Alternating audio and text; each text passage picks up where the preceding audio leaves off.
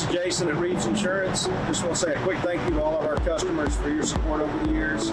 We now have offices in Aniston, Alexandria, and Oxford in order to serve you better. So stop in and see me or any of our experienced staff and let us shop for you. We'll find you the best price and the best coverage available. Thank you.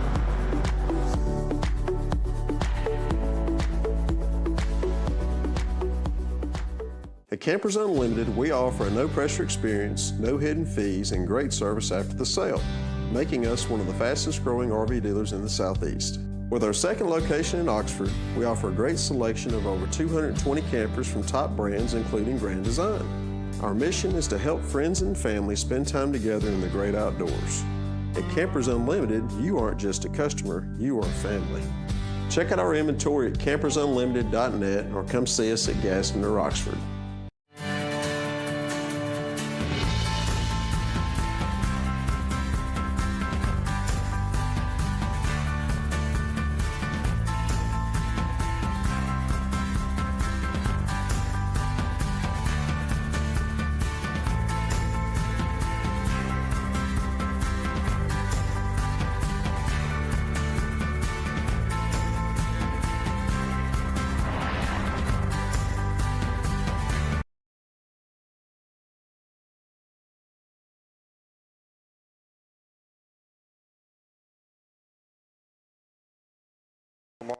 Luther King Jr.'s birthday. It's a holiday, so we have 8 games. So if you love basketball, this is your day with 8 games all day long into the evening tonight.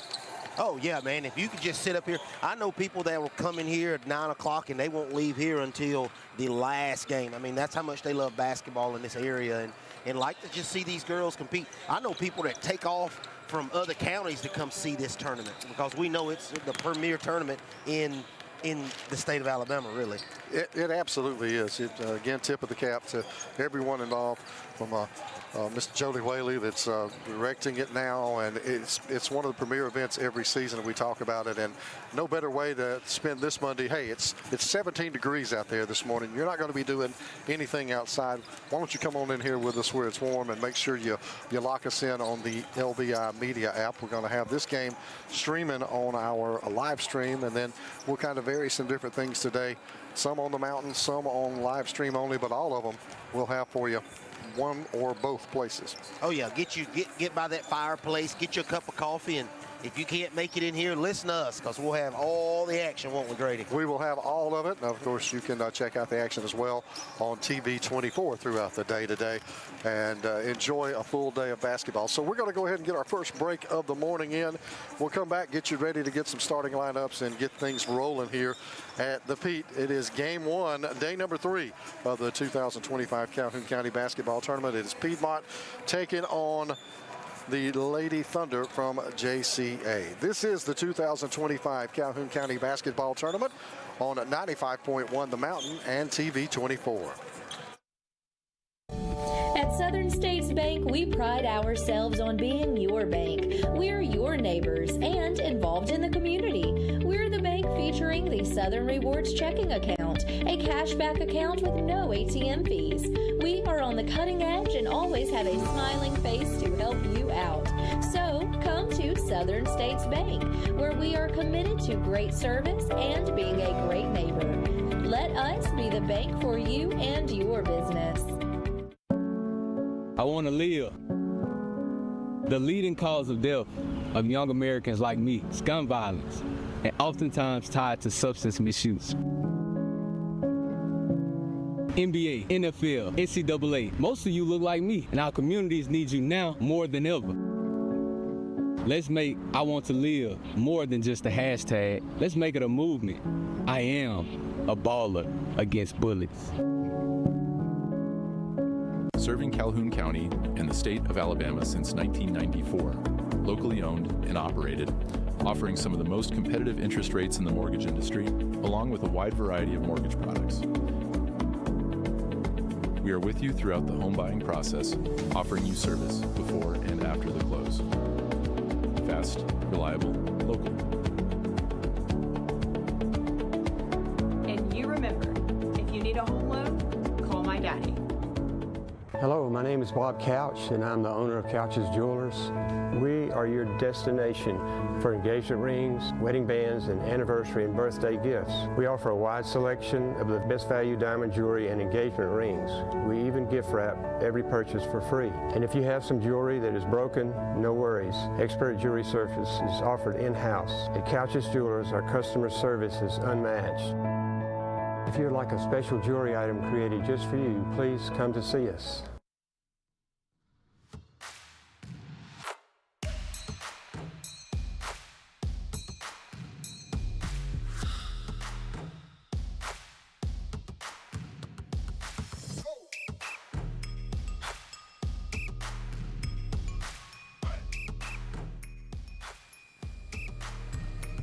It's the 2025 Calhoun County Basketball Tournament at the Pete on 95.1 The Mountain.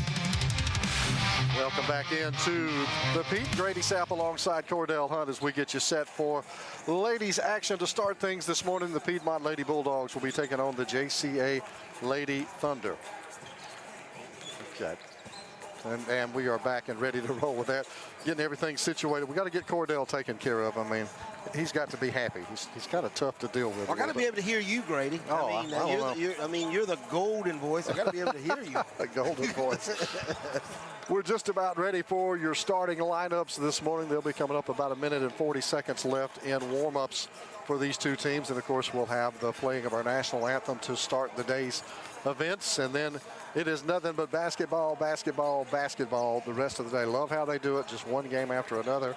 And also a tip of the cap to the tournament folks, Mr. Jody Whaley and all the folks involved with it, and the host school and everything this time for adjusting the schedule, getting everything taken care of with the threat of weather. They made that call early last week, moved some things around, and we are completely on schedule today. And people don't realize the effort that goes into this tournament because we have so many teams.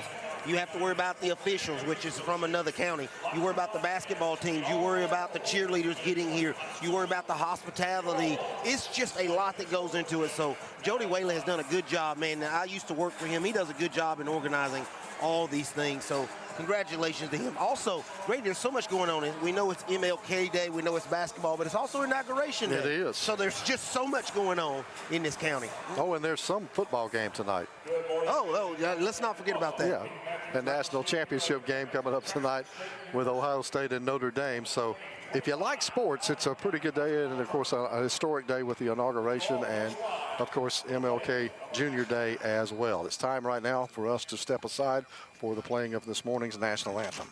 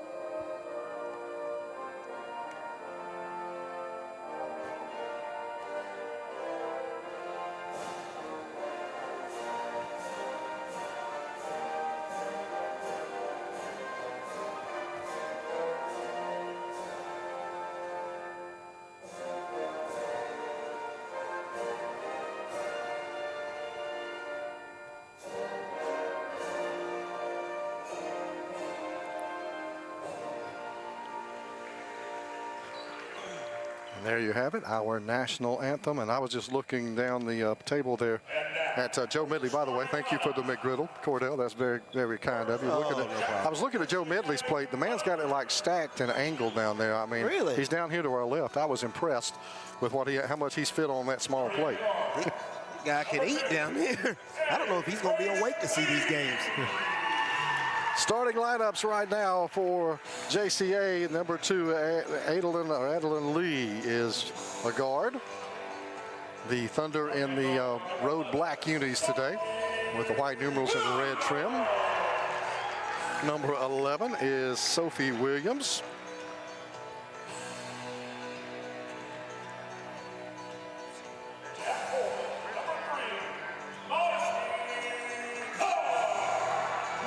Modesty Carter, or Carr, is number 3.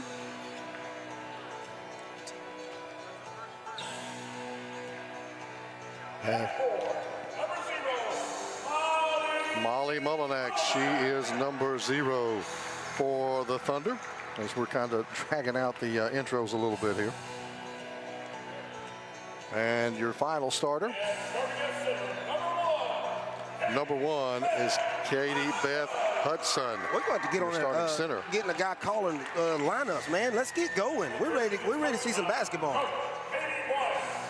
Absolutely, we're ready to go. God, man, dragging this out. For Piedmont now, Josie Young, she is number 2 for the Lady Bulldogs. She is going to be joined by number 3, Riley Holbrook. She is a 5'6" senior. 10. Number 10 is going to be Carson Young. She is going to be in at a forward 5'9" senior for the Lady Bulldogs. We're going to have 12 at some point. That is Kayla Brothers. She is also a 5'9" senior here for the Lady Bulldogs. 22. And then 22 is Amaya Thomas. That's a name we've heard for a while. Amaya, a 5'4", 10th grader for the Piedmont Lady Bulldogs. And Morgan Studdard, yes, sir. number 24, yes, sir, is going to be a forward. She's 5'5" and a senior for the Lady Bulldogs. So that's your Piedmont starting lineup for this morning. By the time he gets done with lineups, I could have ran to Starbucks or something and got some more coffee. Lord, man. I might could have consumed this McGriddle this morning. I don't know. You could have. Yeah. I don't know what he's waiting on. So we are, you can tell, we're ready for some basketball. There's something about morning basketball. I mean, and of course, we'll have a lot of it today. This is just the tip of the iceberg, the first of 8 games that we'll be bringing you live coverage on today. Up next after this one, just to get you primed, White Plains and Pleasant Valley in boys action will be next on the docket. And now, ladies are making their way out there. Jumping at center will be Kayla Brothers for Piedmont. Number 3 is Modesty Carr for the Thunder. And we're ready to go with some basketball here from the Calhoun County Basketball Tournament. And the young lady jumping for JCA, man, she comes from a good line of family. That's Macy Carr and all those cars that used to be at White Plains and Jacksonville. Our opening tip brought to you by Big Time Entertainment. And we are underway, and there's a throwaway, or a near throwaway. Now it is a throwaway. It's going to be corralled there by the Thunder. Carr with it, and we're going to get a travel on the other end. So a turnover for both teams is how they start the morning. That's all right. Sometimes it takes a little bit for people to get woke up, and them 9 a.m. games can be rough for an athlete. We're not used to it. Oh, yeah. Josie Young with the basketball. She's going to hand it off now for Amaya Thomas. Thomas out near midcourt. She will drop it back off to the left wing. Kayla Brothers has got it, hands it right back to Young. Young going to drop it down in the corner. There's a 3 from deep, and that one is no good off the hands of Amaya Thomas, and the rebound pulled down by the Thunder, and stepping on the sideline, bringing it up the floor is Carr. So that's another turnover for the Thunder. Yeah, and they just can't get the ball down the court without turning the ball over. They'll get it together here in just a minute, so I can tell you how Piedmont wants to defend these, wants to defend the Thunder. Bulldogs back with it, looking for their first points of the morning. Thomas has it over on the right side. She's going to bounce it inside for Studdard. She'll kick it right back out. And driving and fouled on the drive, Kayla Brothers. She'll get to the line now and shoot a pair for the Lady Bulldogs. And it looks like JCA is trying to do a half-court little 1-2-2 press or something like that, and then they back up to the same thing like a 1-2-2 press. But we'll get a better look at it here in just a minute. Well, that's the Carr whistle for the foul. Her first, team first. First free throw is up and in there for Kayla Brothers. Your free throws today brought to you by the D Ford Show. Second free throw coming up for Brothers. Trying to give Piedmont a 2-0 lead. 7:05 to go here in the opening quarter. It bounces along the rim and will not go. Rebounded by Hudson. Katie Beth Hudson with the rebound for JCA. Now Adeline Lee will bring it up the floor, and the Thunder finally into the half-court set.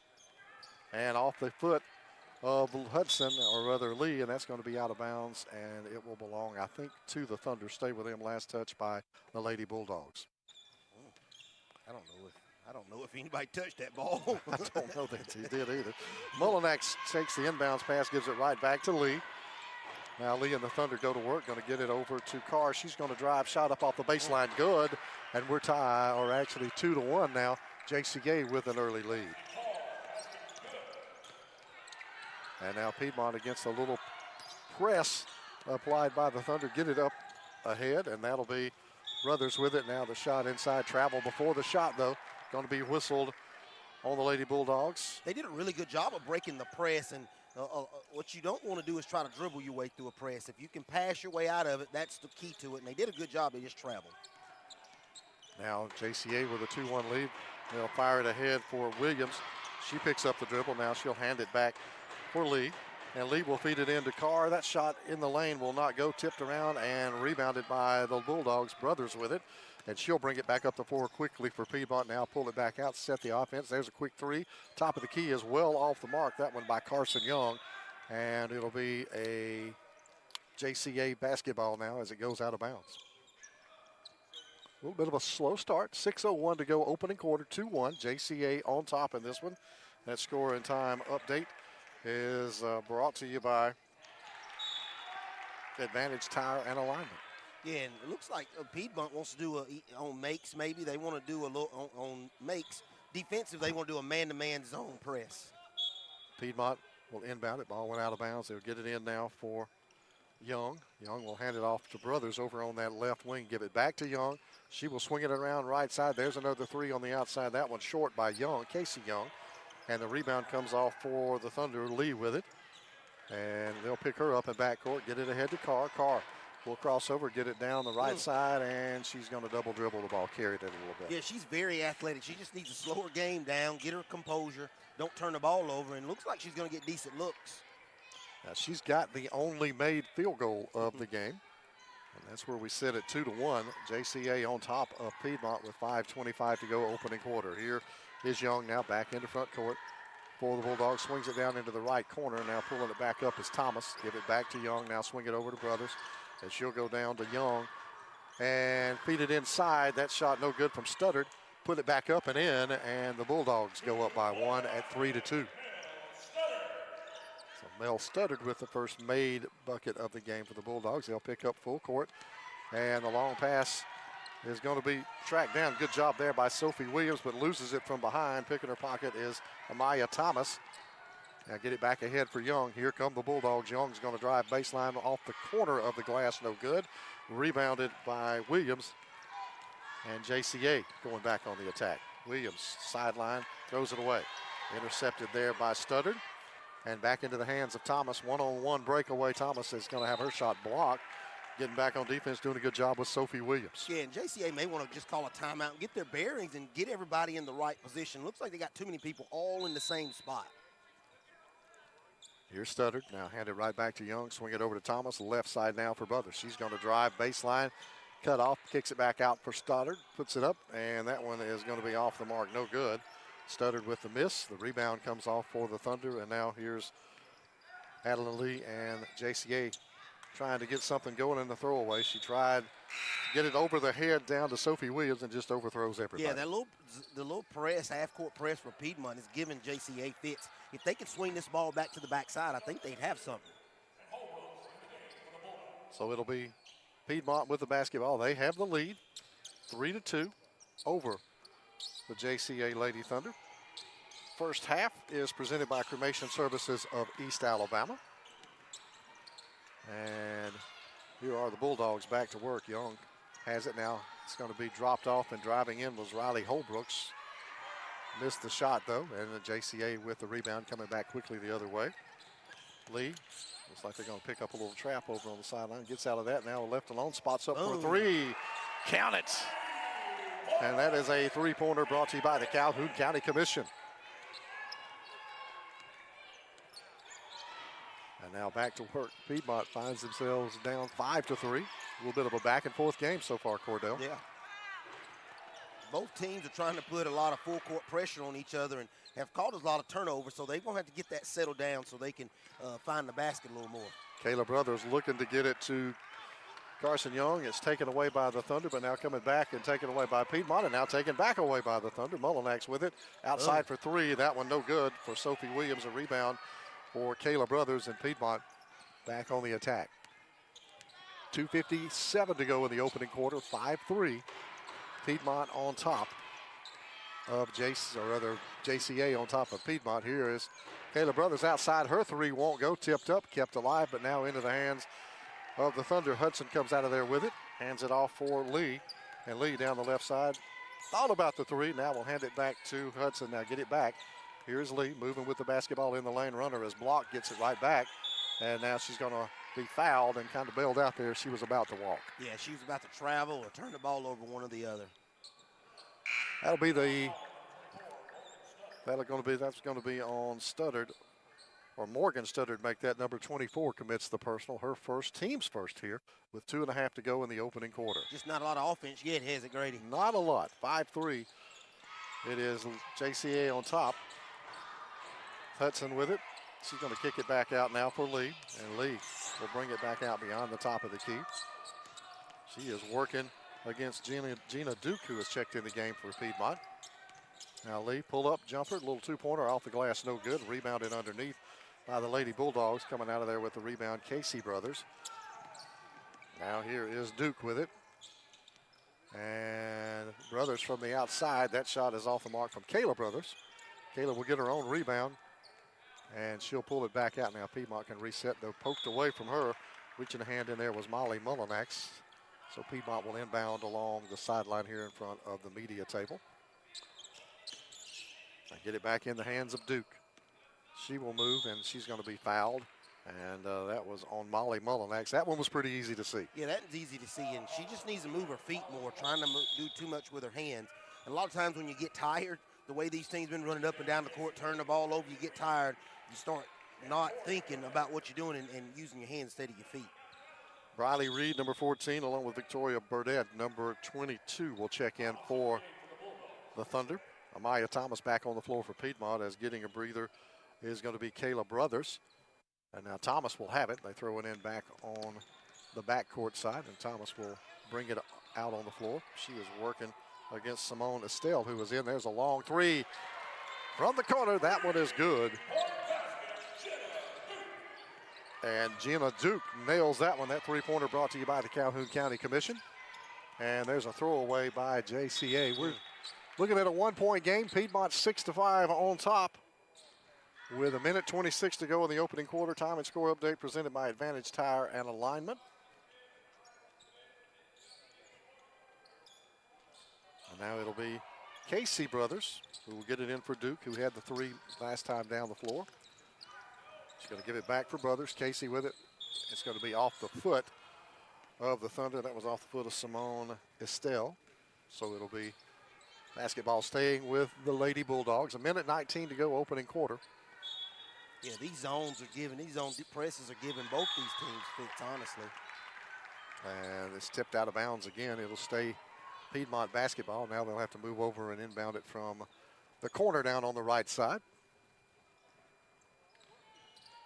It'll be Casey Brothers doing the honors. This time she'll find Thomas out beyond the top of the key. Gets into the free throw line, pulls up, picks up the dribble, now gets bailed out, sends it over to the left wing. Here's a three, nailed by Riley Holbrooks, and another Calhoun County Commission three-pointer for the Bulldogs, and now they've stretched it to 4, 9-5. That's the largest lead of the game for either team. Adeline Lee going to give it up now for Williams. Sophie give it back outside now for Burdett. Now she'll drop it off for Estelle, and it's into the hands of Riley Reed. She is double teamed. Now get it back outside for Lee. That shot too strong, and underneath it's going to be Piedmont coming out with it. Morgan Studdard has it, and Studdard will bring it back into front court. Get it into the hands of Thomas with 27 seconds to go in the quarter. Studdard beyond the top of the key, feeds it down low. Little pull-up shot along the baseline is good for Riley Holbrooks. That gives Riley Holbrook 5 points on the day. And Piedmont now with a 6-point lead, 11-5. Picking up the dribble almost in the backcourt was Lee. Now she gets trapped over there in that spot you don't want to get trapped in. No, you don't want to be over there. Again, if they can hopefully get their bearings, their zones. JCA's got to swing that ball around this backside before the defense can recover. Piedmont with 5 seconds remaining in the opening quarter. It'll be Duke with it. Duke's going to take it all the way down. Offhanded layup won't go, and that's your end of your first quarter. Piedmont on top of JCA, 11-5. This is the 2025 Calhoun County Basketball Tournament on 95.1 The Mountain and TV 24.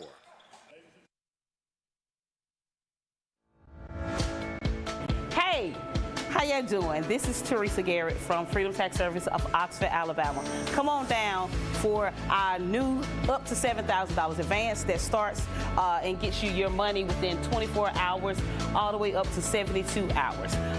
Come on down and see us today. We are open from 9 to 7, Monday through Friday, and on Saturdays are by appointment only. Again, don't be a slave to your taxes. Choose freedom. At First Class Roofing and Solar, we are not here to sell you a roof. We are here to get your insurance to buy you a roof. From roofing to gutter installation and detaching and resetting solar panels, we've got you covered. So, Mr. Ward, was it easy working with us? Yes, you guys handled everything with my insurance company, and the hardest thing I had to do is pick out the color for my shingles. Leave the hassle to us. We'll handle the insurance process so you don't have to. Get your free estimate today. Call 989-THE-GOAT and let us take care of your roof and your insurance too. We're back live from the Pete for the 2025 Calhoun County Basketball Tournament on 95.1 The Mountain. And the action back underway here. The shot off the baseline for the Thunder from Carr is no good. The rebound for Brothers, and quickly back up the floor now. Picks up the dribble. She'll find her teammate down low. That is Maya Thomas. Get it back out for Brothers.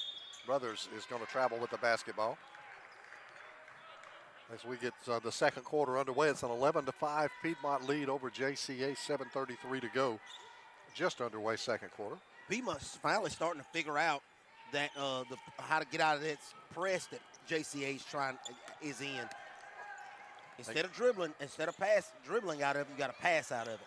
Shot missed on the offensive end by Carr. Put back up, no good. Put back up a third time by the Thunder, and that's going to send Modasti Carr to the line to shoot two. Good hustle down there, good offensive glass. Yeah, and she's athletic. I'm telling you, she's come from a very athletic family, and she can go. Amaya Thomas picks up the personal. That's her first, team's second. Carr with the free throw, rolls in. Breaks a little scoring drought for the Thunder. Cuts that lead to 11-7 now. And she's got one more coming up. Second free throw for Carr off the front of the iron, won't go. Rebounded by Melanie Studdard. And here come the Lady Bulldogs. Brothers going to drive, cut off by Carr. Now throw it back up topside for Young, and Josie Young loses it. Yeah, good steal there by Mullinax. Takes it all the way, lays it up and in. And that's what you hope to get out of the press, man. You have to get a lot of tip balls so you can get easy layups like she just did. 11-8, a three-point ball game now. Piedmont with Thomas. Thomas picks up the dribble, finds Young, back out to the top side. Now give it to Thomas. Back to Young. Young, little move, and now she'll feed it inside the lane. Little hesitation from the free throw line. Shot no good from Studdard. And the rebound pulled down by the Thunder. Katie Beth Hudson handed off for Lee, and Lee's got it quickly in front court. Here's Carr outside. Driving baseline, puts up the shot, and draws the foul. And boy, Cordell, when Carr catches it, she's looking to shoot it. Oh, she's trying to get to the rack or shoot it. She's an athlete. Right now, if she can pull these off, Piedmont, JCA will be on a 5-0 run. First half presented by Cremation Services of East Alabama. They're dedicated to offering affordable options to families in Alabama and Georgia. Compared to traditional funeral costs, committed to delivering compassionate, professional, and respectful services. First free throw from Carr is no good. One more coming up. 3-point ball game, 6:23 to go. Piedmont on top here in the second quarter, 11-8, game one for day 3 of the Calhoun County tournament, and Carr misses them both. Piedmont with the rebound, fire it quickly ahead. There is Duke. She's going to pull it back, and there's an open look at 3 downtown. That one is going to be missing from Carson Young, and the rebound for the Thunder. Full court pass caught And the three on the way off the top of the glass from Molly Mullinax, but the long rebound is pulled down. Shot put back up, blocked. Sophie Williams gets it back, get it into Carr off the glass, good. That gives Carr 5 points of JCA's 10. And that pulls JCA back within one at 11-10. Piedmont on top. Bulldogs back on the attack. Young with it. Handed outside for Josie Young. She'll miss the three from top of the key. Rebounded by the Thunder. That is Lee with the outlet pass to Mullinax. Molly misses the layup. Good defense that time. Studdard chasing the play down, altered that shot. And quickly Piedmont on the other end. That shot off the baseline is no good from Young. Josie with the miss. And JCA with the rebound. Trying to make the extra pass, kicked out of bounds by Piedmont. Yeah, JCA starting to run the floor very well. Thought Hudson maybe could have taken it to the rack that time. I think so too. She looked the pass, but nobody really stood in her way. She should have took the layup herself. The rule is you go to that basket until somebody makes you pass it. So it'll be JCA basketball, offensive end. They'll inbound along the baseline, and they nice, get it in. Nice inbound play. Perfect pass. Katie Beth Hudson lays it up and in. And the Thunder are back on top 12-11. 7-0 run right now. Now, a little pressure picked up now. Thomas has got it for Piedmont. She's going to go right down the lane. Nobody blocked her out. She'll lay it in. And Piedmont regains the lead at 13-12. Now Carr quickly back the other way for the Thunder. Gets it in. Great turnaround there. Stopping her momentum by Hudson. Puts it up, draws the foul, goes to the line to shoot two. That's a really good job of her staying with her shot. She hit it, she shot the ball first, then she got her own rebound and stuck with it. When my post men used to get the ball down low, don't look to pass, you look to go back up. She did just that. That personal whistled on Carson Young. That's her first personal, fourth team foul now on the Lady Dogs. So JCA will be shooting free throws the rest of this quarter. First one is up and in for Hudson, and that ties this one at 13. One more coming up for Katie Beth Hudson and the JCA Thunder. Second one's up and good. So JCA back up by one, 14-13. Piedmont quickly back on the attack. Hollerbrooks gets it to Thomas, cut off inside, feeds it back out for Brothers. She'll drive down the lane, stripped in there, and we're going to get a jump ball called. Hudson with a good defense, preventing the shot. Possession arrow, though, belongs to the Lady Bulldogs, so they'll keep possession. They'll inbound off the baseline. Brothers gets it back out to Thomas beyond the top of the key. Now give it right back to Brothers. She'll spot up for three. That's good. Kayla Brothers with another Calhoun County Commission three-pointer, and Piedmont back up 16-14. Yeah, that was a really nice inbound play by Piedmont. And there's a throwaway. Brothers with the steal, comes right back off the glass. Good. Quick 5-0 run for Kayla Brothers there has given the Lady Bulldogs an 18-14 lead. And now another steal out of bounds. What are we going to get here? We're going to get a jump ball. Belongs to JCA on the possession arrow. So, you know, JCA got on the run, Cordell. They take the lead. It's been kind of back and forth, and all of a sudden, Piedmont with another little run. Yeah. Here's Carr. All the way to the basket, Carr. Lay it off the glass, too strong. Rebounded underneath. That's Brothers with the rebound, and we get a whistle. As Carr went to the deck. So JCA will have the basketball. Not sure. Coach Morrow for Piedmont wants to know what did you call? Yeah. Like what you call double dribble? How? I wasn't sure what to call. I don't know either. So Adeline Lee going to lob it in. Gets it in for Mullinax. Mullinax will hand it off, give it right back out to Lee now. She's on the right side. One-hander will be short. And the rebound on the backside pulled down by Morgan Studdard. Ahead now for Thomas. Maya Thomas with it on the right wing. Picks up the dribble. We'll find Kayla Brothers, and she'll throw it away. Picked off in the interior there by Lee. Lee will bring it back up the floor, and she's going to be fouled. I believe they're going to get the reach in on Casey Brothers, number 20. And so that'll be team foul 5 on Piedmont, and that should mean free throws here for the Lady Bulldogs. Piedmont's done a good job of hitting that middle, man. They get it to the wing on the press, and then they get a cutter down the middle, and that's the way to beat a press. I thought it was 2 shots. I thought it was too. What do we know, Grady? Well, apparently we don't. So They're going to throw it right away on the inbound. That is picked off by Thomas. She'll fire it ahead to Brothers. Brothers off the baseline misses the layup. Tipped back outside. And coming the other way now are the JCA Thunder. There's a foul. Yeah, that one we know we're going to shoot on that one. Yeah, that's an intentional. They're going to get 2 and the ball. Oh, my goodness. That one is going to be whistled on Riley Holbrooks. Yeah, you got to at least make a move for the ball. Molly Mullinax will toe the line to shoot the free throws now. Free throws presented by the D Ford Show.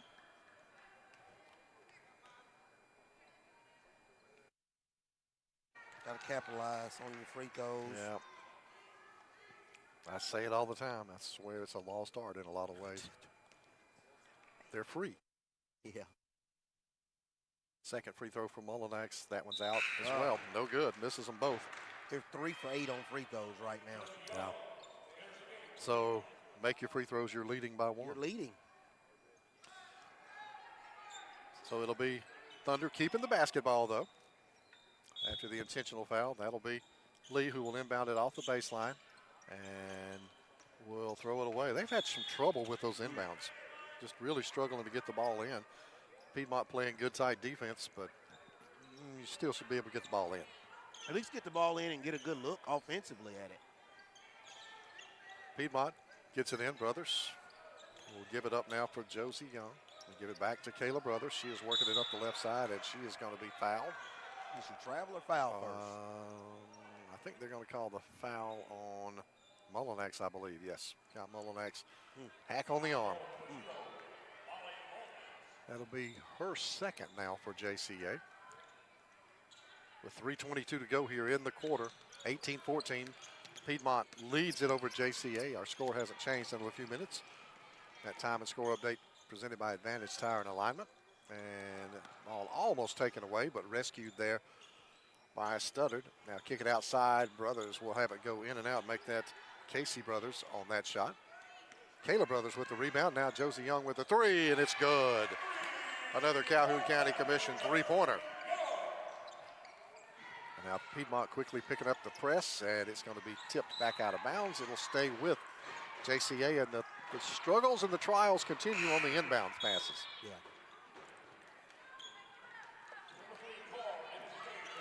They're not giving us much time to eat the McGriddles, are they? No, they're not. I mean, somebody needs to call a timeout. That's what I'm telling you, man. Lobbing it in this time. They get it in for Carr. Carr is coming straight down the floor, gives it up, and pass not handled cleanly. And now it's on the floor, and bodies are all tangled up. And it'll be a jump ball. It'll belong to the Lady Bulldogs. Let the bodies hit the floor. Yep. Carr trying to make that pass and just couldn't handle it. It was a really good pass by her, and she just couldn't handle it. I believe she was trying to make it to number 1, Hudson, and she just couldn't handle it. So here's Piedmont. Thomas will hand it back for Brothers, and the Lady Bulldogs will go back to work. Right side now for Thomas. Amaya with it, pulls it back out beyond 3, handed up for Young. She's left open for a 3. She's going to have it off the back of the iron, and the rebound's going to come off for JCA. Piedmont on top, 21-14, 2:23 to go here in the second quarter, and the turnover for JCA down on the offensive end. Piedmont will have it once again under their own basket with a chance to extend that 7-point lead. That's the largest lead of the morning so far by either team. Get it in for Casey Brothers. Now hand it back outside for Young. Brothers has got it again, this time Kayla, and she's going to be tripped, go to the floor, and that will be on 23. That is going to be on Simone Estelle. Yeah, they tried to run that inbound play. They got the big 3-point offer right at the first of this quarter and didn't work that time. That's her first personal. It is only the second team foul on JCA. Josie Young's got it now. Thomas swinging around to Brothers on the right wing. Now Brothers will take it in the lane, kick it back outside. Now top of the key, wide open look for 3. That is going to be too long. Off the hands of JCA, back into the hands of Josie Young. Sits on the back of the iron, won't go. And the rebound underneath, and now the foul. Going to be whistled on Morgan Studdard underneath as the rebound was grabbed by Adeline Lee. And that'll be shooting free throws on the other end now. Yeah, we didn't shoot free throws over there, but now we're going to shoot free throws. I don't understand. I don't know. Makes sense of it, Grady. It does. Second personal on Morgan Studdard. With 1:58 to go here. More free throws presented by the D Ford Show. 21-14. Piedmont leads JCA by 7. And the free throw again missed by the Thunder. Adeline Lee with a miss. That's at least 3 misses in a row for the Thunder. Yes. I think that makes them 3 of 9 now. Yeah, 3 of 9. One more. Uh-oh, violation. Violation, lane violation. Made the free throw. But it's not going to count because Modesta Carr got into the lane a little early. 3 of 10. I'm going to go ahead and count that one. Yeah. So Piedmont with a little pressure applied by JCA, but not much. So they're into front court quickly. Brothers has got it. She's going to hand it off for Young. Give it back to Kayla Brothers. She's going to drive down the lane, cut off, kick it back outside. Casey Brothers, 3 ball on the way. That's too strong. Rebounded by Carr and the Thunder. And Carr just having all kinds of trouble. I think she got away with a little travel there. I think she did, but I think a good no call. I agree. Carr's got it. Launches the 3 from well outside. No good. The rebound pulled down by the Bulldogs. Jenna Duke with it. Off the foot now of the Thunder, and it'll belong to Piedmont. It's sloppy again. Yeah. We got kind of cleaned up a little bit. Now we're back sloppy, Grady. By the way, that last rebound was Melanie Studdard, not Gina Duke. Correct myself. Inside for Stoddard now. She's backing it in, kick it out for Brothers. Now come back, and that's Young with it. Free throw line, little jumper off the back of the iron, no good. And the rebound pulled down by the Thunder. That was Lee with it, fired ahead for Carr. Carr's going to run it and kiss it off the glass, good with a layup. 21-16 now. Piedmont leads it by 5. Under a minute to go here in second quarter with 55 seconds. Here is Kayla Brothers. She's going to take a shoulder there from Carr. And ball knocked out of bounds, but it'll be off of JCA. Stays with the Lady Bulldogs. First game of the day, Piedmont and JCA. Inside now for Young. Young's got it. She'll drop it off outside, swing it back top of the key for Brothers. Brothers is going to find Stoddard in the lane. She's going to drive, and she's going to draw the foul. Goes to the line to shoot 2. Let's see, do they get? Yep, Katie Beth Hudson with her personal. And that'll be her first personal. And the team's 3rd. Free throw is good for Melanie Studdard. One more coming up.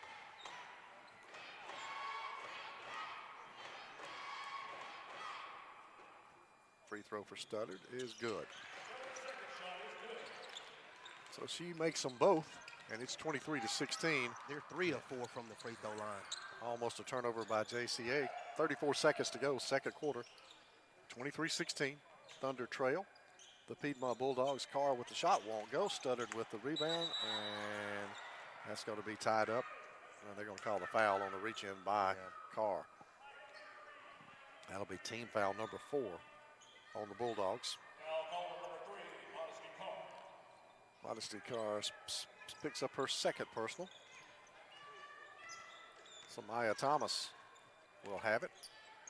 Working up the floor against pressure. They get it in the hands of Studdard. She will pass it off, and it's knocked out of bounds. Hustle there by Carr. Yeah, good hustle on the backside by Carr to knock that ball away. She don't knock that ball away easy. 2 points for Piedmont on the backside. Bulldogs will keep it, though. They'll inbound off the baseline now. Lob it in for Young. Tipped away. Good steal there by number 11, Sophie Williams. Williams has got it back up now. Needs to figure out what to do with it. She has picked up the dribble, and she's going to find help in the form of nice. Adeline Lee, who feeds it off, and the basket is made by Simone Estelle to close out the scoring for the first half. At the end of one half, it is Piedmont 23, JCA 18. We are coming back with the Minton Home Center halftime report on the way next here, as it is the 2025 Calhoun County Basketball Tournament on 95.1 The Mountain and TV 24.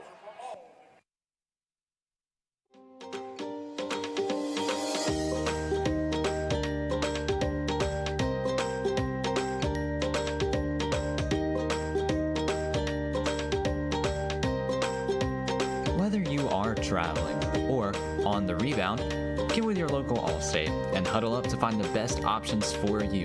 With a strong variety of coverages to choose from, Allstate is on a mission to get you in good hands today.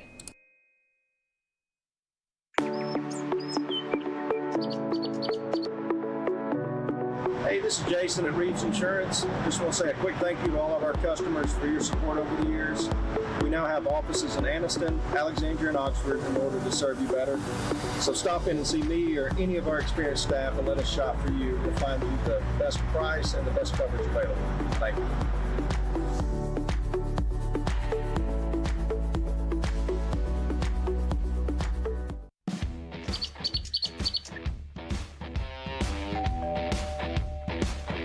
Hi, welcome to Classic 13. How can I help you? I was thinking about getting a tattoo. Do I need to make an appointment? No, we take walk-ins every day.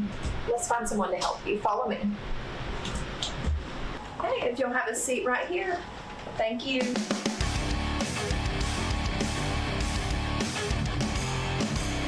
Come down to Classic 13, where good tattoos aren't cheap, and cheap tattoos ain't good. At Alexandria Brake and Muffler, we strive to perform exceptional service using premium quality parts to ensure your vehicle withstands the test of time. We do all automotive maintenance and repairs consisting of AC service, check engine light diagnostics, brakes, coolant, and exhaust. Give us a call today. Proudly serving our community to provide honest, high-quality service and repair at a fair price.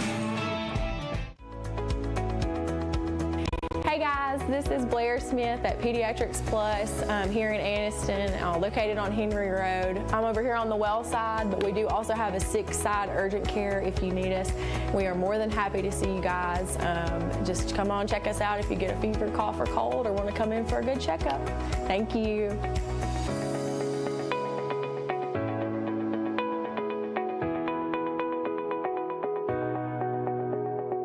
Since 1848, First Bank of Alabama has been serving East Central Alabama. Now serving 6 counties in East Central Alabama. We now currently have 13 locations, expanding to 15 locations. In 2024, we opened Aniston, right here in Calhoun County. Whenever we first came to Calhoun County, it was 2019 in Oxford. Whenever we're expanding, we're now going to Jacksonville in 2025.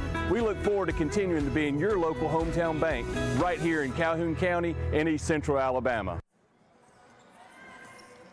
All right, everybody, welcome into the halftime show here at the Calhoun County Tournament at JSU, the Pete, so to speak. I got a very special guest on with us now. We have Matt Glover, head basketball coach of the Piedmont Bulldogs. And, Coach, how are you doing this morning? I'm good. Thank you for having us on. Coach, always enjoyable talking to you. I talk to you throughout football season, throughout baseball season when I come out there and visit, and obviously now it's basketball season, which is you're busy all the time, but this one right here you're super busy at. I'm positive about that, Coach. You guys have we're going to get into your area play here in a minute. Yes, sir. Because it's unbelievable who your opponents are in your area. But let's dive into this county tournament right now.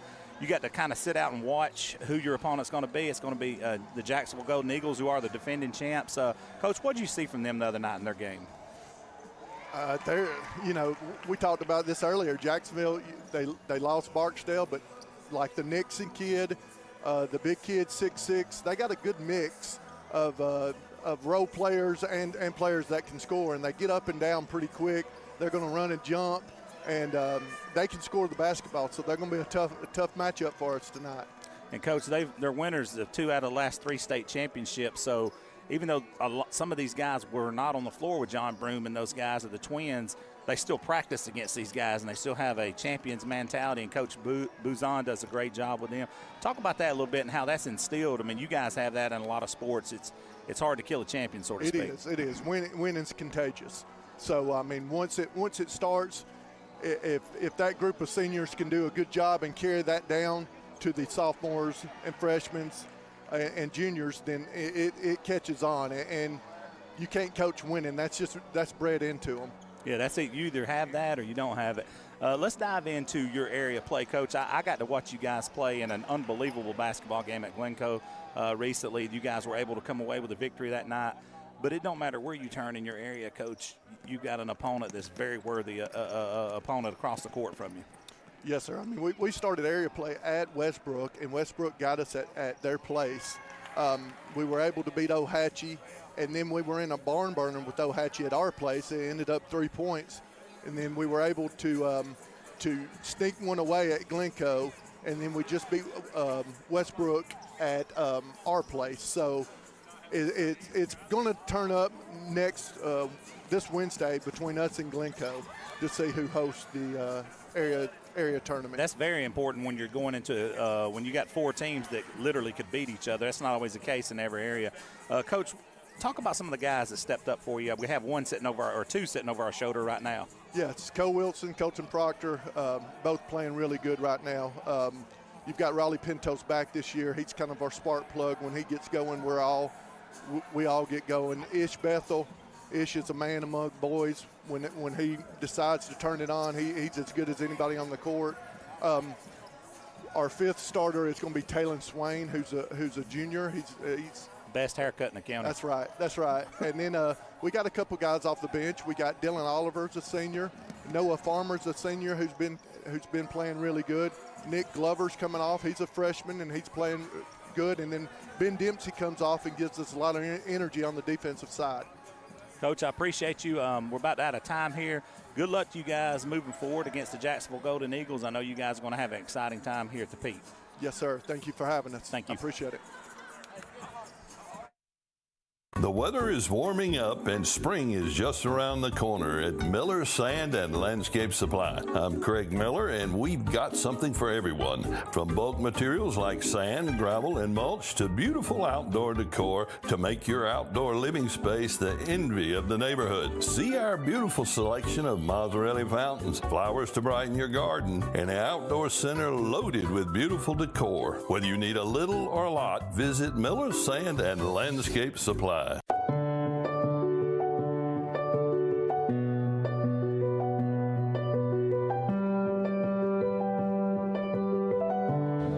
At Ballin Prosthetic and Medical Supply, we care about you. We offer custom prosthetics, orthotics, diabetic shoes, and durable medical supplies. We're located here in Alexandria, Alabama, where it's a country feel but professional care. Come see us today.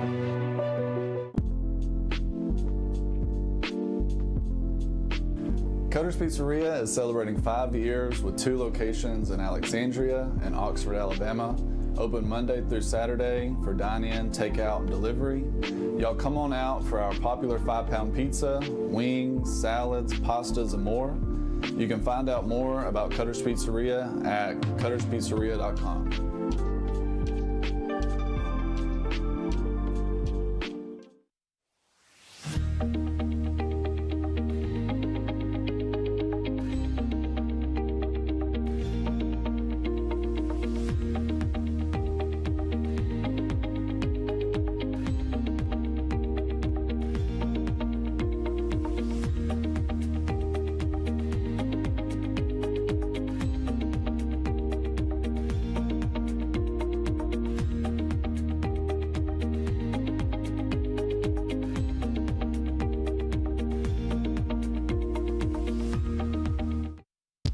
Hey guys, I'm Cameron Minton with Minton Home Center. Minton Home Center has been in business for over 40 years.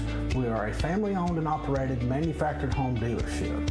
We offer affordable housing for our customers as well as a multitude of different financing options to help our customers get into a new home. When you come to Minton Home Center and you start looking around our lot, the first thing you will notice is that we have the most competitive prices in the industry.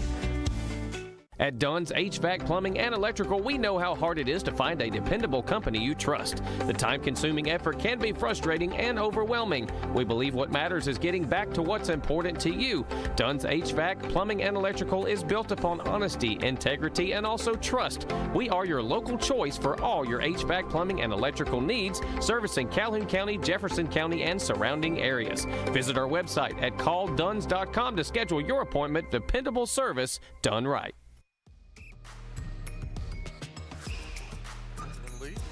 Inbound it, and she will get it in now for Molly Mullinax and get it back to Lee.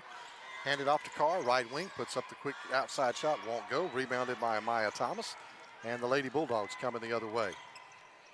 Thomas will get it ahead to Young. Josie Young. Whoa, she gets the shot and it counts. Something. I don't know what that was. There's a steal on the inbounds pass, and another quick basket for the Lady Bulldogs. Morgan started with that. And just like that, a 4-0 run, 27-18 9-point game now for Piedmont. Here is JCA.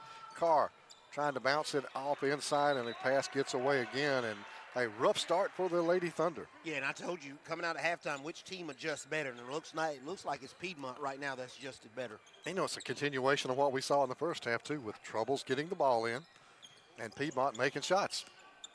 Lady Bulldogs have it now, working it up the floor against pressure. They'll get it ahead for Young. And Carson Young gets it back out to Josie Young. Carson's got it again, back over to Josie, swinging around to Thomas. Into the left corner for Brothers. That three, in and out, won't go.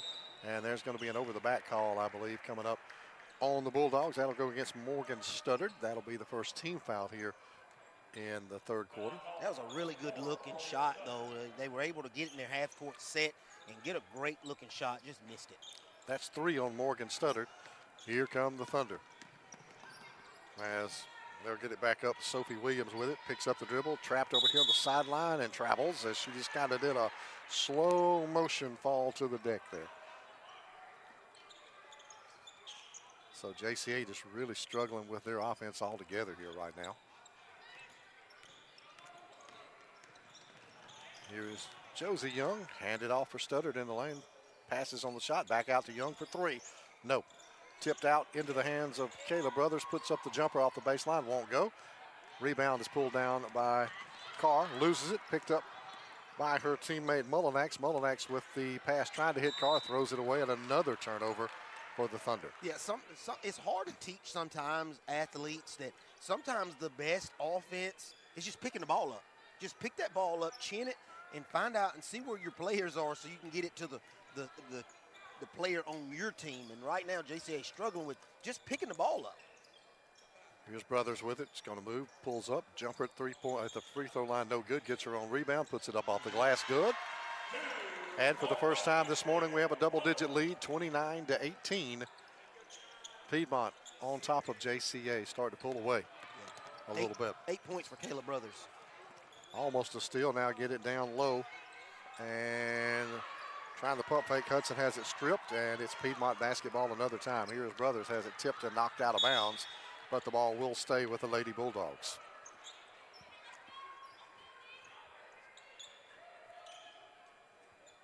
So Brothers to do the honors. Gets it in for Thomas. Thomas rifles one down low. Shot up, no good from Carson Young, and we get the jump ball. Possession belongs to Piedmont.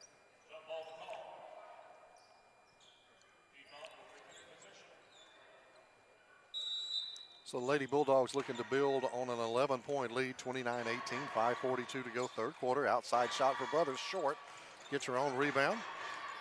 And she'll kick it back out now. Amaya Thomas with a 3. That's off the glass, no good. Rebound and follow-up by Carson Young. She'll be fouled and goes to the line now to shoot 2. Impressive ball movement by Piedmont. Really like the work they're doing on the glass, too. I mean, they're getting 2, 3, 4 looks down the floor. That personal was on number 1, Katie Beth Hudson, her second. Team's first here in the third. Free throw was good by Carson Young. Your free throws presented by the D Ford Show. Yeah, and JCA's looking for somebody that can get them on the offensive board. Right now, they're struggling offensively. As Carson Young makes them both, it's a 31-18 Piedmont lead. 5.5 to go now in the third quarter, and there is going to be a foul whistled. And they're going to get Amaya Thomas, I think, on that one. That'll be the second team foul, I think, on Piedmont here in the third. It is. Now Sophie Williams trapped, up and down. There's a travel. A great defense again by Piedmont. Yeah, it is. And Sophie's got to dribble and get her head up. There's people open. You got to get your head up and see the floor.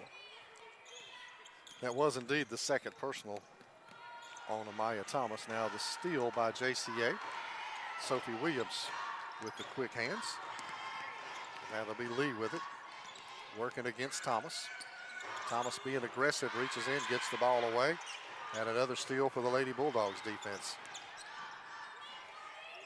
That'll be Young giving it up for Brothers. Brothers will come down the right side, go baseline, feeds her teammate along the baseline, off the glass is good. Morgan Studdard with the basket, and it's 33-18, and I think JCA would like a timeout. The coach is screaming over there for that, and finally gets it.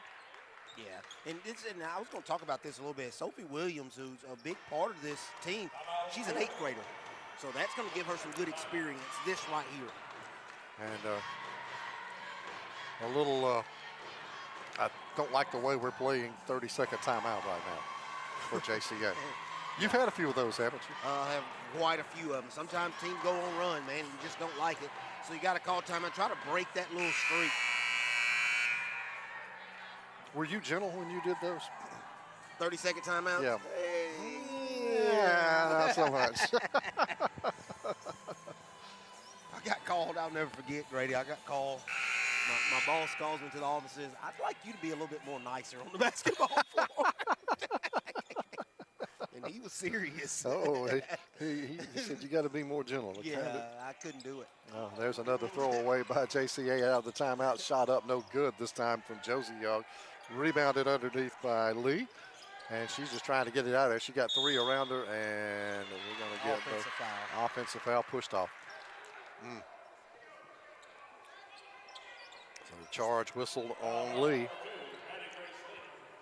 and that'll be her first on Adeline Lee. Piedmont will have it again. They lead 33-18, 4:32 to go here in the quarter. There's a steal on the inbounds pass by Lee, and now she's going to get fouled.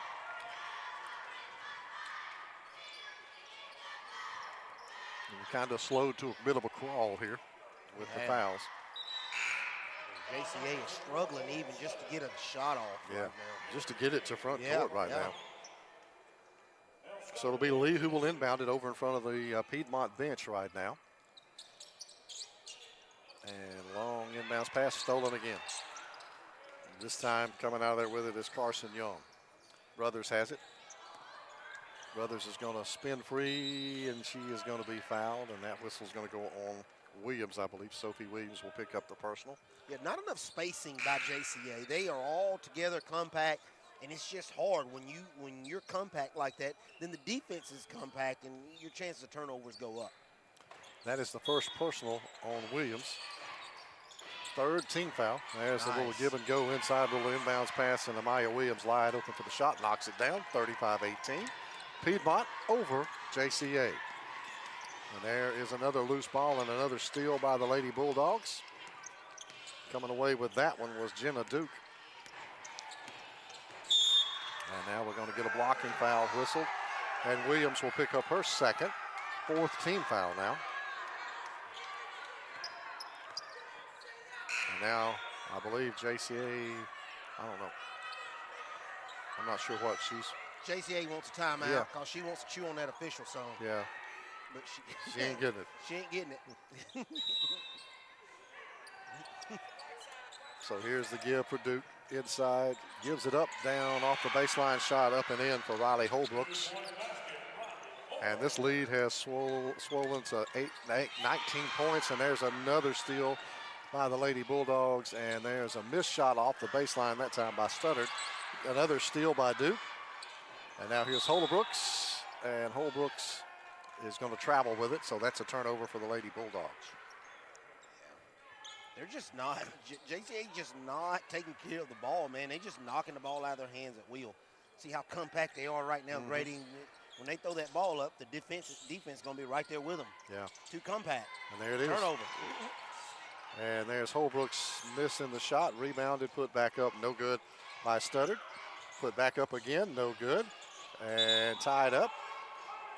And I believe the possession arrow belongs to JCA.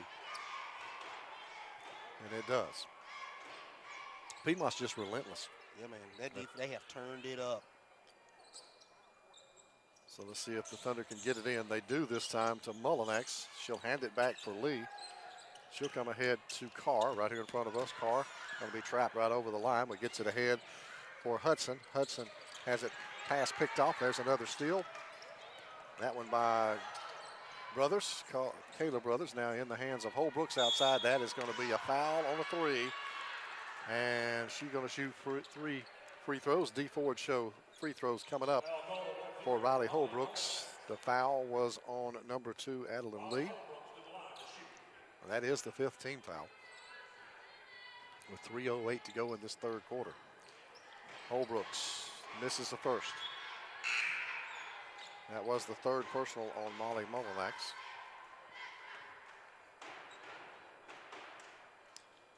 Holbrooks with her second. In and out won't go. They were really good from the free throw line in the first half. They're struggling a little bit this second half. Second half action is presented by Oxford Dental Care, quality dental services with a smile. Oxford Dental Care. Third free throw. No good, missed them all. And the rebound comes off for the Thunder. That was Lee with it. Long pass is going to be intercepted, and that'll be picked off there by Jenna Duke. Or no, make that Melanie Studdard. Now here's Thomas with it. Thomas to Duke. Duke will move with the basketball, give it back outside to Thomas. Now to Holbrooks, right wing for three. No. Loose ball tipped out of bounds. It'll go to the Thunder. 2:41, 37-18 here in the third quarter. Piedmont on top of JCA. Yeah, they've took command of this game, haven't they, Greg? They indeed have. Time and score update, service of Advantage Tire and Alignment. Advantage Tire and Alignment, you get the advantage of great prices and quick quality and convenient service. Call Bruce or Brandon today. Carr ahead for Williams. Has it picked off her pass. That is Amaya Thomas. Goes up, misses a shot, draws the foul. And Williams will pick up what I think is her third here in pretty quick succession here in the late stages of the third quarter. Yeah, and Coach Morrow went in there and he talked to Jackson, Piedmont girls about let's get more active with our hands, let's get more active with our feet, let's get turnovers. And I don't know if JCA's even had a set offensively to run an offensive set. Have they made it? Have they taken a shot? I'm not sure they've had a shot. I don't know if they've had a shot. I don't think they have. That's right. 20 points now the lead after the made free throw. D Ford free throws. The D Ford show. And 1 for 2 was Thomas. Now they're going to get one this time. Yeah, there's a shot and a made basket for Molly Mullinax. First basket of the third quarter for JCA. Quickly back as Thomas kick it out for Holbrooks. Open for three, passes on it. Duke will move in the lane. Little floater there, good. 40-20. Piedmont leads it over JCA. And another throwaway. Holbrooks with the steal. Riley will bring it back across. Picks up the dribble, looking for some help. Finds it in the form of Thomas. She's going to take the pass drive. Baseline, give it up. And block from behind. And that'll send Jenna Duke to the line for two. Nice backside look right there. Yeah, good pass. Piedmont pretty well doing everything right. They really are, man. They clicking on all cylinders. It's a 20-point game. That foul went on Carr. That was her third personal. And the team well over 5 now here in the third quarter. And another free throw miss. This one from Jenna Duke. Free throws presented by the D Ford show. Yeah, Jenna Duke can get her 6th point right now. She can sink this free throw. She's got one more. Short. Rebound pulled down by the Thunder, Lee. And we're going to get a whistle and a foul, I believe, on the Lady Bulldogs. That'll be on Jenna Duke, who just missed the 2 free throws. Yep. Trying to make up for it. Her first personal, team's 4th.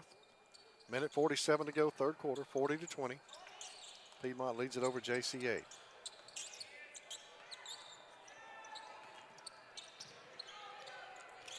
And bringing it back up the floor and knocked away, and we're going to stay with JCA.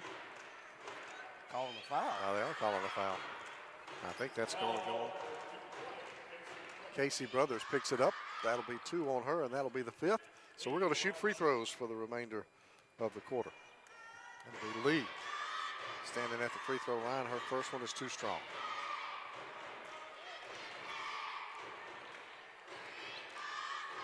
It's just been a tough second half. Yeah, for JCA. Yeah, misses them both. The rebound for Holbrooks and the Lady Bulldogs. Thomas will take the pass, get it across front court. Great feed down to Brothers. She does a good job catching that. Now here's Stoddard in the lane. That one is short, the jumper, and the rebound pulled down by Lee and the Thunder. Lee will fire it ahead. That pass for Williams. She's got it. She'll move it down the right side, feed it down low. for Victoria Burdette. Her pass coming back out is taken away by Thomas. Thomas quickly for Piedmont back on the attack, pulls it back now. They'll set the offense half-court style.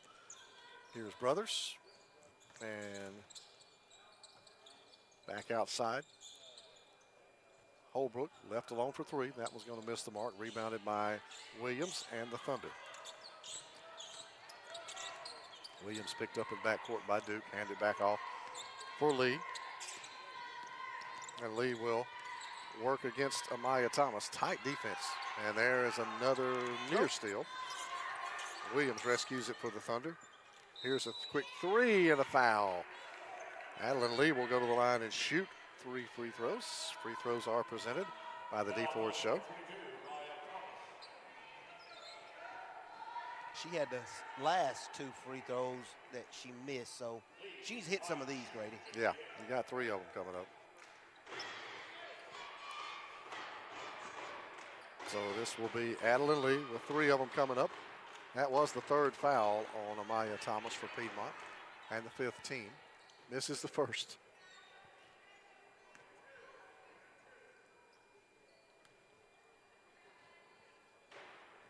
Second free throw is good. Hey, need to break that, show to get off that streak of no free throws. Yeah. One more for Lee. Good job. JCA's going to try to turn up the heat a little bit. They need to get a lot of turnovers right now to get back into this game. Yeah. Got another foul call. So this game, like you said, Grady, has about went to a crawl now. This 3rd quarter has lasted quite a while. Yeah, it has. A lot of fouls. And that's the thing you get into. You can call a lot of fouls in a girls' basketball game. First free throw is good by Duke. Puts the lead back to 19 at 41-22.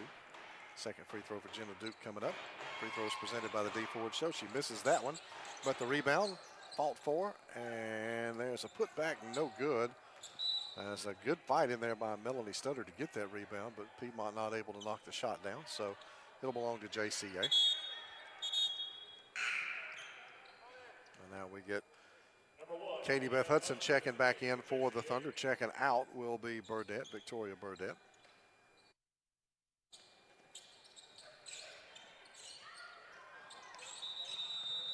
Grady, did you do the radio show this morning? I did. Oh. Yeah. Been busy already, haven't you? I have been, yeah. I've been going since early. I did the first 2 hours, and then I You skedaddled out of there? had Lisa fill in for me. Come up here to do this. There's a shot from Duke. Is no good, but it'll belong to Piedmont. Yeah, I did that, and it's keeping me hopping this morning. And there's a steal on the inbounds, and Williams with a little emphasis there. Emphasis, I want this ball. That's my ball, yeah. But it'll stay Piedmont's possession. I'm telling you, in a couple years, in 2 or 3 years, we'll be talking about her in this game, giving her experience that she needs in this Calhoun County tournament. Here's a 3 from the outside for the Lady Bulldogs. Casey Brothers with the miss. Ball is tied up. And it will go the way of JCA now on the possession arrow. Good job tying that up by Simone Estelle. 4 seconds to go. 4.8 seconds here in this 3rd quarter. And there's another knockaway by Piedmont. Let's see if we can get just a clean 3-second running off the clock. Yeah. Before we get a foul or a turnover. Adeline Lee will again try to inbound it. And she does. And Lee with it across midcourt. Shot at the buzzer, and you guessed it, a foul. So we'll stay here and shoot 3 more free throws. That's going to be the 4th on Amaya Thomas. Sloppy basketball. Yeah. And they're having to call them back and say, hey, we got to shoot free throws. Oh. Okay. That's telling everybody but the team to get off the floor. What? It's on the other side of the floor, man. Yeah. Who cares? We're playing basketball on this end. Adeline Lee's first is no good. She got 2 more coming up.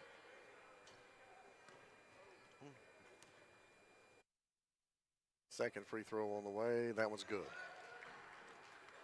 Makes it an 18-point game. 41-23, Piedmont leads. One more. Makes 2 out of 3. And at the end of 3, it's Piedmont 41, JCA 24. This is the 2025 Calhoun County Basketball Tournament on 95.1 The Mountain and TV 24.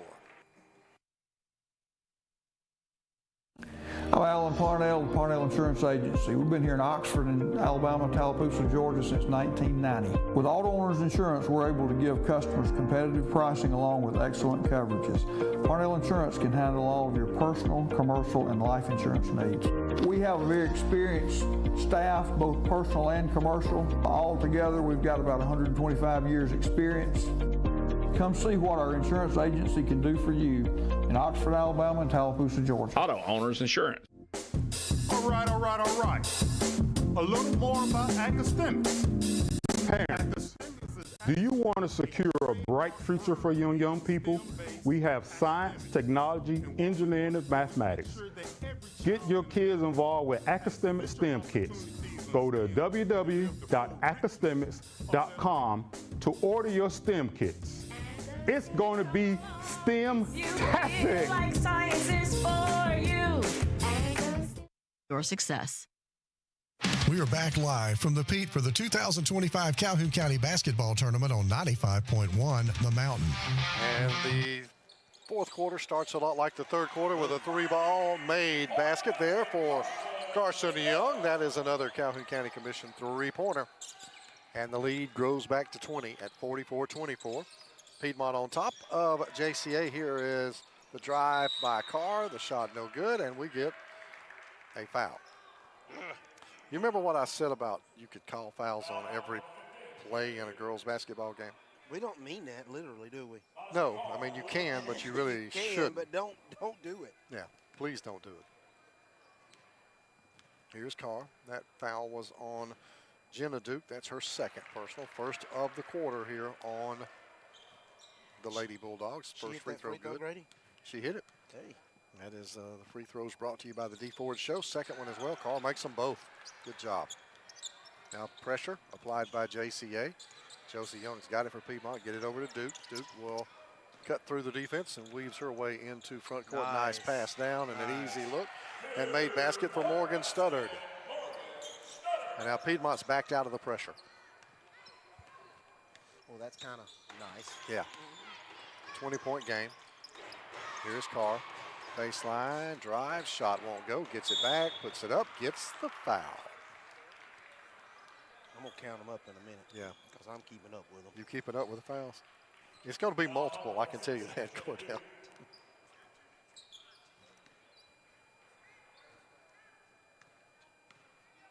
So here is Vesta Carr.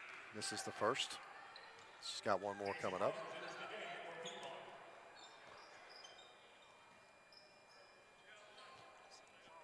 That foul was on Jenna Duke. It was her third personal, team second here. 7:06 to go in the ball game, and both free throws missed by Carr. You ready for this, Grady? Yes, sir.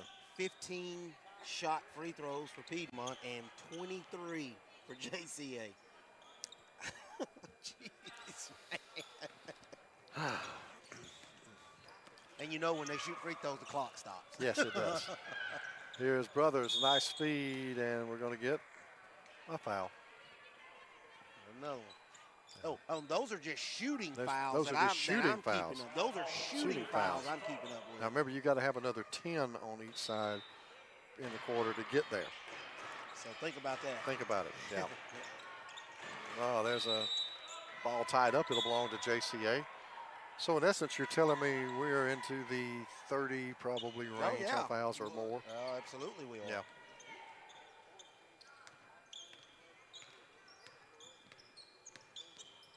Here is JCA into front court. Here's Carr. They may run out of digits on the board. They may. For fouls.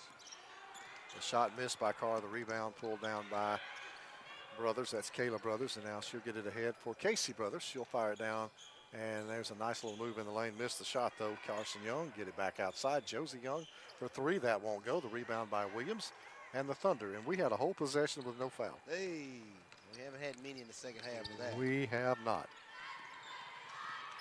And there's a throwaway by JCA. It'll belong to the Lady Bulldogs. Now, I mean, I'm not an official and have never been. They do a great job, and we appreciate them coming and officiating these games. I just always believed you just have to officiate games certain games certain ways. Yeah, you have to. I think you really have to. And they've done a good job. But some of the fouls you can probably not call, and it wouldn't have really influenced this game at all. Correct. So we'll go back to work. JCA with the basketball now after the turnover by Piedmont, and now a prompt turnover by the Thunder. That was going to be picked off by Morgan Studdard. Get it ahead for Josie Young. Young with it. Bounce it across and through the hands of Carson Young. So a turnover for the Bulldogs, and we'll go the other way. JCA. And if you're Piedmont, you do want to keep pushing the pressure offensively, you know, because you got another game to play. So you want to keep that momentum up. Well, you won't play again until Saturday. It's a long time. Long way off. Yep. Here's Carr getting the ball down inside, and she travels with it. So a turnover for the Thunder. She's a 10th grader. She, in 2 years, next year she'll be a whole lot better in this arena. So here is Piedmont now. JCA with pressure in the backcourt.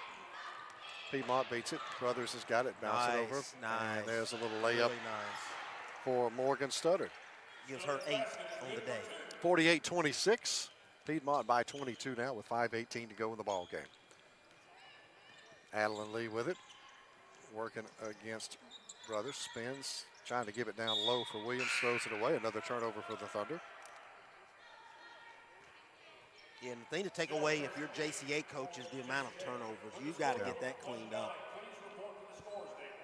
Yeah, you do. I mean, that's something you're going to be. That's an unforced error in some cases. Not always. Sometimes the defense gets credit for forcing the turnover, but yes. And there is a foul. And as a coach, Piedmont, all his players are away from the ball, man. Somebody come help the ball. Yeah. If they're trapped, come help the ball. That one is whistled on Simone Estelle. That's her third, team second here in the fourth quarter. Piedmont gets it back in. Here's Brothers. That's Casey Brothers. Give it up for Carson Young. And she double dribbles, so a turnover for the Lady Bulldogs. 4:54 to go. Ball game. 48-26. Piedmont on top. Scoring update, time update, presented by Advantage Tire and Alignment.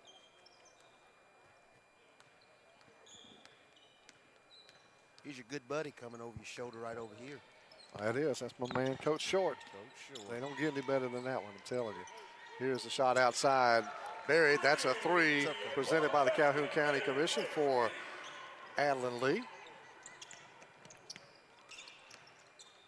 Josie Young will roll up with it, and it's going to be tipped out of away, kicked away. Piedmont's got it back, though, and now we're going to get a whistle and a foul. Another foul. That's going to be the reach in there by Molly Mullinax. And that's number 4 on Molly. 4:27 to go. Clock stops. 48-29. Piedmont leading by 19. Here is Young. Get it outside. Nice ball rotation. Yeah. To Young. That's Josie with it. And the outside jumper for 3. Carson Young, no good. Out of bounds. Belongs to JCA.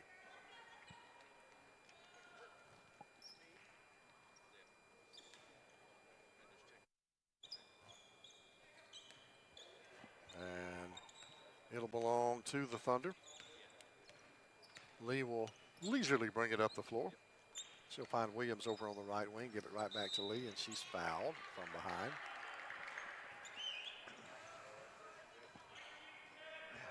Grady, I have hair to pull out, and I may start. You what? You got any to pull out? Any hair to pull out? You got any? I'm all out of it, man. About to start. You can borrow some of mine. I Start may need pulling to. mine. Yeah. Goodness. Stops the clock with 4:04.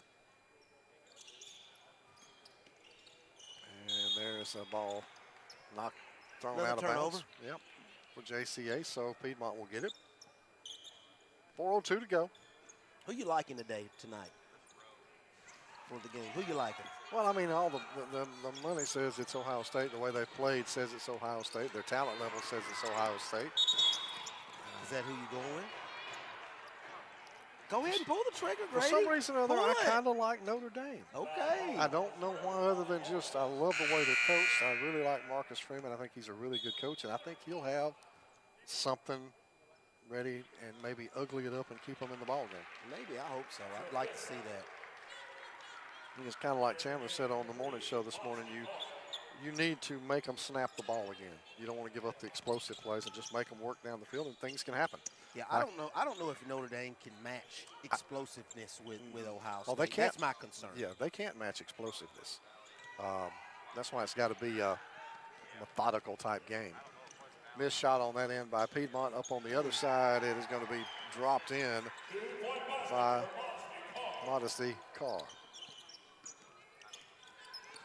48-31. Piedmont leads, and there's a near turnover rescued by Josie Young, though. And now she'll find Holbrooks down off the glass. Good.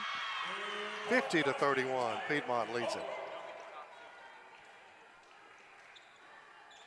I think Riley Leonard's got to hit some passes. Yeah. He's got to throw the ball well, because you're not just going to run. Me and Chandler here, we're going to talk you into doing. We're going to find out Marcus Freeman's workout plan, and we're going to get you involved. Me and Chandler, and you going to get on his workout plan and see if we can't get looking as good as that young man looks. He does look Gosh strong, almighty, doesn't he's put together, ain't he? He is. Shot outside for Williams, no good. Rebounded and put back up. Shot missed there by Hudson, and now the rebound comes off for the Lady Bulldogs. That one pulled down by Carson Young. Yeah, he is put together. He's class. Yeah. I mean, he's just smooth. I really like him. Well, you can tell when a coach has control of their team, and I'm not talking about control in a way of limiting.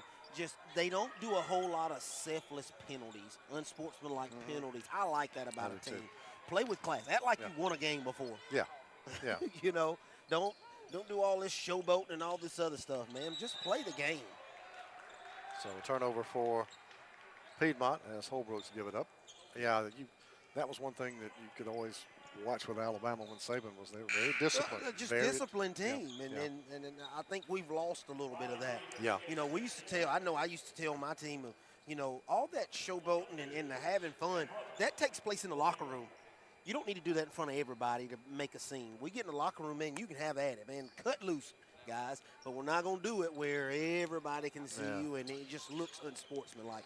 I'm big on that. Yeah. To me, that's a me instead of team. I don't like that. Yeah. I ain't got no place for somebody that's bigger than the team. There's a three ball from downtown. That one hit by Adeline Lee for the Thunder. That is presented by the Calhoun County Commission. That's 1:51 to go. 50-34. The lead is 16 for Piedmont. And pulling it back out now are the Lady Bulldogs. Morgan Stutter with it. Now here's a three from the outside. Won't go for Casey Brothers. Saved in for Jenna Duke. Get it back up to Thomas. Thomas will work it around for Piedmont with 1.5 minutes remaining in the game. Back over to Thomas. She's going to find Brothers down on the right sideline. Yes. Brothers gives it up. Yes. And there's a nice little kiss off the glass for Carson Young. Push it back to 18, 52-34. So you're going Ohio State tonight. Yeah, I have to go Ohio State. By the way they've been playing football, I have to. Yeah, and I can't argue that. I mean, I don't have any real basis for picking Notre Dame. I mean, everything points to Ohio State. Just a feeling. I don't know. Well, a lot of people have that. I've talked to some people, Grady, and they feel like Notre Dame has got something to prove, and they may win this game. But you're not the only one that thinks that way. We got a rebound and a foul underneath. And that will be number 5 on JCA. It's number 4 on Sophie Williams. So we'll go shoot some free throws presented by the D Ford Show for Piedmont with 52.9 seconds to go. You know, I was reading on an article that the playoff committee's thinking about tweaking how they do things already in year 1 of this playoff system. I think they need to. They need to look at the seeding of it. Just because you win a conference doesn't mean you should automatically get a bye, I don't think. First free throw is good. I think the 4 best teams or 4 top teams should probably get that. I agree. Duke made the first. Your top teams gets the bye. It don't matter if you win your conference or not. Yeah. Second one is no good. So 1 for 2. Rebound pulled down by the Lady Bulldogs, though. They'll keep possession. Here's Thomas with it. She's going to find it inside for Studdard. Studdard moves with it, kick it off outside. Gina Duke with a 3. That won't go. In and out. Rebounded by the Thunder. Pulled down by Adeline Lee. With 32 to go. Lee gives it up to Carr on the right wing. Puts up a three. Good. Boom. That is another Calhoun County Commission three by Modesty Carr. And the final 18 seconds remaining here. Piedmont with the basketball. Please, let's just get through this with no fouls. Please. Yeah. 8 seconds to go. I'll buy you a sausage McGriddle if we can get through with that this was again good, without too. a free throw. That was good, by the way. And a foul. Nope, you do not get a sausage McGriddle. with 9/10 of a second left, we have a foul. I knew it was going to happen, Grady. I don't know. Why? I don't know. That was number 5 on the Modesty Carr. I think we could have let that one go. I don't think anybody would have been mad. So Jenna Duke is at the line. She'll shoot some the D Ford Show free throws now for Piedmont. Made the first.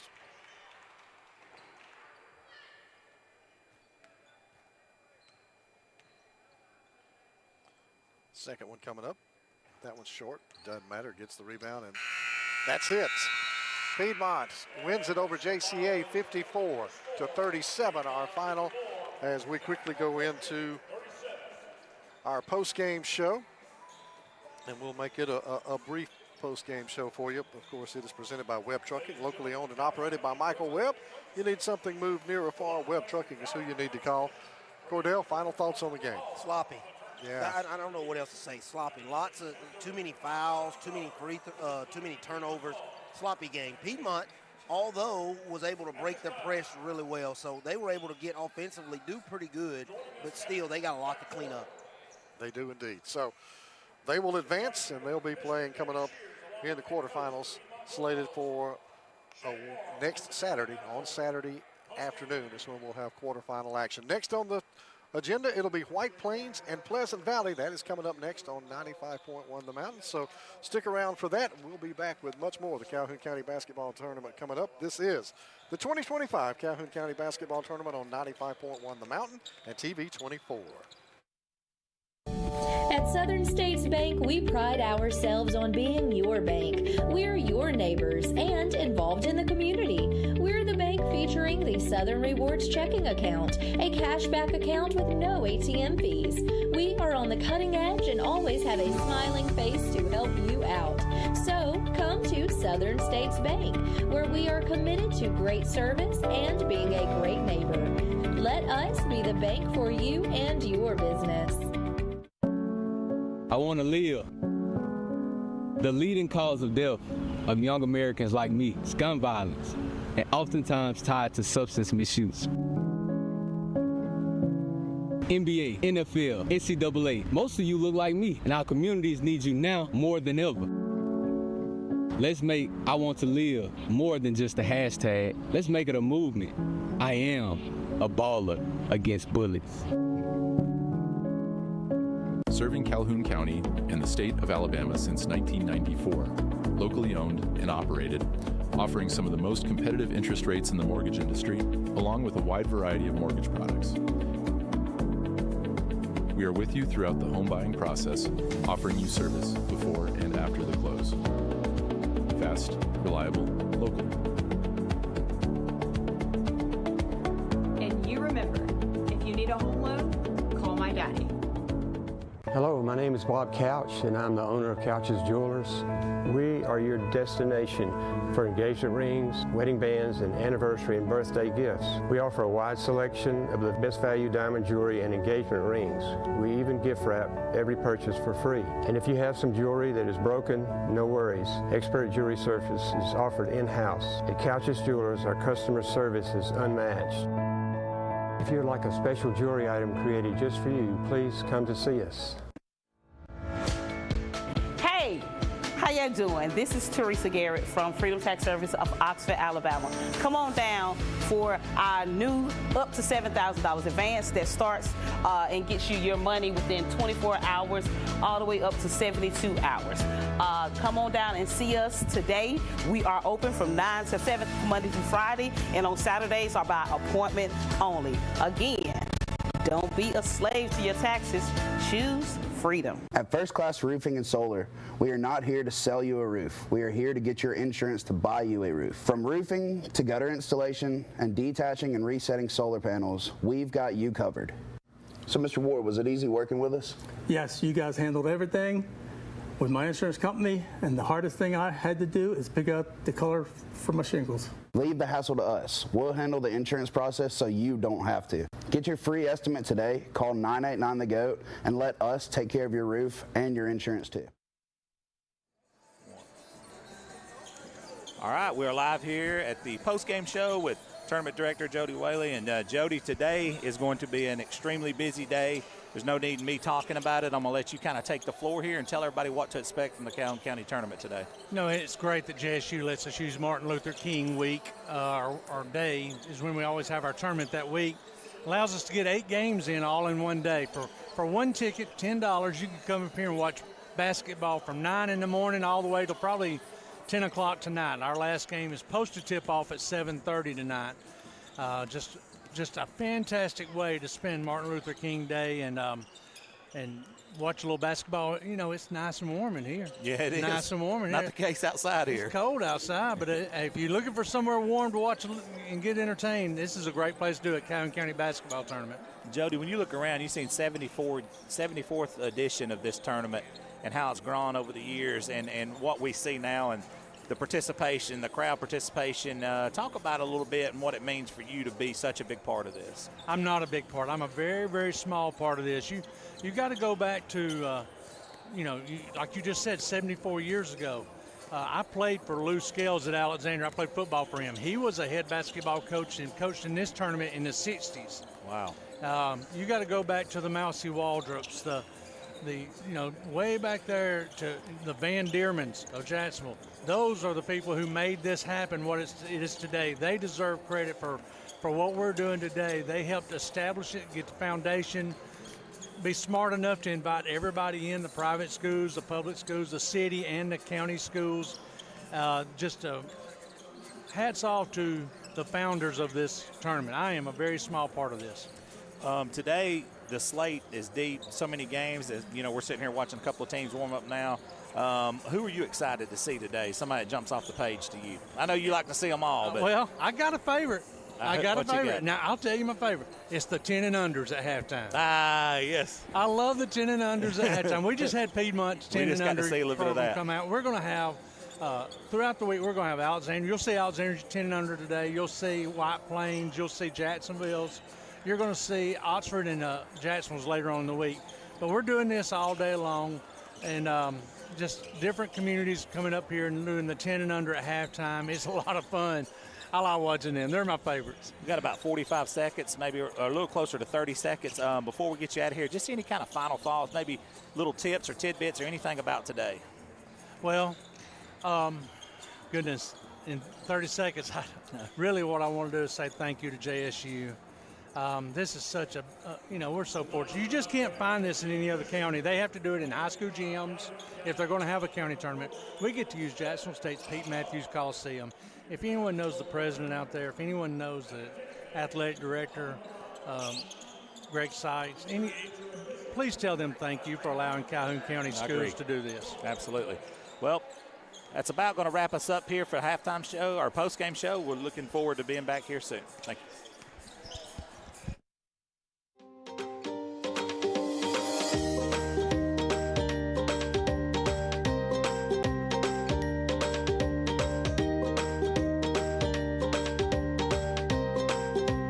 Whether you are traveling or on the rebound, get with your local Allstate and huddle up to find the best options for you.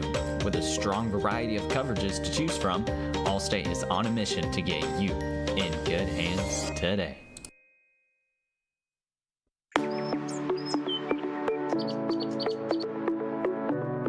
Hey, this is Jay Jason at Reeves Insurance. Just want to say a quick thank you to all of our customers for your support over the years. We now have offices in Aniston, Alexandria, and Oxford in order to serve you better.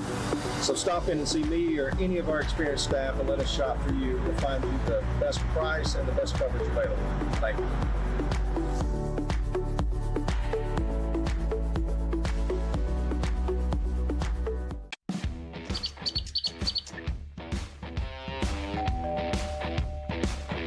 Hi, welcome to Classic 13. How can I help you? I was thinking about getting a tattoo. Do I need to make an appointment? No, we take walk-ins every day. Let's find someone to help you. Follow me. Hey, if you'll have a seat right here. Thank you.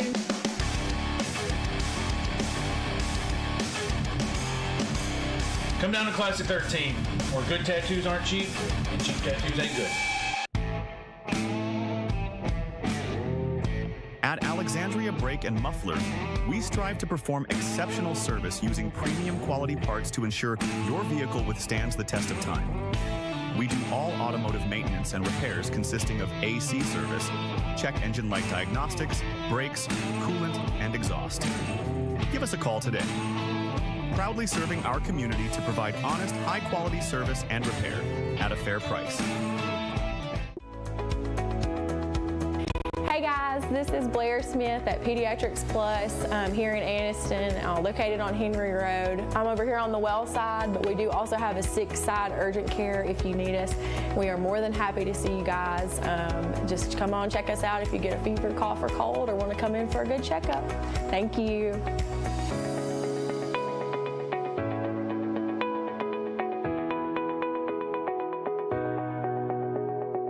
Since 1848, First Bank of Alabama has been serving East Central Alabama. Now serving 6 counties in East Central Alabama. We now currently have 13 locations, expanding to 15 locations. In 2024, we opened Aniston, right here in Calhoun County. Whenever we first came to Calhoun County, it was 2019 in Oxford. Whenever we're expanding, we're now going to Jacksonville in 2025. We look forward to continuing to be in your local hometown bank right here in Calhoun County in East Central Alabama. Position, he's a 5'10 junior for the Raiders. Coach Tyree, I like the font on this one. I can see it. Yeah, I'm getting old, man. That little bitty font you had me on earlier was struggle. Number 5 is Cooper Dougal. We've got him as 2, but he is 5. All right, we'll go 5 this game. Okay. Yep, number 5. So a little change there.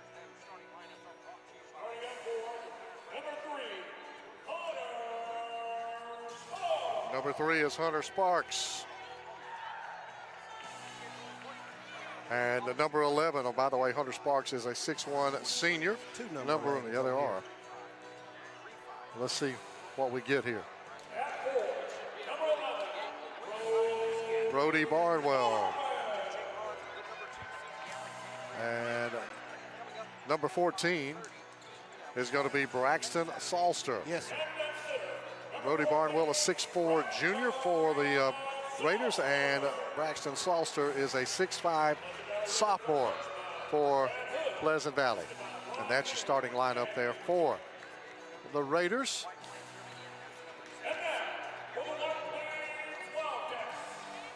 And now next up, White Plains. The Wildcats, coached by Chris Randall. The General. The General. Number 3 is a 5'7 sophomore. That is Crew Martin. Number 4 is going to be Prater Stokes. Prater is a 5'6 senior guard for the Wildcats. Number 5 will be Bryson Cheatwood. Bryson is a 5'10 sophomore for the Wildcats. He is a guard.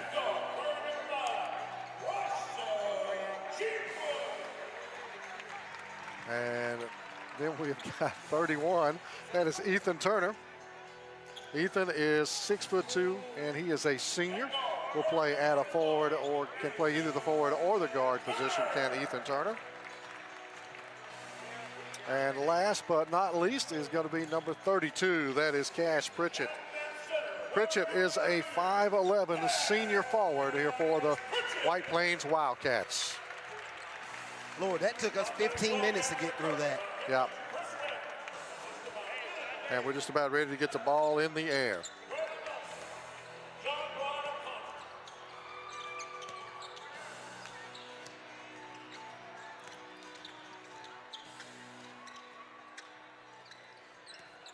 Pleasant Valley using more red in their scheme is throwing me off. Is it messing you up? It's throwing me off, man. Cash Pritchett for White Plains and Braxton Salster for Pleasant Valley will jump at center court. Your opening tip presented by Big Time Entertainment. There is the opening tip. It is controlled by the Wildcats. Prater Stokes will give it up now for Bryson Cheatwood. Cheatwood fires it in from the side, and White Plains breaks on top 2-0. Quickly back the other way comes Pleasant Valley.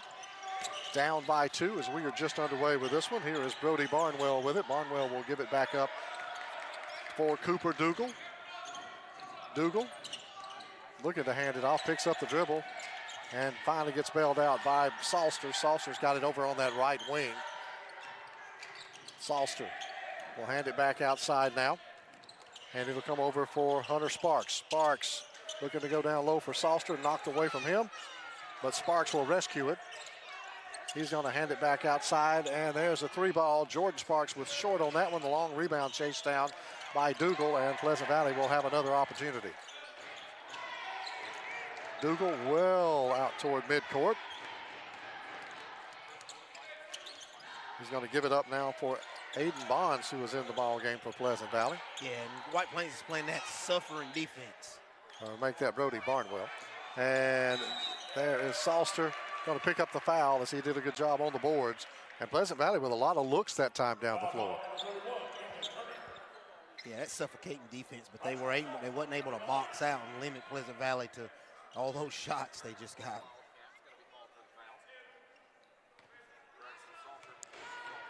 So that'll be first personal on Ethan Turner. First team foul as well on White Plains.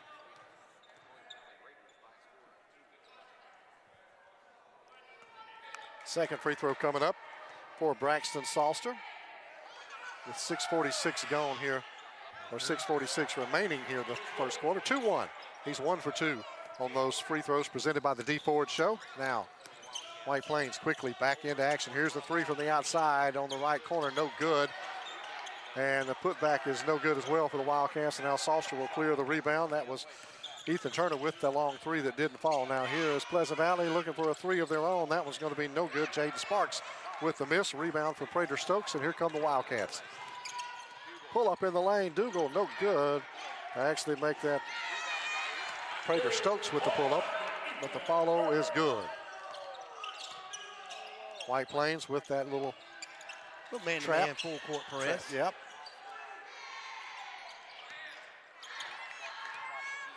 Now it'll be Salster handling it over on the right wing.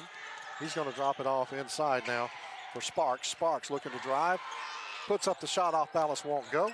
And the rebound is pulled down by Crew Martin and the Wildcats. Now Stokes has got it. Stokes going to go coast to coast, pulls up. Fakes, head fake, not there.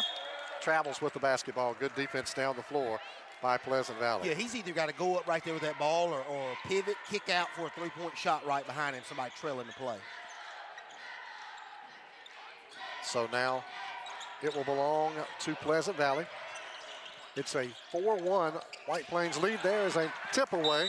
Good hustle there by Cash Pritchett, not able to control it, so it'll stay Pleasant Valley basketball.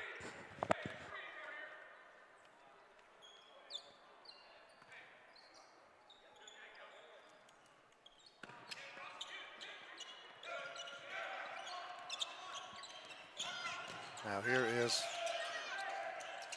action for the Raiders, and taking it all the way, laying it up and missing the shot. There's Cooper Dougal. The rebound is going to pull down, be down underneath by Crew Martin. He'll get it ahead for Ethan Turner, and we're going to get a whistle and a foul on the inside. They may have gotten number 11 on that one, Brody Barnwell. Yeah, lots of body by him. That'll be the first team foul on Pleasant Valley and the first on Brody Barnwell.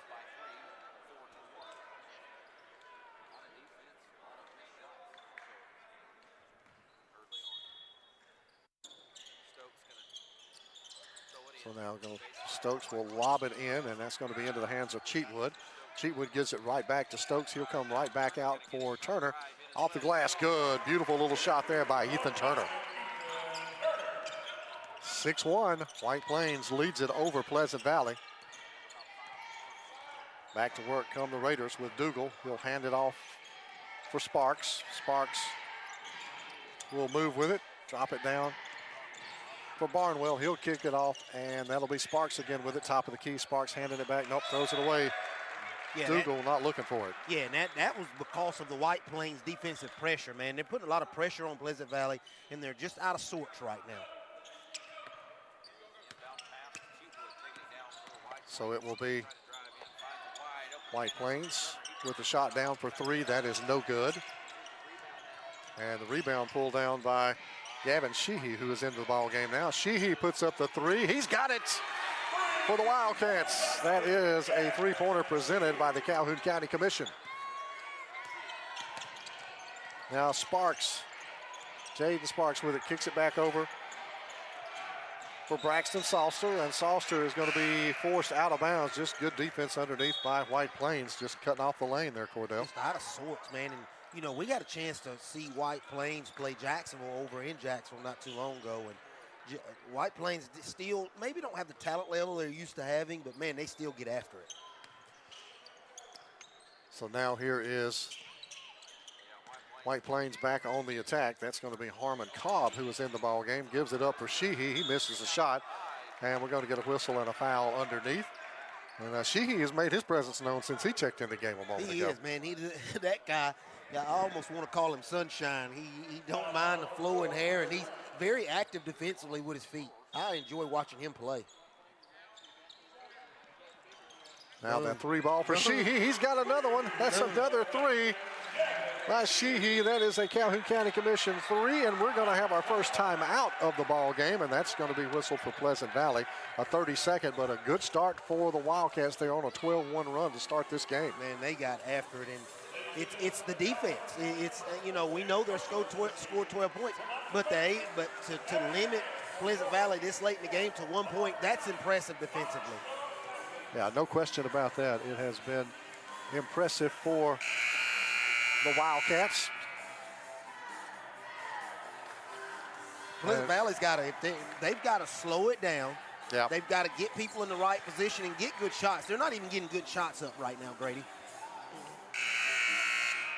No, they've really been kind of out of sorts in White Plains. You know, Coach Randall substituted very freely here in the first half of this quarter. I mean, he did, and he may be at a point. In Jacksonville, he kind of stayed with a 5-6 man rotation, and man, he's went into that bench already pretty deep, and he may be looking for 5 players who wants to play. I don't care who it is. Yeah, he may be. Pleasant Valley's going to have the ball coming the other way now out of the timeout. And that'll be Sparks who will have it. Jaden works it around the perimeter. Now he's going to try to drive, cut off. He'll kick it outside for Barnwell. His 3 is good. They needed that in the biggest way. Another Calhoun County Commission 3-pointer. Now quickly back the other way comes Bryson Cheatwood. Gets on the baseline, rifles it over into the left corner. Now moving with the basketball is Cobb. Shot won't go. Draws the foul, goes to the line to shoot 2, and I think they may get Barnwell on, or Salster on that one on the inside. 12-4, White Plains on top of Pleasant Valley. And it is going to be whistled on Brody Barnwell. That'll be number 2 on Brody in the early going. 3:22 to go opening quarter. White Plains 12, Pleasant Valley 4. Your score and time update is presented by Advantage Tire and Alignment. Cash will rather make that. Harmon Cobb gets the roll, but it bounces out. No good on the free throw. Free throws presented by the D Ford Show. Second free throw coming up.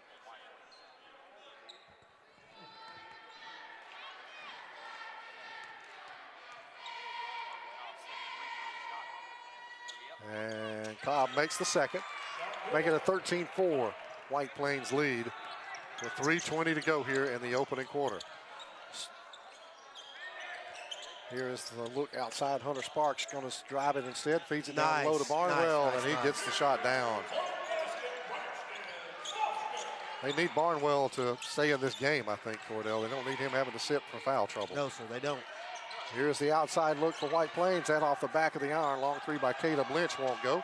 Rebounded by number 14, Salster. Now driving is Sparks. Sparks kicks it back out for Salster. He'll try the jumper. It's good. Boom.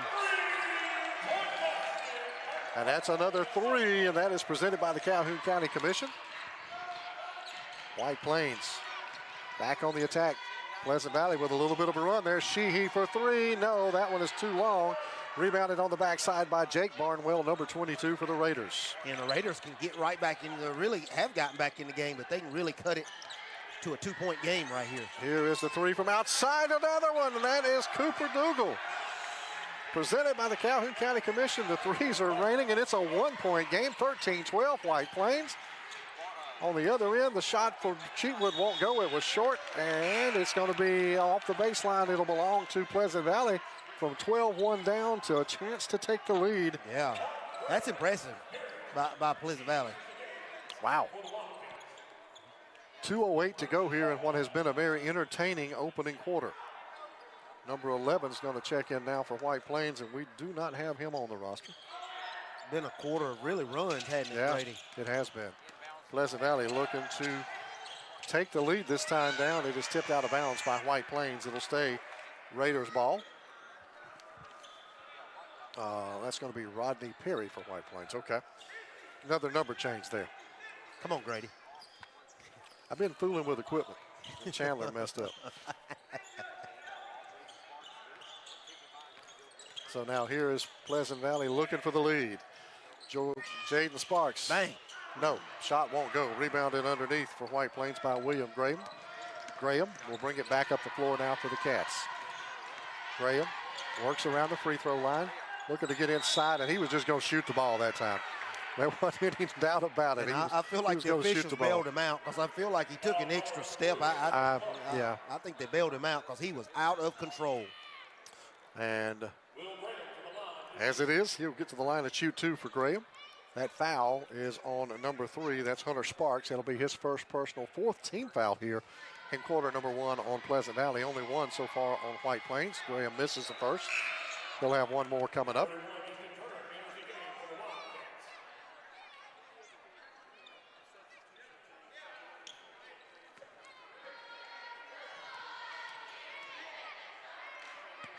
Second free throw on the way. That one's good. 1 for 2. Stretches the lead to 2. 14-12. White Plains leads it. Here come the Raiders. Sparks has got it. Pulls up, lips it down to the left side for 21. Am I missing him? 21 Pleasant Valley? Yeah. You are. I don't have him. All right. So just all kind of changes. I'm telling you. Hunter Sparks has got it, and he is triple teamed. Sparks somehow or other fights his way through it, gets it back outside for Laros. Laros is going to give it up. Top of the key for 3. No, that one was short from the outside by Jake Barnwell. White Plains with the rebound. Here is Turner. Has it knocked away from behind and actually just lost it. It'll belong to Pleasant Valley, yeah.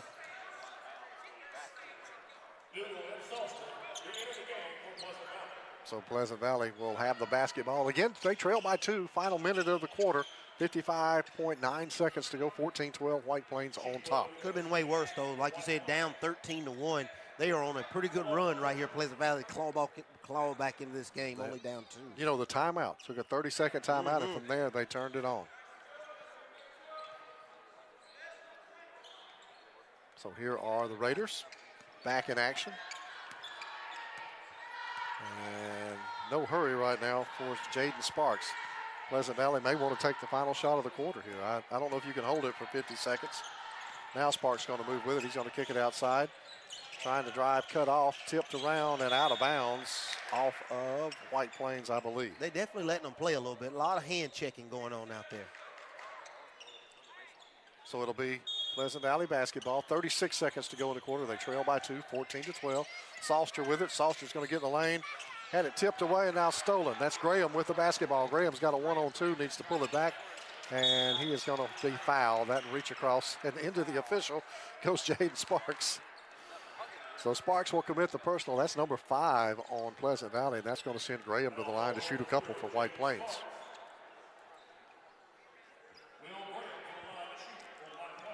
Cordell, I just thought of you. I just noticed the shoes on the Wildcats. They're all uniform. They're all the same shoes. I love it. You like it? Yeah, I like unity. Yep. First free throw, no good for Graham. One more coming up with 27 seconds to go here in the quarter. But we in an age where that doesn't mean anything anymore, does it, Grady? Nah. Second free throw, good. The lead is 3 for White Plains, 15-12 with 25 seconds to go. Here come the Raiders. That'll be Dougal with it. Dougal's going to give it up. And there's Sparks outside for 3. Ties it. Tied. The Calhoun County Commission three-pointer for Jaden Sparks. White Plains with 11 seconds now. Maybe tries to hold for the final shot. Graham's got it. Graham is going to drive. He's going to give it up now to the corner. Here's the inside for 2. No good on the shot by Turner. And at the buzzer, that is going to be it. And we're tied at 15 after 1. White Plains and Pleasant Valley. This is the 2025 Calhoun County Basketball Tournament on 95.1 The Mountain and TV 24. The weather is warming up and spring is just around the corner at Miller Sand and Landscape Supply. I'm Craig Miller and we've got something for everyone. From bulk materials like sand, gravel, and mulch to beautiful outdoor decor to make your outdoor living space the envy of the neighborhood. See our beautiful selection of Mazzarelli fountains, flowers to brighten your garden, and an outdoor center loaded with beautiful decor. Whether you need a little or a lot, visit Miller Sand and Landscape Supply.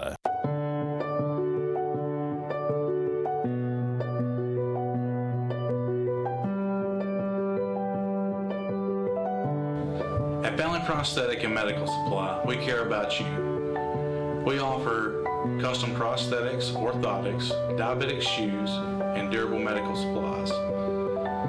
We're located here in Alexandria, Alabama, where it's a country feel but professional care. Come see us today.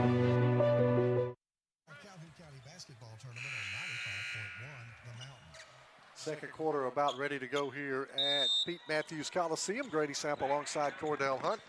And we're tied at 15 right now, White Plains and Pleasant Valley. And the Raiders will open with the basketball. They were down 12-1 midway through that first quarter. They rallied to tie this thing on a late 3 by Jaden Sparks, and we're all square starting quarter number 2. That first half was really exciting. Yeah, it was. Second quarter, we'll see what they got in store. Here's Salster. He's going to go baseline. Head fake, draws the foul, goes to the line to shoot 2, and he has been a force, Braxton Salster. I love looking Coach Randall coach, man. It is pure joy in my heart. Have you seen a head rub yet? Braxton Salster with the free throws. We're excited over here, Grady, because they just canceled school for all our schools for tomorrow. Oh, did they really? Yes. So y'all are all fired up. Me and Coach Chandler over here excited. Salster's excited. He made the first free throw. Okay, I'm sorry. Presented by the D4 show. He missed the second one. He got a little too amped up when he heard no school tomorrow. I guess he did. Here is White Plains looking to reclaim the lead. Little short jumper off the baseline. Won't go for Crew Martin. The rebound for Pleasant Valley, and it's going to be a foul whistled there. And that's going to go on, I believe, Crew Martin, number 3, picks up the personal. That'll be his second team foul on White Plains here in quarter number 2.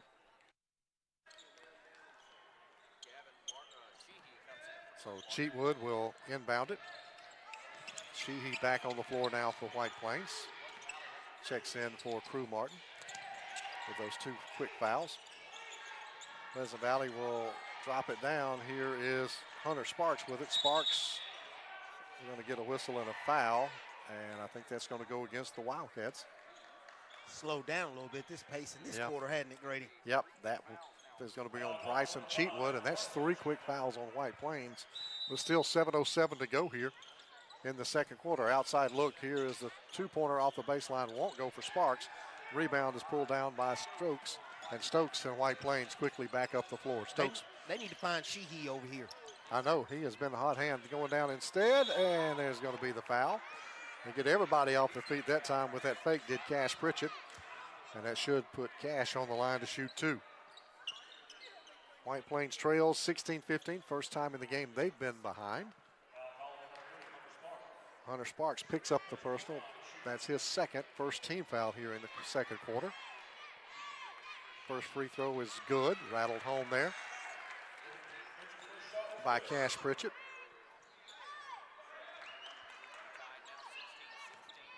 Second free throw coming up for Cash. We're tied at 16. with 6:52 to go in second quarter, and now White Plains back on top as Pritchett makes them both.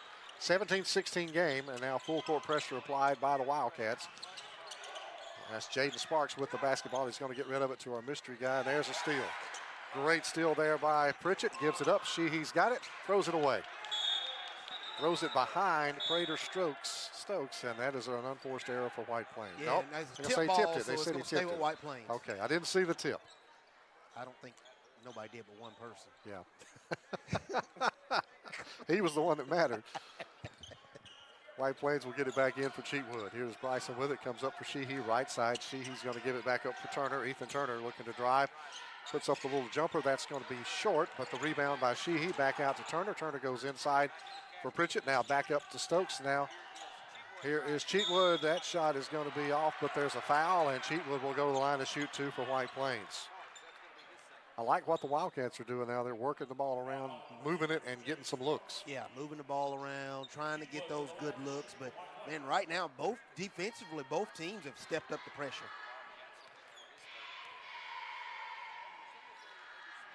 Here is the free throw. That is good for Bryson Cheatwood. Another free throw presented by the D Ford Show, and White Plains back up by 2 now, 18-16. And White Plains is doing a really good job. They're playing man-to-man, full court, but they're despising a little press. They're disguising it really well. They're really in a man-to-man little zone trap, and they're disguising it. It doesn't look, Coach Randall's done a good job of disguising that and working it in the game plan. Second free throw coming up.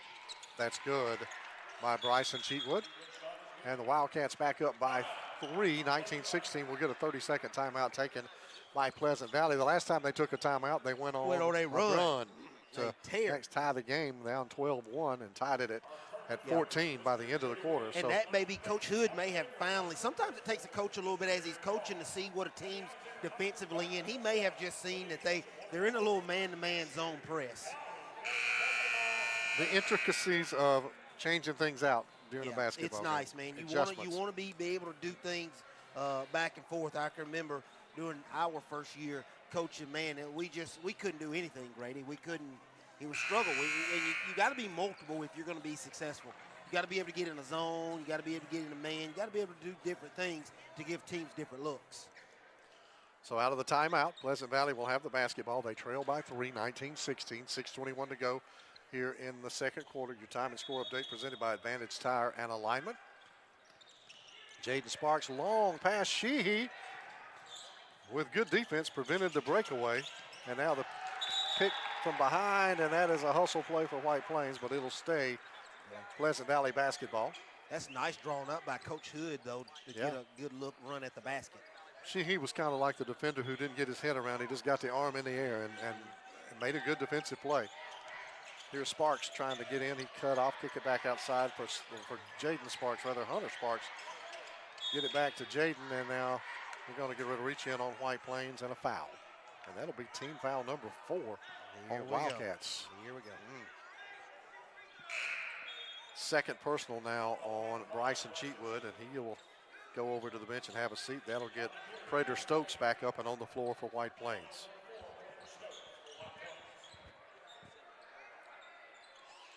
So it'll be Jaden Sparks to inbound the ball off the baseline offensive end for the Raiders. He'll lob it in for Brody Barnwell. Barnwell out near midcourt. Give it over to Salster on that right wing. Salster looking inside. Finds Hunter Sparks. Sparks has his pocket pick. Steal by Cash Pritchett. Fired ahead to Graham. Couldn't handle the pass. And it'll be Pleasant Valley basketball. Seems like both teams getting a little bit of a hurry at times here. Yeah, in a hurry, not taking care of the ball, Grady. That was an easy pick for White Plains. The guy, he just snuck backside, and his teammates could have helped him. A lot of times you holler wolf if somebody's coming behind you. Another deep pass, that's what you love. That one's completed, and there's the basket on the other end by Braxton Salster. So apparently the strategy is throw it over the defense right now. Yeah. So it's a one-point game. White Plains leads it 19-18. 5:36 to go in the second quarter. Sheehy gives it up for Turner. Turner spins in the lane. Shot off front of the iron won't go. Tipped around. Loose ball. Sheehy comes out of there with it for White Plains. Now to Turner. Open look for 3. No. In and out. Rebounded by Sparks. Jaden Sparks with the rebound for Pleasant Valley. Raiders on the run. Sparks will hand it back to Salster. He hesitated. Now he'll drop it off for Dougal. And now Sparks with a three won't go. Rebounded by Graham and the Wildcats. Turner now bringing it back up the floor for White Plains. Turner going to get in the lane. Stop. Puts up. Too tall. Puts it back. Good. Gives Ethan Turner 6 on the day. Now pressure from White Plains. Jaden Sparks now will get it across midcourt. And the Raiders will go to work on their offensive set. Trail by 3, 21-18. 4:40 to go in the second quarter. There's Salster in the lane. Fires right through the defense. Draws the foul. Basket won't count. He'll go to the line and shoot 2, though, as that was on the active shooting, plus it's team foul number 5 on the Wildcats here in the second quarter. First personal now whistled on Gavin Sheehy, number 21 for the Wildcats.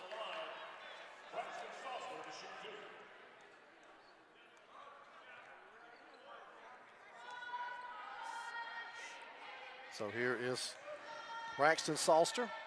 Will toe the line. It's going to be 10 and 11 for him points. And he makes the 10. first. Rattled it in. Second free throw coming up for Salster. So Cordell, I did the morning show this morning. Got a cup of water out in the truck in a Yeti. And I got up here we're going to take a swallow of it, and it was frozen. Had just a little trickle. It's frozen. 2 hours sitting out there in a Yeti. It's pretty cold out there. It's pretty cold. Salster misses the second.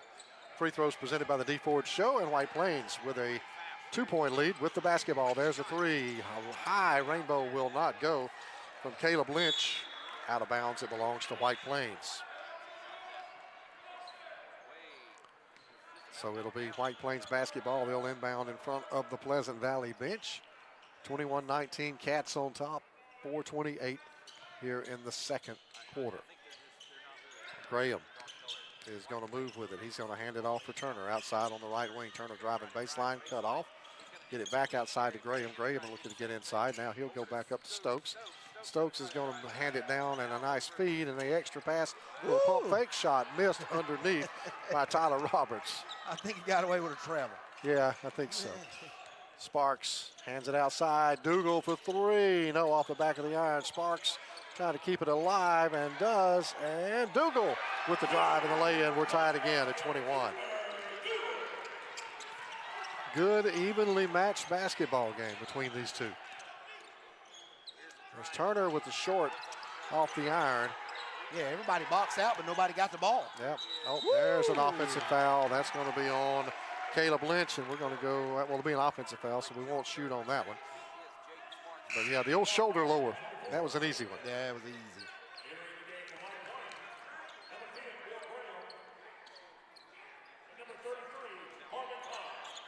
Both these teams look like, they look like each other, don't they? They do. You could probably put their uniforms on the other team, swap them, and you wouldn't nobody even think different. No, you're right. So here is Pleasant Valley beating the token pressure from White Plains this time, and now ticked away, and now the steal into Graham's hands. Graham's going to pull it back. Doesn't have the numbers. Now Graham's looking to drive down the lane, and he's cut off, puts up the shot anyway, and makes it. 23-21, White Plains back on top. Here's that pressure. This time a little more trouble with it, but now Hunter Sparks has got it going strong to the hole, blocked. What a block in there by number 33, Harmon Cobb. All ball, nobody. Now Cobb on the other end for 3, got it. That is a Calhoun County Commission 3-pointer for Harmon Cobb. And White Plains leads it by 5, 26-21. Yeah, Coach Hood was trying to give Salster a break, but man, as soon as that shot fell, he said, get back in. 3-pointer is going to be well short that time for Barnwell. And the rebound for White Plains. Graham's got it again. Here come the Wildcats. Bounces it down. And the pass couldn't be handled by Roberts. Fired ahead now. Hunter Sparks and lays it up and in. The hoop and the harm. I think they're going to give him the basket. I think so. Yeah. They should. They should, I think, yeah. Hadn't got the official signal. Oh, yeah. Yep, they gave it to him. So that'll make it 26-23, and headed to the line will be Hunter Sparks. That personal was on Prater Stokes, his first personal, team's 6th, 7th, I don't even know. Yeah.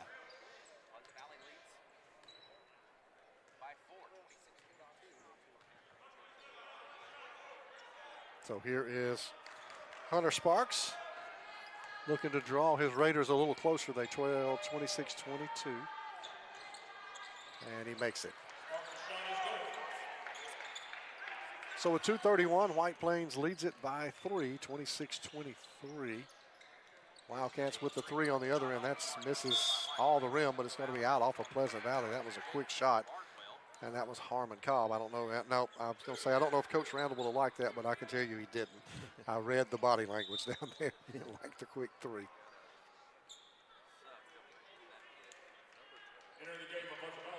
Let's see. 21 is in now. Knox Taylor is in the game for Pleasant Valley.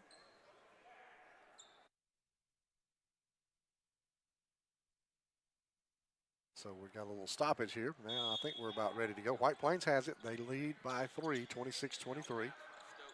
And they're going to get it back in. Stokes into Harmon. Harmon will be well beyond the top of the key. Harmon's going to move it down the right side. Looking to get in, and we're going to get a whistle and a foul. Yeah, got a little push right there. Only the 3rd team foul, though, on Pleasant Valley here in the 2nd quarter, so it'll be a non-shooting foul. And Pritchett will check back in. Harmon will head to the bench for White Plains. That is the first personal on Jake Barnwell, number 22, for Pleasant Valley. Stokes looking to inbound it off the baseline. He'll get it in for Cobb. Cobb will give it right back to Stokes inside the free throw line, hand it back outside for Graham. He's going to fire it in. Now Graham gets it back out. He's open for 3.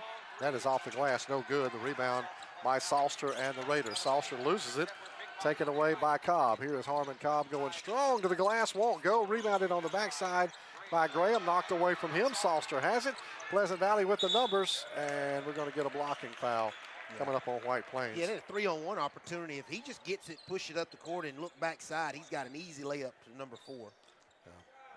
The foul's going to be on Prater Stokes, number 4 for White Plains. Stops the clock now. 1:51 to go, 2nd quarter, 26-24. Cats by 2. They did correct the score. I thought it was a 2-point game, but they hadn't added that other point. And there's the friendly bounce on the free throw for Braxton Salster. Makes it a 1-point game now. White Plains on top.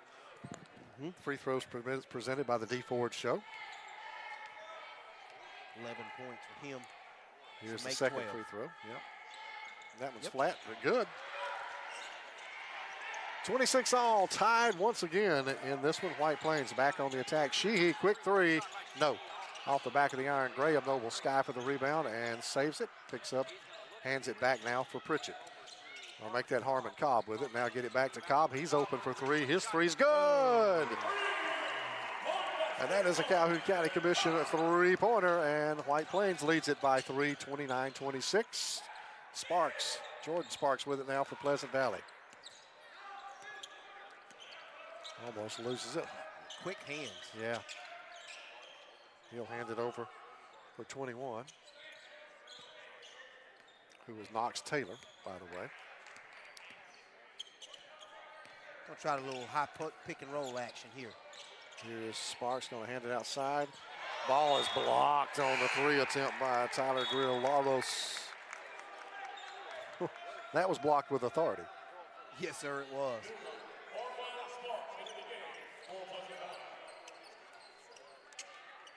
One minute to go, 2nd quarter. White Plains leads at 29-26. Our first half action presented by Cremation Services of East Alabama. They're dedicated to offering affordable options to families in Alabama and Georgia compared to traditional funeral costs. Here is a 3 on the way.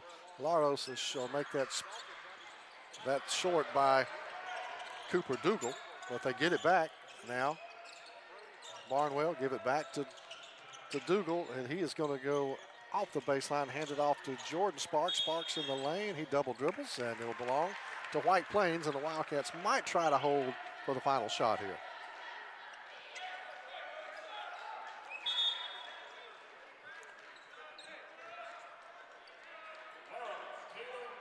So, see what White Plains will elect to do. I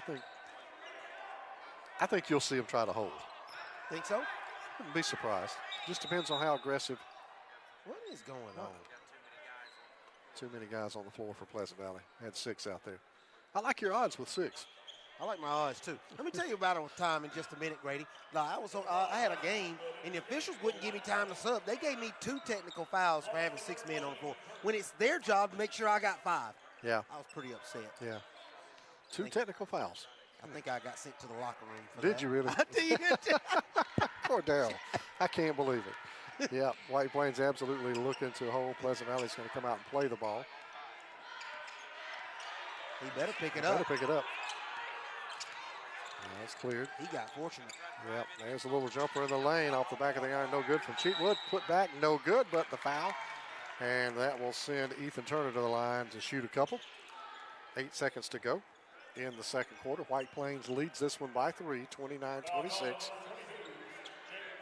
Foul was on Jake Barnwell, number 22. His second, 4th team foul now on Pleasant Valley here in the second quarter. And Ethan Turner at the line to shoot 2. Misses the first. It's like these 2 teams have had trouble figuring out the rims here in the shooting. They seem to be more effective than any of the teams that I've seen so far. Yeah, and I credit a little bit of that just for the pressure of this game. I mean, they know they're evenly matched. Both teams know they can win this game, so they're not trying to make the mistake, but they're making the mistake. Turner makes the second, so 1 for 2 gives White Plains a 4-point lead, 30-26. Long pass, he tries to defend, draws the foul, and that will send the Raiders back to the line. Hunter Sparks will go shoot 2. That almost was a hair pull on that one from the general over there. Almost. It was close. Now he's just looking on in dismay. So Hunter Sparks with 5.5 seconds to go here in the second quarter. 30-26, White Plains up. Sparks with the first free throw short. One more coming up. If I'm Coach Hood, I'm trying to get Salster out of the game. He's the guy that kind of makes his team go. You don't want him to pick up a foul with 5 seconds They left. got him in there. They're going to leave him. They just put Jake Barnwell back on the floor. Took out Brody Barnwell. Second free throw coming up for Sparks. That's short as well. White Plains will get the rebound. That'll be Cobb, throws it away. At the buzzer, no, it was just missed left. It was on target. It was, and that's the end of the first half. 30-26, White Plains leads it over Pleasant Valley.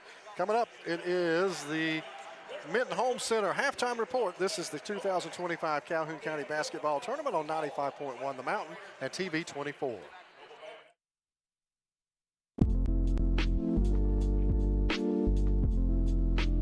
Cutter's Pizzeria is celebrating 5 years with 2 locations in Alexandria and Oxford, Alabama. Open Monday through Saturday for dine-in, takeout, and delivery. Y'all come on out for our popular 5-pound pizza, wings, salads, pastas, and more. You can find out more about Cutter's Pizzeria at cutterspizzeria.com.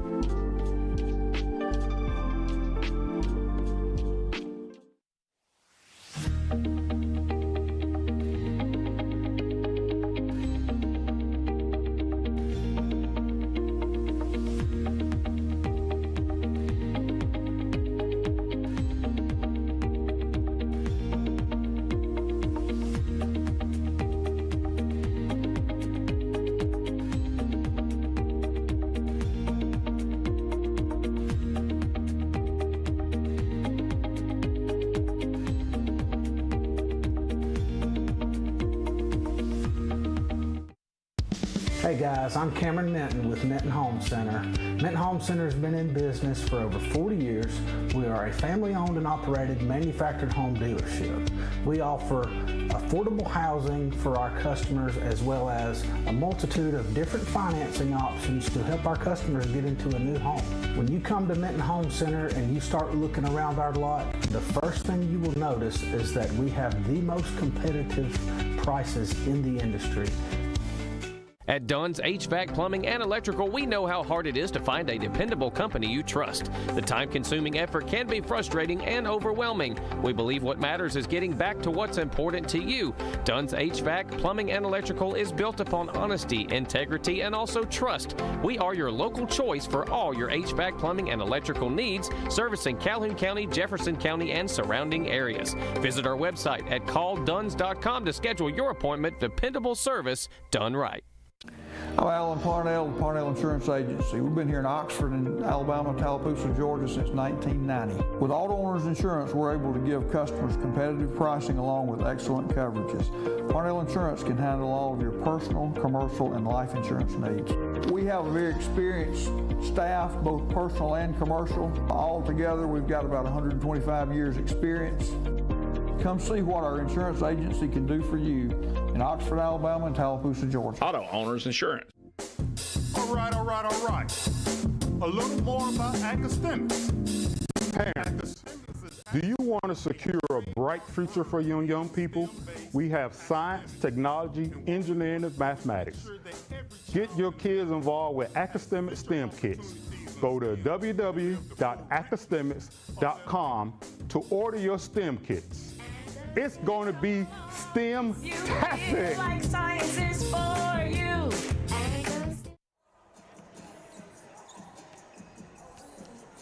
Good morning from the Calhoun County 2025 basketball tournament. Joined here this morning with Danny Shears, one of our great Calhoun County commissioners, District 2. Also been calling these basketball games on WHMA for around 20 years, so very familiar with this county tournament. But today we're going to talk about something you come up with 2 or 3 years ago, bringing some of these old-timers back. Tell us about it, Danny. What brought that on? Well, I've always said the way to have a good idea is have lots of ideas, and every now and then you'll have a good idea. There you go. And I was just thinking about the rich tradition of this tournament and all the great players that have come through. You know, this is 74 years now, and so a couple of years ago I had an idea, and I went to the Principal and Coach Association. I said, I've got an idea that we should honor and recognize some of our, what I call legends of the game, and bring them back here and love on them a little bit and tell them we hadn't forgot about them. And so they said, that's a good idea. If you'll take it and run with it, we'll support it. And so 2 years ago, we brought back for the girls' championship game, we brought back 5 ladies that played for Aniston back when they won the first 3 girls' tournaments in 1979, 80, and 81. And it was like a little mini reunion. They loved it. Some came from one as far away as New Jersey. Wow. And then, but that very same year, I found 2 gentlemen that played for White Plains in the very first county tournament basketball game in 1952 against Aniston. And Alvin Robertson and Charles Thornburg both are living in the area, and I brought them back and recognized them. And they were both 89 years old, and the crowd just went wild, you know. And for the boys, we bring them and let them, they present the game ball to the ref to start the game. It's almost like passing the torch from one generation to the other. Right. But last year we did the same thing. I found 5 guys that played in the 60s that made the all-tournament team not once but twice. And I found the ladies from White Plains last year that won their one and only county championship in 1983. And so it's been good. And so this year I've got 5 ladies coming back that played in the early 80s that made the all-tournament team twice. And then I've got 5 guys, or 6 guys, I think, that played in the early 80s that made the all-tournament team twice. So thanks to Joe A.S.A.P with the Aniston Star being my resource on it, it's just turned into a good thing. So do you go back to the older ones if you can? Is that what you look for first? Yeah, that first few years. As far back as you can go. Right, while they're still living and still with us, I want to recognize them. So I'm going back, 40 to 50 years. And then as this thing grows, we'll get into the 80s and the 90s and all that. So right now I'm trying to find those that were great players, and they've told their kids and grandkids and great-grandkids they used to be a baller, and some of them didn't believe them, so now they get recognized. I give them a nice medallion it's got legends of the game on it, and I got their name engraved on the back of it. So it's a kind of something that they're honored and proud. I've even had guys drawn to tears when I tell them we want to recognize. Well, I know, and you know what, that shows what this tournament means to people. Right. I mean, a lot of folks has no clue it goes back that far, okay? 72 years, is that what you say? 74 years. 74 years. And I know we're out of time, but we'll do this Tuesday night at the championship games, the girls and the boys. Make sure you tune in for the championship game to check this out. Always exciting having this, and we appreciate what you do, Danny. Thank you for coming by, brother. Thank you very much, Roger. At Southern States Bank, we pride ourselves on being your bank. We're your neighbors and involved in the community. We're the bank featuring the Southern Rewards checking account, a cashback account with no ATM fees. We are on the cutting edge and always have a smiling face to help you out. So come to Southern States Bank, where we are committed to great service and being a great neighbor. Let us be the bank for you and your business. I want to live. The leading cause of death of young Americans like me is gun violence, and oftentimes tied to substance misuse. NBA, NFL, NCAA, most of you look like me, and our communities need you now more than ever. Let's make I Want to Live more than just a hashtag. Let's make it a movement. I am a baller against bullets. Serving Calhoun County and the state of Alabama since 1994, locally owned and operated, offering some of the most competitive interest rates in the mortgage industry, along with a wide variety of mortgage products. We are with you throughout the home buying process, offering you service before and after the close. Fast, reliable, local. And you remember, if you need a home loan, call my daddy. Hello, my name is Bob Couch, and I'm the owner of Couch's Jewelers. We are your destination for engagement rings, wedding bands, and anniversary and birthday gifts. We offer a wide selection of the best value diamond jewelry and engagement rings. We even gift wrap every purchase for free. And if you have some jewelry that is broken, no worries. Expert jewelry service is offered in-house. At Couch's Jewelers, our customer service is unmatched. If you'd like a special jewelry item created just for you, please come to see us. Hey, how y'all doing? This is Teresa Garrett from Freedom Tax Service of Oxford, Alabama. Come on down for our new up to $7,000 advance that starts and gets you your money within 24 hours, all the way up to 72 hours. Come on down and see us today. We are open from 9 to 7 Monday through Friday, and on Saturdays are by appointment only. Again, don't be a slave to your taxes. Choose freedom. At First Class Roofing and Solar, we are not here to sell you a roof. We are here to get your insurance to buy you a roof. From roofing to gutter installation and detaching and resetting solar panels, we've got you covered. So, Mr. Ward, was it easy working with us? Yes, you guys handled everything with my insurance company, and the hardest thing I had to do is pick out the color for my shingles. Leave the hassle to us. We'll handle the insurance process so you don't have to. Get your free estimate today. Call 989-THE-GOAT and let us take care of your roof and your insurance too. It's as big as it's been since that initial 12-1 game, and then we were tied back and forth throughout the latter part of or first part of the second quarter, all the way into about the last minute or so. White Plains will open this third quarter with the basketball. That'll be Treatwood with it. He'll hand it off to Stokes now, left side, and hesitating, little pump fake shot short, put back up twice, no good, tipped around, and boy, Crew Martin had all kinds of looks, could not get it to fall. Here's Pleasant Valley on the attack outside for Sparks. That's an air ball tip, though. Good job punching that back inside for Salster. I don't know who got it, Cordell. Salster. I know he got the basket, but somebody pushed it back inside to him. Yeah, I don't know who that was. It was good effort, though. 2-point game. White Plains up 30-28. Here's the shot off the baseline. That one's good. Cash Pritchett drops it in. White Plains goes back up by 4, 32-28. Here's Sparks. Back to work. Sparks will have it across midcourt now. We'll set it up.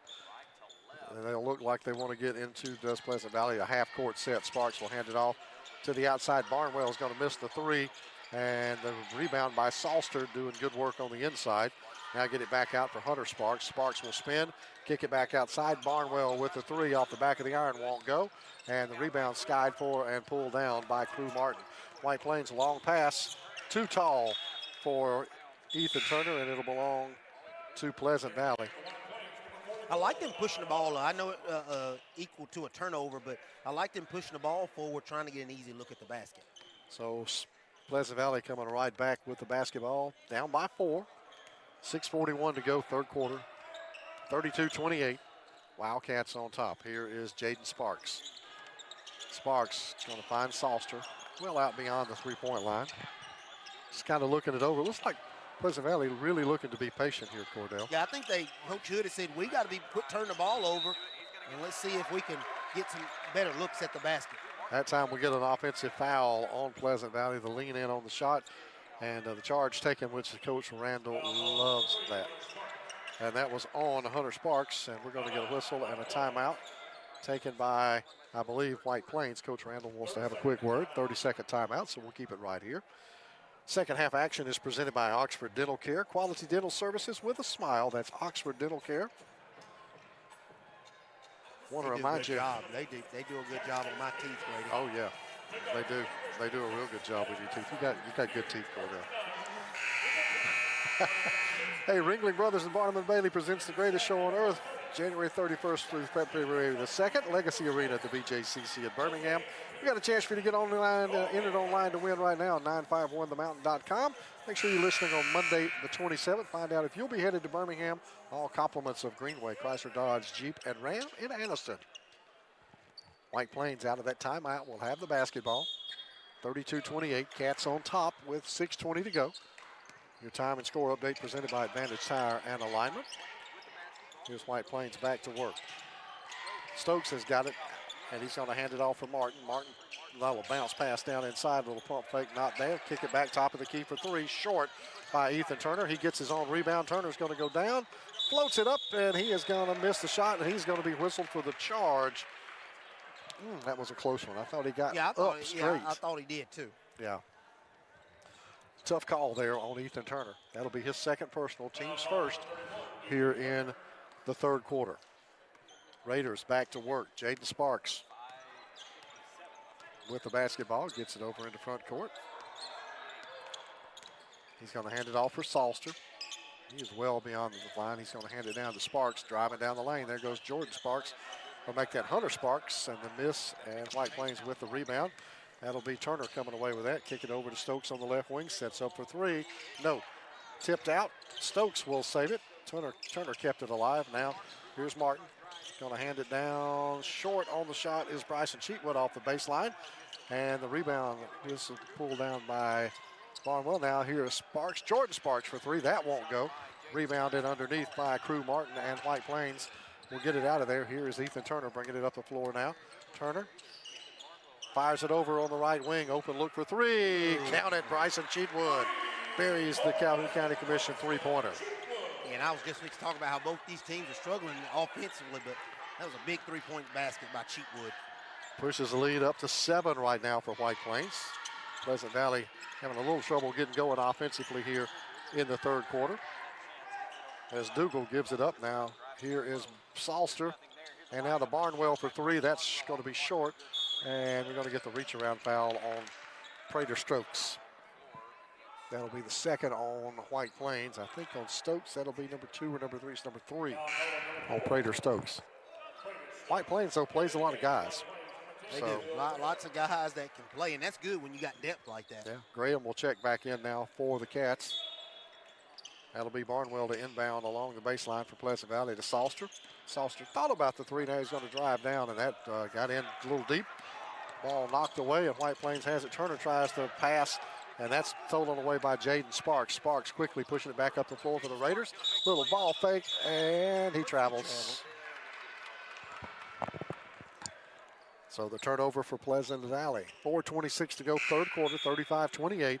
White Plains leading it over the Raiders, and White Plains will have the basketball. That'll be Crew Martin who will inbound it. And back on the floor is Gavin Sheehy. He'll give it back to Martin, and Martin will bring it up the floor now for the Wildcats. Going to hand it off to Sheehy. Sheehy will give it back off to Turner. Now here is Graham. Graham looking to get in the lane. Little pump fake shot, short. Tip back up and in. I think that was Graham who tipped it back. Yeah, he got his own rebound and went back up. And the lead is 9 now for White Plains, 37-28, starting to inch away a little bit. Pleasant Valley looking to answer. Dougal with it over on the left wing. He'll bring it back out midcourt now for Sparks. He'll hand it off for Barnwell over on the right side into the lane. There goes Salster working inside, and he's going to be fouled.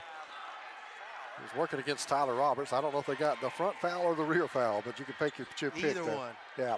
He's going to shoot 2, though. See who they're going to call it on. They're going to call it on Tyler Roberts. He's number 44. His first personal, team's third now. And that puts Braxton Salster at the line shooting free throws presented by the D Ford Show. First free throw is good. Cuts the lead back to 8, 37-29. White Plains on top. One more coming up for Braxton Salster.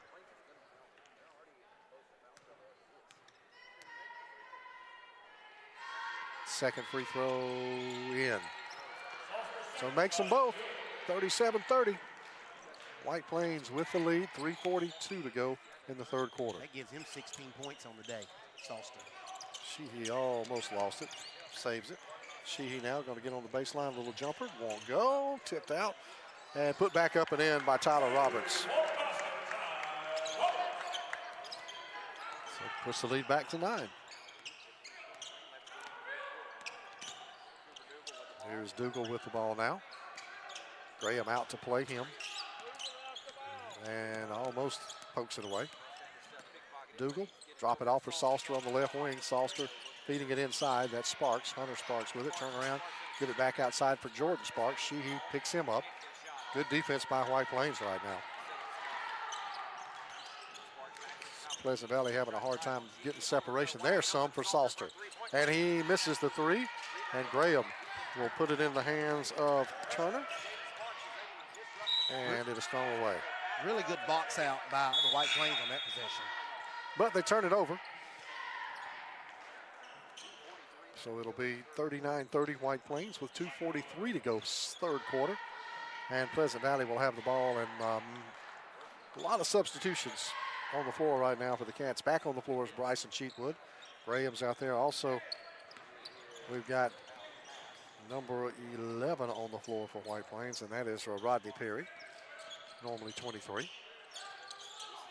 Perry pokes it away, gets it. A nice job right off the bench. Rodney Perry with a steal.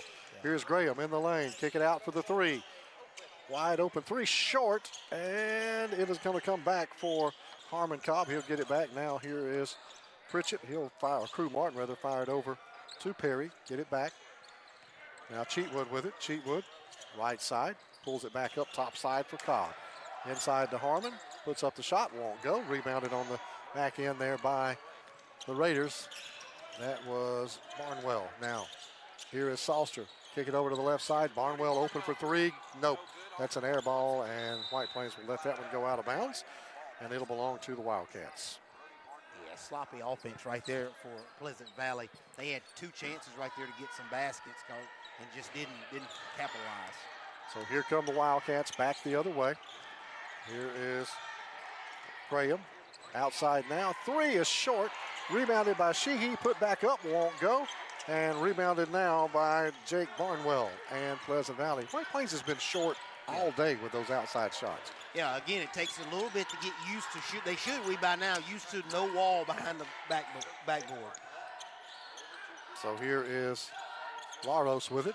He's going to hand it off for Brody Barnwell. Now back up to Jordan Sparks. We go working our way down toward a minute to go here in the quarter. A 9-point game.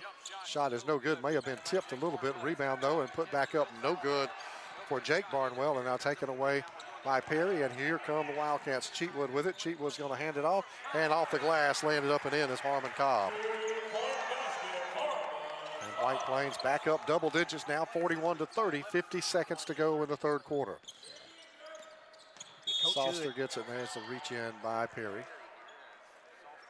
And Coach Hood probably, and I thought he'd maybe call a timeout that possession, get a timeout and try to get his team back together. Looks like he maybe tried to stretch it to the end of the quarter.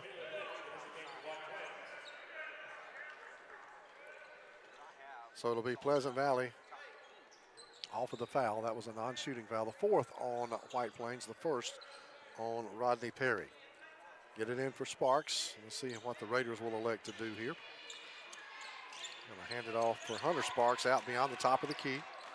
Sparks looking to drive against Perry. Spins, double teamed, and taken away.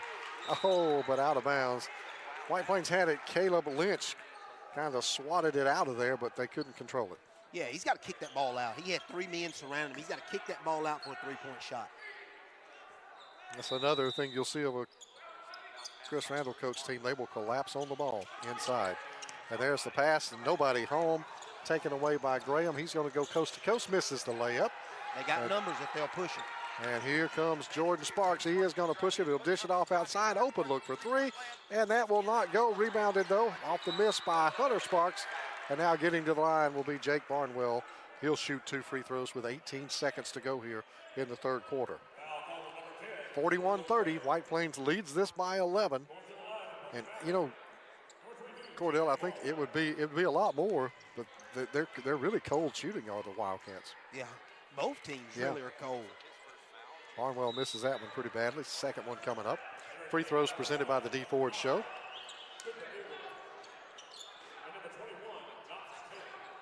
One more free throw on the way for Jake Barnwell. Wholesale substitutions right now for Pleasant Valley. They're going to go small for this final possession, and Barnwell makes the second, 1 for 2. So the lead is 10. It looks like a little full court pressure applied. And this will be Bryson Cheatwood, who will bring it up the floor, working it against Jordan Sparks with 10 seconds to go. Cheatwood needs to get some separation. Now he's going to drive in, and Cheatwood will miss it. And the takeaway and laying it up and in. What a play by Ethan Turner at the buzzer. White Plains leads it by 12 after 3, 43-31. This is the 2025 Calhoun County Basketball Tournament on 95.1 The Mountain and TV 24.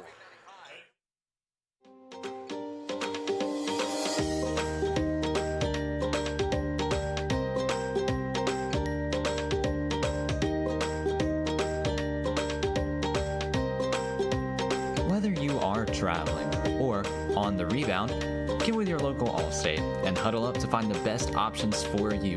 With a strong variety of coverages to choose from, Allstate is on a mission to get you in good hands today.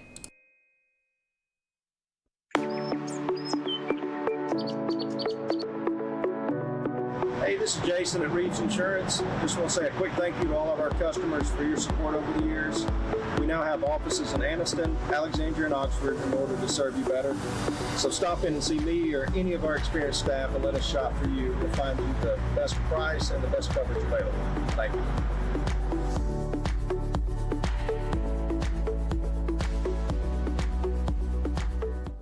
You're telling me we're not getting lunch. Is that what he's telling me? Saying what? No, that's exactly what he's saying. County Basketball Tournament on 95.1 The Mountain.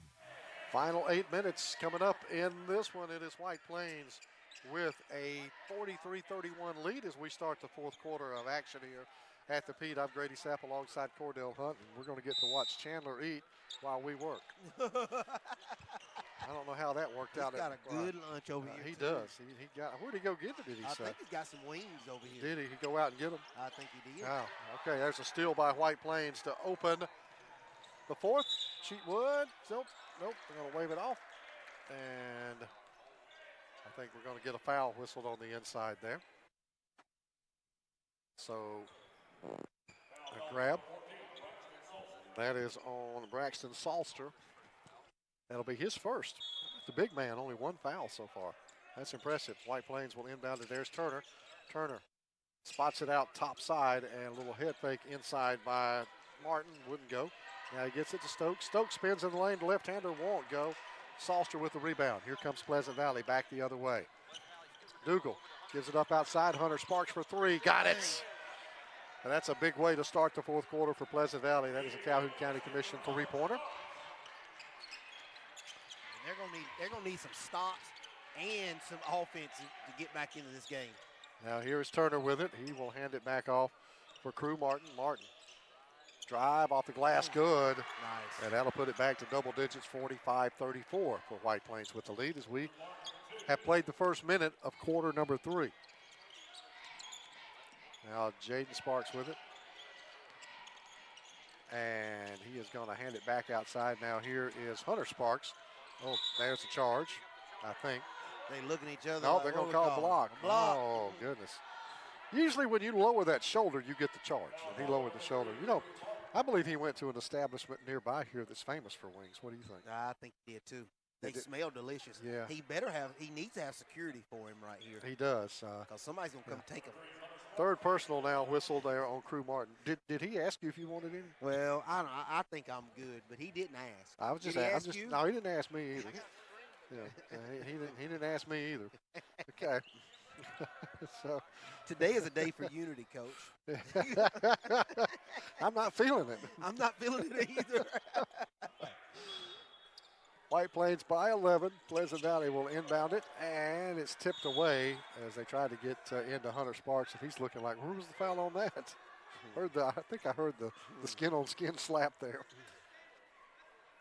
Like, Hunter, you got one that kind of went your way. It's probably just best to leave it alone. Leave it alone. Cooper Dougal now with it. He'll hand it back to Hunter Sparks.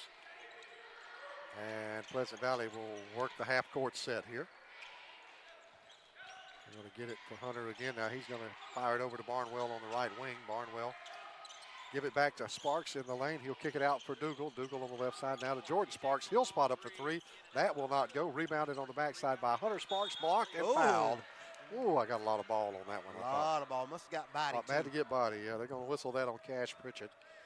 Sheehy up and ready to check back in the game for White Plains. Sheehy's went cold. He has. He was hot in the first quarter. 3-point shots, and then he just went cold. The lead is 11, but at the line, Hunter Sparks to shoot two. That was the first personal now on Cash Pritchett. Second team foul on White Plains here in the fourth, and Sparks makes the free throw. He's got all four Pleasant Valley points here in the fourth quarter. Sheehy back in. Prater Stokes will have a seat on the White Plains bench. Second free throw coming up. And that one's good. So he makes them both. And the lead is 9, 45-36. White Plains on top. 6:15 to go now. As Cheatwood will give it up. They'll swing it around to Sheehy, left corner. Sheehy gets in the lane. Spins, cut off, kick it back outside. Spotting up for three. Good! And that is buried by Crew Martin. That is a Calhoun County Commission three-pointer. Yeah, it's 5 for him in the fourth quarter. And the lead is 12 now, 48-36. That's the largest of the game for White Plains. Here is Jordan Sparks. Hop step, knocked away by Sheehy. Sparks gets it back. Now Sparks comes back out to Dougal near midcourt.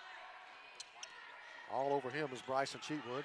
And Sheehy also, again, with a near steal. White Plains really being aggressive, going for the steals. Now get it out to Sparks. It's blocked by Sheehy.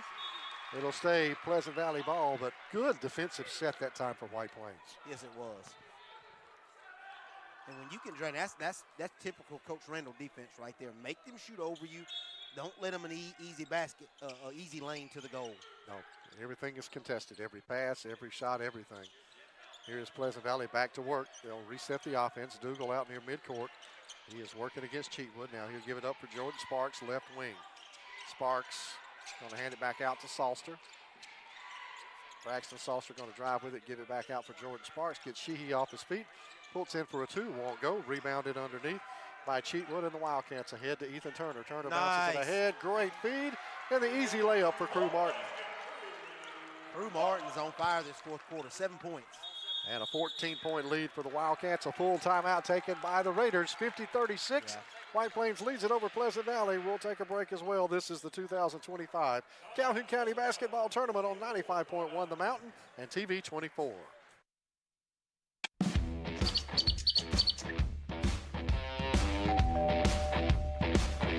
Hi, welcome to Classic 13. How can I help you? I was thinking about getting a tattoo. Do I need to make an appointment? No, we take walk-ins every day. Let's find someone to help you. Follow me. Hey, if you'll have a seat right here. Thank you.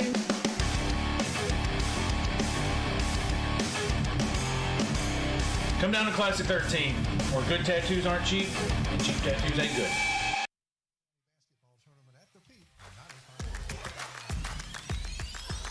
And we welcome you back. Well, I am Grady Sapp alongside Cordell Hunt as we continue to work it. Yeah, everybody knows that Chandler, he didn't bring us anything. Yeah, he brought us nothing. Yeah, we continue to talk about the food. Yeah, now he's just turning around. He's just ignoring us. He's ignoring us now. Yeah, he's just turning around, dipping the wings, and going to town. He's like, well, these people leave me alone. I just want to eat. You know, Cordell, I hope we have the strength to finish the game. You know what I mean? Well, in his defense, he's got to be here quite a while longer. He's got 4 games to call and got to sit through 2 more games. Yeah, he does. Got to do a couple of produce a couple of them. So he's a busy guy. So Pleasant Valley You think Joe Medley's left us anything in the hospitality room? I doubt so. Chandler said he couldn't even get in the hospitality room. I think they've locked Medley out. Is what they've done. Jordan Sparks will give it up now for Dougal. Dougal will hand it back out for Hunter Sparks for 3, top of the key. That one's off, and it's out of bounds. It'll belong to White Plains. A 14-point game, largest lead of the morning for White Plains. Yeah, and they went on that run. We talked about at halftime. White Plains was able to go on the run and maybe enough to take them over the top in this game. We'll see. Still a long way to go. Inside drive is no good, kicked out. I think it'll belong to White Plains, but Coach Randall not happy with that one. So Tyler Roberts will check back in. Having a seat will be Cash Pritchett. And White Plains will have the basketball. 4:29 to go, 50-36. White Plains leads it. Get it in for Cheatwood. Now Bryson will hand it over to Sheehy. He'll hand it off now for Crew Martin. Martin will get it over to Ethan Turner. Turner drives down the lane, puts up the one-hander. Good. Make it a 16-point game, 52-36 Wildcats. And we're to the halfway point of the fourth quarter, coming up in about 3 seconds as Dougal picks up the dribble. He's going to fire it over to Salster on the right wing. Salster drives in, and he is tied up. Yeah, jump it's gotta ball. be a jump ball. And Sheehy with another good defensive play. Been impressed with him here in this fourth quarter. He's stepped up the defense. Yeah, this second half has been a half for the White Plains Wildcats. Defensively, they turned up the pressure, and they slowed down offensively and got good shots off. Yep. Wildcats have it leading by 16, 52-36, 3:50 to go in the ball game. Advantage tire and alignment. Time and score update. Here's Turner working with the basketball, has it knocked away, retrieves it. Now he'll come back topside for Cheatwood. Here's Cheatwood now, handing it back over to Turner. Little pump fake. Now Turner's going to look to drive again. He does. Shot too strong off the back of the iron, puts it back up and in. How about Ethan Turner? Getting it on rebound and knocking it down. Yeah, 13 for Ethan Turner. Here's Dougal. Hand it back to Jordan Sparks. Sparks spins, picks up the dribble, knocked away, stolen by Ethan Turner. And White Plains, as he gives it up inside. That'll be for Crew Martin. He'll give it up, and then the shot by Tyler Roberts won't go. Rebound put back up and in. How about Crew Martin with the follow and the foul? Yeah, Pleasant Valley looks tired. Yeah. Well, you know this for many years. If you play White Plains, you're going to work the entire game, and it takes a toll. Eventually, it grinds on you. Yeah, and I think the depth of White Plains has got into Pleasant Valley. Coach Randall has been playing 10 guys really the whole game. Yeah. That foul was on Cooper Dougal, his first. Team's second here in the fourth quarter. Clock stops with 3:02. And at the line to shoot one is Crew Martin trying to get the old-fashioned three-point play. Martin's three is good. Those free throws presented by the D Ford Show, or that free throw. And Crew Martin has gotten 10 points just in the fourth quarter alone. That's what you call closing, isn't it? Yes, sir. Now, Pleasant Valley not really in a large hurry. They're down by 21 now, 57-36. White Plains on top. Here is Barnwell, throws it away. And that's Graham with it. They're going to try to double team him, and there's a near steal in the backcourt. And it's going to be out of bounds to Pleasant Valley, so a turnover for White Plains. And Coach Randall immediately going to get. Yeah, he's getting 10 out. He's like, you playing way too loose. Come sit over here with me. Yeah, come have a seat. Yeah, come sit over here. Cobb, yeah. I got you a seat right here beside me. You want to have that much fun, come sit beside me. Yeah. Here goes Jordan Sparks. He's going to drive, misses the shot, draws the foul, and it'll be Jordan Sparks going to the line to shoot a couple for Pleasant Valley. Third team foul now on White Plains. Second personal on number 24, Caleb Lynch. Coach Randall just got through working on that young man. Yeah, give him a little attitude adjustment. On Graham? Yes. Here's Jordan Sparks. Free throw, no. One more coming up.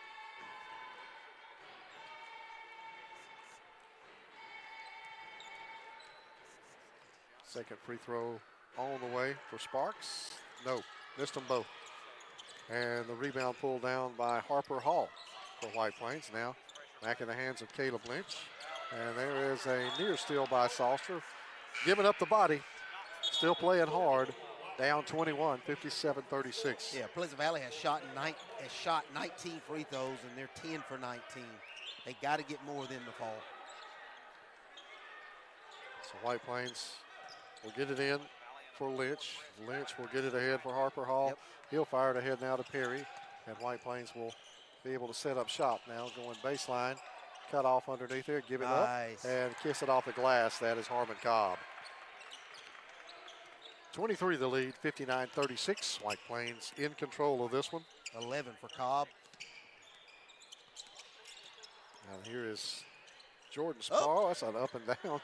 Gets it down to Salster. He misses the shot underneath. Puts it back up, and he's fouled. The hoop and the harm. I don't know how they missed that one. I don't know. That was a very obvious up and down, though. So the foul underneath, that'll be the third personal now on Caleb Lynch. And we're going to get a full timeout taken on the floor with 1:55 to go. We'll take it as well. This is the 2025 Calhoun County Basketball Tournament on 95.1 The Mountain and TV 24.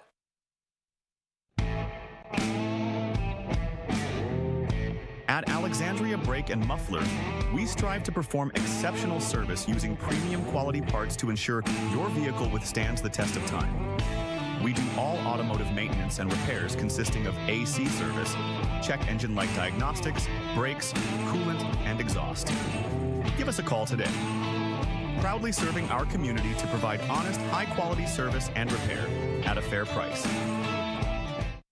It's the 2025 Calhoun County Basketball Tournament at the Peak on 95.1 The Mountain. And we're back out of the timeout here at Pete Matthews Coliseum. I'm Grady Sapp alongside Cordell Hunt, and our boy CT is still catching grief for those wings, right? He's giving it up to him. Yeah.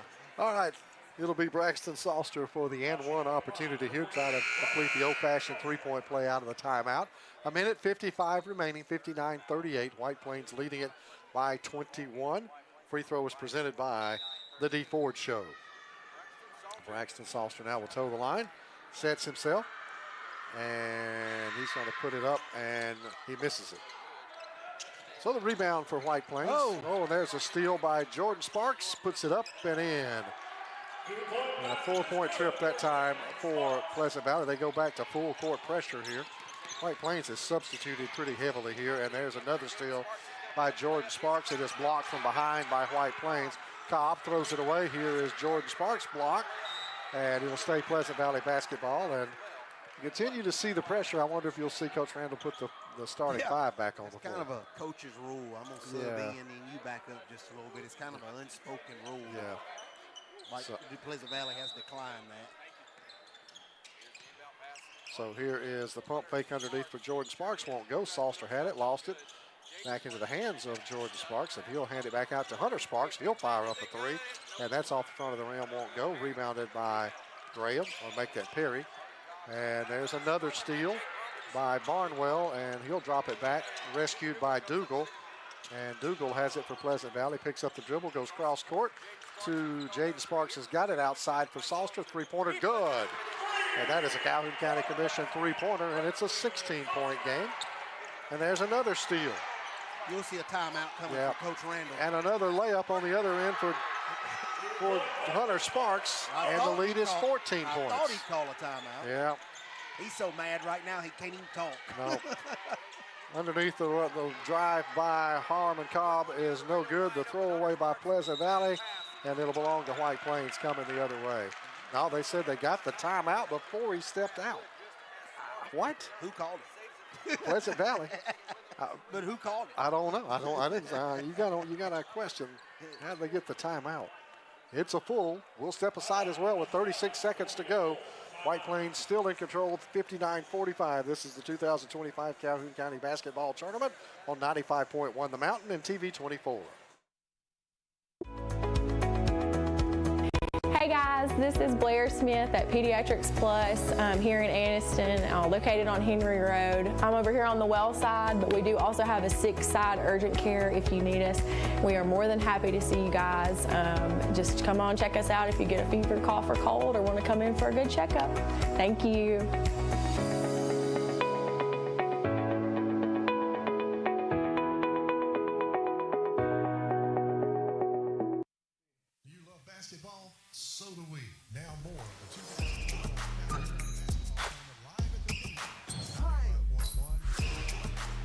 Back here at Pete Matthews Coliseum. 36 seconds to go. White Plains 59-45. They lead it over the Pleasant Valley Raiders. So White Plains definitely going to get out of here with a win. But I kind of wondered out of the timeout if we'd see Coach Randall go back with the starters, but he's not. This game's out. It's out. It doesn't matter. It doesn't matter. Dougal will inbound it for Pleasant Valley off the baseline. On the offensive end, he gets it in for Sparks. Going to try to give it back to Dougal. They do. He'll kick it out now for Jaden Sparks, and that is going to be missed. And the rebound for Graham has it knocked away and knocked out by Jaden Sparks. So it'll belong to White Plains. And the Wildcats will have it with 26.8 seconds. We'll see. And, yep, Pleasant Valley will stay in full court pressure. Get it in now. And a quick foul on Harper Hall. And that'll be the second or third team foul now on Pleasant Valley. And that was on Jaden Sparks. That'll be his third. And Cobb looking to throw this in. He'll lob it in. Gets it ahead for Caleb Lynch. And Lynch just keeping the basketball and fouled. And that'll be team's fourth foul. And that will be a non-shooting foul. Stops the clock with 18 seconds. And now they'll get it back in.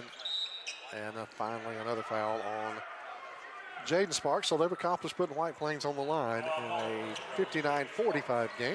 Yeah, and this game's out of reach. I'm not sure why they're trying to extend it out anymore. Really this game's out of reach. Yep. 16 seconds remaining.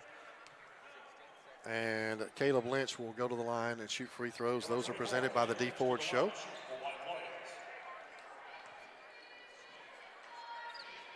And Lynch in and out on the first one. One more coming up. Second free throw coming up for Caleb Lynch. Makes the second.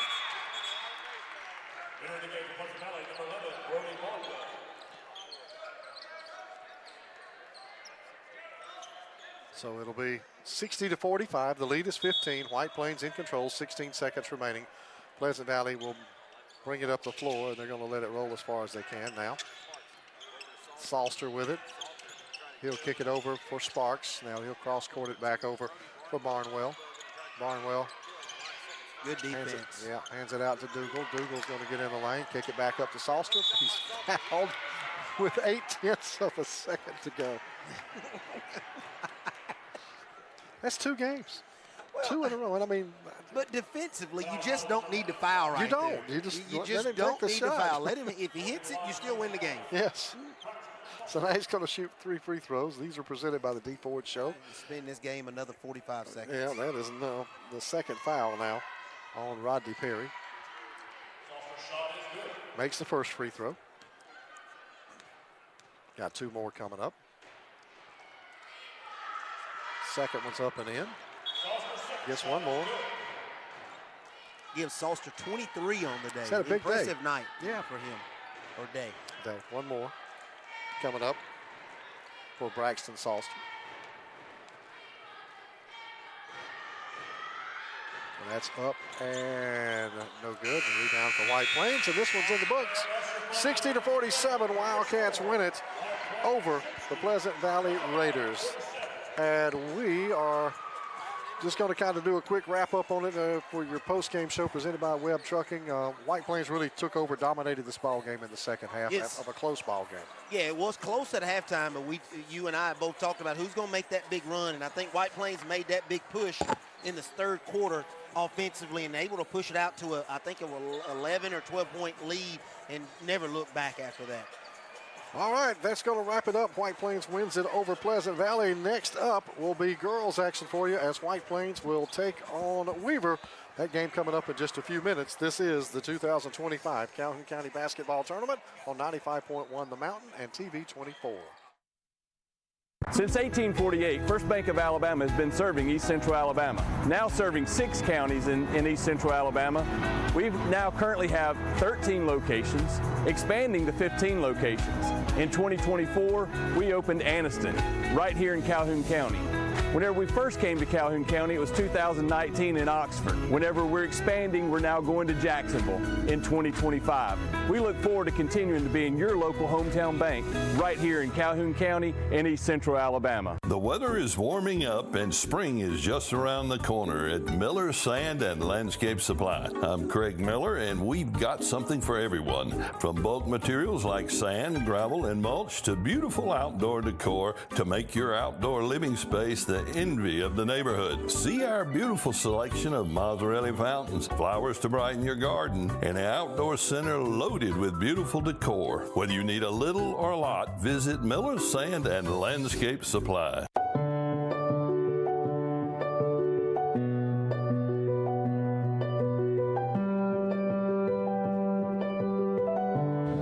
At Bentley Prosthetic and Medical Supply, we care about you. We offer custom prosthetics, orthotics, diabetic shoes, and durable medical supplies. We're located here in Alexandria, Alabama, where it's a country feel but professional care. Come see us today.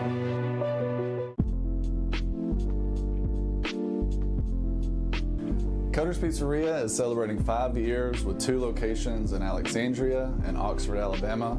Open Monday through Saturday for dine-in, takeout, and delivery. Y'all come on out for our popular 5-pound pizza, wings, salads, pastas, and more. You can find out more about Cutter's Pizzeria at cutterspizzeria.com.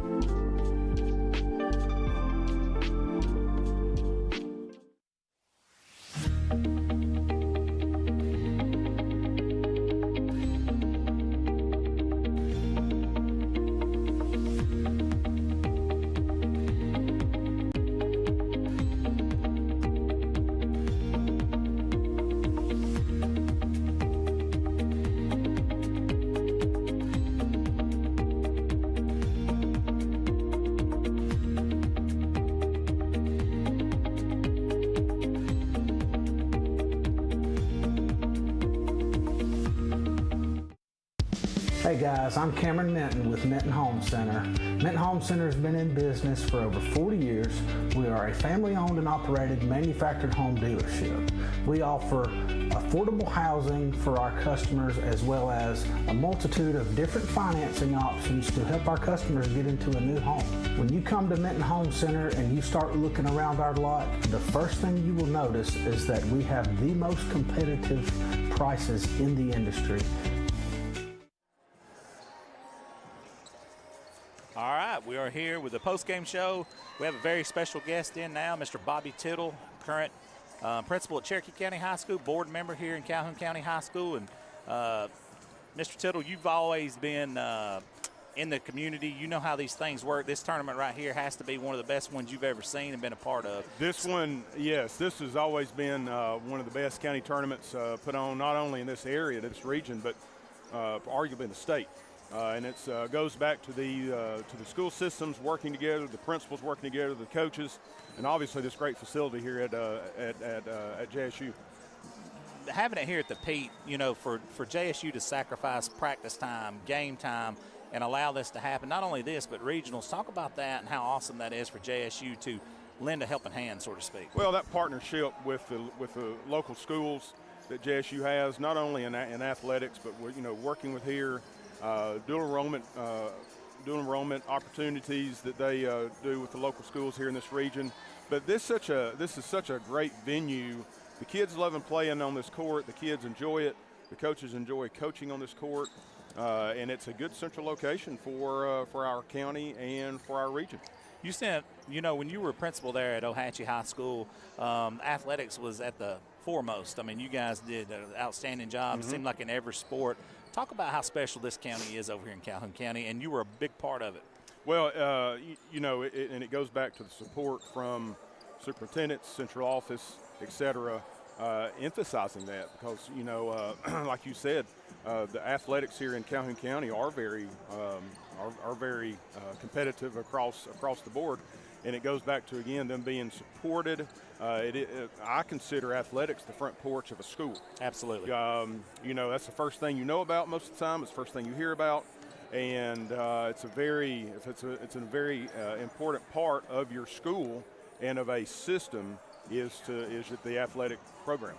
Last night we had Dominic Thomas on, who was at your school at Ohatchee when you were there. When you see a gentleman like him who's went on and had tragedy, overcame that, and then went on and done the things that he's done, how awesome is that to look back and say, hey, you know, he was a part of this Calhoun County? Yeah, Dominique is just a fine individual. He is, like you said, overcame so much in the last, 5 or 6 years regarding his tragedy he went through, and then working his way up from, Union, and then getting a scholarship at Clemson. Now he's at Ole Miss, and I've enjoyed following him and seeing him. I remember the Georgia game. He had huge carries, had a huge role in the Ole Miss's win over Georgia. Absolutely, and that's huge. It's huge. It's huge. And he's such a fine young man. His sister goes to Jacksonville, and every time I see her, she just gives me a big hug. They're just a great family. Absolutely.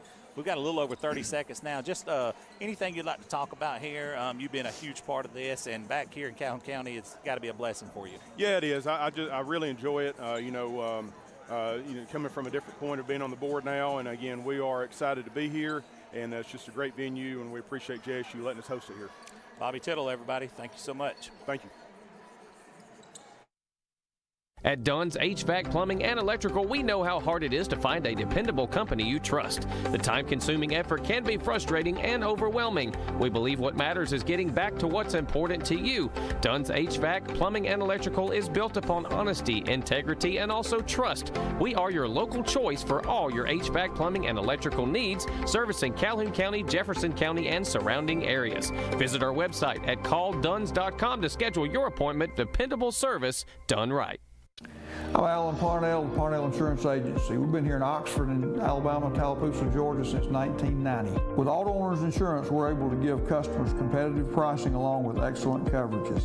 Parnell Insurance can handle all of your personal, commercial, and life insurance needs.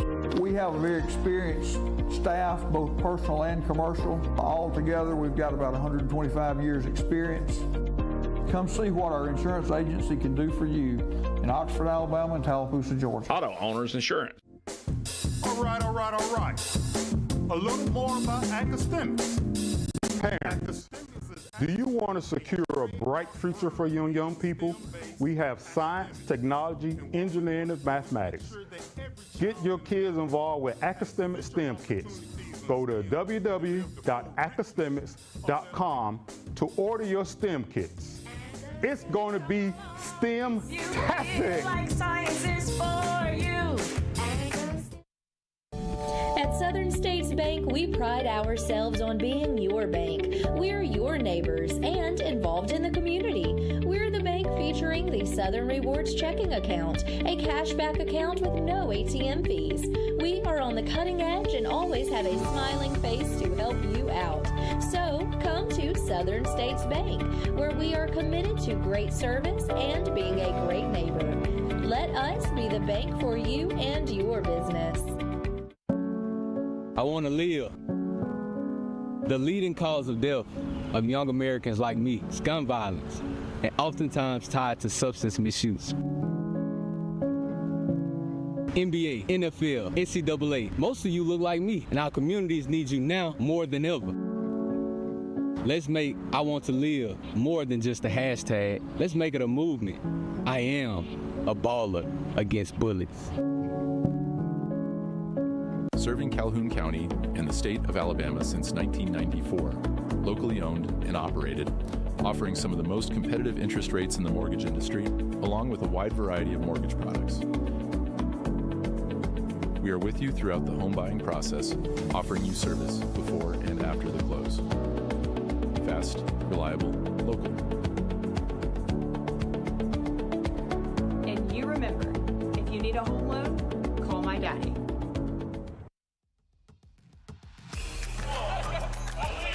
Aaliyah Marks is number 21. Aaliyah is a 5-foot junior here for the Bearcats.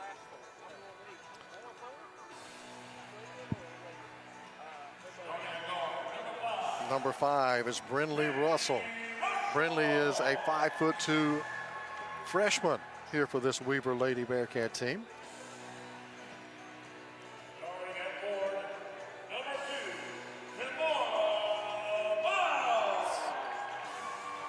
And number two, Nala Haza.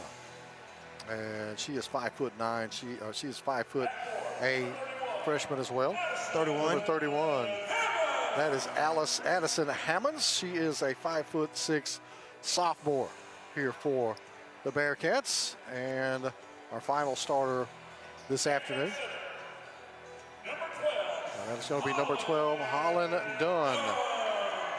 She is a 5'4" freshman. Very, very young Lady Bearcats team getting ready for tournament action this afternoon. Yeah, and a lot of times when you're young, man, you live through you fight through those downs, because in the future you hope those are ups. Now next up it'll be the White Plains Lady Wildcats.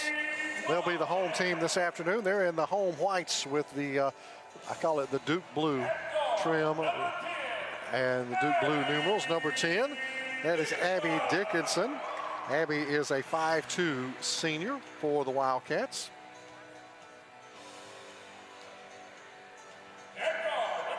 At guard, Callie Sprayberry. She is a 5'3" senior now for the Lady Cats. 11 is going to be Brooksley Hiker. She is a freshman, 5'8". Number 21 is Ella Ponder. Ella is a guard. She stands 5'3". She is a junior. And number 3 for the Lady Cats, Savannah Phillips. Savannah is a 5'7" junior for the Lady Wildcats, as we are just about set to go with our third game of the day. And back to the girls' side of things in this one. And I think what you'll see a lot of times with the girls, you'll see full court, man-to-man, or a half court, zone, whether it be half court or full court. See if they can get some turnovers, see if you can get some momentum on your side early. So we're about ready to roll with this one. We're at 12:09. We're staying pretty close to on time for the day, so not too bad. Yeah. Staying on schedule. Yeah, I haven't even bothered. 15 minutes of it is the announcement of the starters every game. I'm still on that. And then the fouls with 6/10 of a second remaining in a game. Yeah, that's always good. Let's see. We got a new crew out here. So the ball is in the air. The opening tip presented by Big Time Entertainment, and Weaver will control that. And that'll be Marks with it. She will get it right back. Marks will hand it off on the far side for Hammonds. Hammonds will drop it off, and now that is going to be 21, Aaliyah Marks. Marks will give it back up for Hosa, and now over to Dunn. Dunn on the right wing. Bounce it back up for Marks. Marks going to move with the ball, puts up the shot, and draws the foul. That's not a good sign. Yeah, not a good sign at all. And really, you don't want to foul that far out from the basket. No. That personal is whistled on number 22, Callie Sprayberry. That'll be her first, team's first, with 7:34 to go here in the opening quarter. Free throws presented by the D Ford Show, and Marks will knock down the first for Aaliyah Marks. Weaver breaks on top 1-0. The Bearcats in the road reds with black numerals, white trim. Makes them both. So Weaver leads it early by 2, and they're going to come out in pressure in the backcourt. White Plains will get it in, and they'll have Abby Dickinson bringing it up now. She'll drop it off, and they'll swing it over to the right side for Phillips. Phillips put up the shot, no good, and it is tied up on the inside. It'll belong to White Plains on the possession arrow. Maybe I should have had a conversation with the officials when they were over here. Yeah. White Plains gets it in. Here's a look outside for 3. That is no good from Savannah Phillips. Rebounded on the backside by the Wildcats, so by Ella Ponder. Pass is tipped away, stays in White Plains possession as it was knocked away from Abby Dickinson. So White Plains again with the basketball. See if they elect to come outside. They will this time. To Dickinson. Now she'll go back for Ponder. Ponder will move with the basketball. Picks up the dribble, hands it out to Phillips. Phillips swings it around the horn to Dickinson. Dickinson trying to bounce it down inside. The ball is knocked away, tied up again. This time it'll go Weaver's way.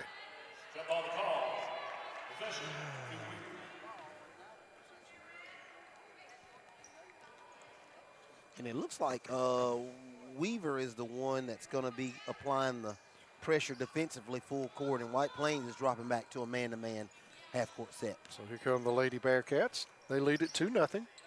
Marks will give it up. Hosa with it, hands it back outside, and now off the hands inside along the baseline. Turnover by Brindley Russell for the Bearcats. White Plains to inbound it. That'll be Callie Sprayberry along the baseline. She'll get it in for Phillips. Throw it away. Threw it away. Uncontested inbounds pass. Thrown away. So it will be Lady Wildcats basketball. They're getting in for Marks, and Weaver will have it again. Russell gets it back to Hosa, top of the key. She'll hand it back off now for Hammonds. Hammonds will give it up over on that right wing. Marks has got it. She'll come back top side for Russell. Russell will move with the ball over on the right wing and loses it. Stolen away by Dickinson. White Plains has it. Wildcats moving it up. Ella Ponder with the basketball ahead to Dickinson. Picks up the dribble, finds Ponder back out near midcourt. Swings it over to the right side now for Sprayberry. And he'll go inside, or try to get to Brooksley Thiker, and knocked away by Weaver. They'll come back with the ball, leading 2-0. Russell has it. Now to Marks. 6:04 to go. Opening quarter, 2-0. Weaver leads it over White Plains. Hosa has it knocked away on the pass. That'll be Dickinson with it. She's going to go coast to coast. Puts up the layup. Good. We're tied at 2.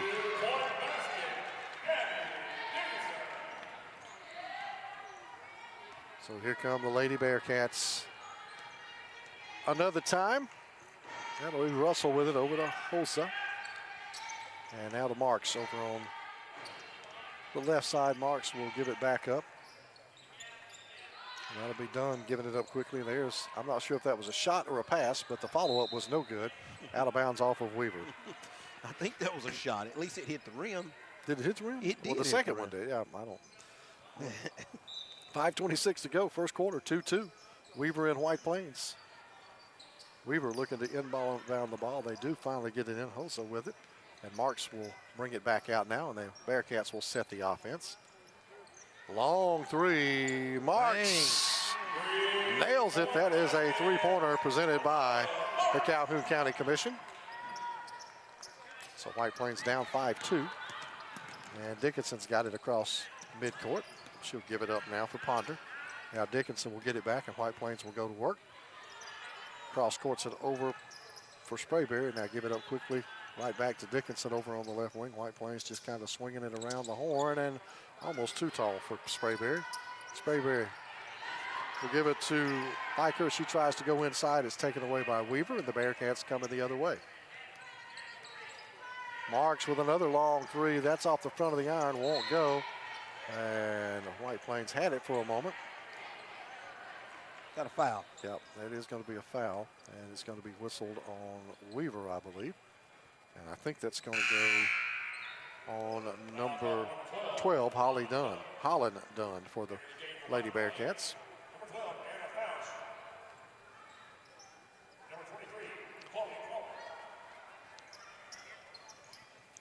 So White Plains will try to beat the pressure, and they're not going to. It's going to be stolen away by Weaver, taken away by Russell. Marks has got it again. Marks at the free throw line, and she's going to be fouled. A push on there. Game started off slow, hadn't it, Grady? A little bit. 5-2. Weaver up by 4:27 to go here in the opening quarter. That foul was whistled on number 12. Excuse me, Ella Ponder, 21. They corrected on the scoreboard there. Outside look for Weaver for three. That's off the mark from Brindley Russell. The rebound pulled down by White Plains and immediately tied up. Belongs to the Wildcats on the possession arrow. And they'll work against the Weaver pressure. Here's Ponder with it. And throws it away. Stolen, and nice pass. A nice pass back to Hosa. Couldn't make the shot, and the ball out of bounds belongs to White Plains. Woo. And there's the pass. Got it into Thiker. Now it'll be Ponder trying to bring it back up the floor. Gets it ahead now for Annabelle Foshi. And it's it over and back. This Weaver full court, this Weaver half court, really three-quarter court pressure is really getting to White Plains now. Yeah, they have struggled with trying to get any kind of flow going against this thing, having a hard time just getting it across midcourt. So not a whole lot of looks. Russell will fire up the long three. That's no good. Rebounded by Thiker and the Wildcats. She'll get it in the hands of Ponder.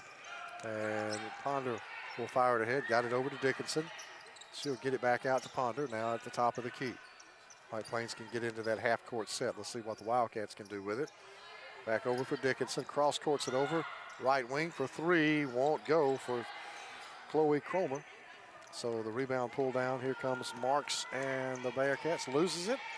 And it'll belong to Weaver, they say. White Plains has got to quit throwing the ball away in this pressure, in this trap, and get it to the open man, of course. But then quit rushing everything. They're rushing everything and throwing the ball away. There's a three buried from the outside by Brindley Russell. And that'll take it to an 8-2 Bearcat lead over White Plains. That three-pointer presented by the Calhoun County Commission. And here is Ponder. Pass over to the right side for Foshi. Now back up top key side, and that is a nice little jump shot by Brooksley Thiker for two. Cuts the lead to 8-4. Weaver on top with 2:54 to go opening quarter.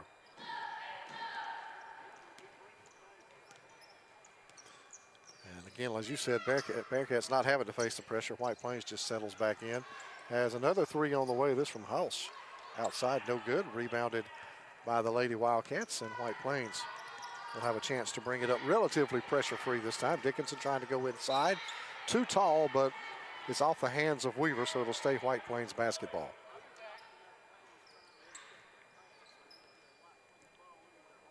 Inbounding the ball will be Ella Ponder. And Ponder will get it in now for Cromer, and the shot from the top will be no good from Annabella Foshi. And it'll be out of bounds, belong to Weaver with 2:26 to go here in the opening quarter, 8-4. Weaver on top of White Plains. Got a timeout, Weaver. 30-second timeout, so we'll keep it here. Grady, what can either one of these teams do to break through here? Make shots. Yeah. I think they got to get the ball down the court first and get in the setup, and then be able to make some shots. Right now, neither team can really get any kind of flow. No, Weaver's not having to deal with the pressure. White Plains is not a pressure defense, so Weaver's able to get into their half-court set. They look like they're settling pretty quickly for those threes on the offensive end. They're doing a great job defensively. White Plains has not figured out the Weaver press. They've had very few opportunities into their half-court set because they've had so much trouble getting it over across court, Yeah, the secret is getting it to that middle of the court in any kind of trap. You get it to the middle of the court, then you can turn and you usually have numbers. So far, they haven't really been able to solve that riddle, so it's been a low-scoring affair, obviously 8-4 with 2:26 to go here in the opening quarter. Weaver out of the timeout will get it back in. Marks will bring it back up the floor. I mean, she's kind of the, I think, catalyst for this Weaver team. She makes everything go offensively. It's going to go through her. Going to spot up for another three. That one is no good. The rebound on the backside by White Plains by Thiker. And they'll get it in the hands of Ponder. And already the pressure in the backcourt, but get it ahead to Dickinson this time. Abby will move with it. She will drop it off over here on the right side. It's chased down by Sprayberry. Get it back over to Dickinson, trying to go inside now for Phillips. Nice. And shot off the glass will not go. Phillips tries to keep it alive. Can't do it. Marks has got it, and it'll be tied up. Possession arrow belongs to the Lady Bearcats.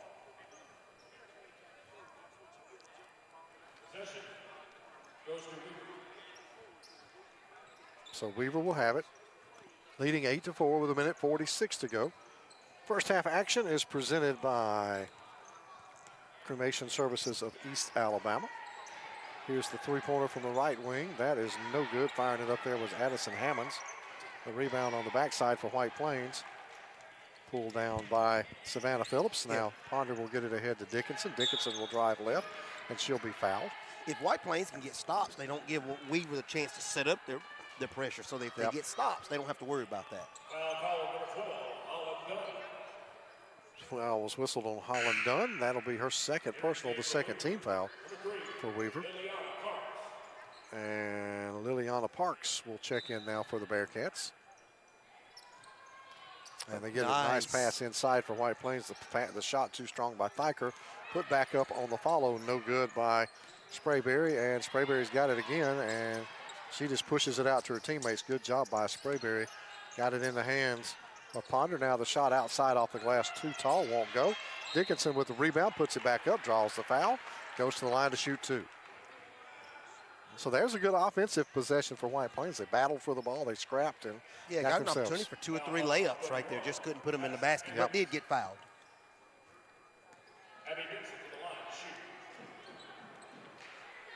And free throws presented by the D Ford Show. First one is good.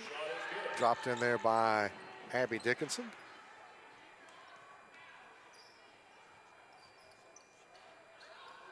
Missed the second one, rebounded by the Bearcats. And now we get a whistle and a foul. Abby Dickinson will get the personal that time for White Plains. Foul starting to mount up, Grady. Yep.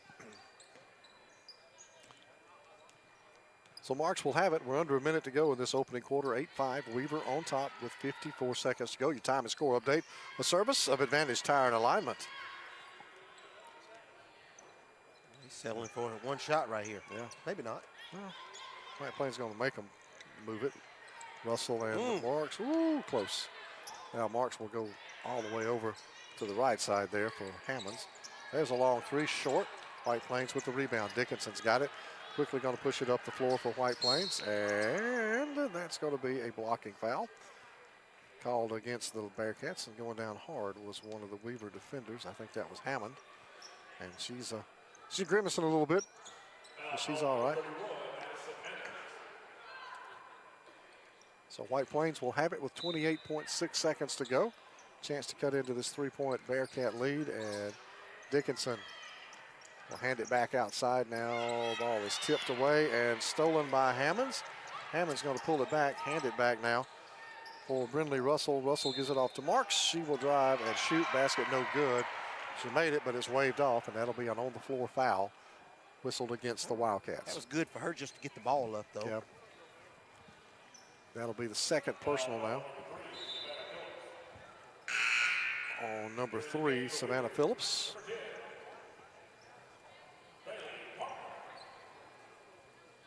Rayleigh Partner will check in, number 10 for the Bearcats with 15 seconds to go. Partner looking to inbound it off the baseline. Bounces it in, and a quick shot will not go by Russell. And White Plains has it with 10 seconds to go. They can perhaps take the final shot. Sprayberry's got it going down inside. And good. Nice little baseline shot for Savannah Phillips. And that's how the first quarter will end. Weaver leads at 8-7 over White Plains. This is the 2025 Calhoun County Basketball Tournament on 95.1 The Mountain and TV 24. Hello, my name is Bob Couch, and I'm the owner of Couch's Jewelers. We are your destination for engagement rings, wedding bands, and anniversary and birthday gifts. We offer a wide selection of the best value diamond jewelry and engagement rings. We even gift wrap every purchase for free. And if you have some jewelry that is broken, no worries. Expert jewelry service is offered in-house. At Couch's Jewelers, our customer service is unmatched. If you'd like a special jewelry item created just for you, please come to see us. Hey, how y'all doing? This is Teresa Garrett from Freedom Tax Service of Oxford, Alabama. Come on down for our new up to $7,000 advance that starts and gets you your money within 24 hours, all the way up to 72 hours. Come on down and see us today. We are open from 9 to 7, Monday through Friday, and on Saturdays are by appointment only. Again, don't be a slave to your taxes. Choose freedom. Repeat for the 2025 Calhoun County Basketball Tournament on 95.1 The Mountain. And we continue now. Second quarter action getting underway. White Plains will have it. And that'll be Dickinson having it knocked away as she drives baseline. She'll get it back now. And White Plains will have another crack at this. Let's see, it'll be Ella Ponder to inbound the ball. Lobs it inside for Thiker. Misses the shot. Looked like she might have got a little contact in there. I'm letting them play a little bit. I'm good with that. I'm okay. Yeah. Here's the shot, or rather the pass inside to Thiker. She's going to come right back out to Ponder. White Plains with a chance to take the lead. And here is Dickinson. Loses the ball. What'd you do, Grady? I hit mute so I could cough. And we're going to get a whistle and a foul. And that's going to be whistled on the inside on White Plains. Marks was driving in there. No shots, though. And that one's going to be on Callie Sprayberry. Her second, team's first here in the second quarter. Pass inside, tied up. Possession arrow, though, favors the Bearcats. They'll keep possession of the ball.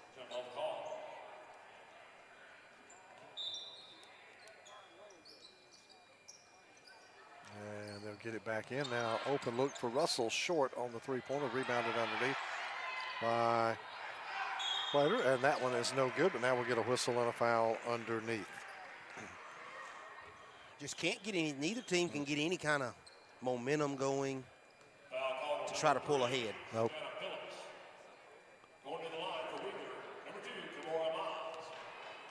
So Haas at the line and rolls in the first one.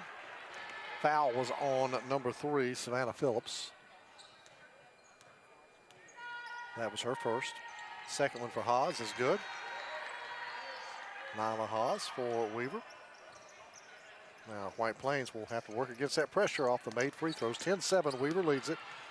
And Dickinson, nice move not to walk with the basketball. Got it over to Ponder. And now she'll work against Marks. And almost threw it away, but Dickinson gets it back, and now Marks picks her up, and just all over the ball is Marks right now. Now open look for Dickinson, won't go. The long three is missed, and it's out of bounds off of Weaver. It'll belong to White Plains.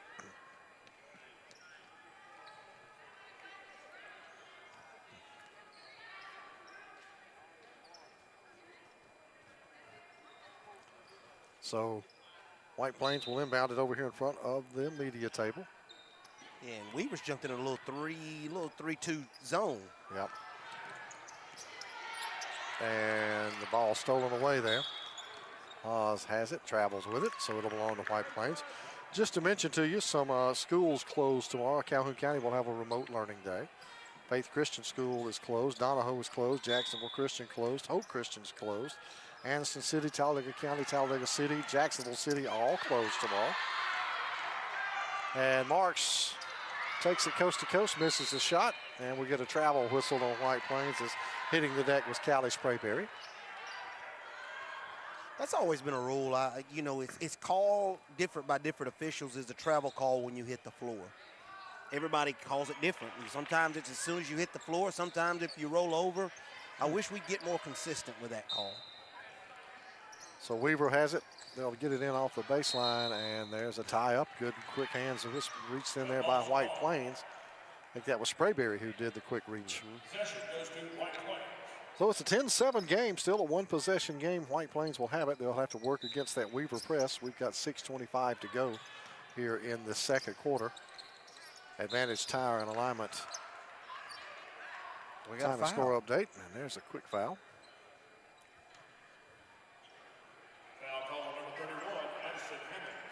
And that's on Addison Hammonds, number 31. Her third personal, team's first here in the second quarter. And that's going to get Hammonds a seat over on the Weaver bench. Checking in for the Bearcats, Liliana Parks, number 3. So White Plains can get into their half-court set. They're going to fire it over for Dickinson. Marks or Howells all over her. Here's the three from the outside, way too strong. Marks will get the rebound on the backside. Marks will fire it ahead, and just saving it. Oh, Hawes. No, she did not. Hawes got to the baseline, thought she was going to save it, took her a little too far. Yeah, that's good pushing the ball up, though. You want to push the ball up the floor any chance you get. But she just pushed just a little bit too far. So it'll be White Plains again with the basketball. And they're going to get it in now. Ponder ahead to Dickinson. Dickinson Thought about taking the three. Now she'll just pull it back. Sprayberry with it. Back over to Ponder. Over to Dickinson, left wing. Now back. You can dribble. Yep. You can dribble. You can. You can dribble. Sprayberry's got it. Left wing back up to Ponder. Now she'll go to Dickinson a little further down that left wing, and Dickinson will bring it back. Cross-courts it over to Sprayberry. Touch it. Give it to Ponder. Look for three from downtown. Misses the shot. Tip back out. Ponder's got it. Baseline. Handed off now. And kicking it back out was Phillips. Passed on the shot. Now Dickinson's got it. Dickinson's going to move in the lane. Come back over to Sprayberry. Puts up the quick three. That was too tall. And out of bounds. It'll belong to Weaver. Lots of touching. Yeah. But just couldn't get the ball in the basket. Yep. So Weaver will bring it back up the floor. Clock rolls with 5:10 to go here in the second quarter.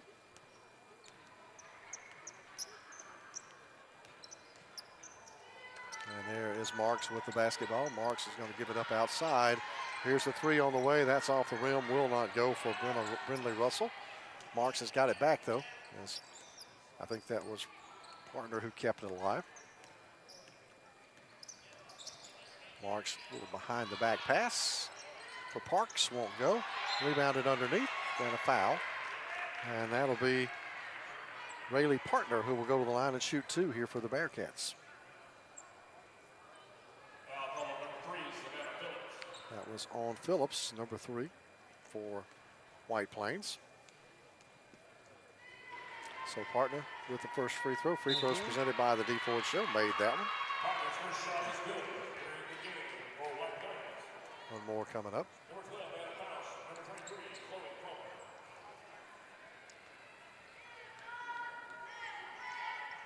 Second for Partner. Good.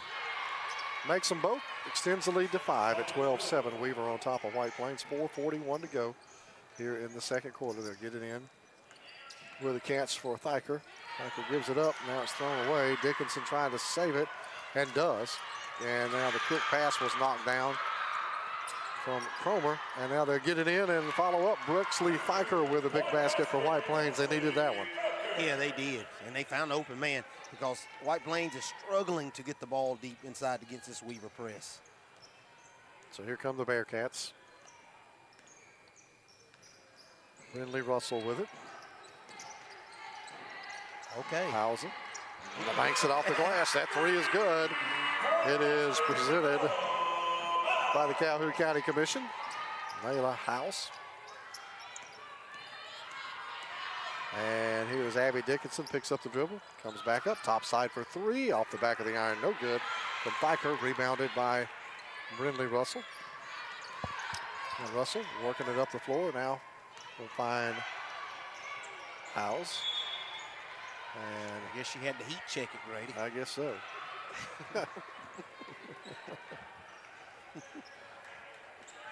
Now White Plains will have it. And there's a throwaway against the Weaver pressure. Howes. Tied up, belongs to Weaver. 3.5 to go, second quarter. Weaver over White Plains, 15-9. Score and time update presented by Advantage Tire and Alignment. Howes gets it in, and the shot is no good. Rebounded on the backside by Thyker for the Wildcats, and White Plains will bring it the other way. This will be Ponder. So swing it over to Cromer. Cromer tries to go inside to Thyker. It's taken away by Howes. They give it back to Marks, and the Bearcats will go to work, leading 15-9.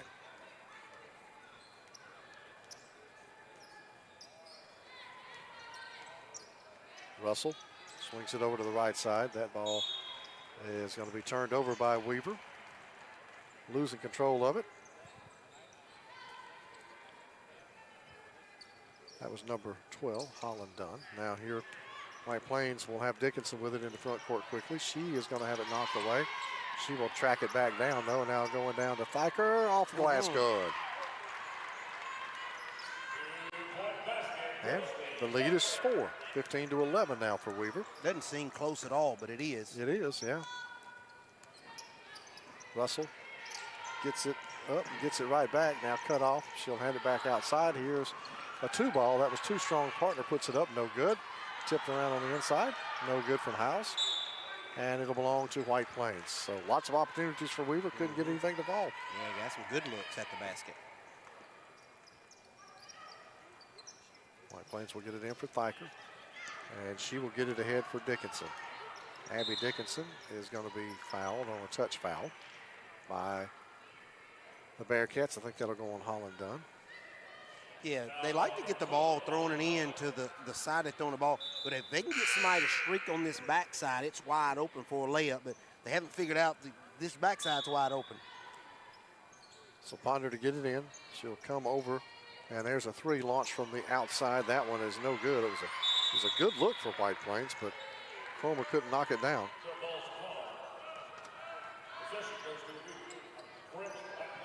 So White Plains on the tie-up will have it with the possession arrow. Get it into Thyker, and she's fouled. Thyker will go to the line to shoot 2, and she's really been the offense for White Plains, getting it into her. Yeah, she has. And it's just not many people scoring. We have 4 people scored for Weaver and 3 people scored for White Plains. So just not a lot of offensive action in this game. Marks picks up the foul. That'll be her first, 3rd team foul on Weaver. 2:11 to go, second quarter. Thyker at the line shooting 2, makes the first.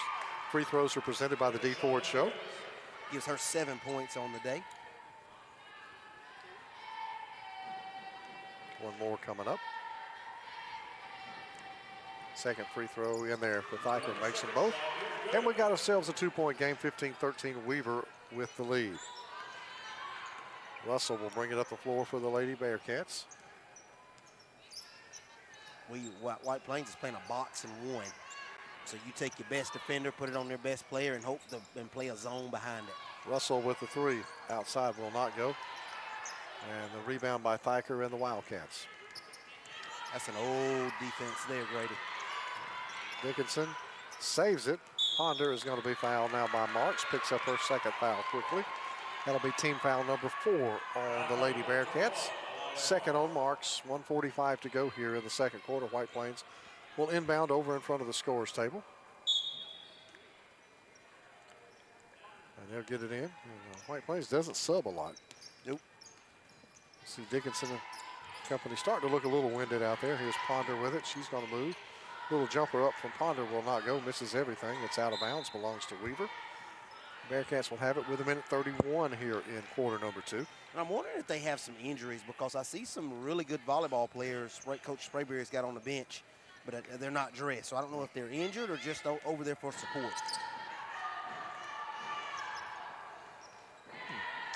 I don't know. Here is Marks. Give it up for Howes. Howes with the shot off the glass won't go. Tipped, kept alive by Phillips. Shot from downtown, no good on the 3 ball from Russell, and White Plains will get the rebound. Dickinson is just mugged over there by Marks, ties it up. I mean, she didn't foul her, I don't think, but, well, yeah, she did foul her. Okay. And that'll be number 5, so that's going to be 3 on Marks, and she picked up 3 quick ones here at the end of the 2nd quarter. She's one of their go-to players. She needs to go to the bench and probably sit for the rest of this half. And I think there's going to be 2 shots. It is.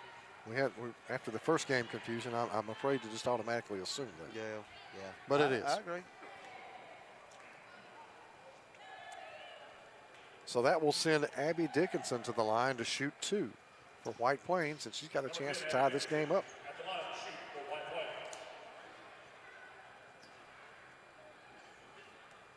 Sets herself. Dickinson lets the first one fly. Good. Free throws presented by the D Ford Show. One more coming up.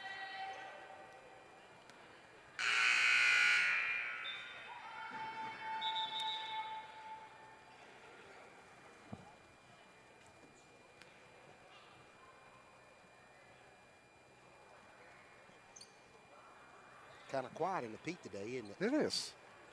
Yeah, I think everybody's by the fire. It's a good place to be today. Yeah, no doubt. On what we're waiting on, I think we got some confusion on what are we doing? Maybe the score or the fouls or I don't know. You know what else is frustrating when you watch college and NBA now? What's the that? instant replays in basketball. There's got to be a better way. They got to go over there. They got to talk in the mic. They got to watch the video, and then they got to come back on the mic and tell everybody what it was. Yeah. Yeah, they got to lean in and tell the announcers. Yeah. Yeah, I don't like that either. Yeah, it slows the game down. What is going on? Coach Cobb comes on the floor, and all of a sudden everything goes kaput. That's what happens. You're blaming him? I am blaming him. Okay. Well, it certainly has been stopped for a while. It's a scorer's issue. Is it a score issue? I see the score from White Plains over. Well, who's the home team?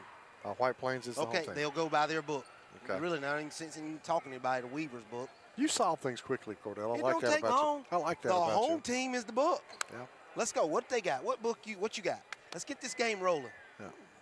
We're going to be here. Well, Chandler's going to be here till 12 o'clock tonight if we don't get this thing rolling. Yeah, our feet by the fire. Yeah. At least you'll be full. Yeah. That's true. That's a plus. You don't have to get up at 4 o'clock. I do. I have to get up at 4:20 in the morning. Who's getting on the bus? Nobody. He doesn't have to. He drives the bus, you know. Oh, that's nice. What are we doing? This is one of those moments when you go back and talk about the national championship game again. So how about Notre Dame and Ohio State tonight? Yeah, I guess. Well, I mean. So I'm going to have to go home and take a nap so I can watch at least the first half of it.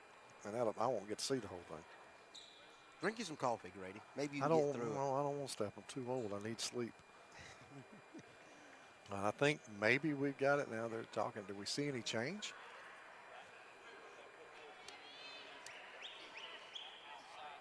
All right, one more free throw. We knew that. Gosh. And they didn't change the score. I don't know what we did. Going to get Coach Cobb off this floor so we can get this game back going. All right, Dickinson now. And the free throw is good. Tie ball game? Tie ball game at 15. Off the hands of Weaver, and it will belong, I believe, to White Plains. Am I right? No, maybe it's still Weaver ball. White Plains. No, Weaver. Wait a minute. Yeah. House Okay. inbounds it. And going to swing it over. Will the Wildcats, or rather the Bearcats. There's a shot outside off the glass. Howes with the. So Haas with the rebound, or with the three-pointer presented by the Calhoun County Commission. And Weaver back on top, 18-15, and there's a throwaway by White Plains. So not the finish the Wildcats are looking for after they tied the ball game.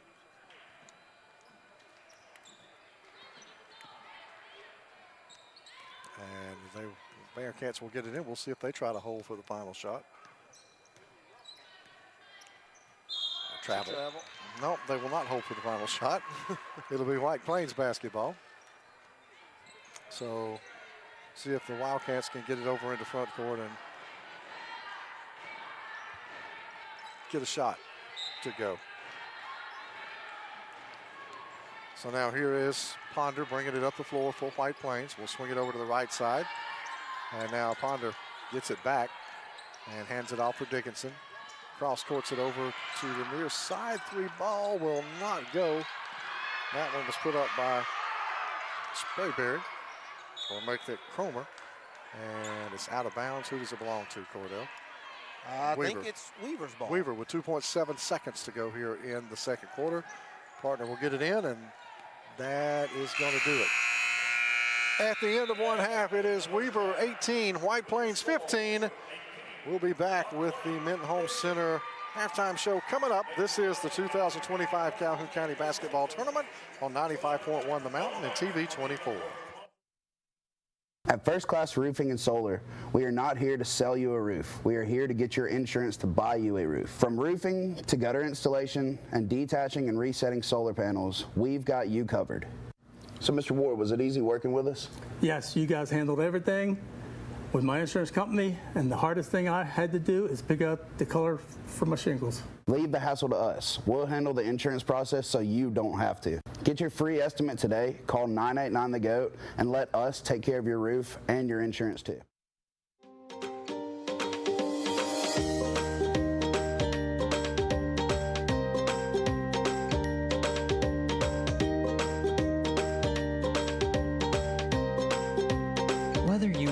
traveling. Or, on the rebound, get with your local Allstate and huddle up to find the best options for you.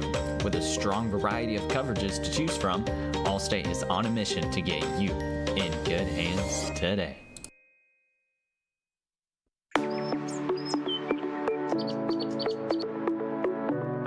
Hey, this is Jason at Reeves Insurance. Just want to say a quick thank you to all of our customers for your support over the years. We now have offices in Aniston, Alexandria, and Oxford in order to serve you better. So stop in and see me or any of our experienced staff and let us shop for you. We'll find you the best price and the best coverage available. Thank you.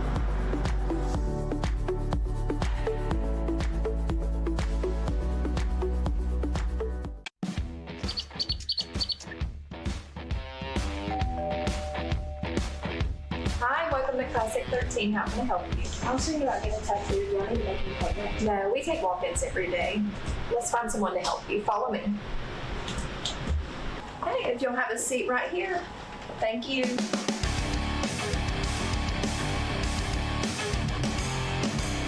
Come down to Classic 13, where good tattoos aren't cheap, and cheap tattoos ain't good. At Alexandria Brake and Muffler, we strive to perform exceptional service using premium quality parts to ensure your vehicle withstands the test of time.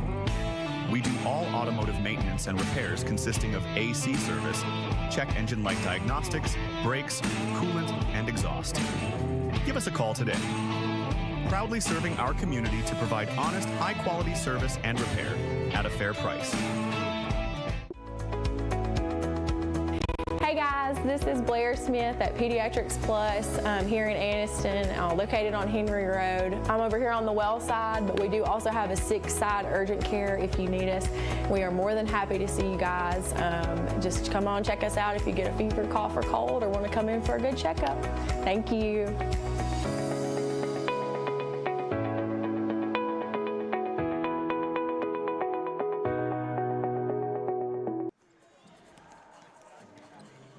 All right, we are here at halftime of the Calhoun County Tournament, and we're here joined by Mr. Cobb, principal of Alexandria High School. How are you doing today, sir? Doing great. Glad to be with you. Hey, a little chilly outside, but it's really warm in here. We got so much we could talk about. We got about 3 minutes to go. I'd like to start out, since your transition, taking it over as principal there at Alexandria High School. You guys have had a tremendous football season. Now you're rolling over into basketball, having very successful basketball seasons for boys and girls. But how's the transition been? And you guys look like you're picking up and moving on like very fastly.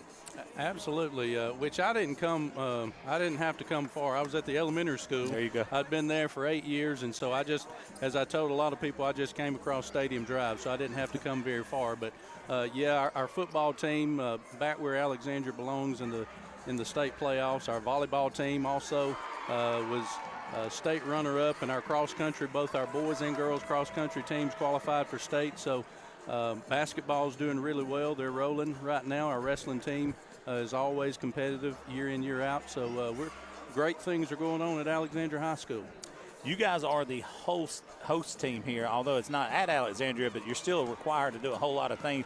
Can you talk about that as being the host of this tournament? Yeah, it's a little different this year. I will say this, before I came on board, the Principals Association voted to have Jody Whaley as the new Calhoun County Tournament Director, and he has been the director over all of the county tournaments up to this point, including basketball, and he's doing a phenomenal job. But as the host school, we're still heavily involved, but a lot of the other schools, it's a different format. 24 years ago, when I started as a first-year teacher and coach, I was at Ohatchee High School, and as I've told people before, every single night of the basketball tournament, I was up there at the ticket booth every single night, and it takes a lot from a school when they're hosting. A lot of people don't realize the behind-the-scenes actions that take place to pull something like this off. But with Jody coming in, he is handling a lot of the day-to-day. We're in touch, and I'm talking to him or texting to him frequently throughout the entire week, and then planning this. As you know, even last year we had some situations with the weather, and we were looking because of the impending weather that's coming in tomorrow. We wanted to make sure and reschedule some games, so he and I were working that schedule out, and it has has been good. We had late nights Friday and Saturday, but everything went smoothly.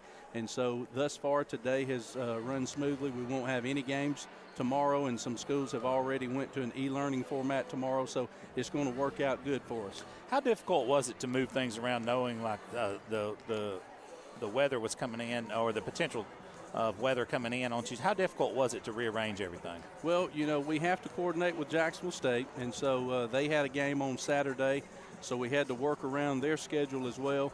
Luckily, we were free on Saturday, so we were able to move some games, some of the Tuesday games into Monday, moved some of the Monday games to Saturday, and we moved one of those other games to Friday. We already had 3 games on Friday, so we just put a later game in there on Friday. So 4 games on Friday, 3 on Saturday, and so it was getting out on front. A lot of times we've had to do it on the back end. We wanted to be proactive and try to move those games on the front end. So luckily we had that day of Saturday.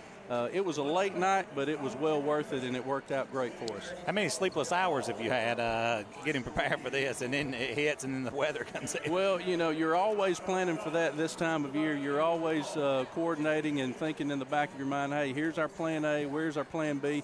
And so Jody and I have worked tremendously or have worked really well, and he's done a tremendous job on that and coordinating with the principals and the coaches and everything. So it has really gone really well considering, you know, the impending weather. Well, we got just a few seconds here. I want to thank you for coming on with us. You working with Jody, JSU working with you guys to put Absolutely. on such a 74th annual, I believe, Calhoun County tournament. It's been fantastic. That's right. We appreciate you all being here and spotlighting and showcasing our coaches and our athletes. This is always, we talk to coaches around the state, and the Calhoun County tournament is one of the biggest and best anywhere in the state. And so we appreciate the media and you guys for being here and showcasing our student athletes. We appreciate you. Thank you so much. Thank you. Since 1848, First Bank of Alabama has been serving East Central Alabama, now serving 6 counties in East Central Alabama. We now currently have 13 locations, expanding to 15 locations. In 2024, we opened Aniston, right here in Calhoun County.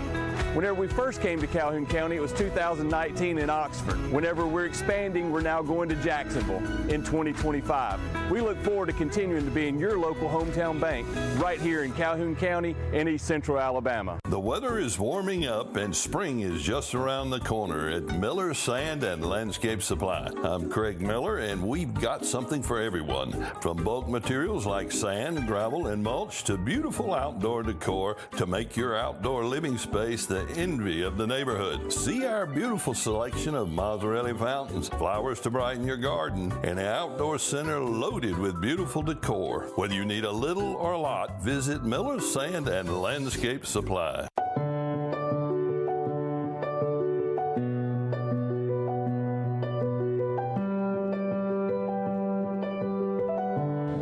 At Bentley Prosthetic and Medical Supply, we care about you. We offer custom prosthetics, orthotics, diabetic shoes, and durable medical supplies. We're located here in Alexandria, Alabama, where it's a country feel but professional care. Come see us today.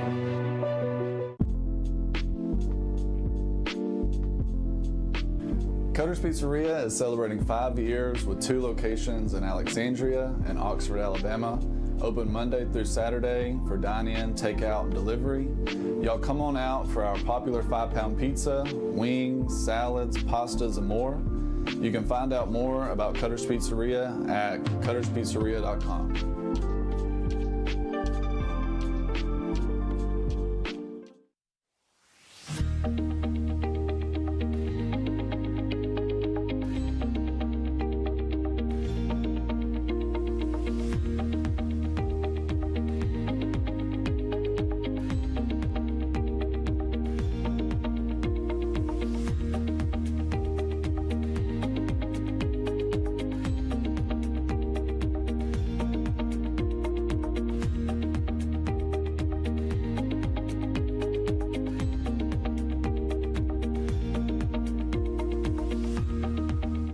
Right, and it'll be Weaver with the basketball. Here is Marks. She picked up those 3 fouls right at the end of that second quarter. We'll have to play carefully. And they're going to hand it outside the house. No good. On the 3-pot shot. Thacker pulled down the rebound, and she'll get it back in the hands of Ponder. And here comes White Plains, fired ahead to Dickinson. And she's going to send it down to Sprayberry. That shot a little too strong. Rebounded on the backside by Weaver. Marks will come out of there with it. And Marks got numbers. She's going to take it coast to coast. She'll lay it up and in off the glass. And Weaver leads by 5, 20-15. And Leah Marks, and now Marks tips the ball.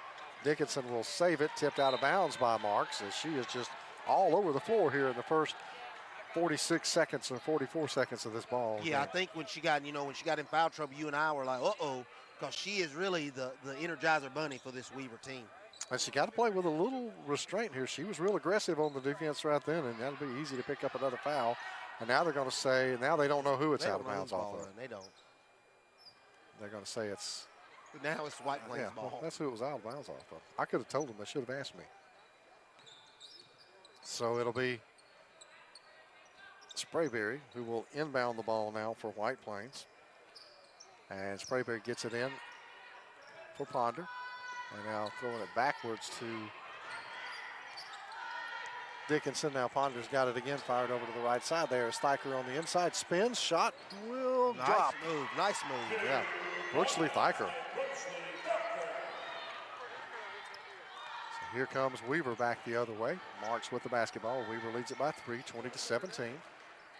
And Renly Russell with a 3. That is powered by the Calhoun County Commission. And there's another one of those 3 balls for the Weaver Bearcats. Make it a 23-17 lead. White Plains beats the press this time. Get it into Dickinson. She is double teamed and fouled. And that's going to be whistled on Addison Hammonds, I believe.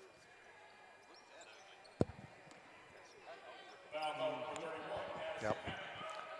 That'll be her 4th, team's first, and Hammonds will have to have a seat, picks up that 4th early, and they'll have to go back to Partner, who will check in the ball game. Riley Partner for Weaver. Nice. Speed inside. Really nice. Oh, Thacker misses the shot. It is tied up. Possession arrow belongs to the Wildcats. She hasn't missed many on the inside. No.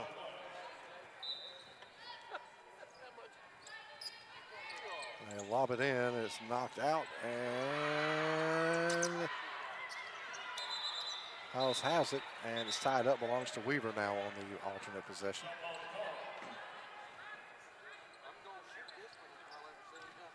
So the Bearcats will head the other way. Leading 23-17. Lead is 6.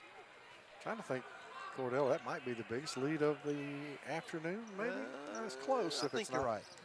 Here is Marks, handed off to Dunn. Now Dunn gives it back up. Russell with another 3.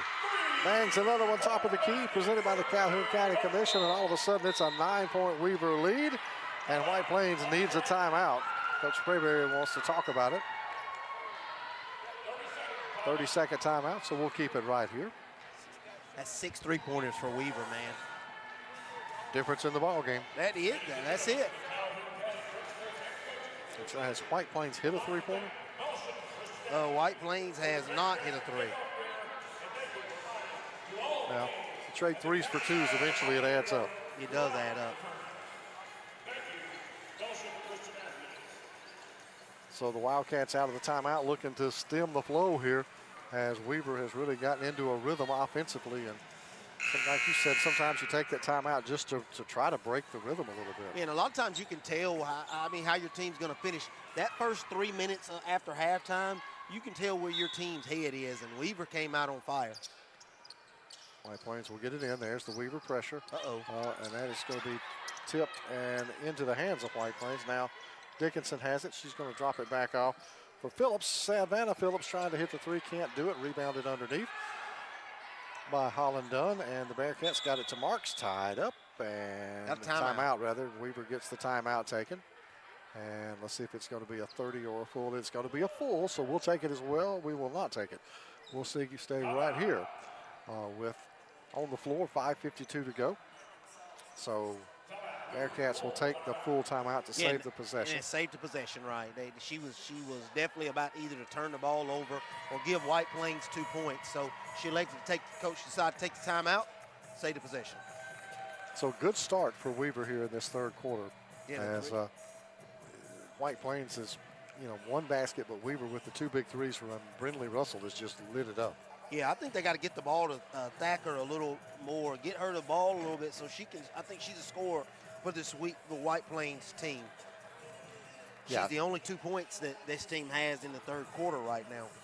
Yeah, she has been the scorer for White Plains, really the only source for consistent scoring for this Wildcats team all game. She's got 10, and the next score, her is 5 for Dickinson.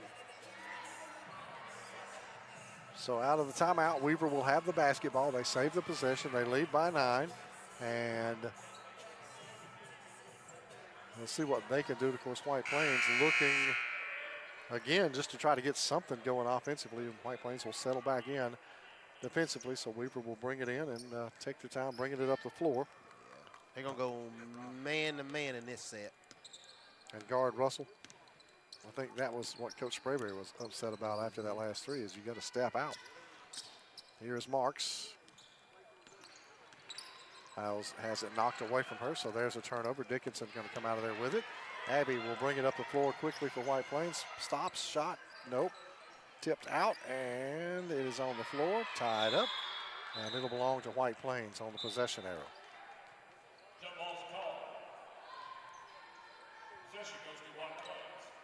So White Plains will inbound along the baseline, offensive end of the floor. Gets it in now for Dickinson. Thought she was going to hand it off. Keeps it now. She'll come up top side for Ponder. Launches a 3. No good, and it is rebounded by Weaver. Now we're going to get a whistle and a foul down there on the floor. One thing that you see a lot, they come up short on the 3-pointers, but they're shooting from the college line. Yeah, and it's confusing. It is, Grady. When you're a shooter, you usually in high school, you go from the furthest line, and that college line is the furthest line, even though they have the high school line. So it can be a little confusing, and I'm going to be honest with you, sometimes high schoolers won't say, I'm shooting from the college arc. And I'm going to be a big dog. Great pass and layup and in for Weaver. Great feed. And partner makes it, draws the foul, gets a chance for the old-fashioned 3-point play. Rayleigh Partner. Let's see who they get. That'll be the second team foul. That is the fourth personal on Savannah Phillips. It is the second team foul now on White Plains here in the third quarter. Partner with a free throw presented by the D Ford Show, no good. Rebounded by Sprayberry and the Wildcats. And now Sprayberry's got it. Going to go down to Dickinson on the baseline. She's going to be fouled by Partner.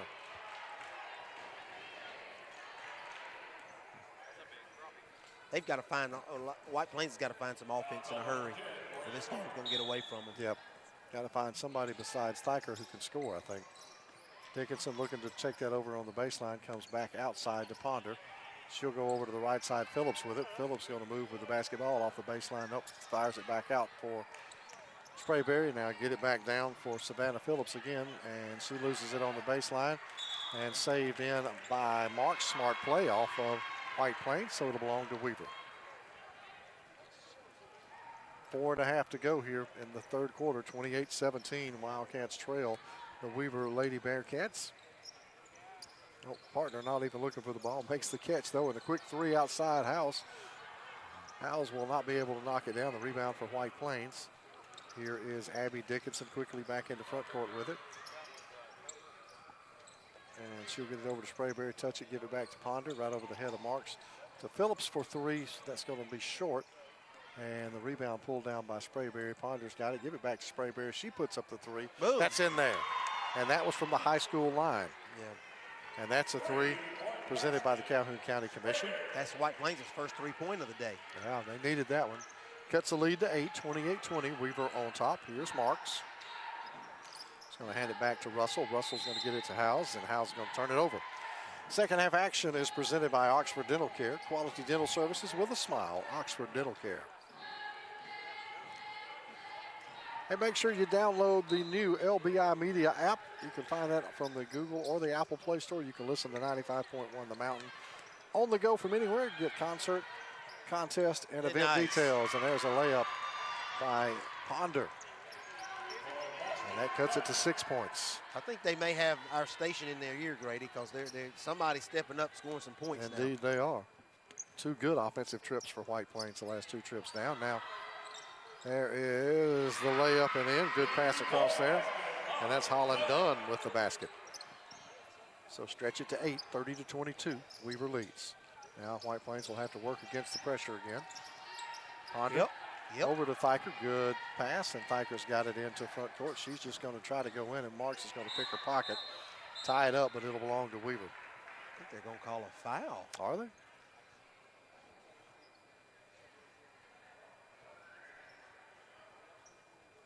They're going to talk about it. No, it is going to be the foul whistled on Thiker. Her second. And the team's third here in the third quarter. 2:56 remaining in the quarter. 30-22, Weaver leads White Plains. The Diamond score update, a service of Advantage Tire and Alignment. White Plains with a little pressure this time. Nice, look down floor. Now Marks right down the floor, lays it up and in. And the lead back to double digits now at 10, 32-22. Weaver on top of White Plains. Throw it over the middle, and you beat the press. As Coach Hunt has been telling you. That's it, backside, backside. Nice. Thiker, nice. And up and in. So Brooksley Thiker continues to score for White Plains. It's an 8-point game, 32-24. Bearcats leading the Wildcats now. Partner, Hausen, no good on the three-pointer. Rebounded by Thiker and the Wildcats. And here's Dickinson quickly back into front court. Dickinson in the lane, little floater off the back of the iron, gets it to drop. And now it's a 6-point game, 32-26. Weaver on top of White Plains. Starting to get some scoring now, Grady. Yeah.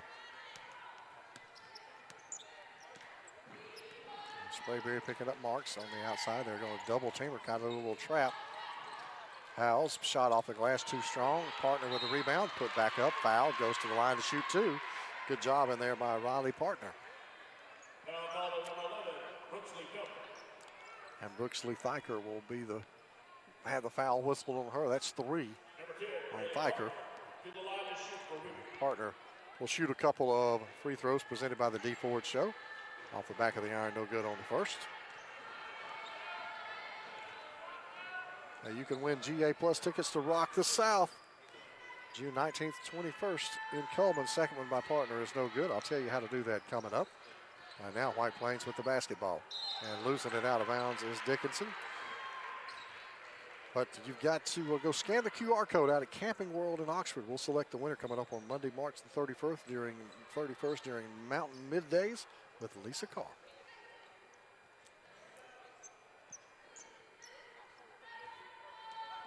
So Howes will get it in. That'll be Russell now with it, top of the key. She'll swing it over to the right side and get it right back, and tipped out of there, tipped underneath and saved, but right into the hands of White Plains. Savannah Phillips with it, fired ahead now for Dickinson. Had Sprayberry down there, didn't pass it off. Gave it to Thiker, and she'll be fouled from behind by Partner. She'll go to the line and shoot 2. Really good job of White Plains pushing the ball, looking to the goal the whole time because there was a cutter going to the basket on the backside. Good job. Well, Brooksley Thiker now will have 2. Free throws are all presented by the D Ford Show. Minute 17, 32-26 here in the third. First free throw is good, make it 32-17, Weaver leading. It really looked like this one was going to get away. White Plains has mounted a comeback. Second free throw is in there and good. 14 points on the night, on the day for Thacker. And the lead is 4 now for Weaver at 32-28.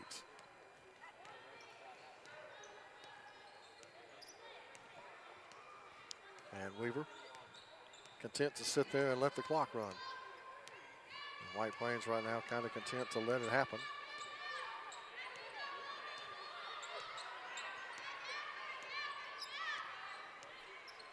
So now they want to start to move. Marks will get it. And she's going to keep it out near midcourt. Now they'll give it back to Russell. Russell's going to look almost be trapped there by White Plains. They're looking to trap the ball right now. Howes has got it.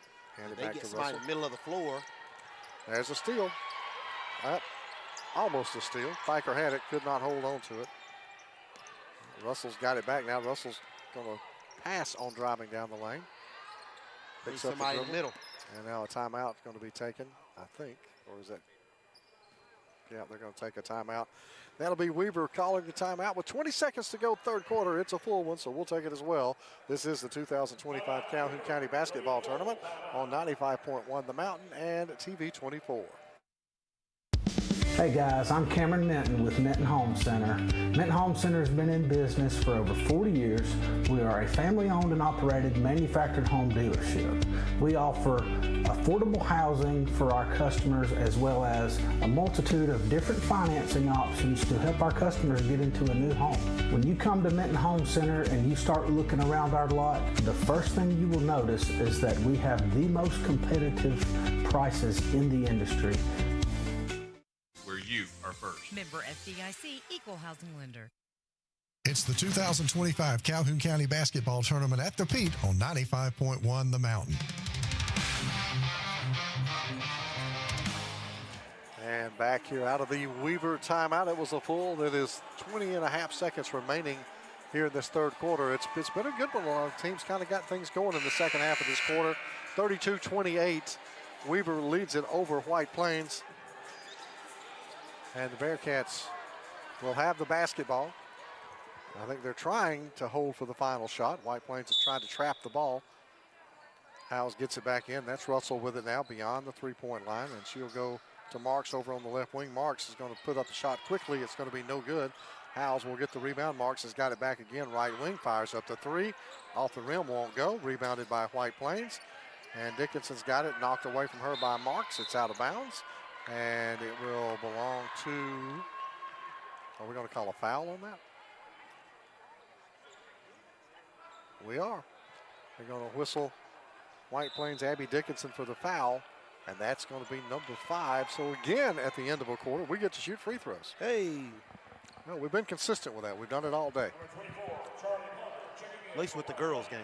With the girls' games, yeah. Even had it in the boys' game. At the end of one quarter. So Marks will toe the line, shoot the free throw here for the Lady Bearcats. Misses the first. One more coming up.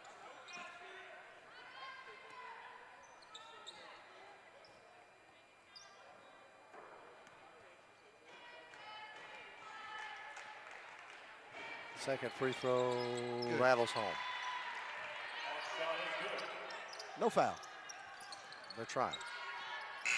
And that'll be the end of the third quarter. 33-28. Weaver leads it after 3. This is the 2025 Calhoun County Basketball Tournament on 95.1 The Mountain and TV 24. At Dunn's HVAC Plumbing and Electrical, we know how hard it is to find a dependable company you trust. The time-consuming effort can be frustrating and overwhelming. We believe what matters is getting back to what's important to you. Dunn's HVAC Plumbing and Electrical is built upon honesty, integrity, and also trust. We are your local choice for all your HVAC plumbing and electrical needs, servicing Calhoun County, Jefferson County, and surrounding areas. Visit our website at callduns.com to schedule your appointment. Dependable service done right. I'm Alan Parnell, the Parnell Insurance Agency. We've been here in Oxford and Alabama, Tallapoosa, Georgia since 1990. With Auto Owners Insurance, we're able to give customers competitive pricing along with excellent coverages. Parnell Insurance can handle all of your personal, commercial, and life insurance needs. We have a very experienced staff, both personal and commercial. All together, we've got about 125 years experience. Come see what our insurance agency can do for you in Oxford, Alabama, and Tallapoosa, Georgia. Auto Owners Insurance. 6257. Cremation Services of East Alabama, a service you can count on. We are back live from the Pete for the 2025 Calhoun County Basketball Tournament on 95.1 The Mountain. And welcome back. Third quarter action or fourth quarter action, make that ready to roll. Weaver with the basketball to start the quarter. Howes outside for 3, off the back of the iron, won't go. Rebounded by Thacker. She'll hand it off now for Ponder, and she'll bring it back up the floor now for White Plains. Fire it over to the left side. Sprayberry for three. No, off the back of the iron. And that is going to be rebounded by Holland Dunn and the Bearcats. Here's Russell. Oh. Tried to stop, changed her mind in mid-step, and that results in a travel.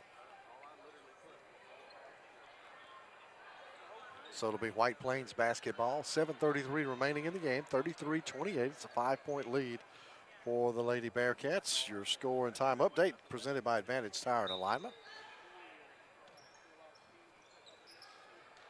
Now White Plains go back to work, try to get this thing a little closer. Here is Dickinson. Picks up the dribble, comes back out to Ponder, goes over to the right side for Phillips. She's going to get it right back. And there's a tall pass. Sprayberry saves it. Inside to Thyker, free throw line. Give it back up to Phillips, right wing for three. No. Just not dropping from the outside for the Lady Wildcats. They're not. And the next 2 or 3 minutes is going to be critical for White Plains to get back in this game. I mean, they're close, but they don't seem to be able to stop Weaver on a consistent basis. Marks misses the shot from the baseline, and White Plains has got numbers. They get it down to Dickinson, hits the corner of the glass, rush that layup a little bit, and it'll be out of bounds off of Weaver, so it'll belong to White Plains. They'll get another chance at it.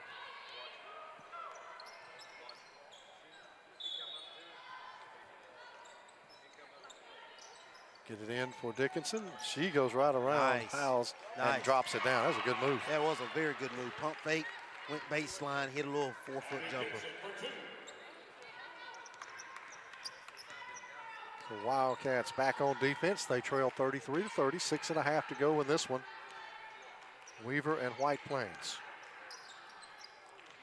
As Russell thought about the three. Now she's going to swing it over to Partner.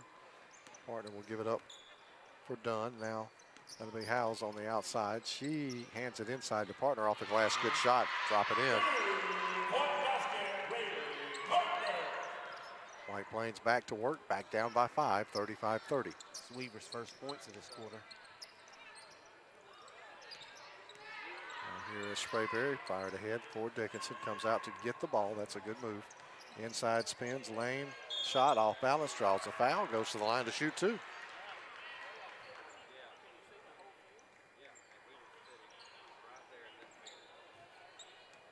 So Abby Dickinson will go to the line. That foul is going to be on Holland Dunn. That is number 4 on Dunn. First team foul here in the fourth quarter. 5:54 remaining. Shot up off the back of the iron. No good for Dickinson. One more coming up. Free throws presented by the D Ford Show.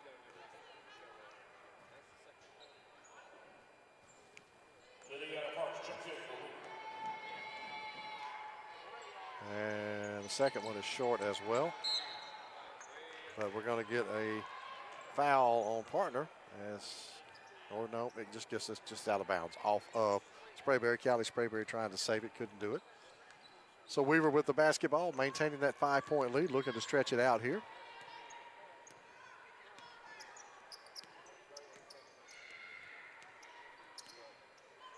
Yeah, White Plains going to have to put some pressure on the ball. I mean, Weaver doesn't really have to score anymore. No, they can start to kind of bleed this thing down a little bit. We saw them do that at the end of the third quarter just a bit, but they're not looking to stall just yet. Partner's got it over. Make that actually. There's not any rush though. No, no need to be. Liliana Parks. Now there's Marks from the top of the key. No good. Marks didn't get the memo. No. So White Plains will have it coming the other way. Still trailing by 5.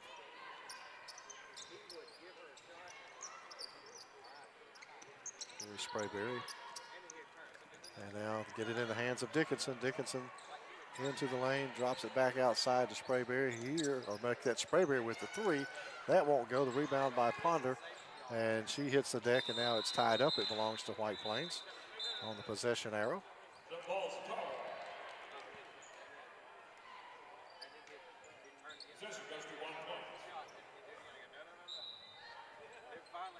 Ponder to inbound off that baseline. Finds Dickinson. Give it right back to Ponder.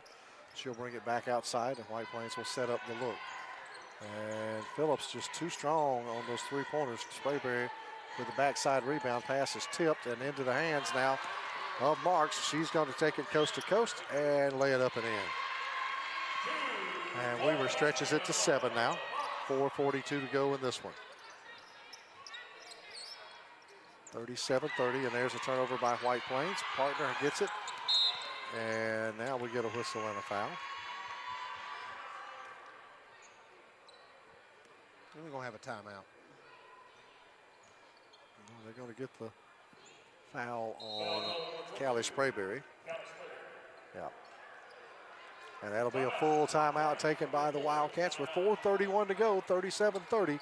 Weaver leads it. This is the 2025 Calhoun County Basketball Tournament on 95.1 The Mountain and TV 24. All right. A little more about academics. Parents, do you want to secure a bright future for young people? We have science, technology, engineering, and mathematics. Get your kids involved with academic STEM kits. Go to www.academics.com to order your STEM kits. It's going to be STEM-tastic. Like science is for you. The Pete for the 2025 Calhoun County Basketball Tournament on 95.1 The Mountain. 4:31 remaining in this one, 37-30. Weaver leads it over White Plains. Girls action here from the Pete. I'm Grady Sapp alongside my partner Cordell Hunt. And of course, coming up, more basketball on the way for you. Next game up is O.H.A.P and Donahoe coming up in boys action. Excited to see O.H.A.P boys play. I heard they've been having a really good year. They are having a very good year so far. And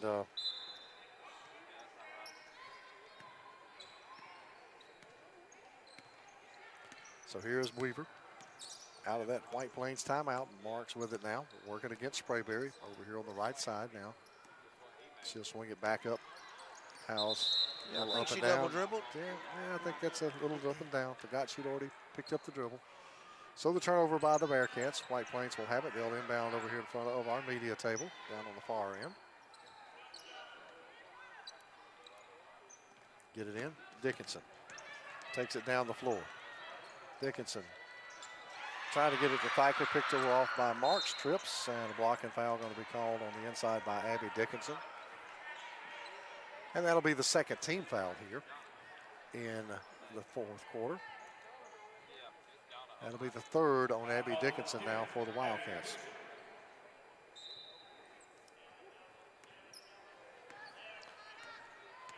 Back up the floor. It'll be Howes just taking it right down the lane off the glass. Drops it in. And that lead is now 9. We were stretching it a little bit as we go under 4 to go at 3:50 to go in the ball game. It is 39-30. We were leading it over White Plains. Ahead to Dickinson. Here come the Wildcats. Dickinson cut off on the baseline by partner. Good job defensively. And the possession arrow will belong to the Weaver Bearcats. And they turned it up defensively, Weaver has. And they're up 9, and it almost feels like if White Plains doesn't make a move in the next minute, then this game's probably over. Marks has got it. She's got numbers 2-on-1. She's going to dish it off the partner. Didn't handle it. And it'll come the other way for White Plains. Yeah, you'd like to see her dish that ball just a little earlier and give her, Parks a partner a chance to kind of pivot set for an easy layup. Yeah. Put her in a bad spot right there. Here's the pass to Dickinson over on the left wing now. Throws it away. Marks has got another steal. And it is taken away from her this time. And she and Sprayberry go to the floor. Marks all over everywhere.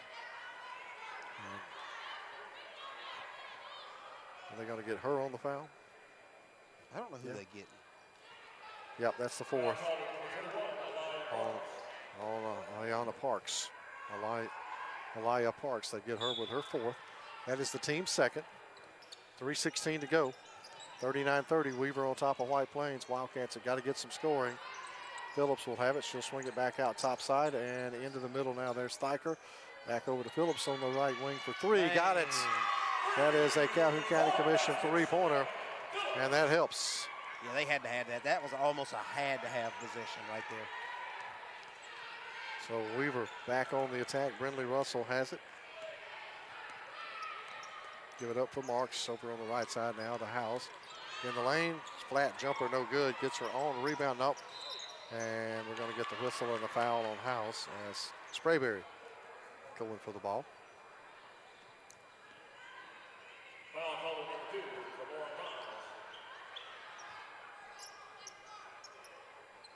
So White Plains now down by 6. Still just a 2-possession game. Cordell with still 2.5 to go. She traveled.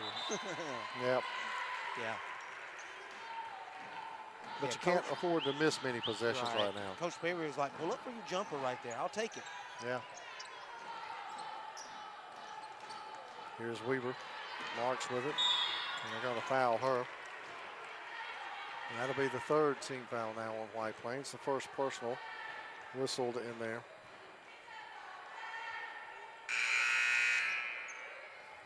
I think that should be, no, that's number 5 on Savannah Phillips.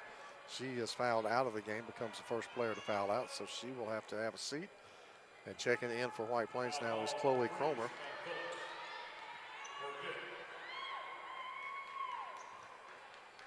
So that sends Marks to the line to shoot 2 here for the Bearcats. Stops the clock with 2:27 remaining. And now, no, they're not shooting. Okay. Yeah. Coach Sprayberry was like, why are we shooting free throws? It's only the 3rd team foul. Well, we're not. Now they get it in the house. Now we'll shoot free throws as she's fouled on the shot. I think they're going to get Ella Ponder on the foul.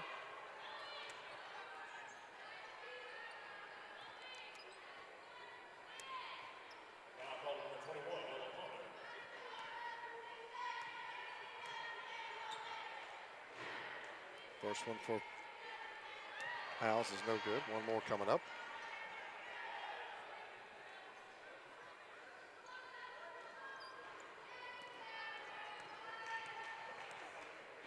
Here's the second for Nyla Howes. In and out won't go. Rebounded by Sprayberry and the Wildcats. Get into the hands of Ponder. Here comes White Plains down by 6. Yeah, if I'm White Plains, I'm looking for Thacker if I can. Oh, is she okay? And now the ball coming the other way for Howes. Both players are down, Marks and Ponder. And a whistle and a foul on the other end. And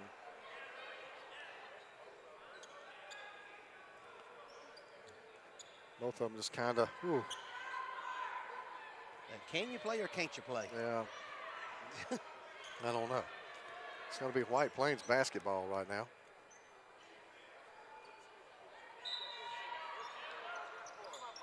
Ponder's got it after kind of taking a lick on the floor. They get it ahead to Thacker. She gets it down to Cromer, and Cromer is fouled. And if you're Weaver, that's the last thing you want to do at this point is foul him. You definitely don't want to foul, and if you're White Plains, you got to find your hot hand, Thacker. She's the only one really been able to produce points, really her and Dickinson.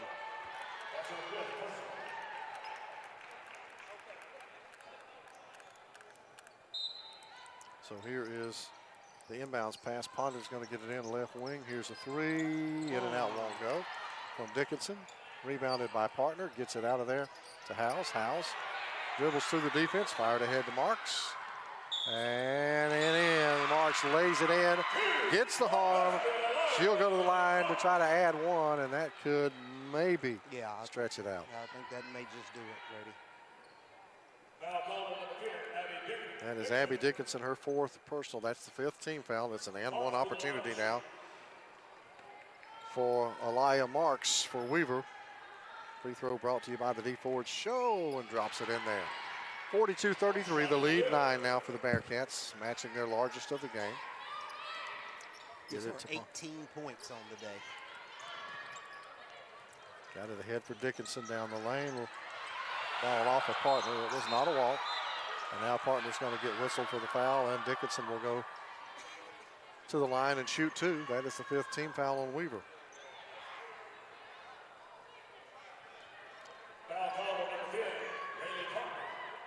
Laylee Partner, that's 3 on her.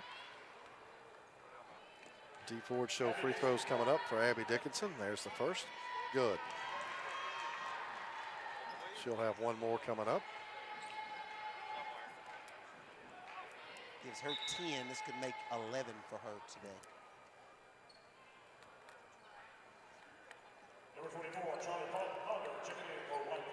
Cuts the lead back to 8. 42-34. Second free throw is in there. So the lead 9, still a 3-possession game for Weaver with 1:40 to go. Yeah, if you're Weaver, you don't want to rush anything right now, but don't turn the ball over like that. And the possession arrow belongs to White Plains. Good job by the Wildcats with that trap. Yeah, she's got to get the ball out of her hand. Yep. And we're going to get a whistle and a timeout, I believe. No? Not a timeout. Not now, a timeout for Weaver. And that'll be a full, so we'll take it as well. 1:34 to go. Weaver leads at 42-35. This is the 2025 Calhoun County Basketball Tournament on 95.1 The Mountain and TV 24. At Southern States Bank, we pride ourselves on being your bank. We're your neighbors and involved in the community. We're the bank featuring the Southern Rewards checking account, a cashback account with no ATM fees. We are on the cutting edge and always have a smiling face to help you out. So come to Southern States Bank, where we are committed to great service and being a great neighbor. Let us be the bank for you and your business.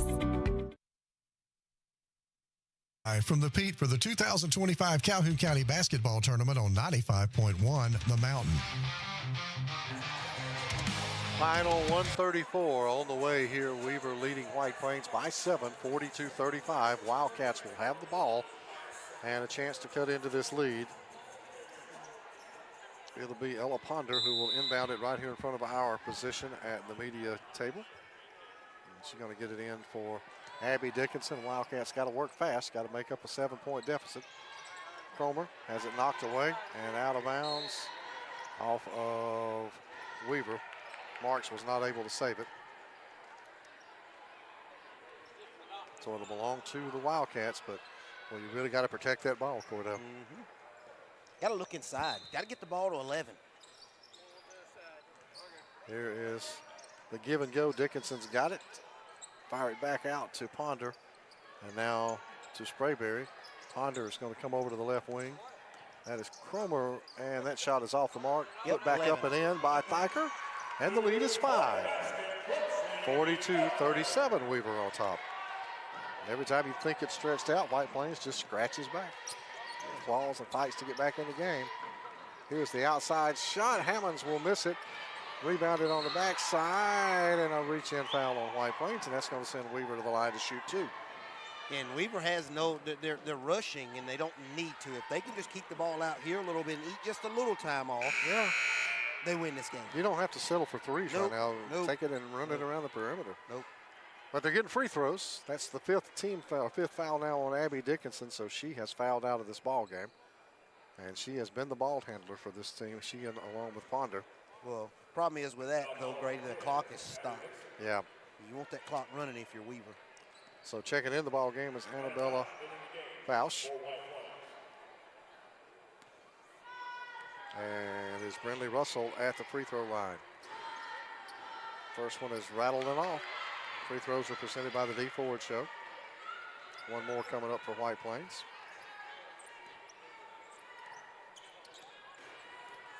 Russell sets herself, puts up the free throw, and does not drop. And the rebound is going to be pulled down by the Lady Cats by Fausch.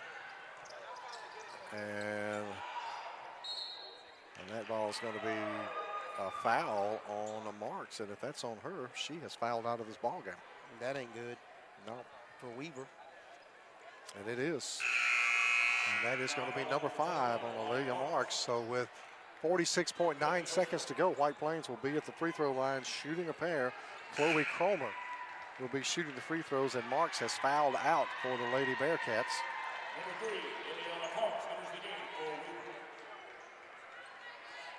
That's a big blow.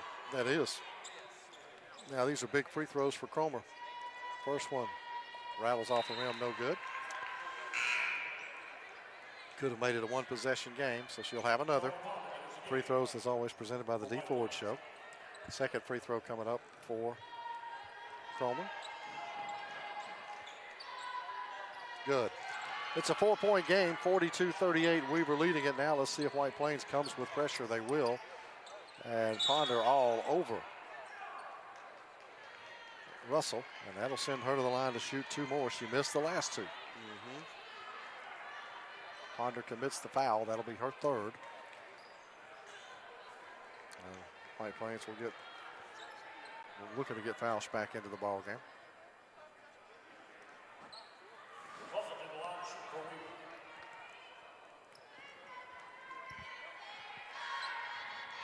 First free throw is good. That's a big one. That made it a 2-possession game, which it was a 4-point game, but this, you could take it out, and the worst that could happen in 2 possessions is you could be tied. That's correct. So one more coming up. And that one's off the rim, no good. And Cromer will get the rebound over to Sprayberry. Now get it to Ponder. Here comes White Plains. They've got to move quickly. Don't foul, Weaver. Don't foul. You got to let them shoot. Don't foul. It's Ponder. Don't foul. Free throw line outside to Cromer. Got to shoot. 3 ball on the way. Won't go. Tipped around by Partner. Into the hands of Fausch. Misses the putback and the rebound by Partner. And we'll get the foul and come to the other end. And Weaver will have free throws. Rayleigh Partner will have the free throws on the other side. Yeah, barring some kind of miracle, I think that's going to be it. Yeah, Thyker commits her 4th. And Partner will have 2.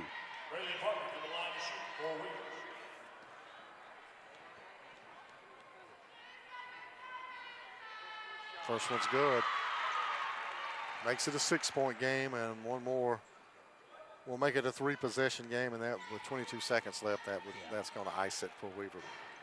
Second one misses. Don't foul. Thyker with the rebound. Weaver going to back out of the pressure, as they should. Ponder will bring it up the floor and knocked away by Hammonds into Partner. Got it ahead to Russell, and they will commit the foul with 10 seconds to go.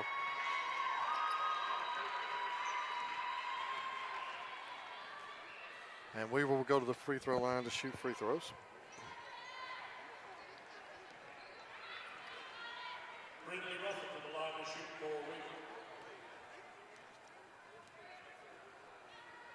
First free throw for Russell is good. Grady, I can remember our first year of basketball where we didn't shoot free throws well. I decided to make an adjustment, and we'd usually practice for an hour, 45 minutes a day, and at least 30 minutes would be put for free throws. At least 30 minutes of that practice. That's good. They are important on stretching games like this. Final 6 seconds. Weaver's going to get the win over White Plains.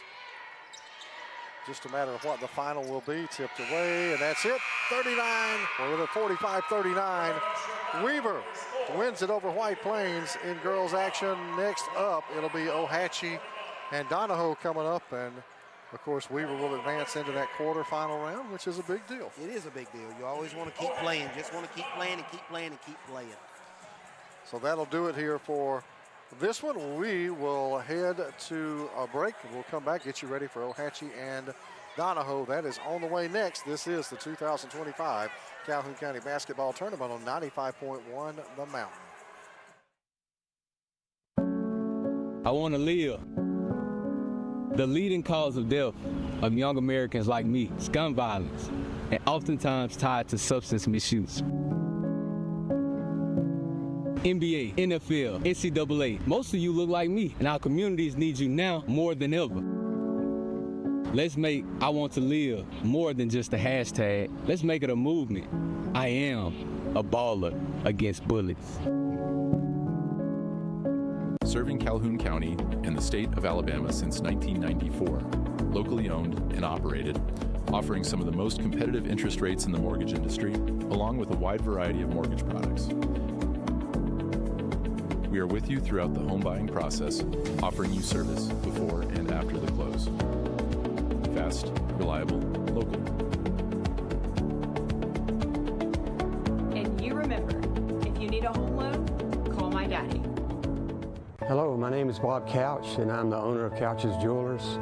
We are your destination for engagement rings, wedding bands, and anniversary and birthday gifts. We offer a wide selection of the best value diamond jewelry and engagement rings. We even gift wrap every purchase for free. And if you have some jewelry that is broken, no worries. Expert jewelry service is offered in-house. At Couch's Jewelers, our customer service is unmatched. If you'd like a special jewelry item created just for you, please come to see us. Hey, how y'all doing? This is Teresa Garrett from Freedom Tax Service of Oxford, Alabama. Come on down for our new up to $7,000 advance that starts and gets you your money within 24 hours all the way up to 72 hours. Come on down and see us today. We are open from 9 to 7 Monday through Friday, and on Saturdays are by appointment only. Again, don't be a slave to your taxes. Choose freedom. At First Class Roofing and Solar, we are not here to sell you a roof. We are here to get your insurance to buy you a roof. From roofing to gutter installation and detaching and resetting solar panels, we've got you covered. So, Mr. Ward, was it easy working with us? Yes, you guys handled everything with my insurance company, and the hardest thing I had to do is pick up the color for my shingles. Leave the hassle to us. We'll handle the insurance process so you don't have to. Get your free estimate today. Call 989-THE-GOAT and let us take care of your roof and your insurance too.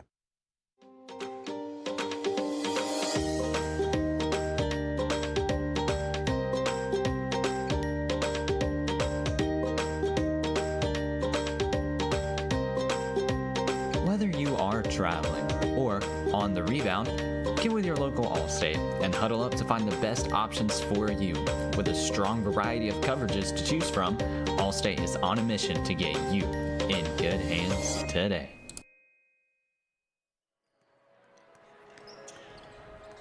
All right, we are joined here in the post game with Coach David Dearman. And Coach, you're going to be honored tonight.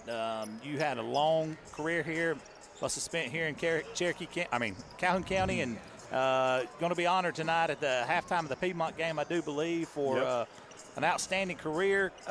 Can you look back at the career? I mean, you could sit here for hours and talk about all the experiences and great things, but you were born and raised here, went to college, came back here, and been able to finish your career here. Can you even put into words what that means? Well, you know, like you said, born and raised here, and I mean, I was coming to these county tournaments when I was big enough to walk. My daddy coached here for 30 years. My granddaddy coached here for over 30 years, at both Weaver and Jacksonville. So I've been associated with Calhoun County sports, I mean, probably as long as anybody here, my whole life. That's all I've ever known. I've been to every county tournament since I've been born. And this is a special place up here to me. So you've been a part of everything from state championships, county championships, and all that. Yep. Throughout history, what are some of the most memorable things that step out and just kind of, as soon as you think of them, it just brings joy to your face? Well, I mean, even going back to my playing times, I mean, I never played in the state championship. We got close. We made it to the semis in baseball and football when I was in high school. And then, I was fortunate enough to get to play for Coach Abbott up here at Jacksonville State. And, we had some really good runs up here with Coach Abbott.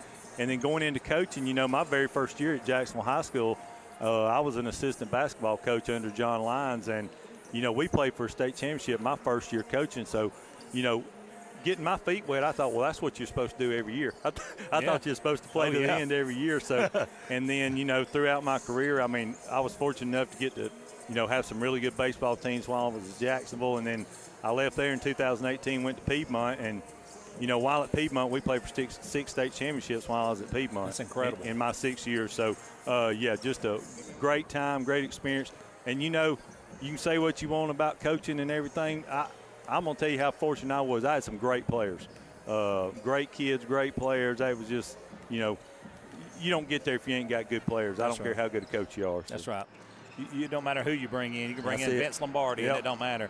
Coach, when you are at these events like this and the whole county's here, and you see guys that you were in a big part of their life growing up and coaching them, and now they got kids, and some of those kids may be playing in this tournament, or you just see them doing well out in the community. How does that make you feel as a person, knowing that you helped this young man in life, not just on sports? Well, you know how it is now. I mean, you're a father figure to. I mean, you're a father figure to a lot of kids these days. I mean, unfortunately, you know, in the world we live in, you know, they may not have a positive male influence in their life. You are a father to a lot of these kids growing up, and I mean, to me, it means so much because it wasn't.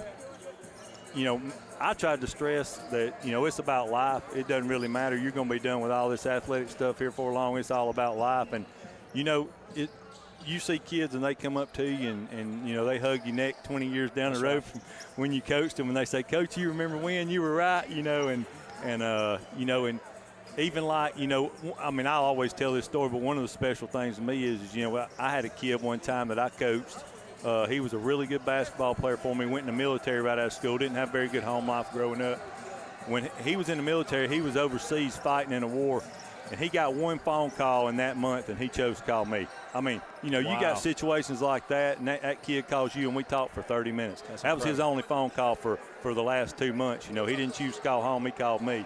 And, you know, you got things like that mean a lot. And, you know, like I said, it's all about the kids you coach and what they do down the road, and, you know, how their life turns out. That's the most important thing. Coach, that's incredible. That gentleman had one call and called you. That's awesome. That's it. That is a testament to what you've done here in this county, and we appreciate you from a media standpoint, and I know they're going to show you appreciation tonight, and well-deserved. Thank you so much for joining us here post-game, Coach. Yes, sir. Thank you. Thank you so much.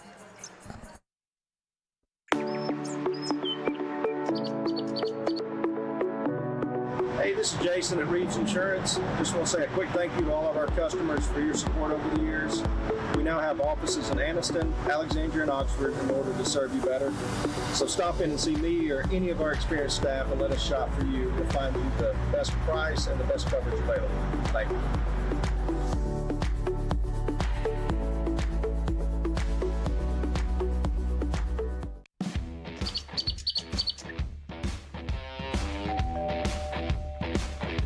Hi, welcome to Classic 13. How can I help you? I was thinking about getting a tattoo. Do I need to make an appointment? No, we take walk-ins every day. Let's find someone to help you. Follow me. Hey, if you'll have a seat right here. Thank you.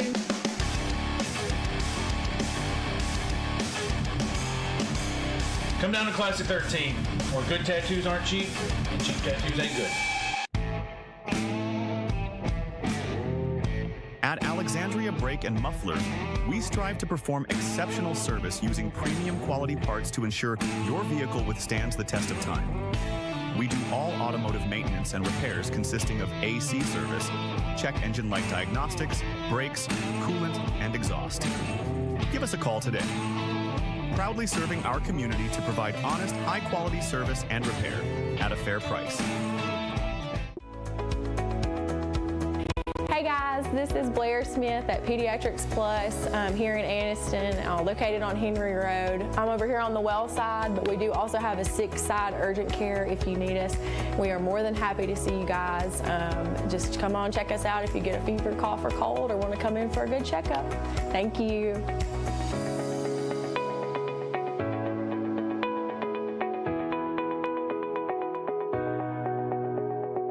Since 1848, First Bank of Alabama has been serving East Central Alabama, now serving 6 counties in East Central Alabama. We now currently have 13 locations, expanding to 15 locations. In 2024, we opened Aniston, right here in Calhoun County. Whenever we first came to Calhoun County, it was 2019 in Oxford. Whenever we're expanding, we're now going to Jacksonville in 2025. We look forward to continuing to be in your local hometown bank right here in Calhoun County and East Central Alabama. 25 Calhoun County basketball tournament on 95.1 The Mountain. Welcome back into the Calhoun County basketball tournament. Now we've got the Ohatchee Indians playing the Donahoe Falcons. Your starters for Donahoe Falcons, number 11, Bruce Downey. Number 21, my bad, Ethan Crawford.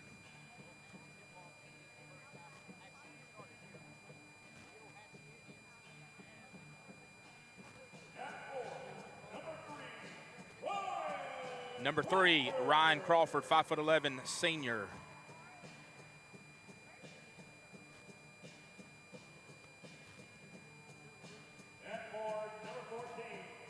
Number 14, Hayes Farrell, 6'5", senior.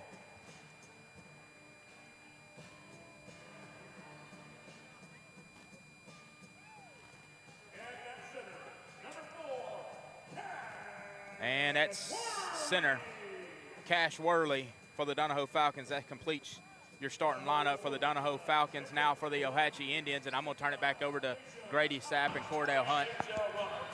We appreciate you filling in for us. Next up, it'll be the O-Hatchie Indians being introduced.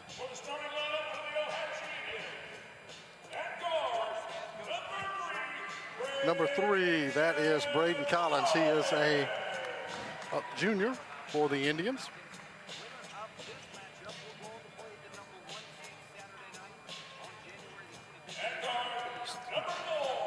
Jaden Hurd, another guard position here for these O-Hatchie Indians. They're going to be the home team this afternoon.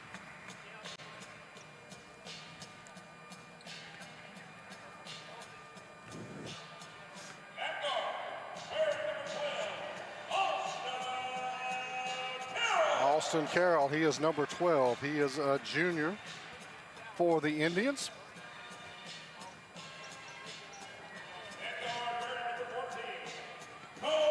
Colby Hester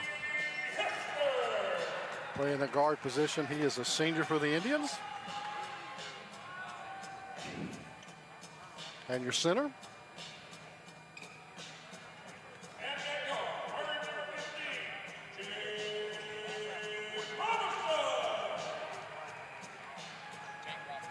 Nick Robinson.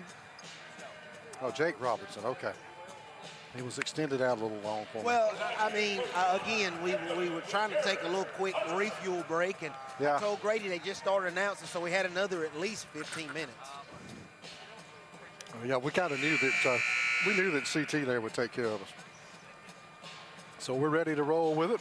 Looks like the starting 5 we were given for the Donahoe Falcons. They'll be the road team this afternoon. And we're about ready to get this one underway. Our 4th game of the day. Our last, Grady. Our last, that's right. Opening tip-off is presented by Big Time Entertainment.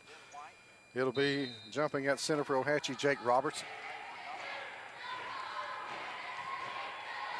And for O-Hatchie, Farrell, William Hayes Farrell. So O-Hatchie's going to have the basketball to start this one. Hurd with it. Hurd's got it back over on that left side. Gives it up to Collins. Braden Collins drives down the lane. It is blocked in there by Farrell. And coming the other way quickly is Donahoe. Donahoe elected to start off in a 3-2 zone. Here are the Falcons now. They're getting it in the hands of Downey. Bryce Downey with the basketball. He's going to pick up the dribble. He's going to drop it off. And Ethan Crawford shot up and good for the Falcons. And we are underway at a 2-0 lead for Donahoe. And on the return trip, O-Hatchie has it knocked out of bounds by Donahoe. And I'm going to tell you, just looking at first glance, Donahoe looks long, Grady. They do. So O-Hatchie back to work. Braden Collins has got it right now for the Indians. He's going to hand it off for Jalen Hurd. They'll drop it off on the left wing for Carroll. Now give it back outside to Carroll. He puts up the 3, misses everything. Bounces off a Falcon and into the hands of Downey. And Downey's going to pull it back. Going to drop it off now for Crawford. Crawford made the basket first trip down for the Falcons. He'll get it back to Downey. Almost loses his balance. Going to drive in the lane. Puts up the shot. Won't go. Draws the foul, I believe. And he'll go to the line to shoot 2. And I'm going to be honest with you. I could see this being a matchup problem, how long Donahoe is. It could be a matchup problem for O-Hatchie. Absolutely. Collins is going to pick up the foul. His first and the first on the Indians. 2-0. Donahoe leads it. Free throws now presented by the D Forward Show. Downey's first off the back of the iron, no good. He'll have one more coming up.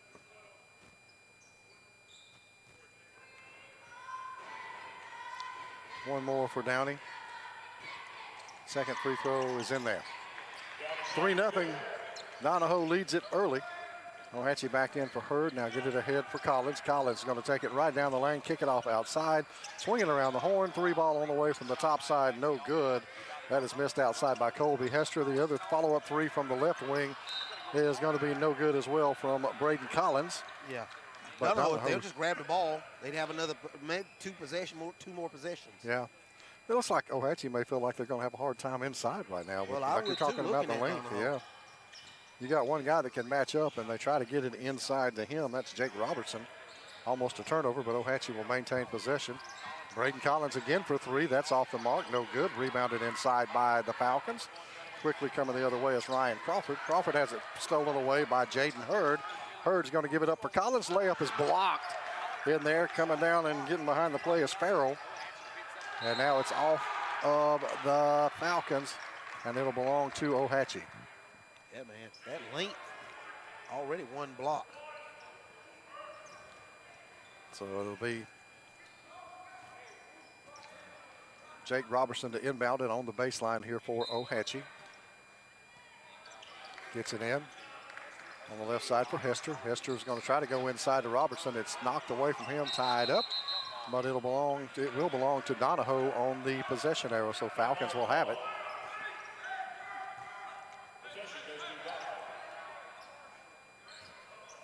And Ohatchee's going to open with a little full court pressure. Yeah, somebody needs to go deep. And got rid of it just in the nick of time, did the Falcons, going down, and now they're going to throw it over, and it's retrieved by Worley. And now we're going to put a whistle and going the other way as Donahoe loses the basketball. Yeah, Donahoe's got to look to score more. They're getting the ball deep in the paint. They're looking to kick the ball out instead of putting the ball in the basket. Ohatchee beats the pressure and throws it away. Robertson threw it right into the hands of Farrell, and now Donahoe will have it. Downing will bring it back up the floor now for the Falcons. 5:36 to go, 3-0 here in the opening quarter. Donahoe on top of Ohatchee. Looks like Ohatchee's going to be in a 3-2 zone. And now just driving to the basket and having it stripped as he drove in was Cash Worley. So Donahoe basketball, offensive end. They'll get it in to Farrell. He'll swing it back out top side to Crawford. Now Downey has it. Downey's going to spot up. 2-pointer on the way. Drops it in there. Nice. And a 5-0 run to start this one for the Falcons. Here comes Ohatchee. Collins gives it up outside for Hester. That's too strong, and we get a whistle and a foul underneath on the shot from Colby Hester.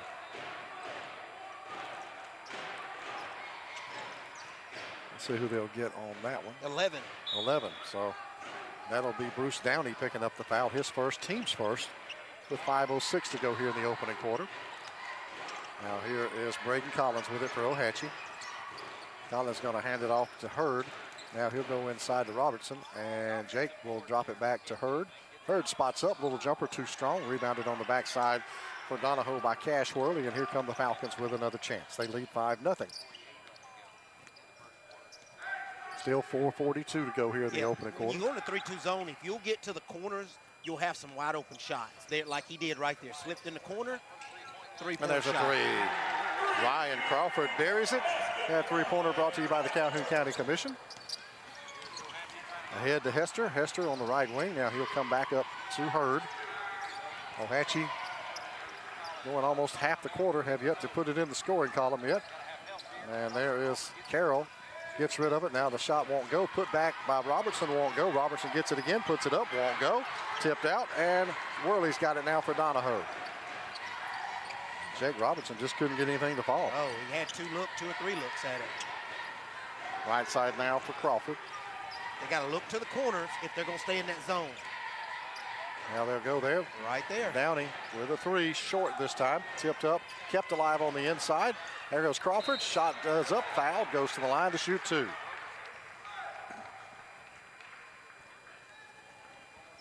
Yeah, you know, you got the size on the inside if you're Donahoe. If you miss the shot from the corner, you're going to have a chance. Backside. Yeah. Right. That personal was whistled on Jake Robertson. That is his first, team's second. And Downey will be, or Crawford make that at the line, shooting 2 for the Falcons, leading 8-0. Their first one is no good. And definitely the length for Donahoe is definitely affecting Ohatchee. Ohatchie's calling timeout. So they're going to take a 30-second timeout just to kind of settle down a little bit. Yeah. I think coach is very happy with the looks they're getting. Right. They're both in the same defenses, so the corners of each team will be open, but you don't have to settle for that. If you can get it to the corner, a lot of times you can get it back to the short corner and then hit the backside cutter. So let's see what Ohatchie will come up with. Again, they trail 8-0. One more free throw coming up for Donahoe, so good start for the Falcons. And I got to be honest, I had no idea that Donahoe had this much length. Me neither. I had no idea. They could be a matchup problem for a lot of teams with that kind of length. See if the timeout will help settle down the Indians. As Ethan Crawford will go back to the line. He's got one more coming up here.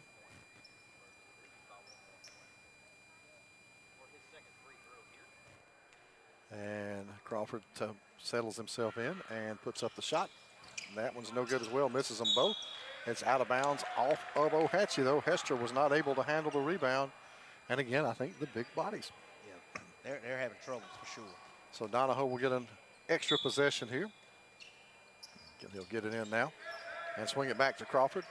And Crawford is going to get an illegal screen set. I think they're going to get Farrell on that. Yeah, you got to get still. You got to get set, get still. Foul call number 14, Hayes Farrell with the foul. Now Donahoe's going to jump in a full court. And Ohatchie's going to beat that with ease. That's Collins going all the way, coast to coast, dish it back out. Hester passes on the three, puts up the two, got it. 2-point basket. And full court pressure by Ohatchie against Donahoe. Farrell throws it away, and it's out of bounds off of the Falcons, I think. Well, no, they're going to say it's out on Ohatchie, so it'll be Donahoe basketball. But that was a good look that time down for Ohatchie. Very good look. Here's Downey. He's just going to spot up for a three. That's too strong, and Ohatchie has Robertson pull down the rebound. Robertson going to take it himself. Blocked by Downey. How many guys Donahoe got that can block a shot? Man, they got length. It don't matter. Some big guy get in foul trouble, they can move one of their guards down and be a bead. Yeah.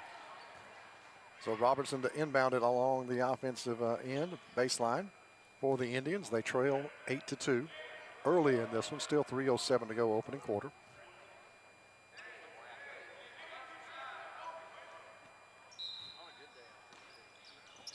And they'll get it in now. Collins is wide open, top of the key for three. Count it. That is a Calhoun County Commission three for Collins, and Ohatchie within three at 8-5. Here comes Donahoe, and they're going to turn it over. Losing it was Crawford. Coming the other way. Kick it outside for Collins, and he's buried another one. Braden Collins has tied this one at 8 with another Calhoun County Commission three, and just like that, Ohatchie suddenly found their range. And there's a pass tipped out of bounds by Hester. Yeah, if they get backside, if none of them get the ball in, if they look this backside, there's somebody streaking wide open on the backside the last three possessions. Now we're tied and starting again with 2:35 to go here in the opening quarter. Crawford into the corner for Downey. He'll pull it back around. Give it back to Crawford. Back over to Downey. Spots up. Three ball. No. Rebounded on the backside, though, by Farrell. And he kicks it back outside for Ryan Crawford. Crawford has it knocked away from behind by Hester. Here comes Ohatchie on the steal. Collins, give it to Hester. Hand it off to Hurd. That is no good by Hurd. The putback by Robertson is, and Ohatchie leads it 10-8. Here comes Donahoe quickly back up the floor. Crawford with it. Picks up the dribble. Now he'll hand it down for Worley. Cash Worley. To the goal, young man. Yeah. So Downey will pull it back out near midcourt. What a change in momentum. It was. That was a big swing. Into the corner. Now trying to go inside and losing the ball. Getting it back, though. Kicking it back out is Worley. Now Donahoe will reset, pull it back up to Downey. He loses the ball. And it belongs to Ohatchie. Of Cordell, looks like the Ohatchee defense, the quick hands, suddenly bothering the big guys for Donahoe. Yeah, and Donahoe just not looking to score. They get the ball and they look to kick it out instead of looking to turn and at least forcing the defense to collapse. Collins and Hurd playing a little two-man game right now. Hurd's got it on the left side, hand it back up to Collins. And Ohatchee will move with the basketball. Hester back over to Collins, swing it down now. Here's Hester with the three, short, and the rebound pulled down by Cash Worley.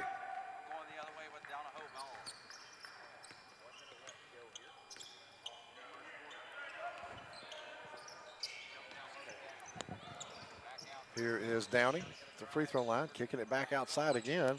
There's Crawford, no good on the three-point shot. The rebound pulled down by Donahoe. Here's Downey with it. He'll be over on the left side. Downey trying to back it in.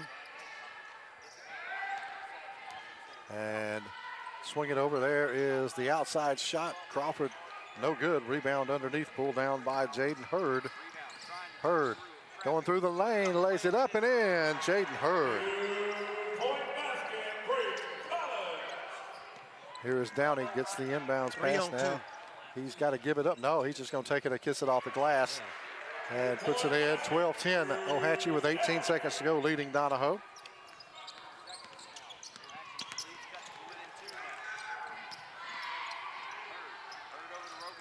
Now Robertson now going to send it outside. There is the three, and that one is short by Colby Hester.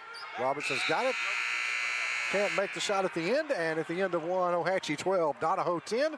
This is the Calhoun County Basketball Tournament on 95.1 The Mountain and TV 24.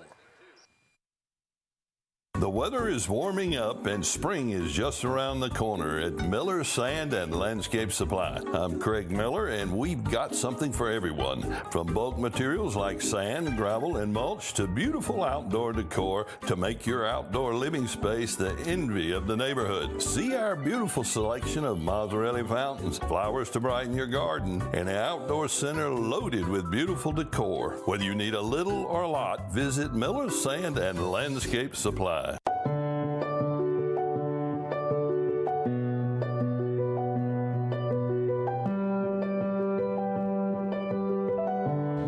At Balin Prosthetic and Medical Supply, we care about you. We offer custom prosthetics, orthotics, diabetic shoes, and durable medical supplies. We're located here in Alexandria, Alabama, where it's a country feel, but professional care. Come see us today. It's the 2025 Calhoun County Basketball Tournament at the Pete on 95.1 The Mountain. We're back and ready for quarter number two here. Ohatchee on top of Donahoe 12-10. There was a foul called at the end of that first quarter. It was on Hayes Farrell. It was his second, and it was Roberson who took the free throw shots and did not make either one of them. So it remains a 12-10 game as we get ready to start the second quarter. Grady Sapp alongside Cordell Hunt, and it was a tale of two halves of quarter. It was all Donahoe to start the game, and then Ohatchee, all Ohatchee starting in the second half. Yeah. So it'll be Colby Hester to inbound here in front of our position for the Indians. They'll open possession of the second quarter with the basketball. He'll get it in for Braden Collins, and the Indians will go to work. Hurd has it over on the left. Give it back to Collins. Give it back to Hurd. Now he'll drop it down for Austin Carroll. Give it back to Hurd. Now go inside to Roberson. Touch it to Carroll for three. No, short. Tipped up and will not go back in. Rebounded underneath by Donahoe. The big guy, Hayes Farrell, has it now. Crawford. And Donahoe will slow things down again. Kick it off in the corner. Now trying to go underneath to Farrell. It's knocked out of bounds by Collins and the Indians.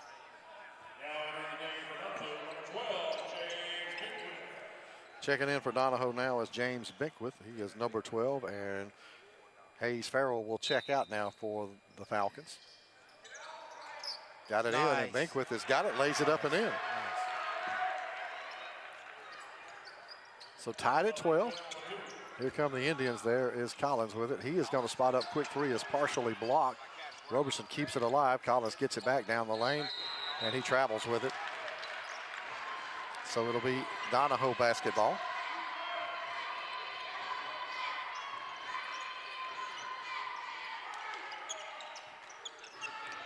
There's Medley. Come out of the hospitality room finally. Did he? Yeah. Well, he wasn't up there when we were there. We were surprised, you know. Here is Downey trying to drop it off. And I see what you're talking about, Cordell, because he could have just taken that to the right. He could have dunked it if he wanted to, but instead, and I have a issue. Sometimes players, you know, they want the assist. Man, I want some points. Yeah. So Donahoe with Crawford in the jumper just around the free throw line. Good. For Ryan Crawford. Put Donahoe back on top, 14-12. Uh-oh. There's Collins has it tipped away, gets it back. Now he'll drop it under to Roberson off the glass. Good. We're tied at 14. Pass is tipped and retrieved by Crawford. Now he's got to get some help. And we're going to get a whistle and a foul. Ohatchee, no, rather a timeout by the Falcons to save the possession. So Ohatchee with good defense, 30-second timeout. We'll keep it here. So your thoughts early in this one, Cordell? I think we're in for a good ball game. I thought early on, I thought Donahoe was going to jump on him and stay on him, but then you had Ohatchee come storming back. Right now we got a 14-14 game. This may end up being come down to the last couple possessions to decide this game. That's what it feels like. It also has the feel, too, of a game, though, where we could see some runs. One team or the other could really kind of get streaking, and we've already seen a couple. We had 2 8-0 run, or actually an 8-0 run for Donahoe, a 10-0 run for Ohatchee in that first quarter. Yeah, if Donahoe can get some guard play and get them in the right where they need to be and dish the ball when it needs to be dished, they're going to be okay. Or maybe take some shots when they're open. So continuing ahead. That's it right there. There we 3 go. on 2. And that is Worley with it. Worley going to bounce it over, and it gets knocked away. Yeah. And the reach-in foul. 3 on 2, and they had to settle almost for a three-point shot. I don't push the ball in, and nobody stopped you. You take your layup. So it'll be Donahoe with another chance at it. They maintain possession.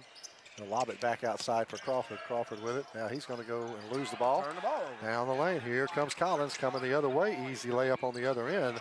And Ohatchee back on top, 16-14. Get it back outside here. Comes Ethan Crawford with it. He'll hand it off. Bink with the jumper, short.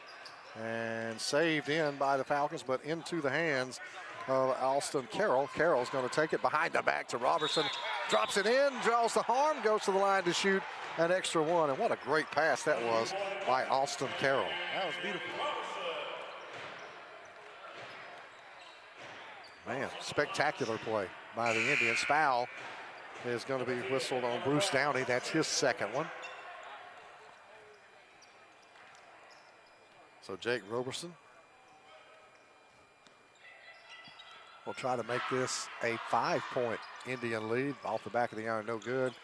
Kept alive, but Downey gets it. Get it out to Crawford now, and he's going to surge it ahead down the lane.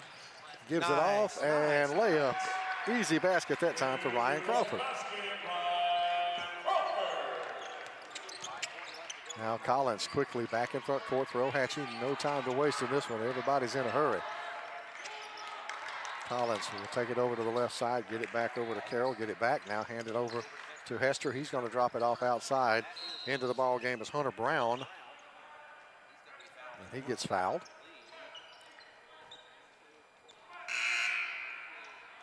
And Donahoe will substitute here.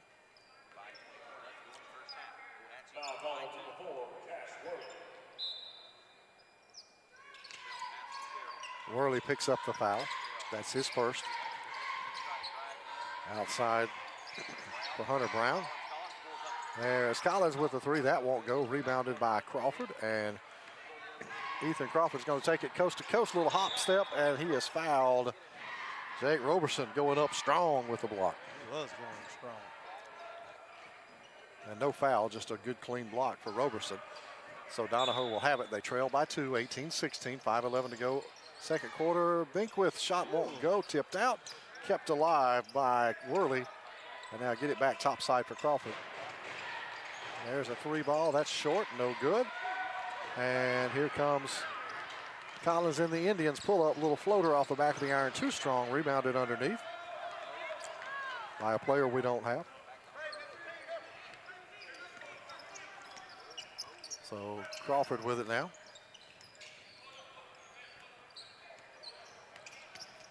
Crawford behind the back dribble, kick it outside. And get it back in the hands of Ethan Crawford. A little baseline drive, dish it off, tipped away, saved in. And Binkwith keeps it. Donahoe will have it, foul. Nobody wants to take the shot for Donahoe right now.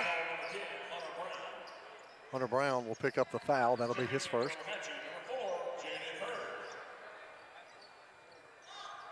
Collins will get a breather. Jaden Hurd will check back in for the Falcons. Here is Crawford now. Ethan, kick it out to Binkwith. Didn't catch it cleanly in the left corner. So he's going to fire it back across to Ryan Crawford. Crawford has got Austin Carroll all over him. Reverse layup, though, is good for Ryan Crawford. Now O-Hatchie back to work. Roberson has it, hand it back off for Hurd. Now here's Brown with it. Going to drop it off for Austin Carroll, and he travels with the basketball. Turnover, and Donahoe coming the other way with a chance to reclaim the lead.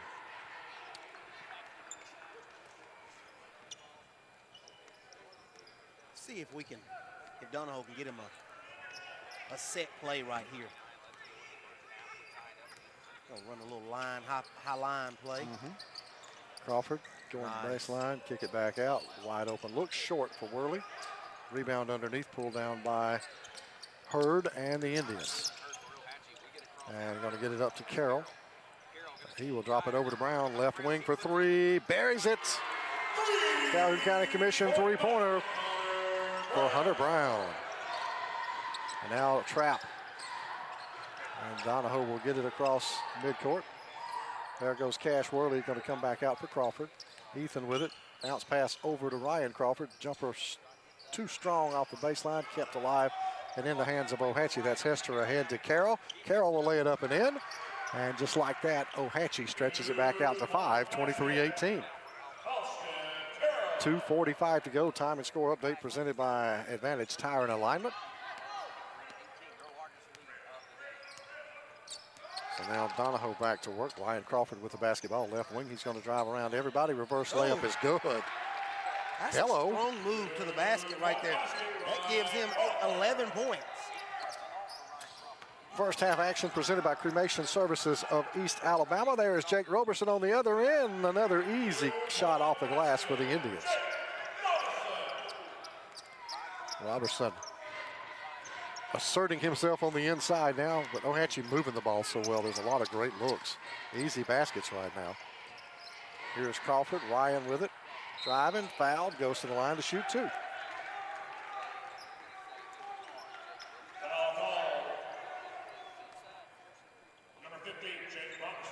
Jake Robertson will pick up his second. That'll be the team's second here in the second quarter. 2 minutes to go, 25-20. Second quarter, O-Hatchie with the lead. Ryan Crawford drops in the first D Ford Show free throw. Now substitutions, Parker, or rather make that 23, Kai Kleckler. And O-Hatchie's taking a big gamble by leaving Robinson in the game with 2 fouls. Yeah, no doubt about that. Crawford with one more. And it drops in. And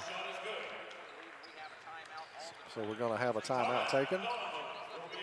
It'll be a full timeout with 2 to go here in the second quarter. We'll take it as well. Take it as well. This is the 2025 Calhoun County Basketball Tournament on 95.1 The Mountain and TV 24.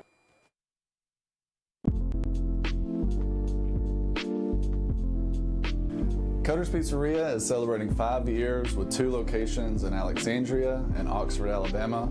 Open Monday through Saturday for dine-in, takeout, and delivery. Y'all come on out for our popular 5-pound pizza, wings, salads, pastas, and more.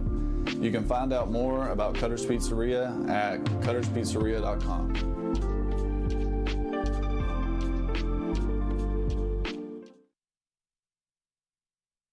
2025 Calhoun County Basketball Tournament on 95.1 The Mountain.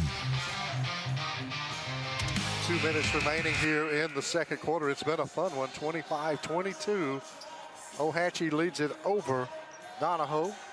And I get you too loud there. Man, you're so hard to deal with. It wasn't loud enough. Now it's too loud. I mean, you're complaining about something all the time. Who's complaining? Feel like I'm sitting at home with my wife right now, Tyler. Here comes O.Hatchie out of that timeout. Hurd with the basketball now. We'll work it over to the right side. Hunter Brown trying to hit him. It's tipped out of bounds by Bruce Downing for the Falcons. So it'll still be O.Hatchie basketball. Still the three-point lead for the Indians, 25-22. Hunter Brown to inbound it. Goes up to Hurd. He'll swing it over now for Hester. Hester's going to try to cross court to Brown. Got him. Puts up the shot. Off the glass. How about Hunter Brown? Woo! Amongst the big boys. 27-22. O.Hatchie leads by 5. Here's Crawford dropping it off for Kleckler. Now Downey's got it out well beyond the three-point line. Gets a little screen. Not enough. Feeds it on the inside. Shot up. No good, but fouled. On the shot is Hayes Farrell. He'll go to the line and shoot a couple. I like him going up strong right there, getting that basket. Yeah. He was either going to get, he looked like he was determined to either get 2 or get fouled. Got the foul. Yeah. Now I got the free throw. That foul whistled on number 14 for O.Hatchie, Colby Hester. First free throw is good. One more coming up for Cash Worley. Or make that, excuse me, Hayes Farrell. Farrell second. In and out, won't go. And there's the foul over the back there on Kai Kleckler.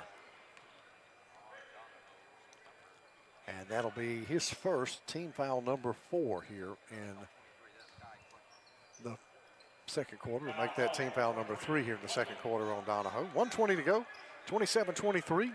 Second quarter action, O.Hatchie on top of Donahoe. Outside 3 for Hester, mark it down, boom. Austin Carroll with the Calhoun County Commission three-pointer. And the lead is 7, largest of the afternoon right now for O.Hatchie. Downing working against Carroll in his hip pocket. Pokes it away from behind, creates the foul, commits the foul. That'll be number 4 on O.Hatchie as a team, first on Austin Carroll. Yeah, too much dribbling by Donahoe. Somebody needs to get in the middle of the floor so we can get you in the turn and get a 3-on-1 opportunity. Somebody get in the middle. Perfect. Yeah. There goes Crawford. Pull up, too strong. Backside rebound pulled down by Jaden Hurd and the Indians. Hurd's going to go quickly. He's going to dish it off for Brown in the corner. That's no good. Rebounded by Collins. Nope, couldn't hang on to it. Nope, and stepping on the baseline is Hayes Farrell, so it'll stay with the Indians. 29 seconds remaining in what's been a fun first half. These two teams have gotten after one another. They have. O.Hatchie, though, I mean, they've turned on ever since they got down. They've really picked up the defensive effort and the offensive effort to get ahead here by 7. So Collins now outside, final 20 seconds of the second quarter. It's like O.Hatchie maybe wants to play for the final shot of the quarter, as Collins almost lost it, and now he's going to be fouled by Downey. That's going to be 3 on Bruce Downey. Picks up that 3rd foul with 12 seconds to go here in the second quarter. Be on the floor, it's a 4th team foul on Donahoe. Yeah, with the ball being almost close to half court, there's no reason to commit that foul. There's not much he's going to be able to do from way out here. So final 10 seconds, O.Hatchie will try to take the final shot. And we get another foul, my goodness. And here we go. There we go, every quarter at the end. There'll also be a foul with 0.7 of a second You left. think so? Absolutely. Over, under? I'm over on that, man. I'm just basing it on the pattern of the day. That one is going to be committed by Ethan Crawford. That's his first of the game. And that will send Braden Collins to the line to shoot 2 for the Indians. First one is good.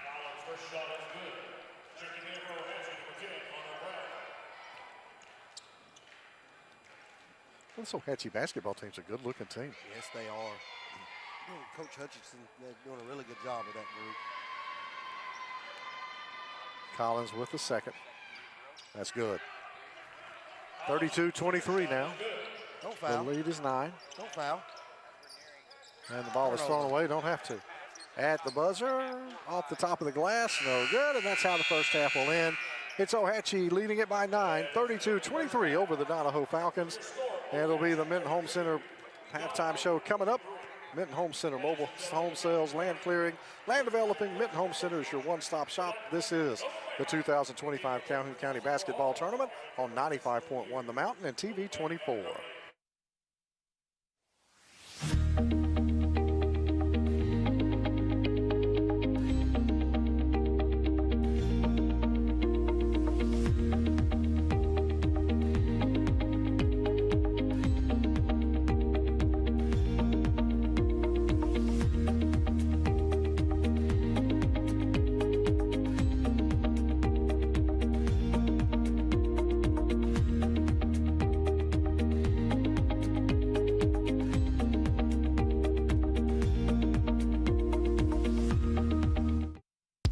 Hey guys, I'm Cameron Minton with Minton Home Center. Minton Home Center has been in business for over 40 years.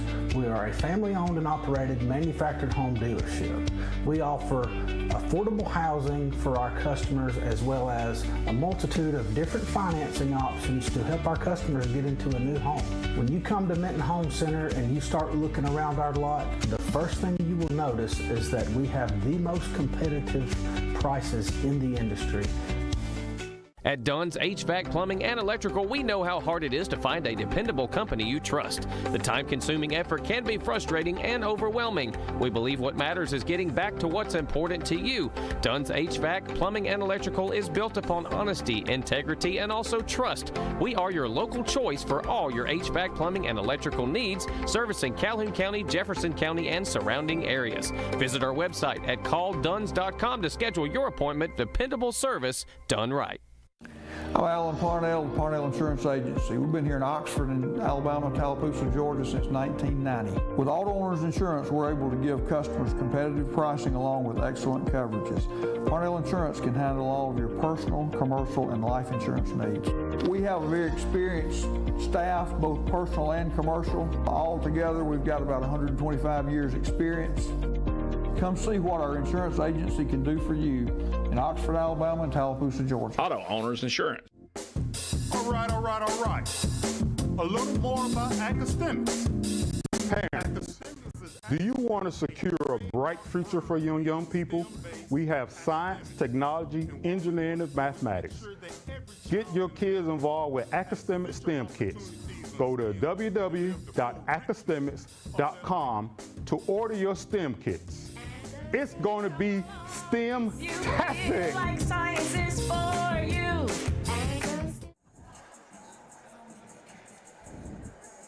Okay, we're here with Mr. Ron Dover. Welcome to the hot seat.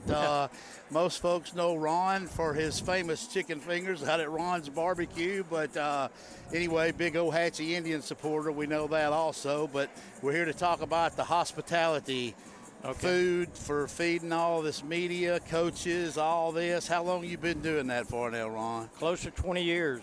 Wow. Give or take a few. So you have to prepare yourself for like 7-8 days and a 10-day time period. That's kind of crazy. I mean, how long does it take when do you start getting prepared for this? Well, we just sort of lay a menu out. We've been doing it for, like I said, a long time. And so I just sort of use my notes from the last 2 or 3 years and see what kind of people are in and out, and we just sort of go that route. I'll do a certain number of people each time, and then that's where we go. Now, I've noticed, does the menu improve as the tournament goes on? It does.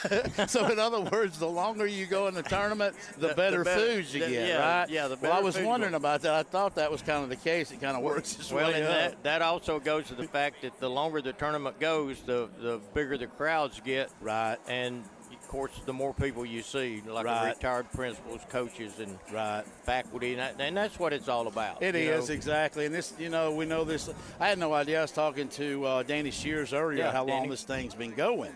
I mean, it's a lot of years, and people forget about that. And it's a big community thing, okay? And I know you're real big in O.Hatchie out there. You was just telling me a couple of the cheerleaders actually work for you out there part-time. So, see, that's a big deal, too, that nobody really talks about. So I know you're really involved in that, too. Yeah, we have those two girls from O.Hatchie, and I've got one or two from Alexandria High School, and so one of them plays with their girls team. So it's a community effort. And that's what this restaurant, everything is. It's well, for and the good thing about it is I can always see you once a year. That's right. You pretty much can count on seeing you. And think of all the other people that you see once a year. So, I mean, you actually look forward to doing this. I know you talk the whole time. I enjoy it very much. I know you do. I mean, I know you have folks coming in the whole time. You get to talk to those guys, catch up with everything. Saw Coach Mike Dearman earlier, along with Mac Taggart from O.Hatchie. It was my coach back in 50-something odd years ago. And Coach Mike Dearman was at Weaver back when I was in school. He coached one of those legends, Arthur Hardy. That's right. I remember that was during my days. So him and Tommy Keith, Jacksonville. That was you're a little ahead of me. You're maybe a few years, but you remember those guys for sure. That's exactly right. It's always you never know in the tournament who's going to be the it seems VIP like, or whatever. Exactly. So you always have somebody kind of step up every now and then out of that you're not expecting. But once again, it's the community. That's what we do this for. I mean, we come here and do this TV stuff. These kids love seeing that, love seeing their pictures taken, player of the game, that type of thing. And we appreciate you and being involved in it, Ron. Well, I love it. And it's, like I said, it's been around a long time. You used to see the Grover Whaleys, the Mousy Waldrops, all the old-time guys. This is where they always went. And then Jody Whaley. Jody now is in charge. Tournament director, exactly. All he's done for this county. So it's good to see everyone every year. And most of the times it's the same faces doing a lot of the work. Right. And I don't think anybody realizes how much work it does take. A lot of it. Well, all righty. It's been nice to have you here, sir. It's great for you guys to do what you do for us. It is. It really is. And like I said, we don't do this for anything else but for the kids. That's okay? correct. I mean, that's what it's all about. We didn't have this back when we'd have loved this. You know what I'm saying? We had the newspaper, we could see our name in it, and that was about it, Yep, you're right. Other than that, I'd always pull out the newspaper to see if my name was in it, but not TV, This table's full of it down through here. Absolutely, absolutely. So, well, I'm glad you could stop by. I'll be seeing you soon, and see you next year. Come eat some barbecue. All right. Thank you, Don. At Southern States Bank, we pride ourselves on being your bank. We're your neighbors and involved in the community. We're the bank featuring the Southern Rewards checking account, a cashback account with no ATM fees. We are on the cutting edge and always have a smiling face to help you out. So come to Southern States Bank, where we are committed to great service and being a great neighbor. Let us be the bank for you and your business. I want to live.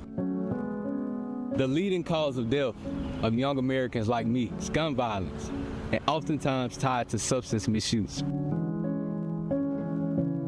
NBA, NFL, NCAA, most of you look like me, and our communities need you now more than ever. Let's make I Want to Live more than just a hashtag. Let's make it a movement. I am a baller against bullets. Serving Calhoun County and the state of Alabama since 1994, locally owned and operated, offering some of the most competitive interest rates in the mortgage industry, along with a wide variety of mortgage products. We are with you throughout the home buying process, offering you service before and after the close. Fast, reliable, local. And you remember, if you need a home loan, call my daddy. Hello, my name is Bob Couch, and I'm the owner of Couch's Jewelers. We are your destination for engagement rings, wedding bands, and anniversary and birthday gifts. We offer a wide selection of the best value diamond jewelry and engagement rings. We even gift wrap every purchase for free. And if you have some jewelry that is broken, no worries. Expert jewelry service is offered in-house. At Couch's Jewelers, our customer service is unmatched. If you'd like a special jewelry item created just for you, please come to see us. Hey, how y'all doing? This is Teresa Garrett from Freedom Tax Service of Oxford, Alabama. Come on down for our new up to $7,000 advance that starts and gets you your money within 24 hours all the way up to 72 hours. Come on down and see us today. We are open from 9 to 7 Monday through Friday, and on Saturdays are by appointment only. Again, don't be a slave to your taxes. Choose freedom. With the matchup you have with O.Hatchie, be interesting to see what kind of adjustments each team makes coming out of the break. I think if you're O.Hatchie, you probably want to kind of keep doing what you're doing. Yeah, you're definitely want to push the ball. You'd like to get them guys in some foul trouble maybe by getting in, but don't be afraid. Even though Donahoe's got the height advantage, don't be afraid to push that ball deep in the paint to get you a layup. If not, a kick out for a three-point shot. So there's the buzzer, and we're ready for the final half of this one. Donahoe will open with the basketball, I believe, and coming over to inbound it here near our position will be number 3, Ryan Crawford. He'll also have Cash Worley out there. He is number 4. Bruce Downey is number 11. 21 is Ethan Crawford out there, and Hayes Farrell is number 14. Now they'll get it in for Downey, and Downey will throw it away immediately. Collins with the pick, and you got 3-on-1, hand it off. Great move there, and laying it up and in with the easy shot was Colby Hester. Yeah, I don't understand that. You got to get the ball, you got to secure the ball, and guards go run and get the ball. So make it a 34-23, 11-point lead now. Donahoe trying to answer. Shot is blocked by Robertson, and it'll be out of bounds, but it'll belong to Donahoe. Haven't updated the score yet, but I think it should be 34-23. I think it is.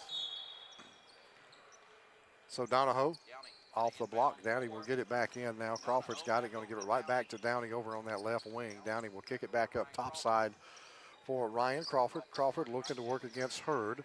Picks up the dribble, give it to Downey. Downey pull up at the free throw line, drops it in. They've awarded the wrong points. So that will cut it back to a 34-25 lead. Here's Collins on the other end.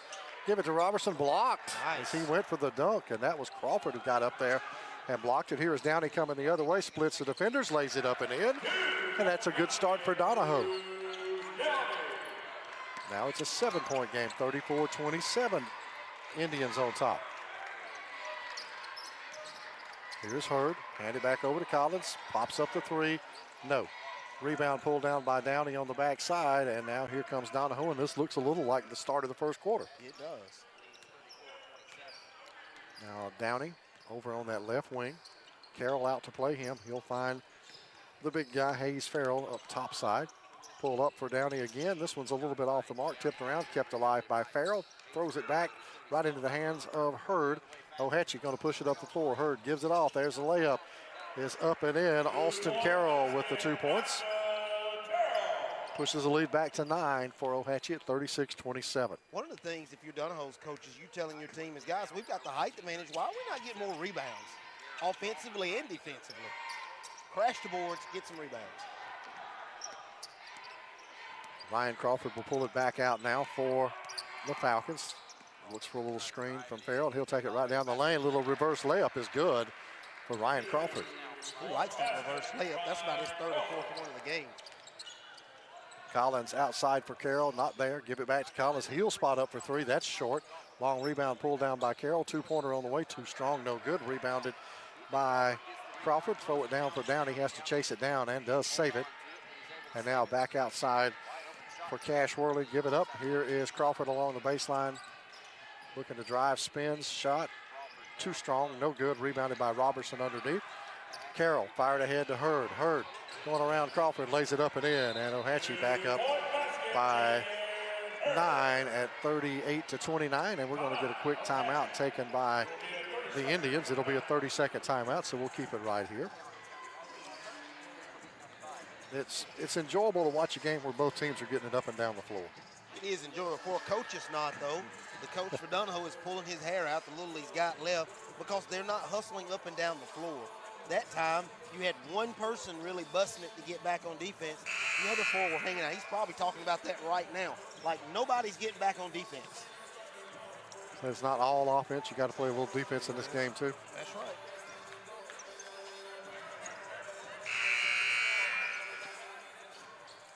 So Donahoe out of the timeout. Ohatchee timeout. Will have the basketball. They trail by 9, 38-29.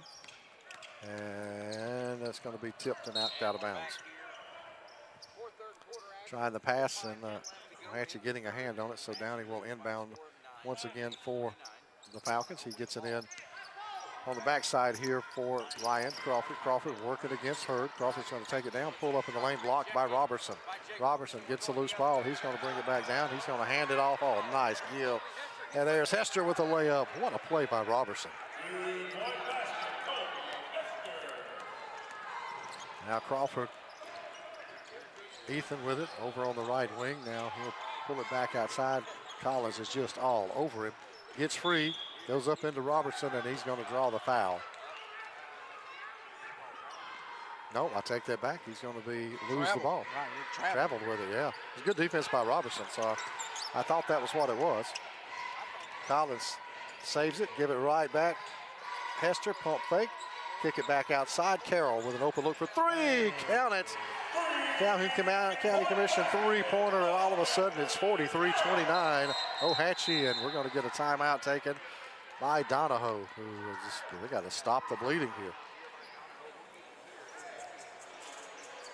It's a 30-second timeout. And I'll tell you what, Cordell, when you look at this Ohatchee team, when they get things rolling, they are hard to stop. They are hard to stop. I mean, and Robinson, man, I'm impressed by him. He's got 3 blocks in this game, and that's impressive. You take away possession when you block, and he's not only blocking, he's making some assist plays.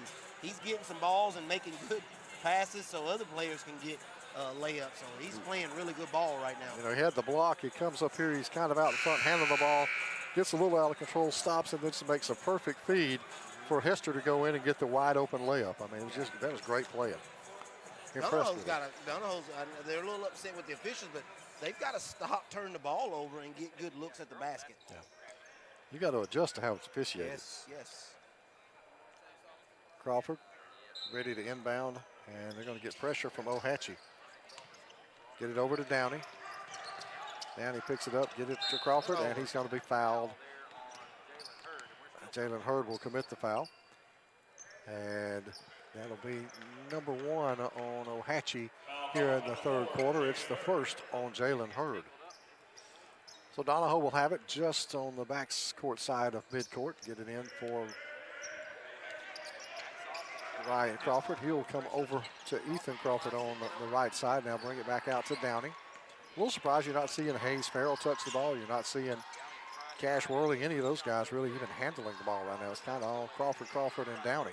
And there's Crawford with the shot, drops it in. Nice. Now Collins weaving through the defense, kick it out, left corner for Hurd. Open look, that one's short. Rebound though, put back by Robertson. He's got 10 on the day. So now it will be Donahoe back to work. They trail by 14 right now. This lead has continued to grow for this Ohatchee team. There's Hayes Farrell touching it. Back outside, and that's Downing with a long 3 that's no good. Rebounded on the backside by Hurd. Hurd's quickly got it in the lane, kick it off. Wide open look for 3 for Collins, short, and tipped back out of bounds by Downey as Hester really crashed hard on the board to try to get the rebound. Yeah, and Ohatchee's crashing the board. You can tell that was an emphasis for Coach Hutchinson for Ohatchee. Yeah. Donahoe's got to do the same thing. Crash the boards, get some second chance shots. Robertson will inbound it along the baseline, offensive end for the Indians. I'll actually make that defensive end for the Indians. No, had it right the first time. It's the 4th game in a row. Here's Ohatchee. Collins working against Crawford. Crawford all over him this time. Got to be a 5-second And that's a good defense there by Ryan Crawford. Nope. They're going to call the timeout. Ohatchee will save the possession. So that's a full timeout. We'll take it as well. This is the 2025 Calhoun County Basketball Tournament on 95.1 The Mountain and TV 24. At First Class Roofing and Solar, we are not here to sell you a roof. We are here to get your insurance to buy you a roof. From roofing to gutter installation and detaching and resetting solar panels, we've got you covered. So, Mr. Ward, was it easy working with us? Yes, you guys handled everything with my insurance company, and the hardest thing I had to do is pick out the color for my shingles. Leave the hassle to us. We'll handle the insurance process so you don't have to. Get your free estimate today. Call 989-THE-GOAT and let us take care of your roof and your insurance too. Basketball tournament at the Pete on 95.1 The Mountain. So we have the full timeout taken here by, I believe that was by, Donahoe, I think. And now the Falcons looking for answers as Ohatchee has extended the lead to 14 and look like they're in complete control of this basketball game. As of right now, but this has been a game of runs, hadn't it? It has been. So that subject's changed, but the Indians will have the ball. They'll get it in for Collins. And Collins will bring it back up. Braden Collins down to Roberson, touch it off the glass, no good, just a little short. But it was there. Here is Crawford quickly. Ethan on the way of the drive down. Pass it off to, drop it off underneath to James Binkwith. He couldn't make the shot, but he does get the foul. And now Donahoe will have some free throws coming up. Free throws are presented by the D Ford Show. And that will be whistled on 14, Colby Hester. 2 fouls on Hester, 2 on Ohatchee here in the third quarter. Binkwith at the line shooting 2 for the Falcons. This is the first. One more coming up. Struggling to get anything going. Second free throw coming up. 2:50 remaining here in the third. It's a 45-31 Ohatchee lead. Second for Binkwith, too strong. Rebounded by Hurd, and Jaden Hurd's going to fire it up ahead. There's Carroll outside for 3. That won't go.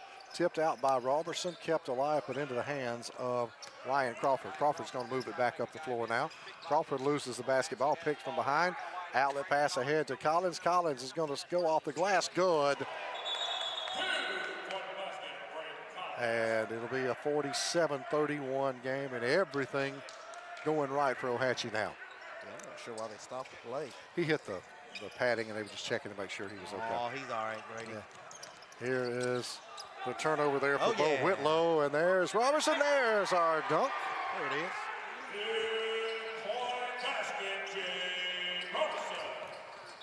And Binkwith stepped over the line on the inbounds pass. Another turnover for Donahoe. And the wheels have come off. Yeah, and it's kind of disturbing to me because I look at their grade level. It's a bunch of juniors and seniors out there that's probably been playing basketball a while, and they're just making careless turnovers. And there's another little alley-oop in there to Robertson. He knocks it down, and the lead is 20. 51-31 with 2:06 remaining third quarter. Here is Donahoe on the attack. Binkwith backs in. That's going to be a charge. And just one bad decision after another right now for Donahoe.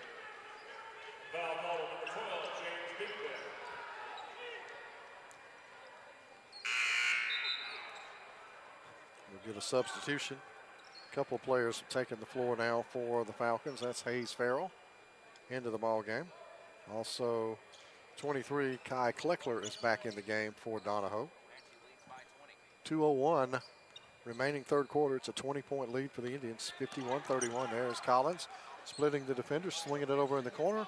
And there's Carroll for 3. That won't go. The rebound underneath, pulled down by Ethan Crawford. And the Falcons, Crawford going to send it back out now for Bo Whitlow. Whitlow is going to be fouled. That's going to be whistled on Collins. You know, what I've seen now with players, Grady, sometimes players don't understand the situation as good as they should. You know, in that possession right there, slide your feet, don't reach, don't pick up a senseless foul. That was a senseless foul. Yeah. You got the momentum. That was 2 on Collins. Quick pass shot off there by Kleckler, no good. Rebounded by Ohatchee. Here is Robertson, got it, and the harm. What a third quarter for Jake Robertson. Yeah, he's taking over. Man.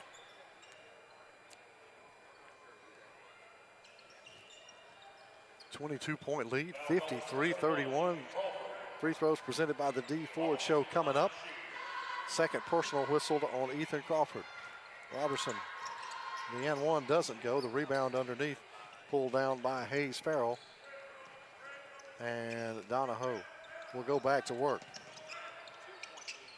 Everybody's running away from the ball. Yep, yeah, give it now. Binkwith. Shot won't go. Rebound underneath by Jaden Hurd. Ahead for Hester. Hester lays it up and in. 55-31 all Ohatchee.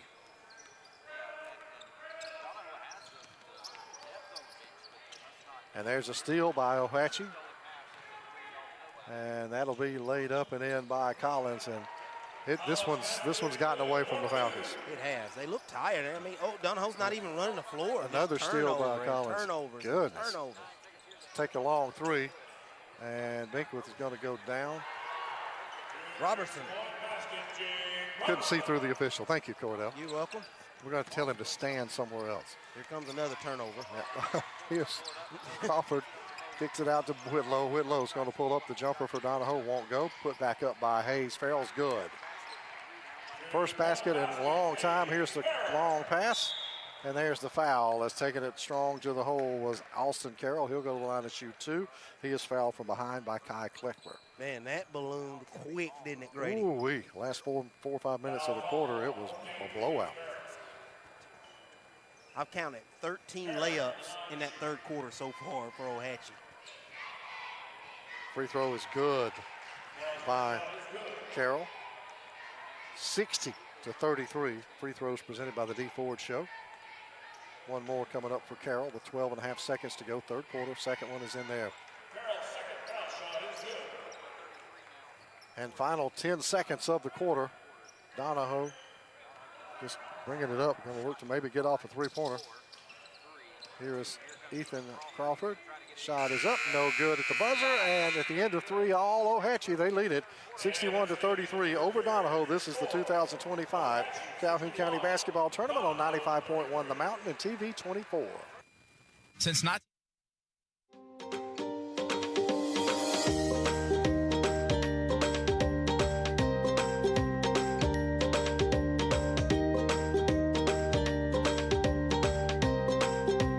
Whether you are traveling or on the rebound, get with your local Allstate and huddle up to find the best options for you.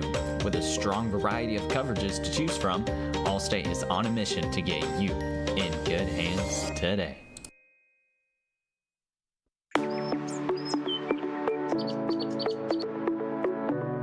Hey, this is Jason at Reeves Insurance. Just want to say a quick thank you to all of our customers for your support over the years. We now have offices in Aniston, Alexandria, and Oxford in order to serve you better. So stop in and see me or any of our experienced staff and let us shop for you. We'll find you the best price and the best coverage available. Thank you.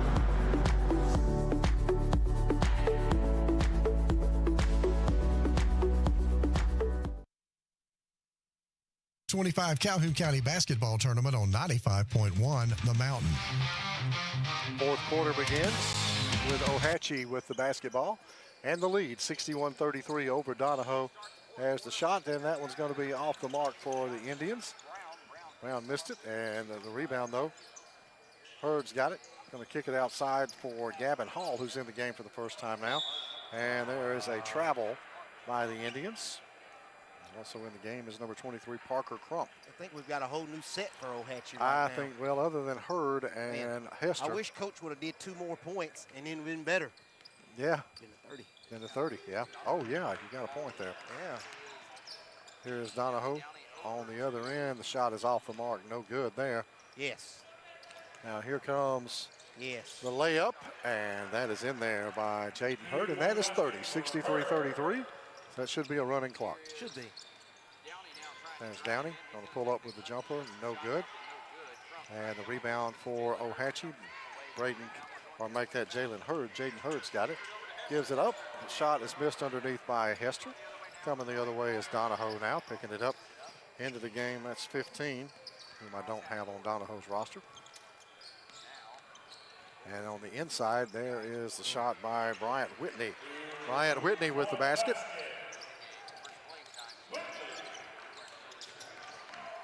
Here is nice take. Hurd misses it, tipped up, kept alive, but rebounded underneath by Cash Worley.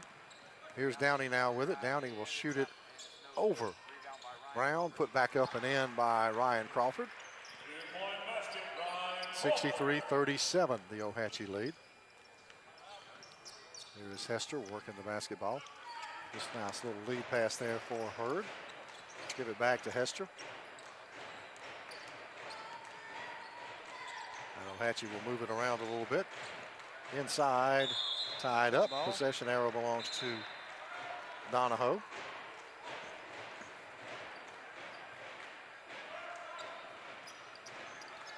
What's our next game, Grady? Next game up. You have to let me dig around in all my paperwork here. Next game up will be girls action. It will be Aniston taking on Ohatchee. So big girls game coming up next here at the Pete, followed up to later this afternoon by Aniston and Weaver. Then it's girls action Saxon Alexandria. And then you've got Piedmont and Jacksonville as the nightcap tonight. Piedmont Jacksonville game for the nightcap may be a really good ball game. That should be a really good ball game. Outside for three, Ryan Crawford got it. Three-pointer presented by the Calhoun County Commission. 63-40.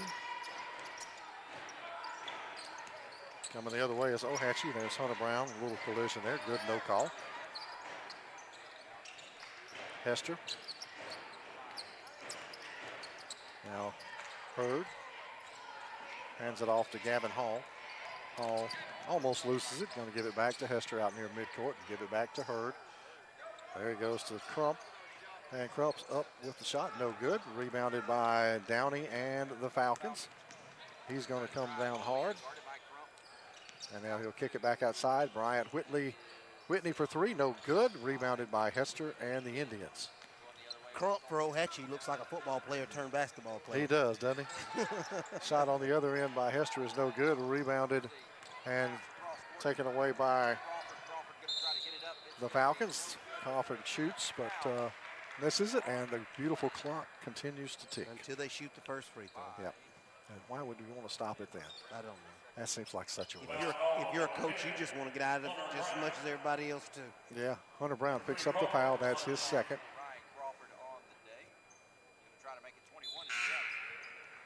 Got 10 players coming in.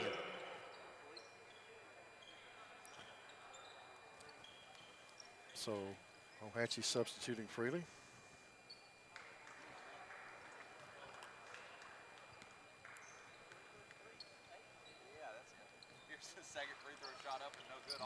And misses both of them. Knocked out of bounds. It'll belong to Donahoe. But the clock will run. Yes, it will.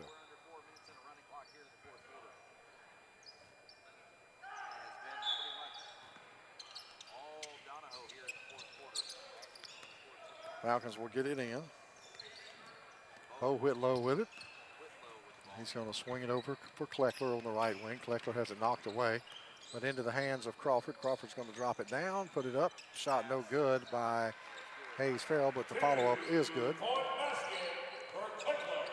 Kleckler got the two-pointer. Ohatchee back. We got Collins back in the ball game. He's going to get it to Carroll over on that left wing. Carroll moves it back up top side. Here's a three ball on the way. That's going to miss everything. And that shot taken there by Josh Hulbert. Used to be the Principals Association of the county wouldn't let you play a game during the Calhoun County tournament. A good many years ago, they changed that rule, and that's good. Yeah. You know, it's going to be a long time before you get a game if you get out in the tournament. So these teams now will probably start calling each other teams that's lost. See, if you want to play a little quick game, you know, maybe Tuesday or Thursday. Yeah, just to stay in rhythm. Stay active. Yeah. Collins with the two-pointer. 65-45. The lead is 20. Running clock here in this fourth quarter. It was 30 as we got early into the quarter, and Ohatchee has substituted liberally. Kleckler with a 3, that's off. No good. Rebounded by Collins in the Indians, coming quickly the other way. Collins going a little hop step, kicks it back outside for Herbert. No good. Rebounded underneath by Kleckler. And Crawford's going to bring it back up the floor. Crawford's going to go right down the lane, shoot it up and off the glass. Good. Over Josh Holbert. And that cuts it to 65-47 with 2 minutes to go. Shot up and off the glass, good for Collins. Second half action has been presented by Oxford Dental Care, quality dental services with a smile. That's Oxford Dental Care. That gives Collins 20, man. He's had a well of a game. He has. Well, he is a catalyst for this offense, isn't he? On the other end, easy layup underneath for Hayes Farrell. Cuts the lead back to 18 for Ohatchee at 67-49. Outside three-pointer for Carroll, won't go. Rebounded underneath by Farrell. And Crawford's got it coming the other way. Did he get the blocking foul? Wow. I think the official anticipated that in a little bit. I think he did too. So free throws coming up here for the Falcons. Well, no, it should not be in shooting. It's not. There won't be a free throw. Yes. All right, so. We're at a minute, Grady. A minute. Here's Whitlow with a little shot. That's up and good. And now it'll be Ohatchee firing it ahead. And it's Hayden Hurd with it. Gives it off for Halbert. Halbert down the lane. Shot blocked. Donahoe has it. Binkwith. Now he loses it. Crawford will rescue it. And here come the Falcons coming the other way. Pull-up shot for Crawford. Ethan misses that one. Kick it outside to Binkwith. They'll move it around. Binkwith pulls up for 3. That's off the glass. No good. And that's going to be rebounded by Owen Abernathy for Ohatchee.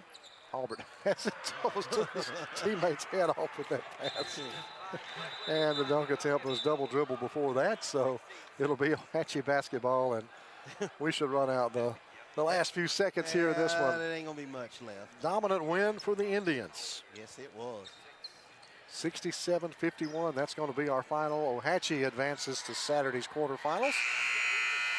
Saturday afternoon and evening here at Pete Matthews Coliseum.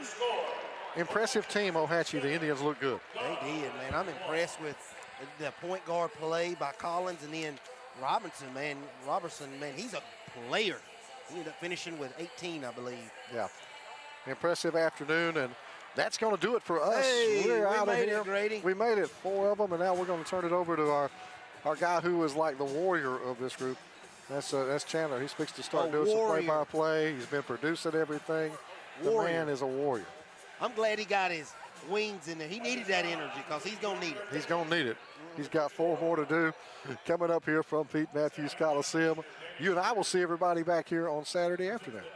Is it Saturday? Yeah, it's Saturday. Hey. Yeah, we'll be back on Saturday for that. But still 4 games to go. Oh, me and you. Okay, you're coming late, so. Yeah, it's me and you. Or either way. Either way, we'll all be here at some point Saturday. All right, that's going to do it for this one. Coming up next, it is Aniston and Ohatchee in girls action. And we'll see you for that coming up in just a few minutes here on 95.1 The Mountain and TV 24.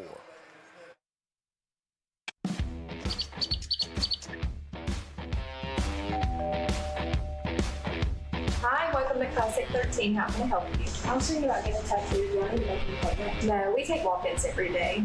Let's find someone to help you. Follow me. Hey, if you'll have a seat right here. Thank you.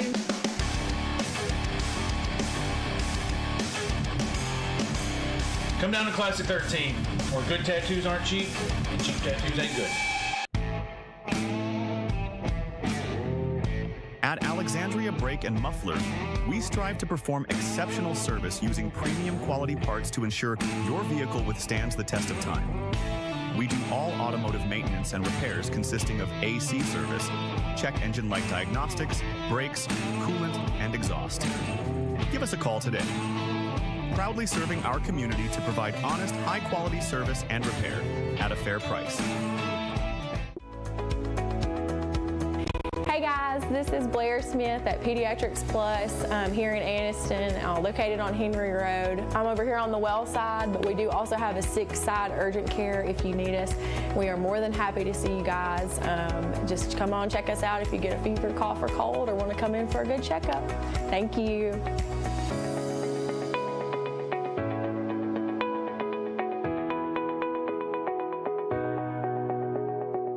Since 1848, First Bank of Alabama has been serving East Central Alabama, now serving 6 counties in East Central Alabama.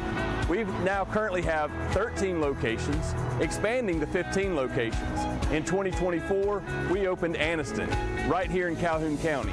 Whenever we first came to Calhoun County, it was 2019 in Oxford. Whenever we're expanding, we're now going to Jacksonville in 2025. We look forward to continuing to be in your local hometown bank right here in Calhoun County and East Central Alabama. The weather is warming up and spring is just around the corner at Miller Sand and Landscape Supply. I'm Craig Miller, and we've got something for everyone, from bulk materials like sand, gravel, and mulch to beautiful outdoor decor to make your outdoor living space the envy of the neighborhood. See our beautiful selection of Mazzarelli fountains, flowers to brighten your garden, and an outdoor center loaded with beautiful decor. Whether you need a little or a lot, visit Miller Sand and Landscape Supply.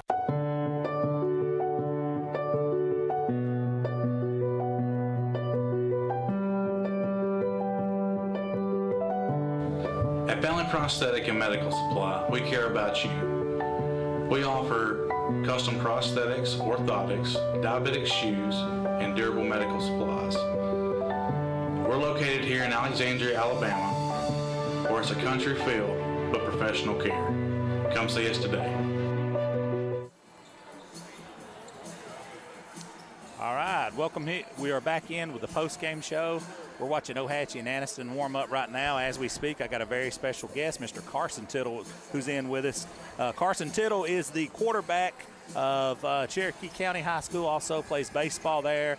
He's got a story to tell. We got a few minutes to talk to Mr. Carson. He's the son of Bobby Tittle, who we had on earlier, but you was born and raised right here pretty much in Calhoun County. You still live here in Calhoun County, but since your dad is the principal of Cherokee County, you play ball over there. But a lot of people don't know you've had some serious injuries over the last 2 years that's derailed you, but your mindset and everything's been positive, and you plan and to get back out there and play baseball this year and go on and play some college baseball. But I'm talking everybody's head off, so let's get you talking here.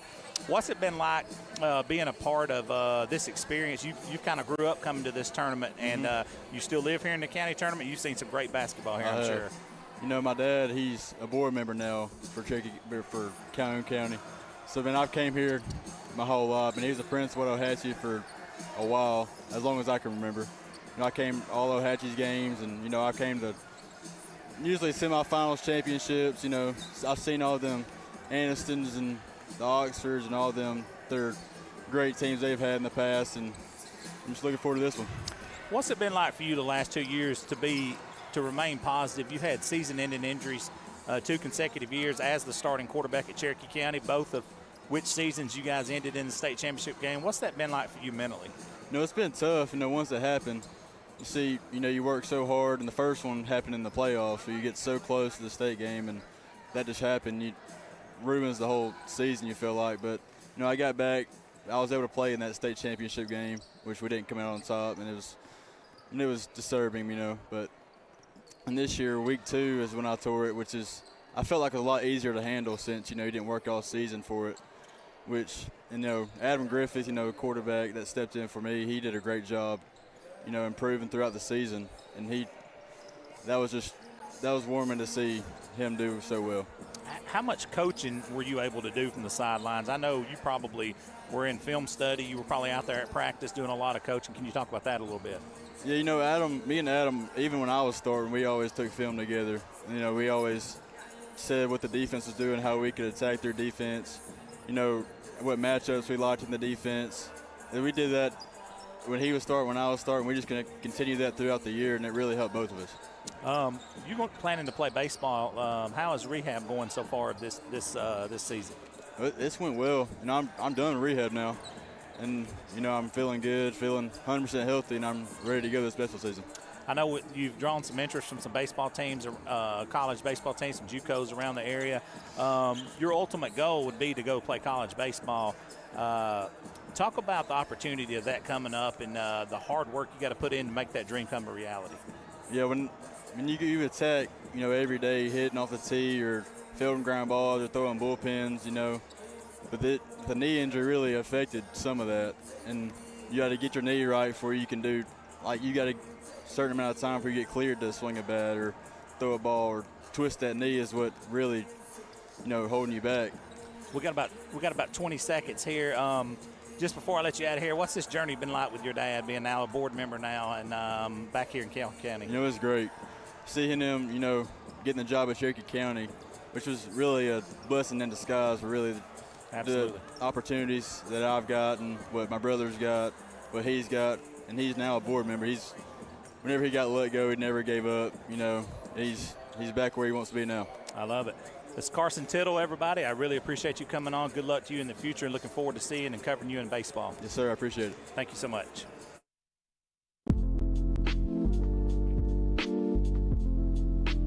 Cutter's Pizzeria is celebrating 5 years with 2 locations in Alexandria and Oxford, Alabama. Open Monday through Saturday for dine-in, takeout, and delivery. Y'all come on out for our popular 5-pound pizza, wings, salads, pastas, and more. You can find out more about Cutter's Pizzeria at cutterspizzeria.com.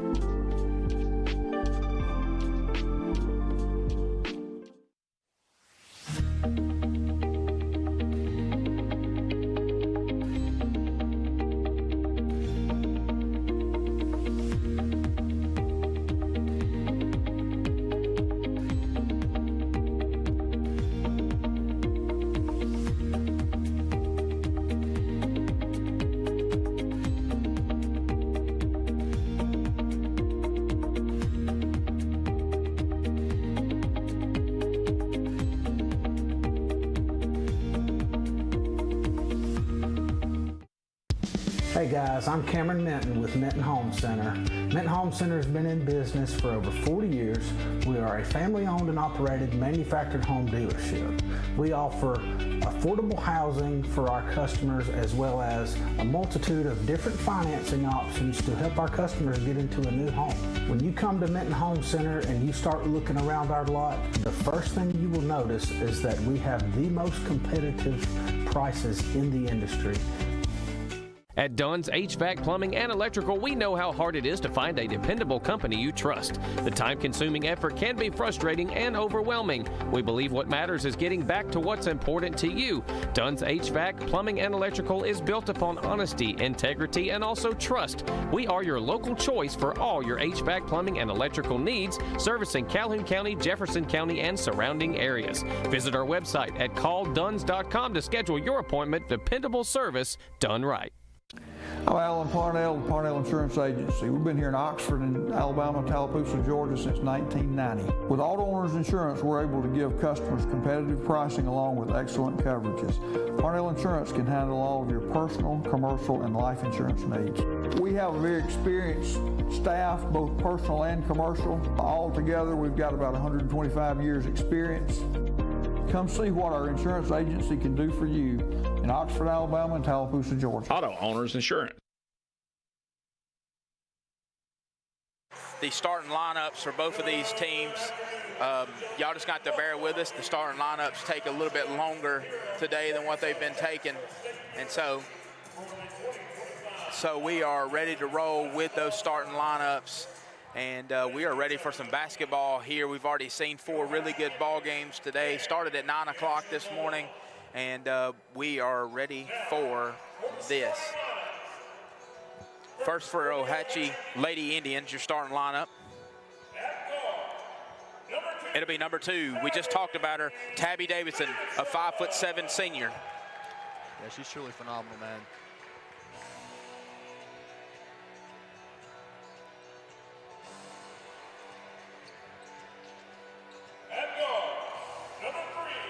Next, number 3, Peyton Walker, a 5'7" sophomore for the Lady Indians. And she was one of the ones that took over in that Pleasant Valley game and kind of pushed OHACHI to the next level. Number 10, Emily Riddle. Riddle me this, 5'8", a junior.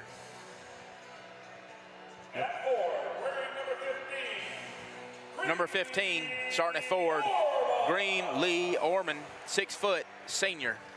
I will tell you this, Jackson, so far, this Ohatchee Lady Indians teams, they have some length. They definitely do.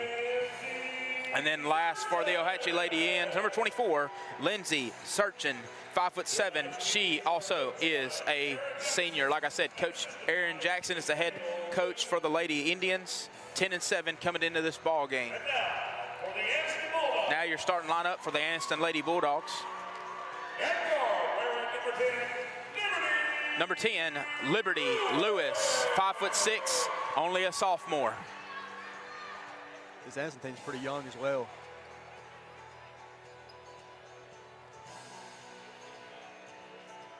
They are young. Number 15, Sanaya Spinks, 5'7", junior. One senior on the roster for Aniston.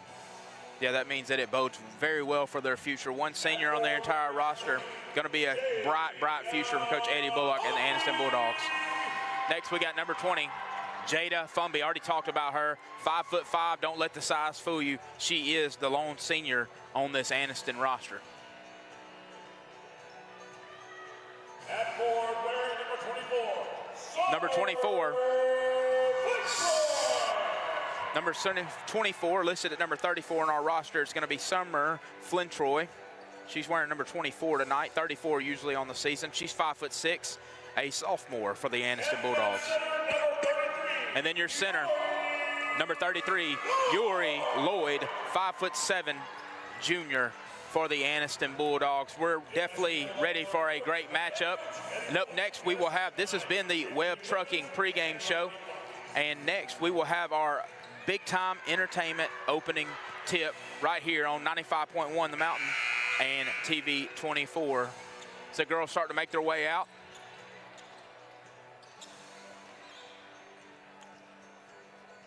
Aniston will come out together.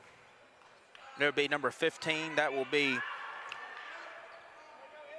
Spinks on the tip for the Aniston Bulldogs, and it'll be number 10, that's Emily Riddle for the Ohatchee Lady Indians as we get ready to start this action. And Ohatchee will control the tip. They're looking to push the pace early. It's number 2. That is going to be Tabby Davidson. She misses the layup, and Aniston looks to push it the other way. Gives it off to Fumby. Fumby over to Flintroy. Flintroy with a 3, she misses, but it's going to be rebounded by the Bulldogs. Back up, misses, and Ohatchee will control the rebound. Very fast-paced offense. It'll be Searchin bringing it up for Ohatchee. Searchin hands it off to Walker. Walker over to Davidson. Davidson tries to get it inside. A bunch of Bulldogs there, and it's going to be stolen, controlled by the Bulldogs, and they're going to push it the other way. It's going to be Fumby bringing it up. She's going to push it forward to 10, and that's going to be Lewis with the first basket of the ball game for the Aniston Bulldogs. Your score 2-0. Aniston ahead of Ohatchee with just under a minute gone by. It's going to be a jump ball called. Possession arrow in favor of the Bulldogs, so they will take over possession of the basketball. Very fast-paced game so far. Definitely for this basketball game. Yeah, definitely for both teams. It truly is. Ohatchee's going to want to try to slow down this pace if they're going to stay in the ball game. Fumby brings it up for the Bulldogs. Gives it off to Lewis. Back to Fumby. Fumby drives. She shoots and misses, but it's going to be Aniston with the rebound. That was Lloyd, number 33. They'll set it back up with Fumby at the top of the key. Misses the shot, drives in. Another three-point opportunity for the Bulldogs, and it is going to be missed last off of Aniston, and it will be Ohatchee Lady Indians basketball. And Ohatchee's definitely got the box out here. Oh, no doubt. Ohatchee's going to have to stop these second chance opportunities. It's going to be Davidson bringing it up. Davidson drops it off to Riddle. Riddle misses, or actually that was Orman. Orman misses the shot, and Aniston rebounds. Fumby brings it back up for the Bulldogs. Shoots, And the three-pointer, the Calhoun County Commission three-pointer is good. That was number 10. That's going to be Liberty Lewis with the Calhoun County Commission three-pointer. Aniston up 5-0 now early in this first period. All 5 by Lewis as well. And that's going to be Walker with it. Walker gives it off to Davidson. Davidson drives. Davidson's going to lose it, saves it, gets it back into number 24. That is Searching. Searching gets it inside to Orman. Orman goes up. She misses the shot, but she's fouled, and she will go to the D. Ford Show free throw line for a pair of free throws. And O-Hatchie's going to have to hit their free throws. That was one of their main problems against that Pleasant Valley team.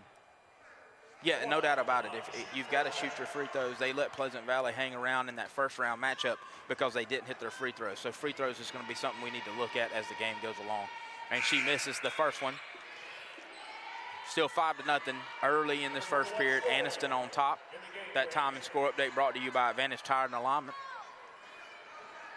Story checks in for the Bulldogs. Orman shoots. It is up, and it is no good. Going to be rebounded, though, by the Indians. That's going to be Walker. She gives it off to Davidson. Davidson back to Walker. Walker drives, dishes, shoots, actually. She misses, but it's going to be Emily Riddle on the rebound, and she puts it back up for the score. And so O-Hatchie is on the board, 5-2. Aniston still with the advantage, 5:30 left in this first period. Fumby's going to drive. She's going to lose it. Get it off to Davidson. O-Hatchie pushing it the other way.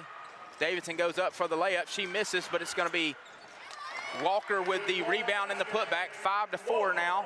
Back to a one-point ball game. Aniston still with the advantage. Fomby's going to bring it up. She gives it off to Lewis. Lewis drives. Nobody really stops the basketball, and she lays it up for 2 points to extend the lead back to 3. It's Liberty Lewis against the world right now, all 7 points. You might want to get somebody on her. It's going to be a bad pass for O-Hatchie. It's going to go out of bounds. Last touch by the Indians, and Aniston's going to take possession of the basketball. So like you said, Liberty Lewis starts this game hot. She's got 7 points already, all the points for the Aniston Lady Bulldogs. For sure, and if O-Hatchie kind of wants to get back in this game, or I mean they're already in this game, but they need to keep getting the ball in the paint. Fumby brings it up. Dangerous pass, and they're going to say last off of Aniston. It's going to be O-Hatchie basketball. I thought that was that last off of O-Hatchie, but they say last touch by Aniston. Turnover there. It's going to be Walker with it. She's going to bring it up. Walker gets it past half court. And she's going to lose it. Stolen by Lewis. Lewis pushes it the other way. Lewis up, and it is good. Make it 9 for Lewis, and O-Hatchie takes a quick 30-second timeout, so we will stay right here. Aniston 9, O-Hatchie 4, 4:33 left in this first period. Jackson, Liberty Lewis, 9 points already, all the points for the Aniston Bulldogs, and defense turned into offense right there. I mean, for sure. I mean, like I said, Liberty Lewis against the world right now. Jada Fomby was some phenomenal passes inside to her as well. She's done her part, but really Lewis has been the key part of this offense. Yeah, I mean, and for O-Hatchie, it's about taking care of the basketball. Already missed a couple of free throws as well. 9-4 advantage still in this ball game, but you got to take care of the basketball. Yeah, for sure. And one thing that O-Hatchie's going to have to do, they're going to have to get the ball inside. Like you were saying earlier, they have the length and size advantage. And out of this timeout, Aniston's going to come back, and they're going to apply full court pressure. O-Hatchie's going to have to beat this pressure, get back, and be able to set their offense, and they do. They get it across half court. Davidson into Orman. Orman up for the layup, and she misses, and the Bulldogs rebound. Fomby's going to push it back the other way. Fomby gives it off to Lewis with the hot hand. Back to Fomby, back to Lewis. Fomby has it now back at the top of the key. She's guarded by Davidson. Gets it in to number 15. That is going to be Spinks, and Spinks misses, and O-Hatchie comes out with the rebound. Indians headed back the other way. Walker gets it past half court, gives it to Davidson. Davidson gets it over to Searchin. Searchin takes a three. She's off, and there's a scramble for the ball. And Aniston comes up with it. It's going to be Fomby pushing it the other way. Fomby walks it back out. They leave Lewis open for a second. Gets it back to Fomby.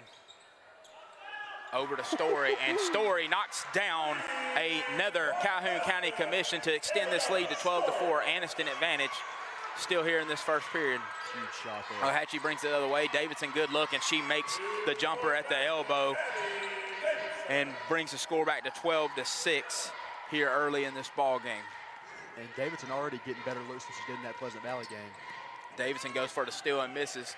Lewis drives. She dishes it to Story. Story back to Fumby. Fumby gets it out to Spinks. Spinks misses. Rebounded by Aniston. And Lewis drives. She misses. That's going to be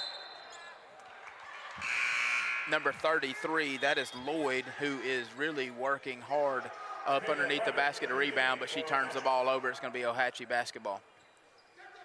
Ohatchee's got to put body on a body, box somebody out, stop all these second chance opportunities. Ohatchee pushes it forward, and a bad pass there, stolen by Fumby, and Fumby will bring it back the other way. Fumby drives, gives it off to Lewis. Lewis with the open three look, bang! Lewis. Another Calhoun County Commission three-pointer there. A lead has ballooned to 15-6 now, a 9-point advantage for the Bulldogs. Ohatchee pushes it up, and that's going to be Emily Riddle with the missed shot, but she is fouled, and she will go to the D4 Show free throw line for a pair of free throws. Comes back to, again, Jackson, can they make their free throws? If you're going to get the ball inside, you're going to get fouled, and you got to be able to knock down some of these free throws. Yeah, for sure. Like I said, that was going to be, coming into this game, I knew that was going to be one of the main key aspects of it. First free throw is up, and it is true. 15-7 now your score, with Riddle to shoot another one for the Ohatchee Indians.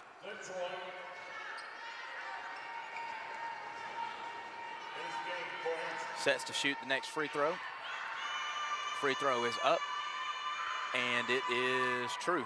2 for 2 right there from the line. Much needed for the Ohatchee Lady Indians. Now the score 15-8 with 2:20 remaining in this first period. That time and score update brought to you by Advantage Tire and Alignment. Shot is up for the Bulldogs. Three-point attempt is missed, but then she ends up with her own rebound. That was number 24. That is Flynn Troy, and it goes out of bounds off of Flynn Troy. It'll be Indian basketball 15-8 steal in this first period. They get it into Walker.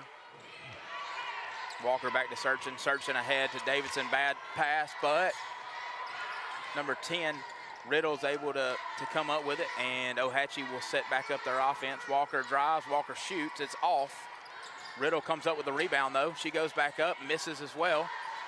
Scramble for the basketball. Riddle comes up with it, and she turns it over. It's going to be Lewis pushing it back the other way.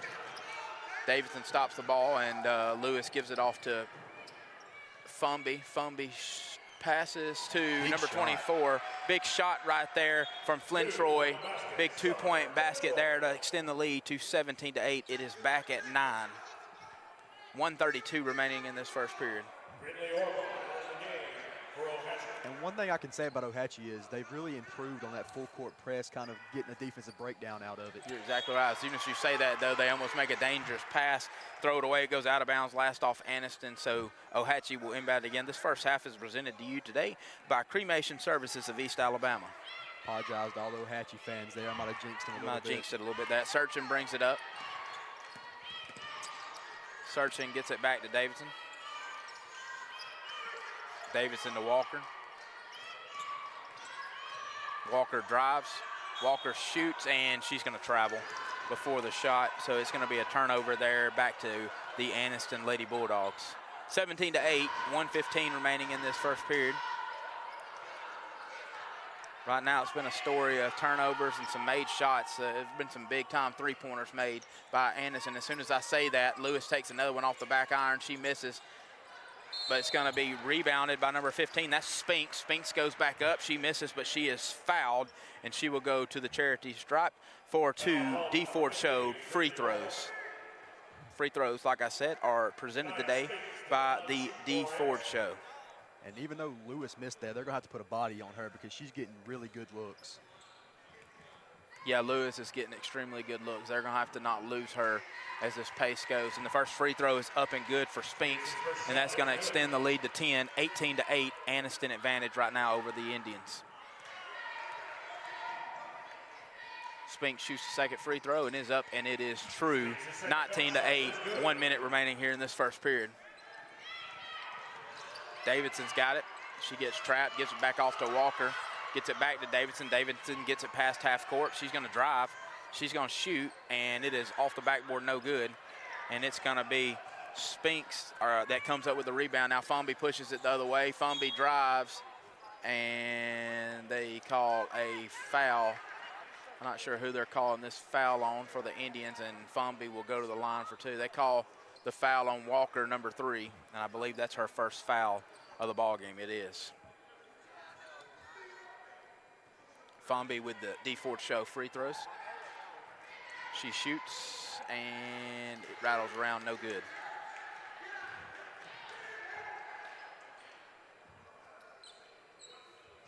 .44 seconds remaining here in this first period.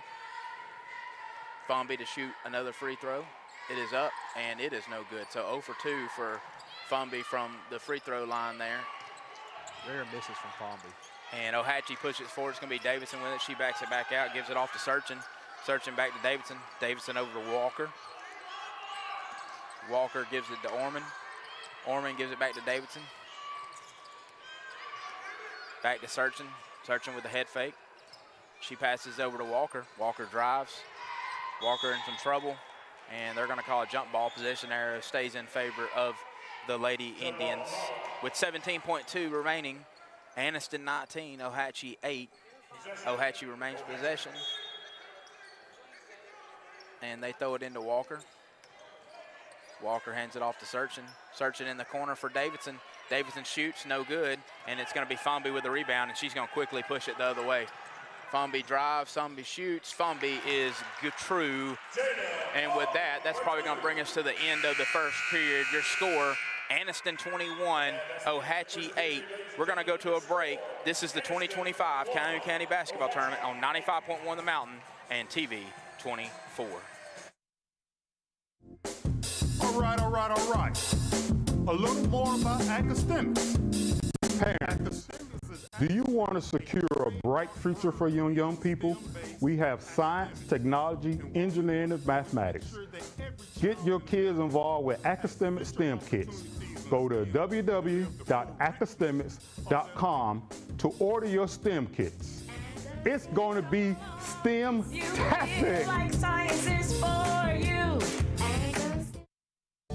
At Southern States Bank, we pride ourselves on being your bank. We're your neighbors and involved in the community. We're the bank featuring the Southern Rewards checking account, a cashback account with no ATM fees. We are on the cutting edge and always have a smiling face to help you out. So come to Southern States Bank, where we are committed to great service and being a great neighbor. Let us be the bank for you and your business. We are back live from the Pete for the 2025 Calhoun County Basketball Tournament on 95.1 The Mountain. Welcome back to the 2025 Calhoun County Basketball Tournament here on 95.1 Mountain and TV 24. Anderson's going to start with the ball with a 21-8 lead here in the second period. Fumby gets it over, and that's going to be number 3 with her shot block. That was Jillian Bulgard. And Ohatchee's going to push it the way. It's going to be Walker. She gives it off to Davidson. Back inside to Walker. Good movement there by the Ohatchee Indians. And Walker's going to finish with a 2-point basket to bring it to an 11-point ball game. 21-10. Aniston still with the advantage. Just 30 seconds into the second period. And that's good ball movement there by the Indians. Fumby gives it back to Lewis. Back to Fumby. Fumby's going to drive. Fumby's going to go up off the glass. No good. And Ohatchee's going to end up with it, and there's going to be a foul called right there. And I believe that is number 10. That's going to be Lewis. And that is Lewis's first foul. So Lewis was huge in that first period, 12 points for the Aniston Bulldogs. And when you look at Ohatchee, been kind of spread around. You got 10 Riddle with 4. You got 3 Walker with 4. And you got Davidson with a pair. Stop a play to wipe down the 4 real quick. And it'll be Ohatchee inbound it. Bad thing about a foul or any kind of made shot or anything like that, it allows Aniston to set up this pressure. and they get it in. That's going to be number 12. That's going to be Brackett. Brackett pushes it forward. That's going to be Walker with a three-pointer. Off the glass, the Calhoun County Commission three-pointer goes in. The bank is open even today on a holiday. 21-13. Now the advantage, still Bulldogs, but Ohatchee trying to claw themselves back into this ball game. That's going to be Flynn Troy. She drives, she misses everything, but it's going to be Spinks with the rebound, misses her first, and then puts back up her own miss and makes it to make it a 23-13 ball game, Bulldogs.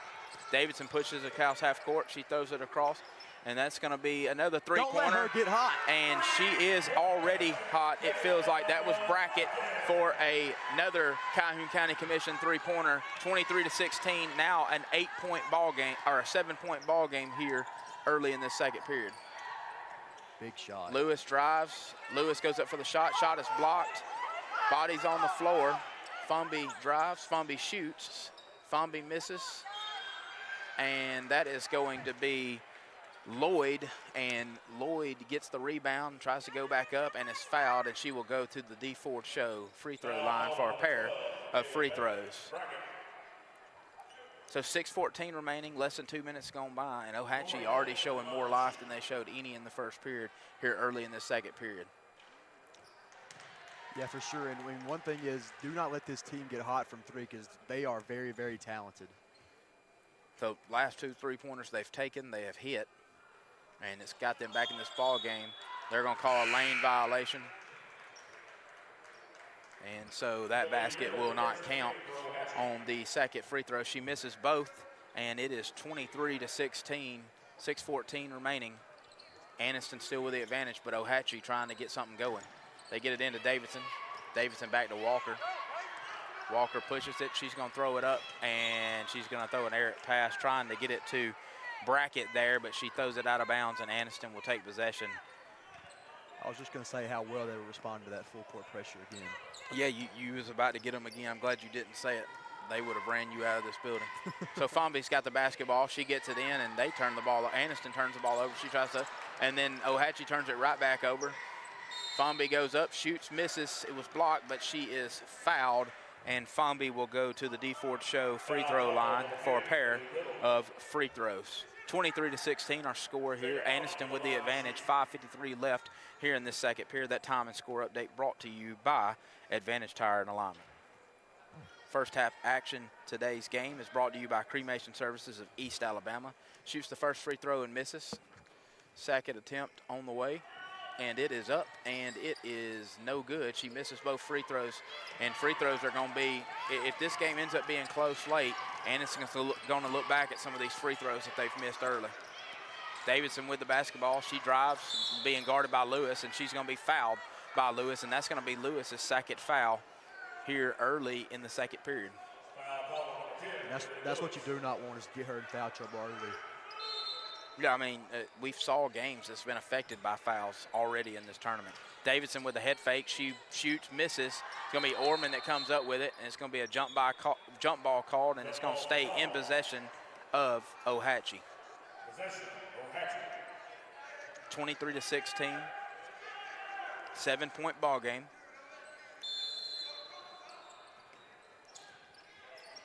Davidson inbounds, gets the ball back, and hits another Calhoun County Commission three-pointer to bring this to a 4-point ball game. This was a ball game that at one point was a 13-point ball game, now trimmed to 4 by the Lady Indians. Fumby drives on the other end. She hands it off to Lloyd, and Lloyd makes the layup to get it back to 25-19. 6-point ball game here early in the second period.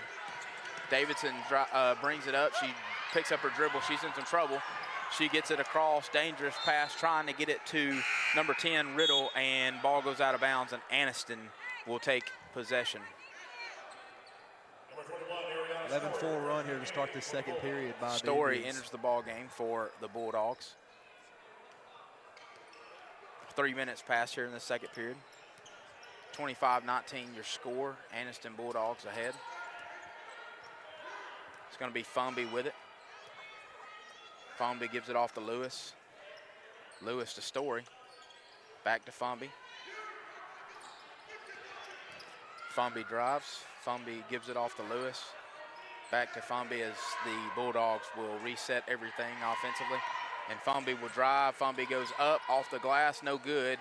Aniston gets the rebound. Spinks back up. Spinks misses. Lewis gets another rebound. Lewis misses, and Ohatchee ends up with it. That's going to be Orman coming up with the defensive rebound, and Walker pushes it past half court. She gets it over to Davidson. Davidson back to Walker. Walker picks up her dribble, and she gives it back off to Davidson. Davidson almost loses it, and she does. We got a traveling call called on Davidson, and it will be Aniston basketball. So some sloppy play from both sides here lately. Both coaches are going to want to clean that up. Yeah, for sure. Got to kind of settle down and try not to speed things up. Aniston brings it up. It's going to be Fumby with it. Fumby's going to drive. Fumby goes up, and it is no good with the floater. And Fumby gets the steal. Over to Lewis, over to Spinks. Spinks misses, and Ohatchee takes back possession. It's going to be Davidson, push it past half court. She's going to try to get it in, and just too many passes. Oh, and we're going to have a walk called right there. Lewis just got ahead of herself. Yeah, she had a 2-on-1 opportunity, and she looked up, got ahead of herself, and walked. Oh, another turnover there, and Ohatchee will take back over. It'll be Searchin inbounding it. Searchin gets it into Walker. Walker's going to walk.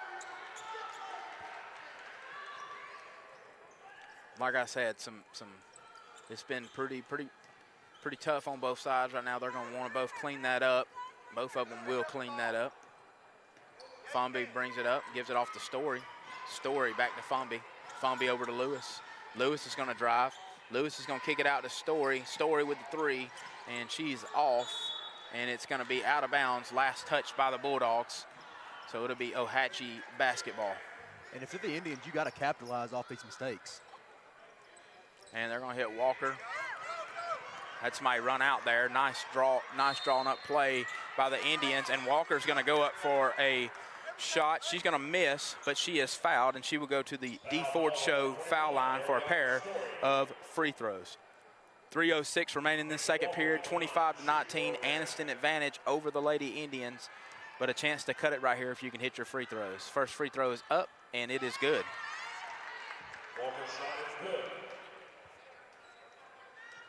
Walker now with 8. Chance to make it 9 right here. Second free throw's up, and it is true. 25-21, 4-point ball game with just over 3 minutes remaining till halftime.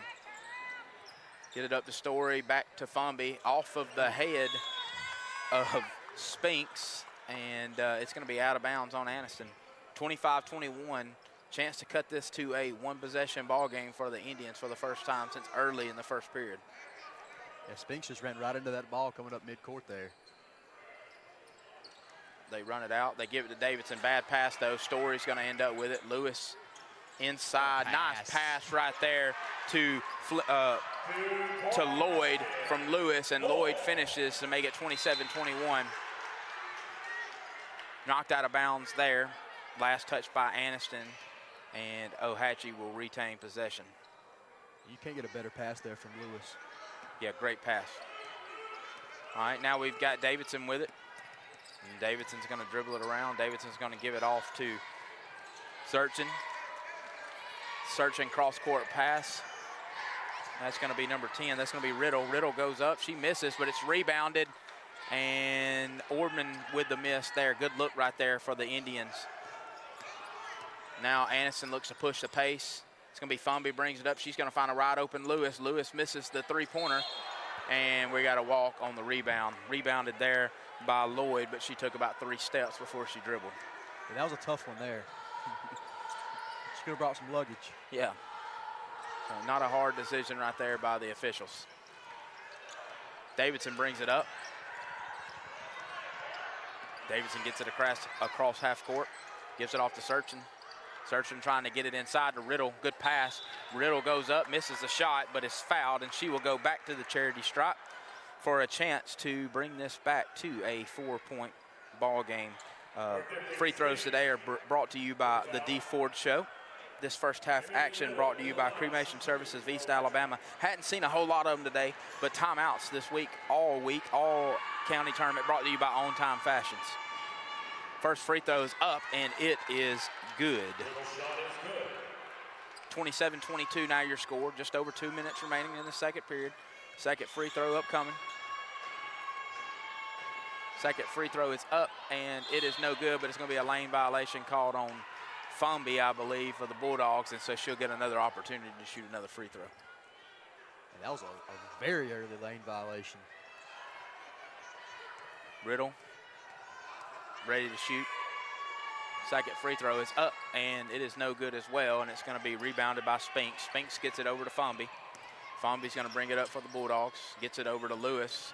Lewis with a head fake, drives up and makes the shot to make it 29-22. So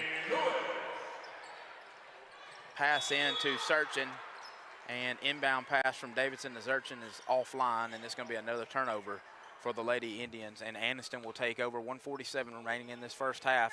29-22, Aniston up. Fumby dribbles it up. Now she backs it back out.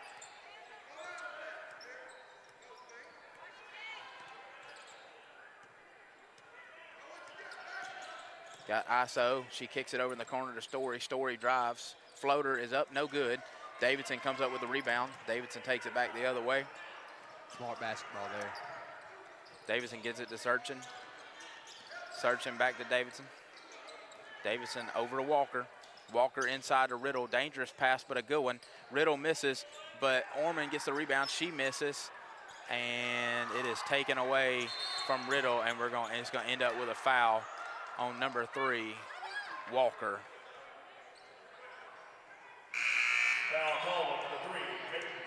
So Aniston Bulldog basketball, just over a minute left. They have the lead, 29-22. And Fumby will bring it up. Just tough right there. A lot of looks right there inside. Couldn't get nothing to fall. Fumby brings it up. She looks like she is willing to take her time. Aniston may be waiting to the last shot of this first half. 45 seconds. Now they walk out on her. Then walk back. I think they're just going to try to play for just last over shot. 30 seconds remaining. Fumby standing by herself just past half court. Waiting on last shot. Don't have a shot clock here in Alabama high school basketball. I hate that rule. I'm sorry. I just don't like having no shot clock. Because metaphorically speaking, I mean, I've seen some games where, the game ends 3-2. Yeah, and it just makes for bad basketball. But, I mean, hey, look, if it's not, you got the lead, you're up by 7. You got a chance to take the last shot. I don't blame him. Lewis shoots, she misses. And it's going to be out of bounds, last touch by Aniston. So with 3 seconds left, Ohatchee will get the basketball. Aniston got their full court pressure. They back off Spinks, try to keep Ohatchee from throwing long pass. Ohatchee, it's going to be Riddle that dribbles it over, and she's not going to get a shot off. So at the end of the first half, your score, Aniston 29, Ohatchee 22. This first half action again brought to you by Cremation Services of East Alabama. This is the 2025 Calhoun County Basketball Tournament on 95.1. The Mountain and TV 24. We'll see you right after this break. I want to live. The leading cause of death of young Americans like me is gun violence, and oftentimes tied to substance misuse. NBA, NFL, NCAA, most of you look like me, and our communities need you now more than ever. Let's make I Want to Live more than just a hashtag. Let's make it a movement. I am a baller against bullets. Serving Calhoun County and the state of Alabama since 1994. Locally owned and operated, offering some of the most competitive interest rates in the mortgage industry, along with a wide variety of mortgage products. We are with you throughout the home buying process, offering you service before and after the close. Fast, reliable, local. And you remember, if you need a home loan, call my daddy. Hello, my name is Bob Couch, and I'm the owner of Couch's Jewelers. We are your destination for engagement rings, wedding bands, and anniversary and birthday gifts. We offer a wide selection of the best value diamond jewelry and engagement rings. We even gift wrap every purchase for free. And if you have some jewelry that is broken, no worries. Expert jewelry service is offered in-house. At Couch's Jewelers, our customer service is unmatched. If you'd like a special jewelry item created just for you, please come to see us. Hey, how y'all doing? This is Teresa Garrett from Freedom Tax Service of Oxford, Alabama. Come on down for our new up to $7,000 advance that starts and gets you your money within 24 hours all the way up to 72 hours. Come on down and see us today. We are open from 9 to 7 Monday through Friday, and on Saturdays are by appointment only. Again, don't be a slave to your taxes. Choose freedom. At First Class Roofing and Solar, we are not here to sell you a roof. We are here to get your insurance to buy you a roof. From roofing to gutter installation and detaching and resetting solar panels, we've got you covered. So, Mr. Ward, was it easy working with us? Yes, you guys handled everything with my insurance company, and the hardest thing I had to do is pick out the color for my shingles. Leave the hassle to us. We'll handle the insurance process so you don't have to. Get your free estimate today. Call 989-THE-GOAT and let us take care of your roof and your insurance too.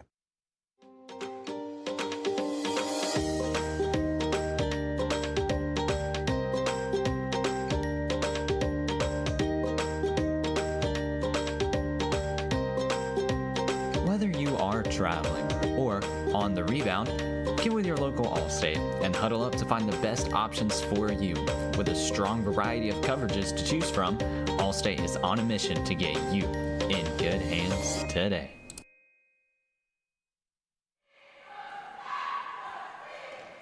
All right, we are here at halftime. We've got a very special guest from the Alexandria Valley Cubs, Coach Craig Kiker. And Coach, your girls had a victory the other night. You get the honor to play again tonight at 6 o'clock, but this is the one of many games you guys have played recently. Can you talk about the gauntlet you guys are currently running through?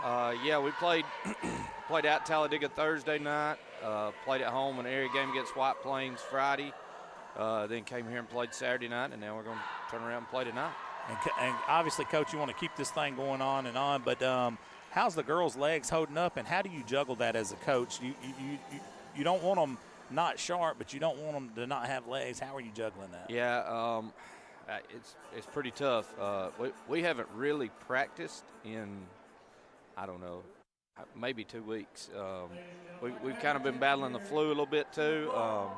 We've had a couple of girls miss a game or two here and there with the flu. So it's just been a lot of rest and recovery for us.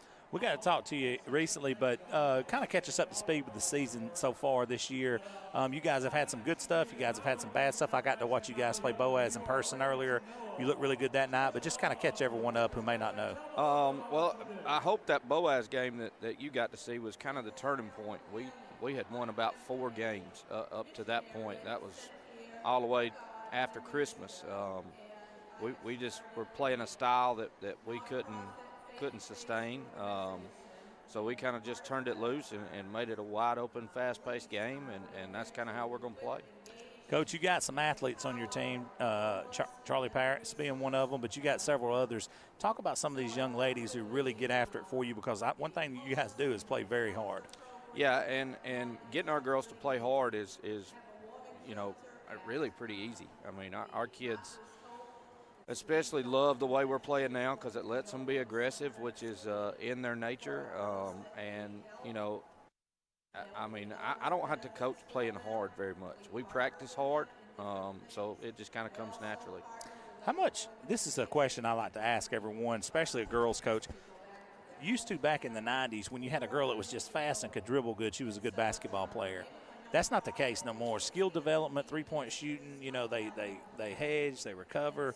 Everything's changed in the girls' game. Can you talk about that?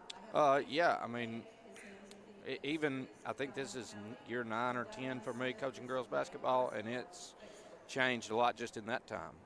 Like you said, most of the time you saw one good guard every few weeks. Now you see a good guard about every night. Yeah.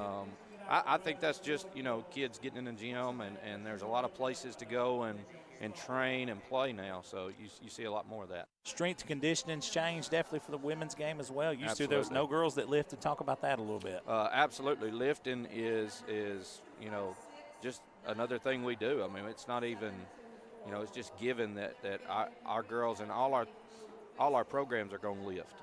In the off season, we lift a little bit during the season, but it's not as much.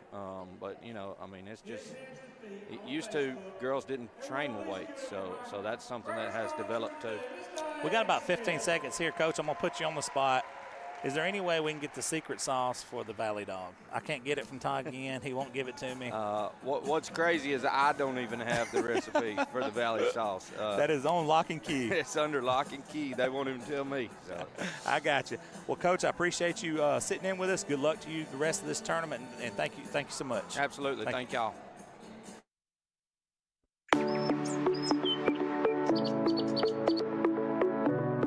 Hey, this is Jason at Reeves Insurance. Just want to say a quick thank you to all of our customers for your support over the years.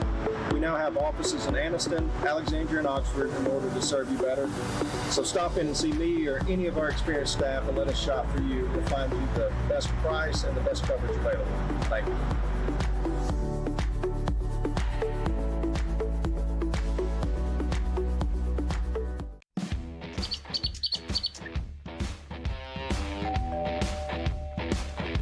Hi, welcome to Classic 13. How can I help you? I was thinking about getting a tattoo. Do I need to make an appointment? No, we take walk-ins every day.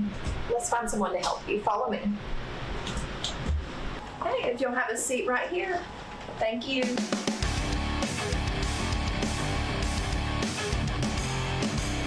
Come down to Classic 13, where good tattoos aren't cheap and cheap tattoos ain't good. At Alexandria Brake and Muffler, we strive to perform exceptional service using premium quality parts to ensure your vehicle withstands the test of time.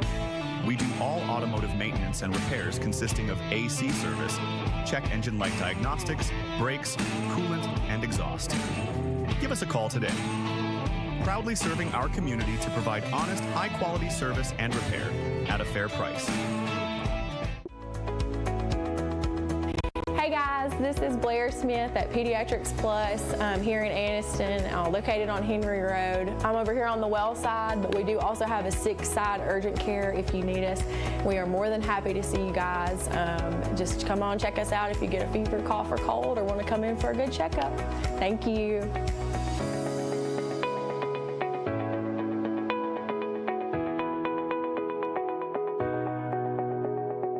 Since 1848, First Bank of Alabama has been serving East Central Alabama, now serving 6 counties in East Central Alabama.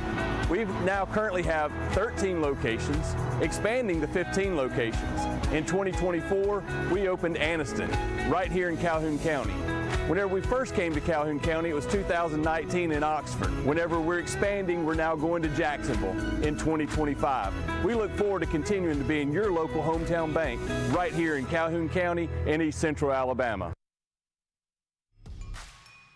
The full court press by Aniston. We've seen in that Pleasant Valley game, Pleasant Valley really put on that full court press against them. They looked a little panicked, a little out of line, so to speak, but they've really done a good job, especially in that first half. Yeah, it definitely looks like O.Hatchie met and probably walked through some different things on that full court press because they struggled in round 1 and they look a lot better at it right here in round 2 so far. So with that, we're going to head to second half action. Like I said, this is the 2025 Calhoun County Basketball Tournament on 95.1 The Mountain and TV 24. Second half action brought to you by Oxford Dental Care.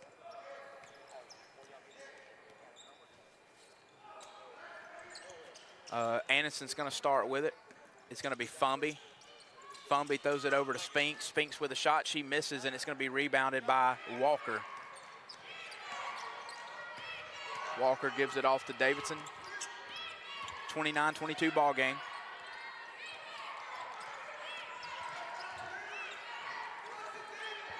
Good pressure.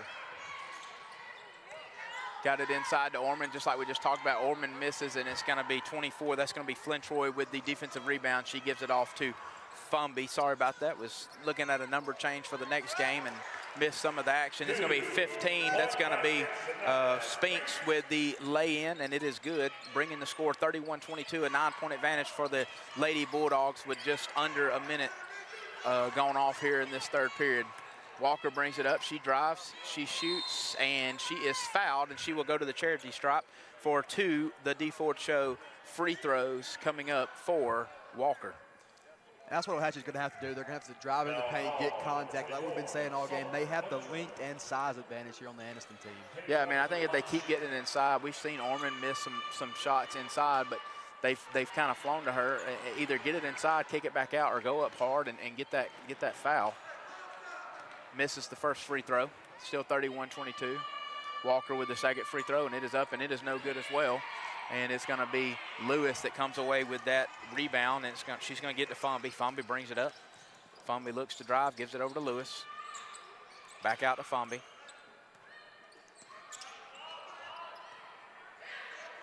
Gives it over to Flynn Troy. Flynn Troy to Spinks. Spinks back inside to Flynn Troy. Good spin move right there, but a good block by Orman right there. And O.Hatchie's going to come with the basketball. Beautiful block right there by Orman. Davidson brings it up. Lewis knocking it away, and we're going to have a foul call called on Davidson, and it's going to go back to Aniston. So that is Davidson's first foul of the ball game. Speaking of fouls, Lewis has 2. That'll be something to look at. Spinks has 2, and then for O.Hatchie, Walker has 2. That was Davidson's first. And not really much people in foul trouble right now as we look at this ball game. Lewis with it. She gives it over to Flynn Troy. Flynn Troy with the long 2. She misses. And it's going to be Walker that comes out with the rebound. She picks up her dribble, gives it off to Orman, back to Walker. And Walker will bring it up. Gives it over to Davidson. David forward to Searching to Orman. Orman misses, but a good look there for O.Hatchie. O.Hatchie's going to end up coming back up with it. It's going to be Searching with a long 3-pointer. She does not hit anything, and it's going to be out of bounds. It's going to be Aniston Lady Bulldogs basketball. 5:58 remaining in this third period. 31-22 your score. Aniston advantage.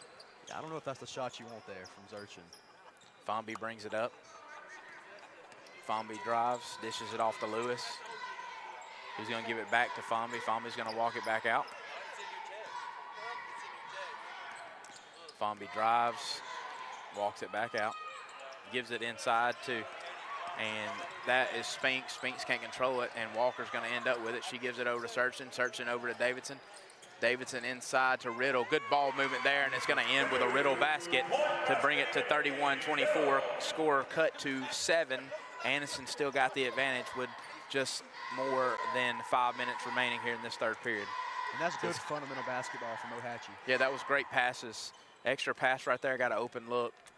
And they bring it to 31-24. Aniston in no hurry. They slow it down.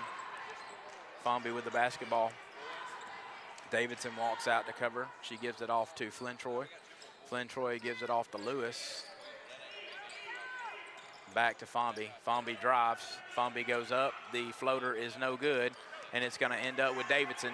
Chance to push. Davidson gives it off to Walker, and Walker finally controls it, gives it back to Davidson, but it's going to be foul. It's going to be taken away, but then out of bounds by, and I thought it was a foul, but it was not. Davidson slow to get up. That was tough there, ran right into the chairs. And that's going to bring Brackett back in, and Davidson will go to the bench. It's going to be O.Hatchie basketball. Out of bounds, last touch by Aniston. She gives it into Walker. Walker over to Brackett. Brackett with the pump fake. Gets it inside to Orman. Orman's going to have it taken away by Spinks. Good defense there. Fomby brings it up. Fomby gives it over to Lewis. Lewis with a shot, no good. And it's going to be out of bounds. Last touch by Aniston. So still a 31-24 ball game. 4:19 remaining in this third period. And O.Hatchie will take a 30-second timeout, so we will stay here. So what seems like a game that Aniston has controlled, it's still only a 7-point ball game, just a little bit more than halfway through this, or a little less than halfway through this third period. 31-24. What does O.Hatchie got to do? It seems like they've gotten the ball there. When they get to set up their offense, they're getting decent looks. They just got to knock those looks down. Yeah, for sure. Like you were just saying, they're getting a lot better looks from the game we called on Saturday, against Pleasant Valley, where, Pleasant Valley really put that pace full court press on them, and they really started to panic a little bit. But really, they've made adjustments in just 2 days from now, and they look a lot better. Yeah, and the big question mark right now for O-Hatchie is how long is Davidson going to have to sit? She's rubbing the back of her shoulder, so I don't know what happened to her over there on that play earlier where it was a kind of a collision between her and an Aniston Bulldog. But that's going to be a big question mark going forward for the Indians. So Searchin brings it up. She gives it off to Walker. Walker dribbles, gives it back to Searchin. Searchin guarded by Lewis. She gives it back to Walker. Walker to Brackett. Brackett gives it off to Searchin. Searchin with a three-pointer, and it is off. But it's going to be Orman with the rebound, and Orman goes back up for the made basket. So a 2-point basket for Orman brings the score to 31-26. Still advantage Aniston, but a 5-point ball game right here with just less than 4 minutes remaining here in this third period. They're going to leave Flynn Troy open. Flynn Troy misses on the 3-point shot, and it's going to be O-Hatchie bringing it back up. That last timeout brought to you by On Time Fashions. On Time Fashions in Oxford. We're going to have a steal and then a foul on, is that Walker? Yes. So a steal by Lewis and then a foul by Walker. So there's the answer to my question there. As Davidson comes back into the ball game, she will check back in. Walker will check out. And then number 5 also, that'll be Molly Barnes checking in for the O-Hatchie Lady Indians. Also the third on Walker, too, something to watch. Yeah, so Walker has to come out there, and that's why Barnes entered the ball game. Third quick foul there with just over 3 minutes remaining in the third period, so she's going to have to be careful. So Flynn Troy with another shot, and she makes the Calhoun County Commission 3-point play there, and that extends the lead back to 8 for the Bulldogs, 34-26. Cannot give her that good of a look. And then Lewis on the inbound gets a quick foul. That's going to be her third foul as well. So looks like coach is going to leave her out there. Going to trust her to not make another foul. But if she gets another foul here in this third period, that's going to make things very dicey for the Aniston Lady Dogs. Got to be careful right there. A lot of contact. That could have easily been called on. They get it in a Riddle. Back to Searchin. Searchin's going to bring it up. She gives it off to Barnes. Barnes gives it back to Searchin. Searchin to Davidson. Davidson over to Barnes. Barnes gives it to Orman, and Barnes travels before that, and it's going to be Aniston basketball. 8-point ball game, 34-26, 2:51 remaining here in this third period. And Aniston inbounds. Is going to be Fomby bringing it up.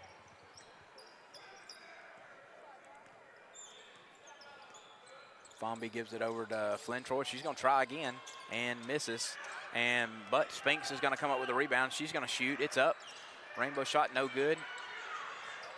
Aniston gets the rebound again. Flynn Troy and Coach Bullett's going to take a 30-second timeout, so we will stay right here. 2:32 remaining here in this third period. It's Aniston 34, O-Hatchie 26.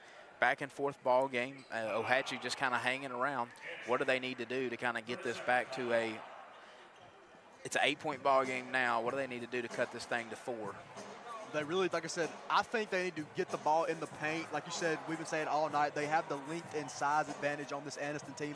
They need to get the ball in the paint to Riddle and Orman and let them go up, maybe draw some contact, put it in, maybe get an and one. That's what they need to do. And we've already saw, like I said, 3 fouls for Lewis, 2 fouls for Spinks. Get it in there and see if you can't get those ladies in foul trouble as well. So if you're Aniston, what do you got to do to keep your lead and to extend your lead? Just clean up the play. I mean, in reality, you got to clean up the play. You got to hit your free throws. That's really been what's kind of kept Aniston from kind of opening the lid on this lead, is missing free throws. So it's going to be Fomby with it. Fomby walks it out. She's in no hurry. 8-point lead. 2:20 remaining in this third period. She gives it over to Flynn Troy, and Flynn Troy is going to fire up another one, and that one's going to go. Calhoun County Commission 3-pointer by Flynn Troy, and that's going to extend the lead to 11, which I believe is the second highest lead and the highest lead that Aniston's had since it was 13 early in the first period. Knocked out of bounds. O-Hatchie will remain with possession. Officials got to fix this whistle. Got to shine it real quick. 2:08 remaining, 37-26. Aniston Bulldogs with the lead.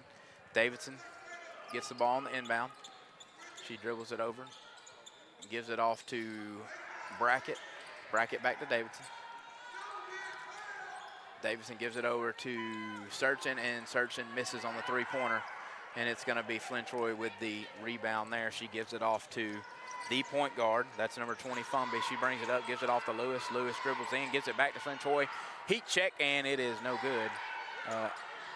Aniston with the rebound, but they missed the putback, and O.Hatchie rebounds. That was number 33, Lloyd, who got the rebound but missed the putback. It's going to be Brackett with it. And O.Hatchie's going to take a timeout, and that's going to be a full timeout, and we will take a timeout with them.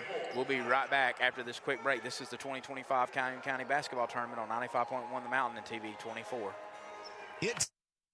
The weather is warming up and spring is just around the corner at Miller Sand and Landscape Supply. I'm Craig Miller, and we've got something for everyone. From bulk materials like sand, gravel, and mulch to beautiful outdoor decor to make your outdoor living space the envy of the neighborhood. See our beautiful selection of Mazzarelli fountains, flowers to brighten your garden, and an outdoor center loaded with beautiful decor. Whether you need a little or a lot, visit Miller Sand and Landscape Supply. Pete on 95.1 The Mountain. Welcome back to the 2025 Calhoun County Basketball Tournament right here on 95.1 The Mountain and TV 24. Coming out of this on-time fashions timeout, Coach probably calls it, try to get his team settled down and kind of tell them what they need to do. 37-26, Aniston with a 11-point advantage with 1:27 remaining in this third period. And coming out of this on-time fashions timeout, O.Hatchie desperately needs a basket and a couple of defensive possessions where they play really well and limit Aniston's scoring. Yeah, they just got to play smart here. So it's going to be into Davidson. Davidson gets it over to Walker.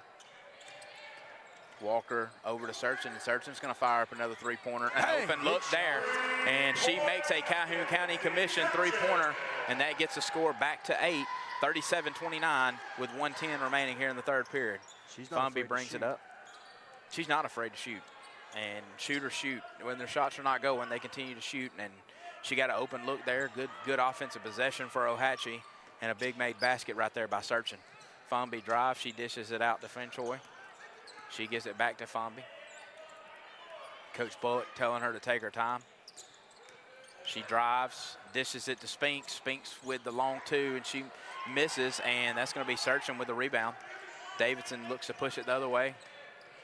Guarded by Lewis, who has those 3 fouls. Davidson picks up her dribble. She gives it over to Walker. Walker inside to Searchin. Searchin backs it back out to Walker to Davidson. Davidson drives, tries to get it into Riddle, and it's stolen by, that is going to be Spinks. Spinks taking it the other way, and she misses, but Lewis will get the rebound. Lewis back up, she misses. Spinks again, a miss, and O.Hatchie's going to end up with it.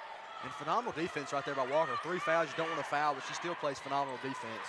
Yeah, good job right there defending without fouling. Gets it over to Searchin, to Walker, and they are not going to get a shot off. So that's going to be the end of the third period. Your score, Aniston 37, O.Hatchie 29. This is the 2025 Calhoun County Basketball Tournament on 95.1 The Mountain and TV 24.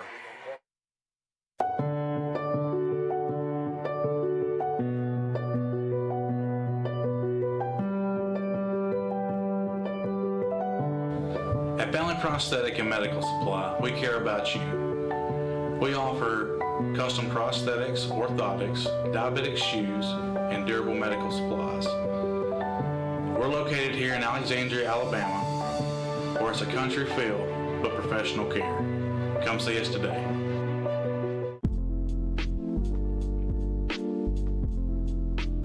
Cutter's Pizzeria is celebrating 5 years with 2 locations in Alexandria and Oxford, Alabama. Open Monday through Saturday for dine-in, takeout, and delivery. Y'all come on out for our popular 5-pound pizza, wings, salads, pastas, and more. You can find out more about Cutter's Pizzeria at cutterspizzeria.com.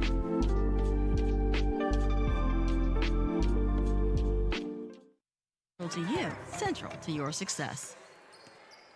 We are back live from the Pete for the 2025 Calhoun County Basketball Tournament on 95.1 The Mountain. Welcome back to the 2025 Calhoun County Basketball Tournament.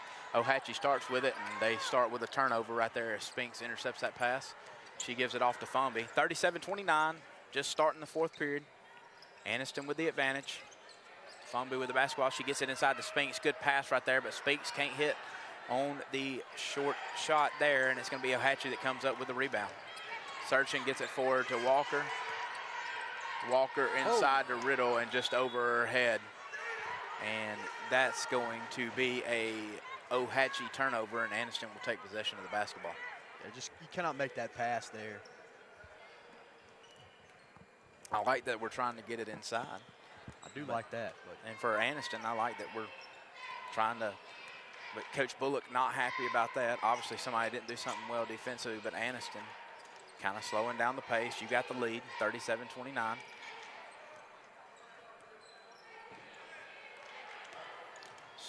And it's going to be Fumby drives in. She shoots and all around the basket, but can't go in.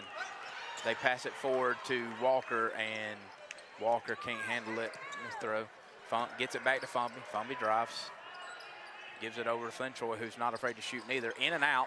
She misses, but it's going to be number 33, Lloyd, with the rebound. She puts it back up. Can't hit, but it's fouled, and she will go to the D4 show free throw line for a pair of free throws. This second half action brought to you by Oxford Dental Care. Quality dental service with a smile. Oxford Dental Care. And more importantly, that's Walker's fourth. Yeah. Walker, and I mean, I don't know. I don't know. They're going to get Walker, and it's going to be Orman that comes back in for Walker. 6:47 remaining, 37-29. That time and score update brought to you by Advantage Tire and Alignment. And Lloyd throws up the second free throw, misses both, but Aniston comes up with the rebound, gives it over to Finchoy with the three. She misses. Saved by Aniston. It's going to be Lloyd that saves it, but it hits Liberty Lewis right in the face and then back out of bounds. And I love how vocal Coach Bullock is. Oh, if you want to see vocal, you should have seen Chris Randall earlier today in the White Plains game. It's going to be Searching that brings it up. Searching gives it back to Davidson, back to Searching. Open look. Can she hit another one? She misses, and it's going to be Aniston with the rebound. Open look right there. Like I said, shoot or shoot. You'll take that look if you're O.Hatchie. Back to Lewis. You'll also take that look. She's left open, but she misses. Davidson with the long rebound. She pushes.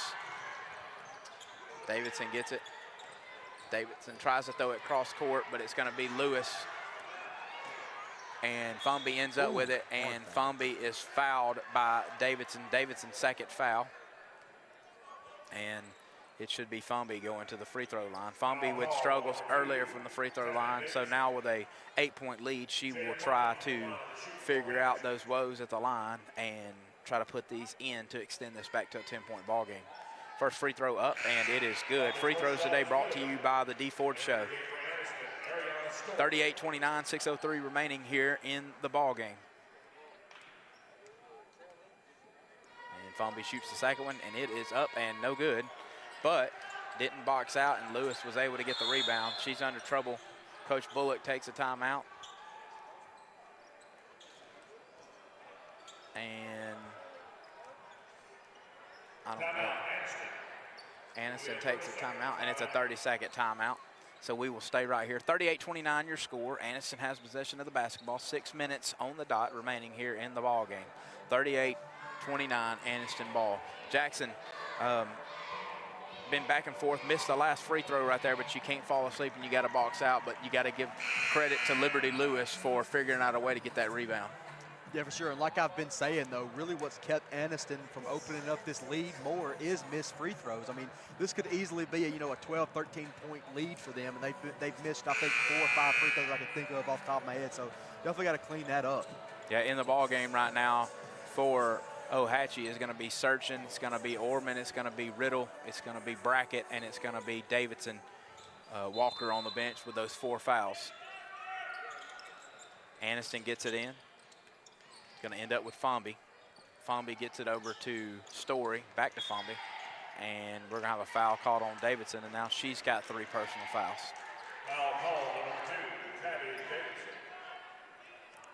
So Aniston basketball, they will inbound, not in the bonus yet.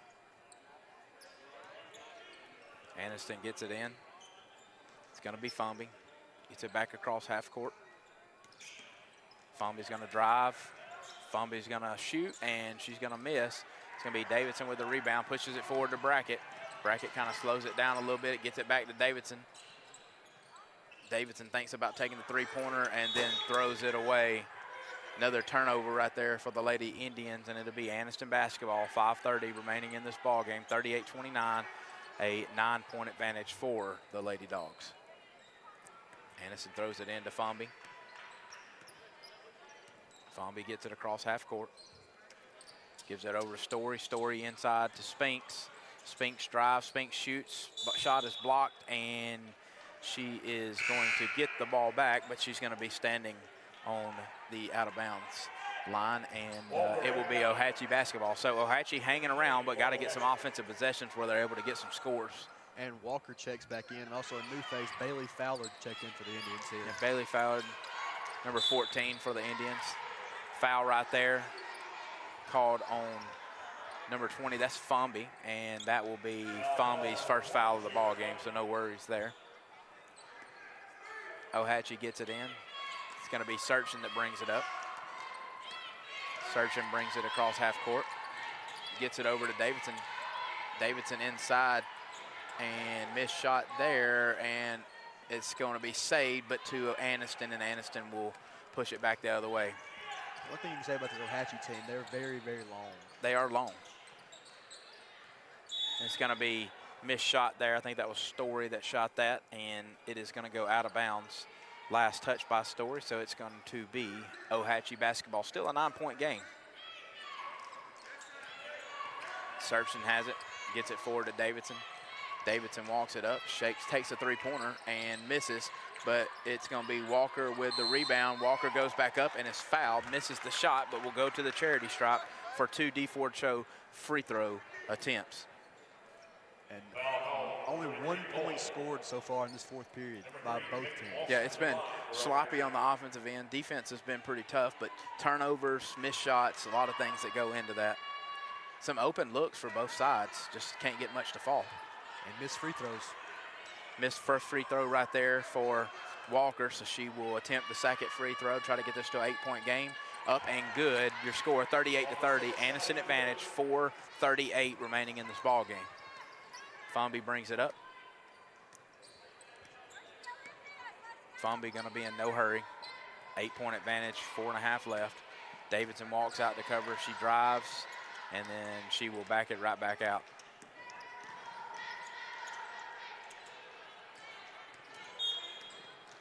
Fomby's going to step out. Fomby's going to step out. Coach Bullock not happy with the call. Thought she was forced out. Thought there should have been a push called, and he's not going to get his way. And it's going to be O.H.A.P basketball. Walker with it. She gives it off to Searchin. Searchin to Davidson. Davidson drives. Davidson shoots. Clear path to the basket. She makes it. And now this is a 6-point ball game at 38-32. Aniston advantage, but O.H.A.P clawing themselves back into it. 3:56 remaining. Into Spinks, and Spinks is going to throw it away, but they're going to say it's deflected by O.H.A.P. Last off of Walker, and it's going to be Aniston basketball.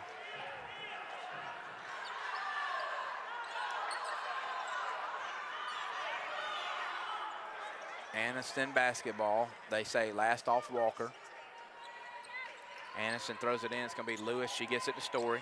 Story dribbles, gets it back to Fomby.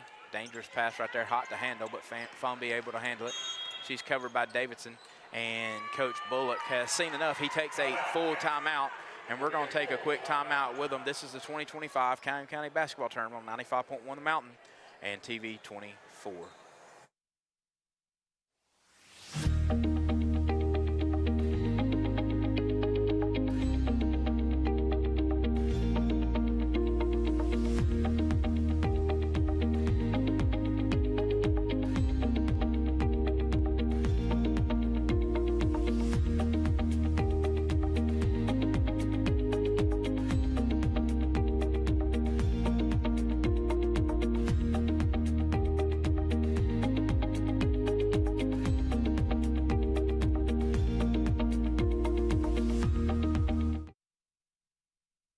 We are back live from the Pete for the 2025 Calhoun County Basketball Tournament on 95.1 The Mountain. Welcome back to the 2025 Calhoun County Basketball Tournament.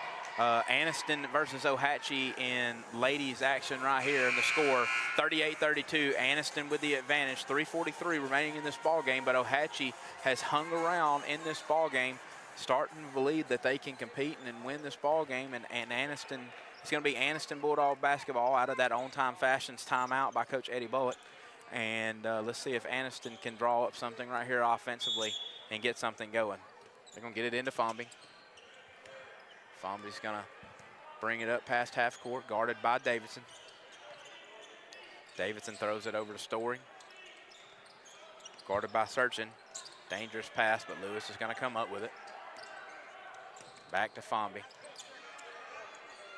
Davidson walks out to Gardner. Fomby dribbles around, backs it back out. Ball movement so far. Going to be to Lewis. Aniston may be trying to play keep away right here and run some of this clock off. Lewis back with it. Lewis picks up her dribble. Could be in trouble. She gets it off to Story. Story gets it back to Fomby. Fomby's definitely the person they want with the ball in her hands right now in this situation. Can trust her. Very much experienced. And there's going to be a foul called right there on Davidson. And when you turn around good, we talked earlier about Davidson fouls not being an issue with her. Now she has 4 as she just picks up her 4th personal foul. So now you've got Davidson and Walker both playing with 4 personal fouls. But if Aniston can keep this up, I mean, you might want to foul at this point. If you can find a free throw shooter you would like to foul. If they get it to somebody you feel confident, won't be good at the line, you want to do that. Aniston definitely playing keep away. It can't be Walker or Davidson that commits that foul, though. Definitely cannot be. Wants it out. It's going to be Lewis, and they're just playing keep away. I would let Fowler foul somebody. Wow. And Davidson. Foul call number 2, Tammy Davidson. I don't understand that. Yeah, I mean, if that's her 5th foul. Yeah, that's her 5th. If I'm going to foul, I'm going to get somebody else to come out that's not in foul trouble. Fowler has no fouls at all. She's not played many minutes at all. I'd get her to foul. Yeah. I mean, I think at this point with them playing keep away, they're in the bonus now. With them playing keep away like that, you almost get to the point where you got to try to cause a turnover. And if you can't cause a turnover, you're going to have to foul because they essentially ran over a minute off the clock right there just in that one possession. Second free throw is all. First free throw was good. D Ford Show is the official free throw sponsor of this tournament. And just over 2 minutes, O.H.A.P has the ball down by 7, 39-32. Another reason, though, Jackson, why we need the shot clock in high school basketball. But with Davidson fouling, that's your point guard gone. Yeah.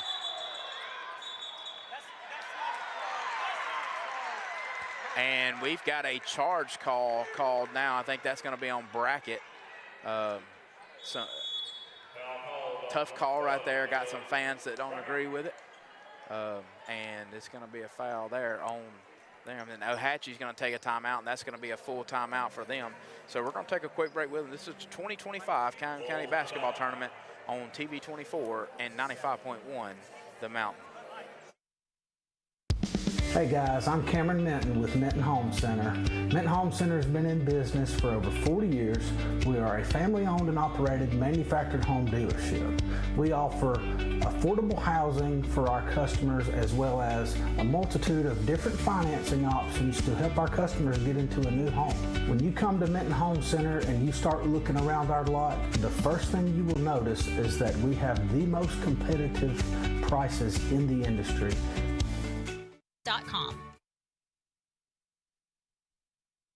It's the 2025 Calhoun County Basketball Tournament at the Pete on 95.1 The Mountain. Welcome back to the 2025 Calhoun County Basketball Tournament on 95.1 The Mountain and TV 24. Jackson, we kind of talked during the commercial break, like we don't really understand that last the foul call down here on Ohatchee. I know you got to foul eventually because Aniston was playing keep away, but anybody but your point guard, anybody that's brought the ball up and controlled the offense all day for you, because with that foul, Tabby Davidson is now out of the ball game with her 5th personal foul. She fouled out. They get it off. Aniston brings it up. Back to Fomby. Fomby gives it over to Flintoy. They done told Flintoy do not shoot because she will shoot. She is a shooter, and she will definitely shoot. Fomby gets it back, and they're going to call a foul there on Searchin, and that's going to be on Fomby, and she's going to go back to the line. 1:35 remaining in this ball game. It's 39-32 Aniston, and Aniston will be at the D. Ford Show free throw line for a pair of free throws. 7-point ball game, I mean, it's not like Aniston's had tremendous firepower offensively, but defensively they've kind of held this Ohatchee team in check all day.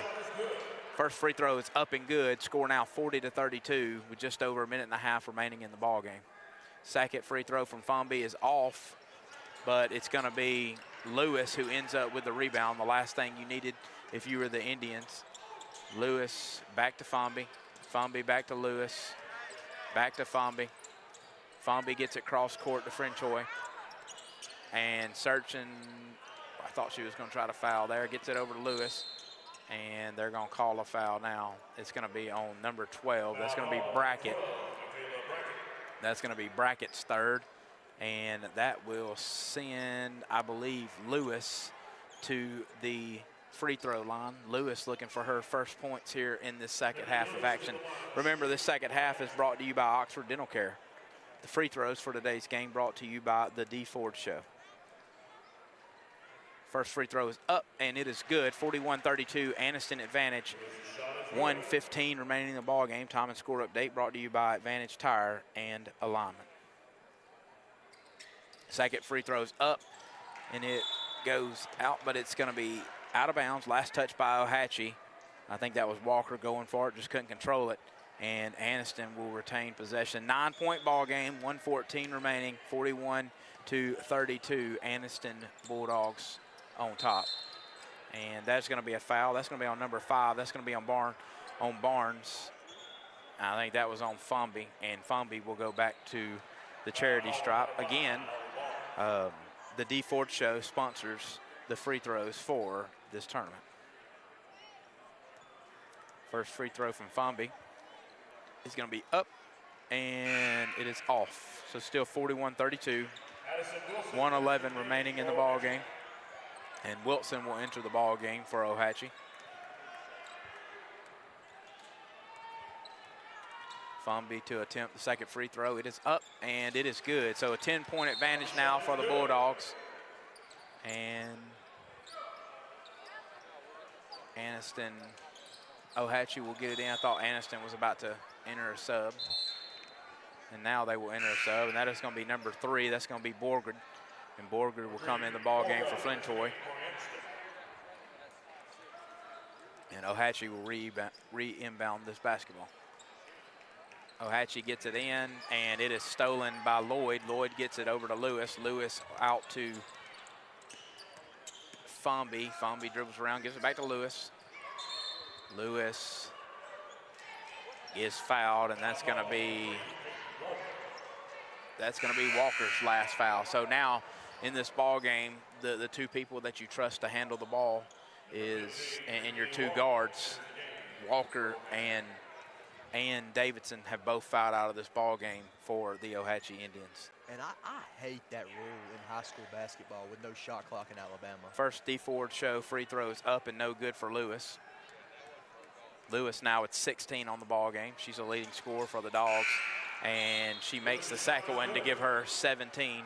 Now your score, 43-32, just over a minute remaining in the ball game. Aniston advantage, and it's turned into a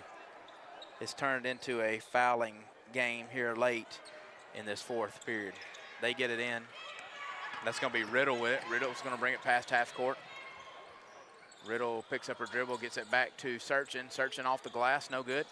And it's going to be out of bounds, last touch by Aniston, so Ohatchee will inbound.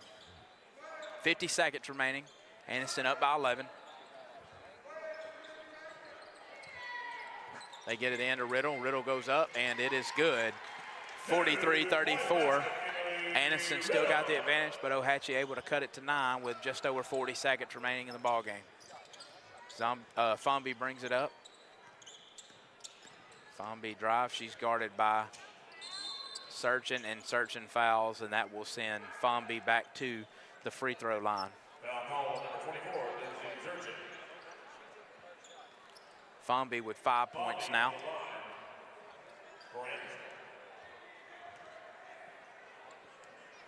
Fomby's first D4 showed free throw. It's up, and it is good. 44-34. Now your score, 10-point advantage for the Bulldogs with just over 30 seconds remaining in the ball game. Starting to see some mass subs for both teams.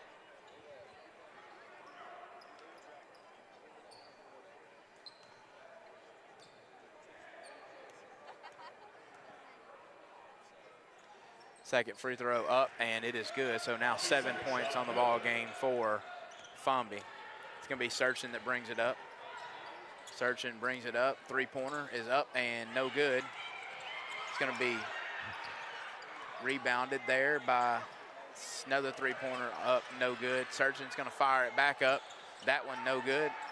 And it's going to go out of bounds. Last touch by O.Hatchie to be Aniston basketball. So Aniston should inbound this to Fomby, and the clock should run out on this ball game, and the Aniston Bulldogs are going to advance to the next round of the Calhoun County basketball tournament. That is the ball game. Your final, 45-34. The Aniston Bulldogs defeat the O.Hatchie Indians here in the Calhoun County basketball tournament. Just a couple of things. Obviously, the player of the game has got to probably be Lewis. I think ended up with 16 points for the Aniston Bulldogs. But we'll come back. When we come back, we will have the post-game / pre-game show presented by Webb Trucking. Webb Trucking, locally owned and operated by Michael Webb. Need something moved near or far, Webb Trucking is who you need to call. This is the 2025 Calhoun County basketball tournament on 95.1 The Mountain and TV 24. At Dunn's HVAC, Plumbing, and Electrical, we know how hard it is to find a dependable company you trust. The time-consuming effort can be frustrating and overwhelming. We believe what matters is getting back to what's important to you. Dunn's HVAC, Plumbing, and Electrical is built upon honesty, integrity, and also trust. We are your local choice for all your HVAC, plumbing, and electrical needs, servicing Calhoun County, Jefferson County, and surrounding areas. Visit our website at callduns.com to schedule your appointment. Dependable service done right. I'm Alan Parnell, the Parnell Insurance Agency. We've been here in Oxford and Alabama, Tallapoosa, Georgia since 1990. With Auto Owners Insurance, we're able to give customers competitive pricing along with excellent coverages. Parnell Insurance can handle all of your personal, commercial, and life insurance needs. We have a very experienced staff, both personal and commercial. All together, we've got about 125 years experience. Come see what our insurance agency can do for you in Oxford, Alabama, and Tallapoosa, Georgia. Auto Owners Insurance. All right. A little more about academics. Parents, do you want to secure a bright future for young people? We have science, technology, engineering, and mathematics. Get your kids involved with academic STEM kits. Go to www.academics.com to order your STEM kits. It's going to be STEM-tastic. Like science is for you. At Southern States Bank, we pride ourselves on being your bank. We're your neighbors and involved in the community. We're the bank featuring the Southern Rewards checking account, a cashback account with no ATM fees.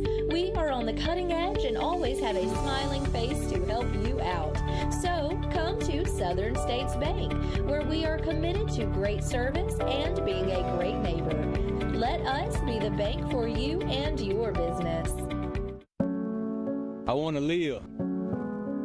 The leading cause of death of young Americans like me is gun violence, and oftentimes tied to substance misuse. NBA, NFL, NCAA, most of you look like me, and our communities need you now more than ever. Let's make I Want to Live more than just a hashtag. Let's make it a movement. I am a baller against bullets. serving Calhoun County and the state of Alabama since 1994. Locally owned and operated, offering some of the most competitive interest rates in the mortgage industry, along with a wide variety of mortgage products. We are with you throughout the home buying process, offering you service before and after the close. Fast, reliable, local. And you remember, if you need a home loan, call my daddy. All right, we are here at the post/pregame for the next game. It'll be the Aniston Bulldogs and Weaver going to be going to battle. But at this time, we have a very special guest, Mrs. Madison Bryant. She is the captain of the Aniston cheer squad. How are you doing, young lady? I'm good. How are you? Doing really good. Aniston always is very competitive in this tournament. Last year, you guys made it all the way to the state championship game in girls basketball. What's it like being able to cheer at Aniston? It's like a breath of fresh air because it's fun and it's very competitive, and it's just fun being around all of your cheermates, teammates, and everything like that. It's just a fun experience. Absolutely. Now, you guys, a lot of people don't know this. Cheerleading to me is very, very serious. Like, a lot of people think you guys just show up and cheer on Friday nights or at basketball games. That's not the case. Talk about the amount of work that goes into being a cheerleader nowadays. It's a lot of work because sometimes people have jobs, and these jobs can get in the way of our schedules. But it takes a lot of time and dedication because we have school, and at the end of the day, we're still a student athlete. So it's a lot that goes into being a cheerleader. Let me ask you this personally. How do you manage your time between, do you have a job as well? I do. So you got a job, you got school, you got practice. I'm sure you got to work out to compete. Talk about all that and how you get to manage your time. I manage my time by focusing on school first. I always have to put my education first because at the end of the day, I want to graduate and I want to become something, preferably a doctor. But a doctor? I do. Oh, wow. Awesome. I want to become an OGBYN. Oh, that's awesome. I have to set out a whole schedule, and I manage it by setting enough time out to do my schoolwork and focusing on cheer as well and being an athlete. And then I just rotate everything. And my job is pretty flexible with my schedule, so I'm able to work everything out with them as well. How did it make you feel knowing that your cheermates looked at you as a captain? I'm sure you guys had a vote. When that happened, how does that make you feel that you're looked to as a leader on this cheer squad? It made me feel very, very good because at the same time, I was a cheerleader and I wasn't like at no status or anything. I was just a regular cheer teammate, and I didn't get to choose who our captains was. But this year, our coaches decided who the coach was, not the coach, who the teammate was going to decide to be our captains. And this year, it was 2 people, and I feel like it just shows how much dedication and hard work we put into it. And it really do take time to become a captain. Yeah, and that just don't happen overnight. It doesn't, actually. You have to put in the time and the effort. Absolutely. They watch every step you do. You got to stay on your P's and Q's, so to speak. Do you want to cheer at the next level? Is that aspirations you have? I don't. I just want to focus on school and get my degree. I got you. If you're going to be a doctor, that's probably the wise thing. What school would you like to attend if you have your choice? I want to go to Troy. I already got accepted into Troy. I want to major in biology. Biology. Man, that's going to be awesome. Quick question. Getting to watch your boys warm up here. Which do you like to cheer more, in the basketball or do you like football more? I like basketball more because it's more intense. Yeah, definitely. We got about 30 seconds here. What would you like to tell some of the young ladies that may be cheering like in the Pee Wee level or something like that? Because to make it all the way up and be a prominent captain like you have, what's the path they should take? Remember that you're always a student first, and make sure you're willing to open up with your teammates and to also learn new things every day. Absolutely. Well, there you have it. If you're a young lady looking inspired to be a captain one day, you're listening to Madison Bryant, who's the captain here at Aniston High School. I appreciate you, but you got to get back to work now because the Aniston boys are about to take the court. Thank you so much for joining us. Thank you for having me. Thank you. Hello, my name is Bob Couch, and I'm the owner of Couch's Jewelers. We are your destination for engagement rings, wedding bands, and anniversary and birthday gifts. We offer a wide selection of the best value diamond jewelry and engagement rings. We even gift wrap every purchase for free. And if you have some jewelry that is broken, no worries. Expert jewelry service is offered in-house. At Couch's Jewelers, our customer service is unmatched. If you'd like a special jewelry item created just for you, please come to see us. Hey, how y'all doing? This is Teresa Garrett from Freedom Tax Service of Oxford, Alabama. Come on down for our new up to $7,000 advance that starts and gets you your money within 24 hours all the way up to 72 hours. Come on down and see us today. We are open from 9 to 7 Monday through Friday, and on Saturdays are by appointment only. Again, don't be a slave to your taxes. Choose freedom. At First Class Roofing and Solar, we are not here to sell you a roof. We are here to get your insurance to buy you a roof. From roofing to gutter installation and detaching and resetting solar panels, we've got you covered. So, Mr. Ward, was it easy working with us? Yes, you guys handled everything with my insurance company, and the hardest thing I had to do is pick out the color for my shingles. Leave the hassle to us. We'll handle the insurance process so you don't have to. Get your free estimate today. Call 989-THE-GOAT and let us take care of your roof and your insurance too.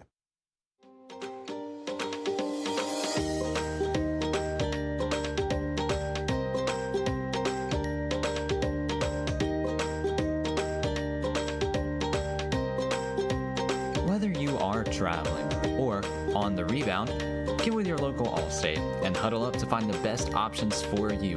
With a strong variety of coverages to choose from, Allstate is on a mission to get you in good hands today.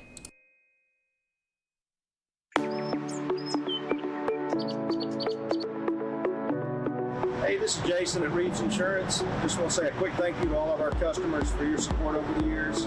We now have offices in Aniston, Alexandria, and Oxford in order to serve you better. So stop in and see me or any of our experienced staff and let us shop for you. We'll find you the best price and the best coverage available. Thank you.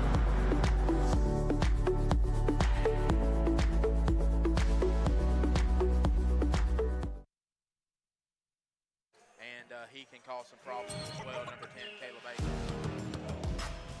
So with that, we're going to go to our starting lineup. First for your Weber Bearcats, starting at guard, number 2, that'll be junior Allen, 5'9", sophomore. Starting at guard also, number 1, that'll be Caden Gooden. Just talked about him, quarterback for the football team, also a guard for this basketball team, 6 foot senior. Also starting for the Weber Bearcats, number 3, Harper Williams, a 6 foot senior. Also, number 4, this guy is as athletic as they come. He's a 110 hurdles champion. He also was an unbelievable receiver in football, could probably go wherever he wanted, could probably go somewhere in football as well, but 6'3", a senior, number 4, Keyshawn Allen. And then their last starter, a guy that had a good night for him the other night, number 11, DJ Marbury. He's 5'9". He is a junior, so that is your starting 5 for the Weber Bearcats. And then looking over to the starters for Aniston, first off at guard, number 0, Dekias Baker. He's 5'9". He is a junior. Number 1, Kyrie Lewis will be a guard as well. He's 6'1". He's also a junior. Dylan Goodson, number 3, 6'3". He is a senior for the Aniston Bulldogs. He'll be starting at forward. Starting at the other forward, that will be Caleb Akels, number 10, a 6'3" senior. And then lastly, Tyreek Judkins, number 11, will start at another guard for the Aniston Bulldogs, 5'11", junior. So when you look at that, both teams have a couple of guys starting for them that are over 6 foot. I don't think either team's really going to have a height advantage. Who does that benefit, the Aniston Bulldogs or the Weber Bearcats? I mean, I feel like it kind of cancels out. I mean, like you said, there's not going to be a significant size advantage. Both these teams have guys that are 6'1" and over. Yeah, no doubt about it. So we talked about it already. We talked about the starting lineups. Let me talk about these coaches a little bit. Coach Torrey Brown, a state champion in his own right, is the head coach for the Aniston Bulldogs. And then you look at Weber, and they've got Coach Bo Wynn, who has done an exceptional job with this team. And we talked about it the other night. He's been with this group of guys since they were 7th graders, and a lot of them have played since they were very young. And so when you look at that, how does that benefit them playing together all this time? They took their lumps as underclassmen, but now as upperclassmen, they're seeing a lot of success in their basketball program.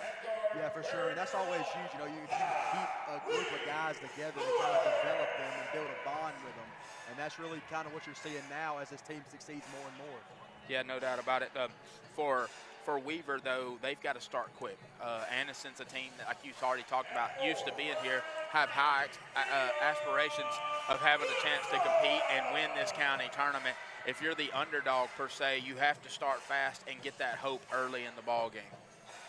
Yeah, for sure. You see Weaver right now, like they're staring down Aniston as they come out here for starting lineup, so they look ready. Yeah, they look ready to go, and I think Aniston is a team that they're going to pressure early, so we're going to see how good Weaver can break that pressure. But Weaver's also a team that shows they like to pressure at times and cause some turnovers as well. I mean, like both these teams have pure athletes. I mean, they really do.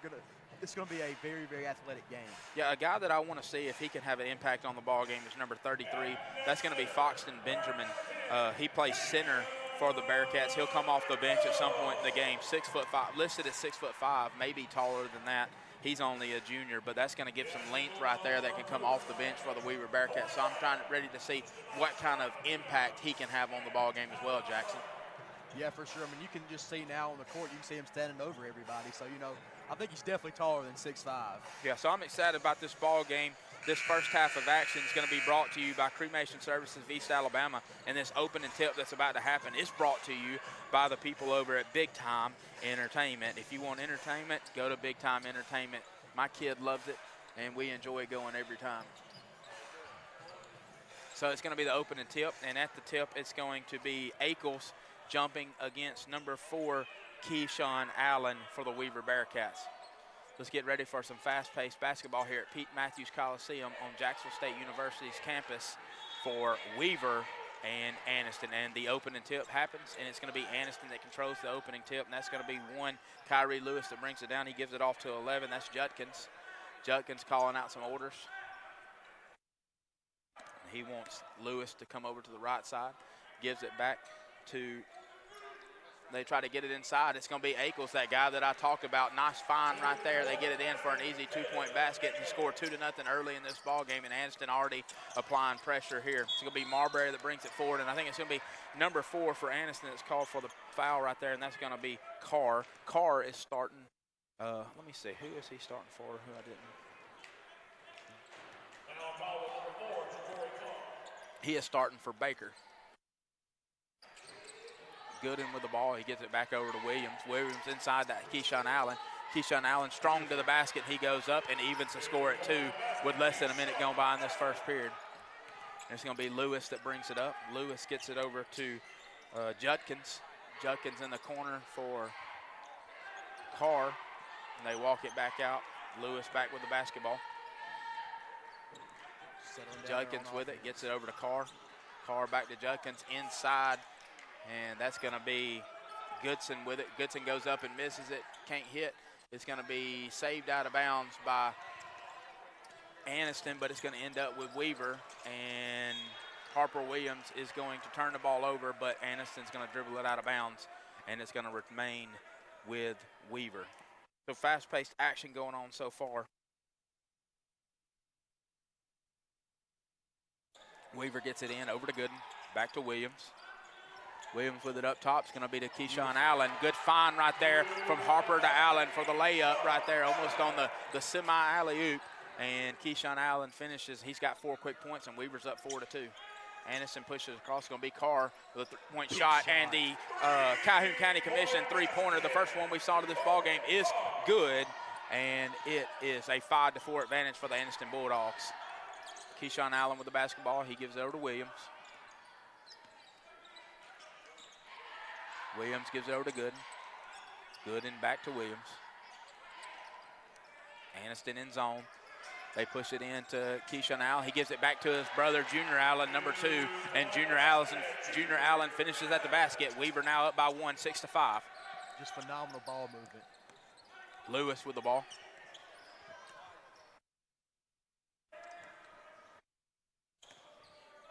Lewis gives it over to Carr. Carr back to Lewis. Lewis to Judkins, inside to Goodson. Goodson up with the jumper. It's no good. It's going to be Keyshawn Allen that comes down with the rebound. Allen's going to bring it up. He gives it over to Williams, pushing the pace a little bit. Williams drives. Williams goes up, and he misses, and they're going to call a blocking foul, and he's going to go to the line for 2 D Ford Show free throws early in this ball game. 6-5 advantage, 5:29 remaining in the first period. Weaver on top. That time and score update brought to you by Advantage Tire and Alignment. Harper Williams at the line. First free throw is up, and it is no good, off to the left. It's going to be hard for these teams to keep this pace up. They're a little bit deeper than some of the other teams we've seen so far today, though, so that's why they can kind of push the pace a little bit more than what they. Williams' second free throw up, and it is no good. In and out. So 0 for 2 from the line for Williams there, and Aniston takes back possession. It's going to be Judkins bringing it up. Judkins gets it to Carr. Carr to Goodson. Goodson back to Judkins. And they're setting up a basket right there, and the three-point basket's no good, but Akels comes up with a rebound. He goes back up. Circus shot, no good. Akels with his own rebound. Back up and in for Akels, 7-6. Tough basketball right there, but Akels finishes at the basket. Keyshawn Allen with a dangerous pass. It's going to be Judkins that ends up with it. Judkins goes the other way, and he makes the layup. Aniston now up 9-6. Three-point ball game right here. Weaver brings it up. It's going to be Gooden. Gooden gives it off to Marbury. Marbury slips and falls, gets back up, keeps the dribble. Gives it over to Williams. Now Weaver can kind of set up their offense. Got through that press. Williams to Gooden. Gooden with a head fake. Gooden with the shot. It's up and one. Like you said, he will go to the D Ford Show free throw line for a chance for an old-fashioned three-point play. Good job right there by Caden Gooden. 9-8 your score. 4:34 remaining here in this first period. Gooden at the line with a chance to even up the game at 9. Pure athleticism from Gooden there. Yeah, great play right there by the athlete, kind of controlling his body and making the tough shot with the contact. Free throw for Gooden is up, and it is no good, off the back iron. Fight for the rebound. Aniston's going to finish up with it. It's going to be Davis that just came into the game for Aniston. Judkins brings it up, gives it off to Davis. Davis back to Judkins. Judkins inside to Carr. Carr up and can't hit. Gets his own rebound. Back up and good. Aniston goes back up by 3, 11-8. Dangerous pass. Aniston ends up with it. It's going to be Carr again, and it's going to be a blocking foul called on Keyshawn Allen, and Carr will go to the line for a pair of D Ford Show free throws. 4:07 remaining, 11-8, first period. Time and score update brought to you by Advantage Tire and Alignment. Aniston a chance right here to get out to their biggest lead in this early ball game, up by 3. Carr shoots. First free throw is up, and it's good. 12-8, advantage Aniston.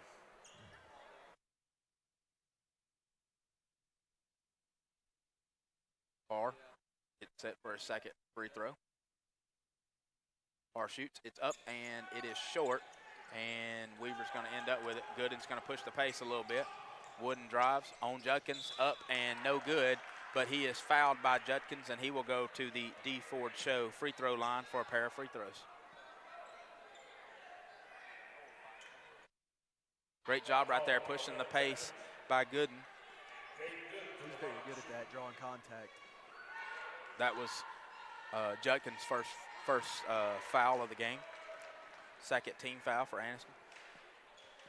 Score now 12-9. First free throw was up and good. Second free throw is no good. Still 12-9. Aniston with the rebound. Lewis has it. Lewis gives it back to Judkins. Judkins back to Lewis.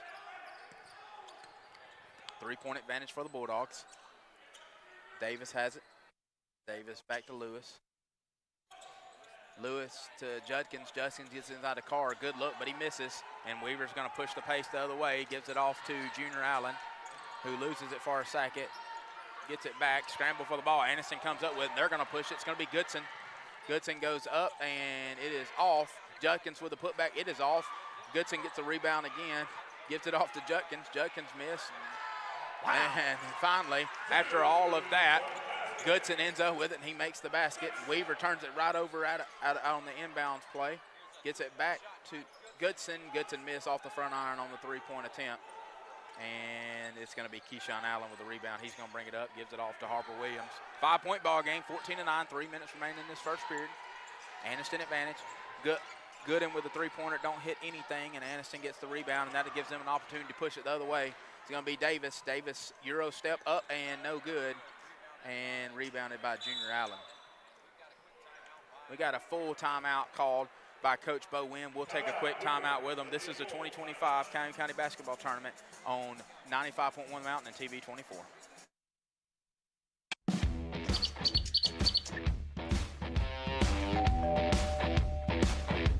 Hi, welcome to Classic 13. How can I help you? I was thinking about getting a tattoo. Do I need to make an appointment? No, we take walk-ins every day. Let's find someone to help you. Follow me. Hey, if you'll have a seat right here. Thank you.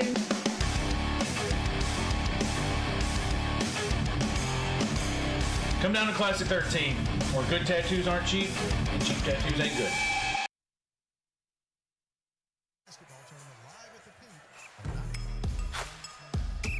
Welcome back to the 2025 Calhoun County Basketball Tournament on 95.1 The Mountain and TV 24.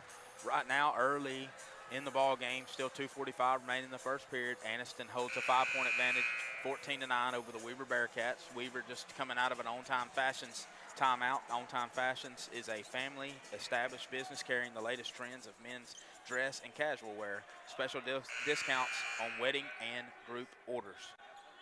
So Weaver with the basketball. Aniston will set up their full pressure. They get it into Williams. Williams quickly trapped.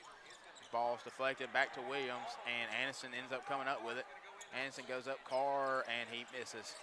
Carr takes it away, though, from Junior Allen, and Carr misses again, goes back up again, misses again. Goodson up, no, Goodson misses, and it's going to be Keyshawn Allen who ends up with a rebound after all that. Guys, if you're listening to us on the radio, I don't even know how to tell you the chaos that's going on up underneath the basket. But Weaver ends up with it. It's going to be Harper Williams with it. I'm exhausted just watching it. Williams gives it off to Allen. Strong take by Williams, and he finishes at the basket to cut the lead back to 3, 14-11. Aniston advantage, just over 2 minutes remaining in this first period. It's going to be Judkins that brings it up. Judkins gives it over to Lewis. Lewis to Carr. Carr to Davis. In the corner for Lewis. Lewis shoots off on the Calhoun County Commission three-pointer and rebounded by Caden Gooden. He gets it forward to Williams. 14-11. Aniston advantage. Weaver basketball.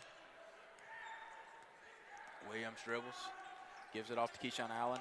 Looked like it was going to be a give and go, but Keyshawn Allen kept it, goes up and misses the shot. It was blocked, but he is fouled, and he will go to the charity stripe for a D. Ford Show free throw, and that also puts Weaver into the bonus for the rest of this first period. First free throw attempt right here from Allen is up, and it rolls around and rolls in. It is good. 14-12. Now 2-point advantage for Aniston with one more free throw upcoming for the Weaver Bearcats. Benjamin checks into the game, 6'5" junior for the Weaver Bearcats. Allen's second free throw's up and good. 1-point ball game with 1.5 minutes left in this first period. Time and score update brought to you by Advantage Tire and Alignment. First half of play is brought to you by Cremation Services of East Alabama. Aniston inbounds it.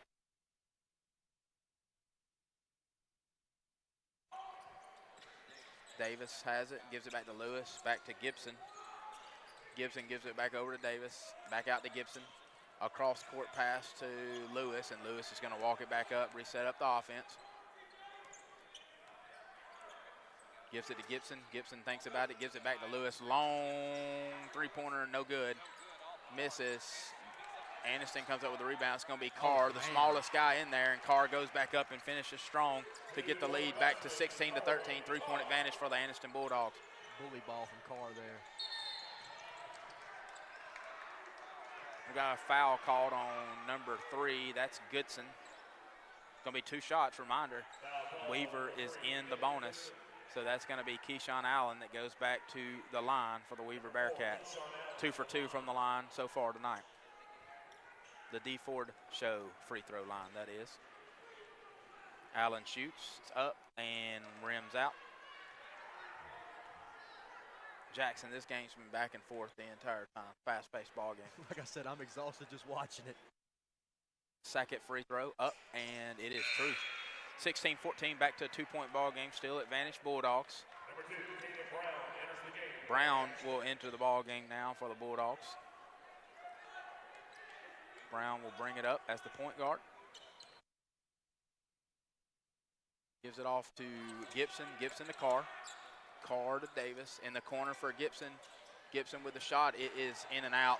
No good on the Calhoun County Commission three-pointer. And Weaver rebounds with the ball. Chance to tie this ball game or take the lead with a three.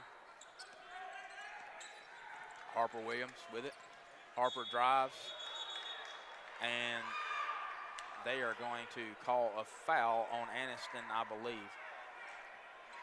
Foul called on number 15, Davis. Coach Brown does not agree with that call. He wanted the jump ball there, but officials saw it differently, and it will be Harper Williams going to the line for a pair of free throws. Free throws brought to you again tonight and all tournament long by the D. Ford Show. First free throw up, and it goes all around and comes back out. No good.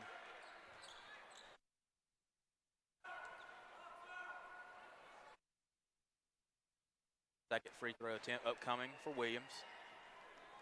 Williams shoots, and it is no good as well. And they're going to call a foul on number 33. That's going to be Benjamin, 6'5" junior for the Weaver Bearcats. First foul on Benjamin. 20 seconds remaining here in this first period. 16-14, Aniston advantage. And Aniston will hold for the last shot of this first period.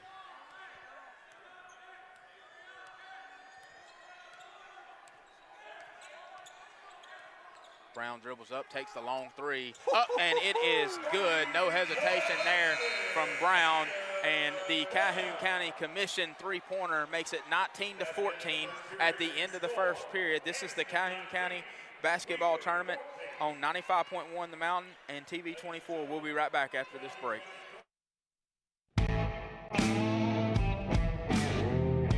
At Alexandria Brake and Muffler, we strive to perform exceptional service using premium quality parts to ensure your vehicle withstands the test of time. We do all automotive maintenance and repairs consisting of AC service, check engine light diagnostics, brakes, coolant, and exhaust. Give us a call today. Proudly serving our community to provide honest, high-quality service and repair at a fair price. Hey guys, this is Blair Smith at Pediatrics Plus here in Aniston, located on Henry Road. I'm over here on the well side, but we do also have a sick side urgent care if you need us. We are more than happy to see you guys. Just come on, check us out if you get a fever, cough, or cold, or want to come in for a good checkup. Thank you.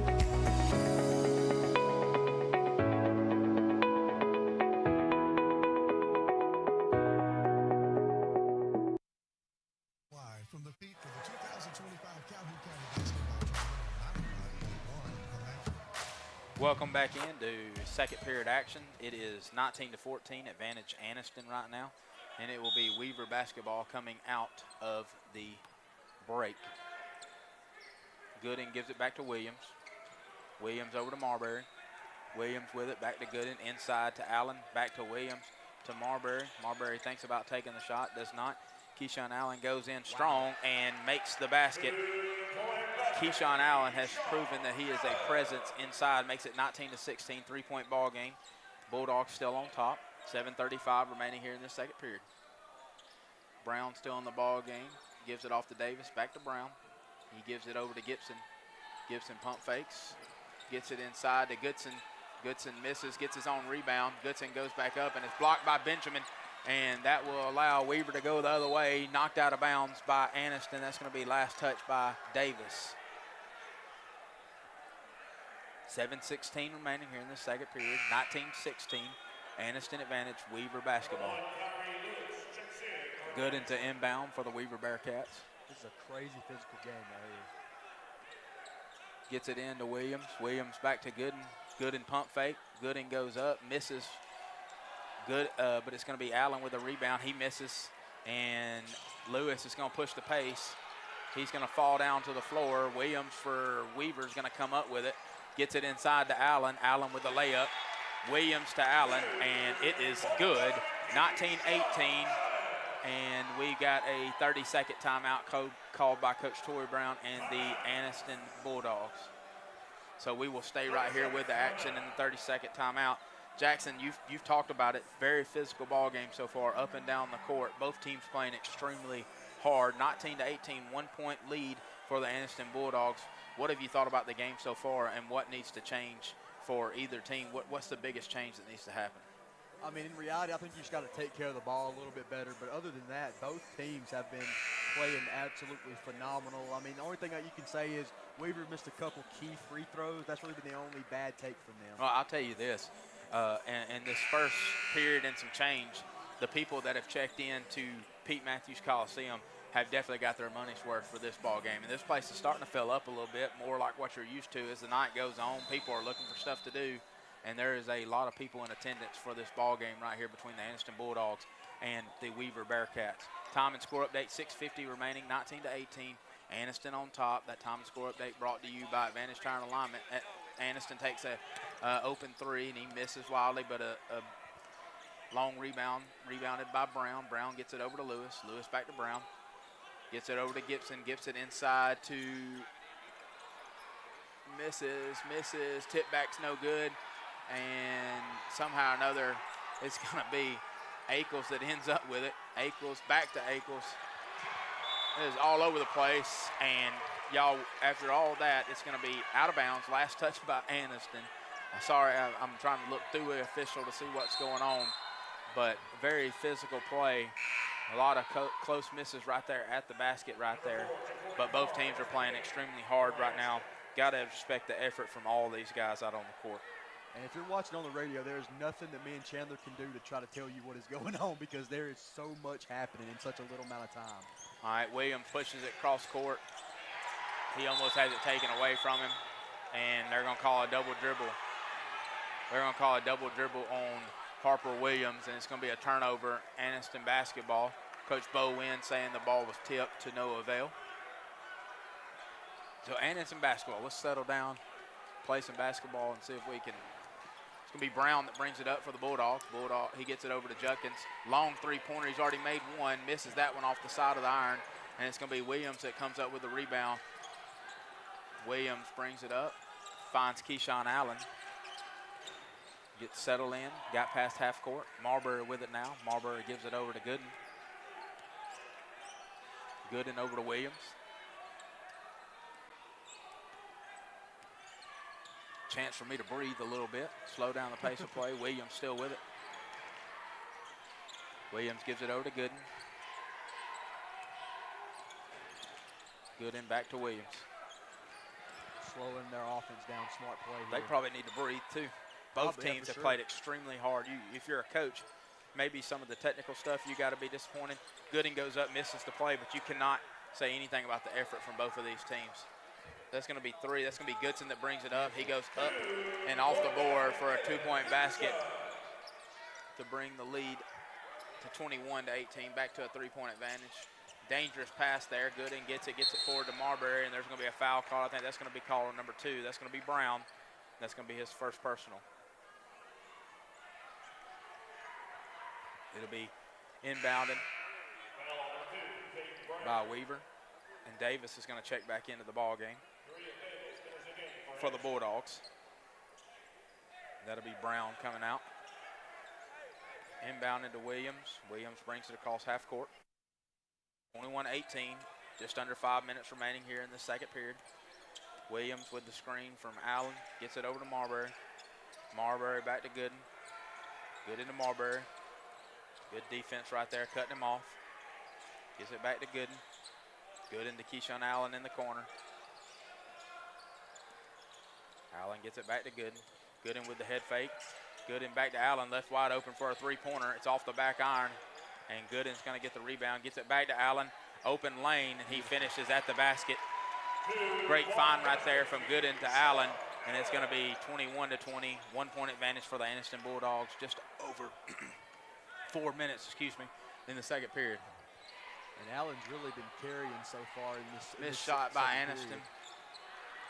And Weaver gets the rebound. Chance to come up and take their first lead since early in the ball game. Allen brings it down. He gives it off to Williams. Williams over to Gooden. And we got a timeout called by Weaver.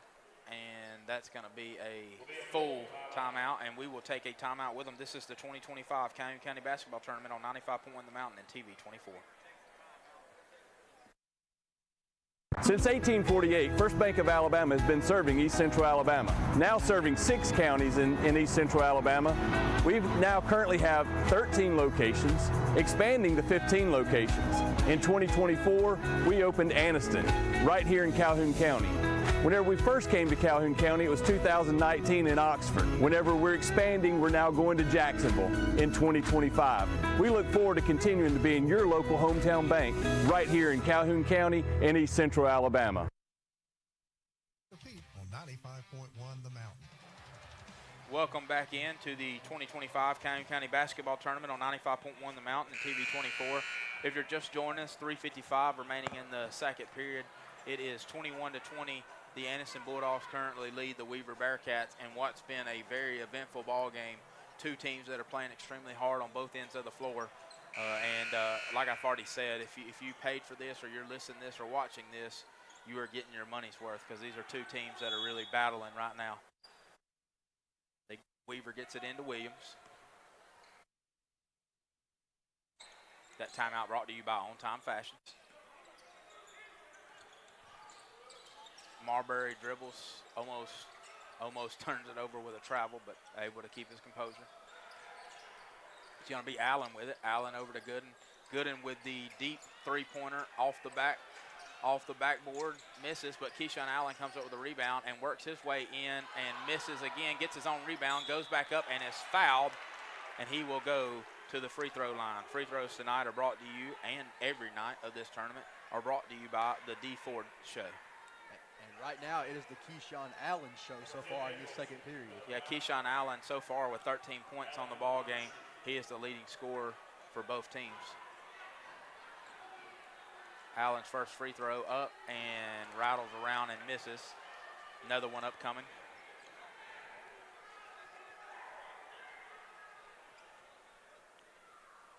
Officials are talking about something.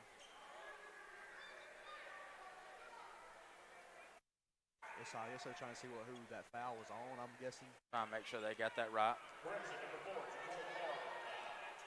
They changed the foul to number 4. That's going to be Carr for the Bulldogs. That is Carr's second foul. And misses both free throws. 21-20, still your score. Aniston advantage. It's going to be Judkins that brings it up. Judkins give it over to Davis. Davis back out to Lewis to reset up everything offensively for the Bulldogs. Lewis drives, my goodness, Lewis to Ackles, and alley-oop, slam dunk, bring the house down, and we have an out of bounds knocked away right there. It's going to remain with Weaver, but oh my goodness, this place just went crazy off of that lob right there from Lewis to Ackles, who rattled it home with the dunk. Williams has got it. Gives it to Marbury. Marbury with a step back, thinks about it. Gooden thinks about it. Gives it back to Marbury. They're going to reset their offense. Still a 3-point ball game, 23-20. Just under 3 minutes remaining here in this second period. Aniston advantage. Gives it off. And Keyshawn Allen drives and tries to make a circus shot and misses. And Aniston will have it to be Lewis that brings it down. Wow. Yeah, they're trying to just settle down after that play. I mean, are you kidding me, Caleb Ackles? That's a way to get the crowd into it quickly. Lewis back up for time number 2 and tries to throw another one, and it's going to be a foul. Weaver said, "You're not doing that to us twice." You're not doing that again. Not doing that to us again. Not sure who the foul was on. Trying to look through the official from our view over here on Marbury. Just heard that over the speaker up here in Pete Matthews Coliseum. Aniston moving the ball around. Lewis with a three-pointer, no good, and it's going to be Keyshawn Allen with the rebound. Still 23-20, 2 minutes remaining here in the second period. Time and score update brought to you by Advantage Tire and Alignment. Trying to get our sponsors mentioned. This game's going so fast, it's very difficult. Marbury has it. Marbury drives. Marbury up with the left hand, and it is good. Cutting the score to 1. Aniston 23, Weaver 22. Great finish right there from Marbury. Davis gives it back to Judkins in the corner again for Lewis. Lewis with another three-point attempt. And that Calhoun County Commission three-pointer is good from Lewis to get the lead to 4 for the Aniston Bulldogs. Beautiful shot there. Williams brings it up. Williams all the way. He misses, but it's going to be Benjamin with the rebound and the putback. And Benjamin with his 6'5" frame was able to use all of it right there to get that basket and not get an over-the-back call. Davis with it. Over to Judkins, back to Lewis. Thought he might fire that one up for a heat check. He does fire this one up, and it is off the front iron. Carr ends up with the rebound, gives it to Judkins. Judkins is called for the travel, though, and it'll be a turnover. Weaver basketball. 53 seconds remaining here before the half. Aniston 26, Weaver 24. And for what's been a very eventful, a great ball game so far. Like you were saying, the people that are here, and if you're watching, you're definitely getting your money's worth. Yeah, you're listening on 95.1 The Mountain or watching on TV 24. If you're in attendance at Pete Matthews, you're getting everything that you want from a basketball game right here in the Calhoun County Tournament. This is definitely, we know you got March Madness. This has definitely been Calhoun County chaos right here so far early in this ball game. Williams with it. Williams gives it off to Marbury. Marbury back to Gooden. Gooden into Allen. Allen can't catch it, and it's going to be Davis with a fast break opportunity. He don't have numbers. He walks and turns the ball back over. Good effort right there getting back and just couldn't keep his feet set right there was Davis. He tried to make, he was going to make the right pass and probably get an open look for one of his teammates and just couldn't keep his feet still. Dangerous pass, and it's going to turn into a finish at the basket for Carr. Turnover right there for Weaver, turns into points for Aniston. Full court pass, Marbury has it taken away. It's going to be Lewis that ends up with it the other way. Lewis goes up, and I think we're going to have a foul called on Lewis. 2.4 seconds remaining. Aniston with a 4-point advantage, 28-24. 2.4 left until half. See if they can get a shot off here. Full court pressure by Aniston, trying to keep them from getting a deep court pass. Gets it into Marbury, and that's how it's going to end. No shot as it was dribbled off of an Aniston defender's foot. And at the end of your first half, Aniston 28, Weaver 24.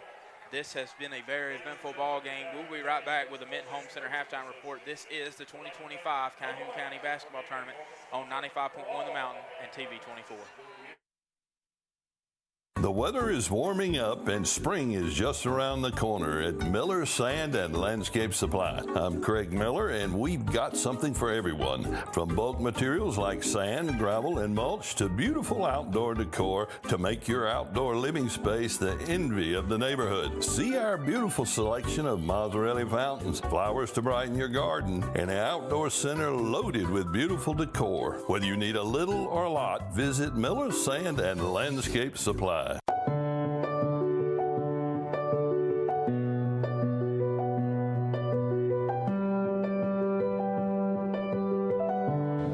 At Bentley Prosthetic and Medical Supply, we care about you. We offer custom prosthetics, orthotics, diabetic shoes, and durable medical supplies. We're located here in Alexandria, Alabama, where it's a country feel but professional care. Come see us today.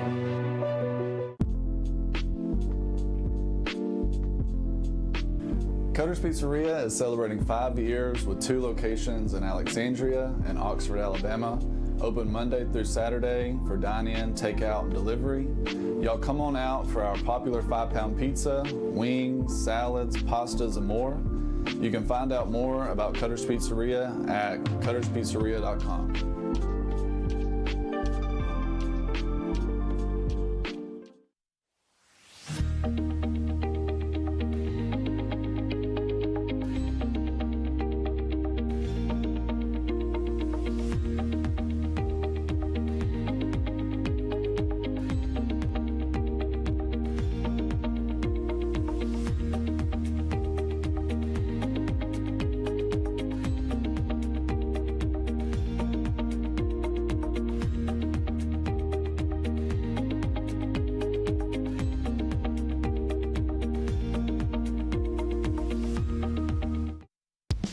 Hey guys, I'm Cameron Minton with Minton Home Center. Minton Home Center has been in business for over 40 years. We are a family-owned and operated manufactured home dealership. We offer affordable housing for our customers as well as a multitude of different financing options to help our customers get into a new home. When you come to Minton Home Center and you start looking around our lot, the first thing you will notice is that we have the most competitive prices in the industry. At Dunn's HVAC, Plumbing, and Electrical, we know how hard it is to find a dependable company you trust. The time-consuming effort can be frustrating and overwhelming. We believe what matters is getting back to what's important to you. Dunn's HVAC, Plumbing, and Electrical is built upon honesty, integrity, and also trust. We are your local choice for all your HVAC, plumbing, and electrical needs, servicing Calhoun County, Jefferson County, and surrounding areas. Visit our website at callduns.com to schedule your appointment. Dependable service done right. Okay, we're here with Mr. Eddie Bullock, the longtime coach of the Aniston High School girls basketball team. Eddie got a good win earlier today. Now just heading to the semifinals again Monday night. Tell us about your team this year, man. Hey, we just fortunate to pull out a win. Played hard, but got a young team, and I was just proud of how they was able to, They battled hard, battled tough. You got Jacksonville or Piedmont coming up Monday. Well, we, Jacksonville got a pretty good team, and we played Piedmont. They're a pretty sound team as well, and so we got our work cut out for us. We got to come in. So now you got this going. Now this week it'll be area play, right? Absolutely. How does it work? How do you do this? We know the Calhoun County tournament's a big deal, okay? You want to win it. You've won it several times, and I know you want to win it again. How do you figure out everything? I know area play is hugely important. Right. And you have to mix it in, whatever. How do you go about that? Well, actually, we finished with our area. We got our games in early prior to it. Do you schedule it that way? No, we didn't. We were able to work it out. We had one game that came up late, and with the county tournament being spread out as wide as it is, right, we rescheduled that one game. So it's spreading out the way it's did the last few years kind of helps everyone, right? Pretty much, or does it? Well, actually, the county tournament normally runs from Saturday to Saturday, but with it going 10 days right, now, right. Yeah, that made a lot of teams have to do some rescheduling, and right, we were fortunate we already had our game scheduled. Right. So like I said, you got a young team. You've only got one senior. So how about leadership? What's going on with the leadership? I know that's a big deal. Right. Chemistry and all that. What's going on? Well, it's trying to teach the younger ones how to be receptive of, Jada Fumby, she's a 2-year starter for me. And actually, her sophomore year, she started by default because my starting point guard tore ACL. So she was forced in the fire, but it's trying to get her to understand, that she's the coach on the floor. And you can tell. You can tell that she did a good job tonight. I noticed that. So what you're teaching her is coming to. You could tell she was kind of a leader. Dishing that ball around, all that. So had a really good game. So, and it's not easy when you've got younger kids. Absolutely. You know what I'm saying? Especially coming into this environment. And we know come Monday, next Monday, be a whole lot more people here. So it's a big deal. Right. It's a big deal. Everybody don't play in this, and not being biased in them, but Calhoun County tournament, probably one of the biggest tournaments besides the state tournament in Alabama. Eddie, I would agree. I was talking to Danny Shears. I had no idea it had been around forever, 70-something years, man. Right. People doesn't realize that. He brings these old guys back that's more than happy to come talk about this. You know what I'm saying? I know we've all been there back. It's just always been a big thing around here, and we're lucky. Calhoun County's lucky. Right. Well, and just got me. I get to see you every year. Right. You know what I'm saying? It's like a community deal too. Well, I enjoy it because every time I come back, I see a lot of familiar faces, and now I'm at the point to where, I have a girl up here at Jack State playing right now. Right. So I get to come back. And I know that's a great feeling when you coach these kids. They move on to the next level. I know that makes you feel really great, and I know you teach these young girls about life too, and that's hugely important also. But well, and that's what you want to do. There's more to it than basketball. I tell them I want to win and do everything I can, but by the same token, I want to make sure that you learn because they're going to go out there basketball one day. Well, we appreciate you stopping by, brother. Congratulations and good luck to you the rest of the way. Okay? Hey, thank y'all for having me. Thank you, Eddie. All right. I'm Alan Parnell, with Parnell Insurance Agency. We've been here in Oxford and Alabama, Tallapoosa, Georgia since 1990. With Auto Owners Insurance, we're able to give customers competitive pricing along with excellent coverages. Parnell Insurance can handle all of your personal, commercial, and life insurance needs. We have a very experienced staff, both personal and commercial. All together, we've got about 125 years experience. Come see what our insurance agency can do for you in Oxford, Alabama, and Tallapoosa, Georgia. Auto Owners Insurance. All right. A little more about academics. Parents, do you want to secure a bright future for young people? We have science, technology, engineering, and mathematics. Get your kids involved with academic STEM kits. Go to www.academics.com to order your STEM kits. It's going to be STEM-tastic. Like science is for you.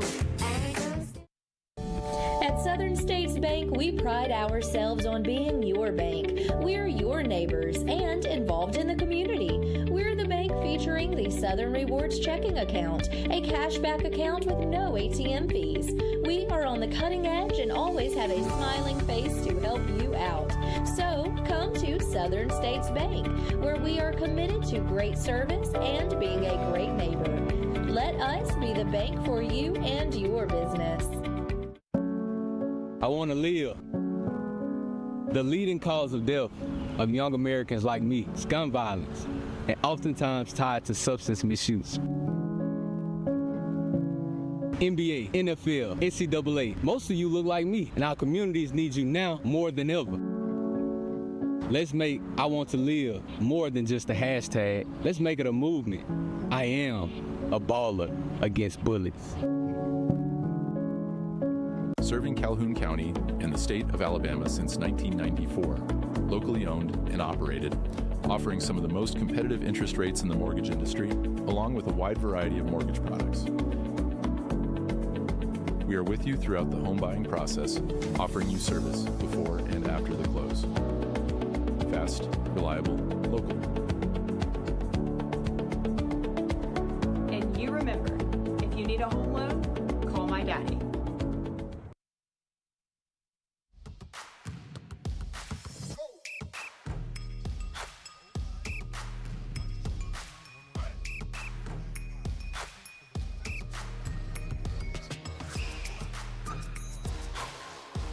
Welcome back to the 2025 Calhoun County Basketball Tournament on 95.1 The Mountain at TV 24. Big thanks to Minton Home Center for being our halftime sponsor. Second half brought to you by Oxford Dental Care. Aniston will start with the basketball. Lewis gives it over to Judkins. Judkins to Carr. Carr with the pump fake. He gets it inside, and it is stolen. And it's going to be Marlboro that ends up with it. Williams pushes it the other way. Williams is up, and it is good with the layup. 28-26, back to a two-point ball game. Lewis with it.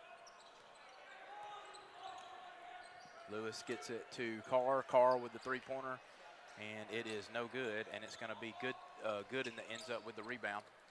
They push it forward to Williams. Williams over in the corner to Marbury. Marbury goes strong to the basket, up, and is blocked by Goodson, and it goes out of bounds off of Goodson. Tremendous block right there by Goodson.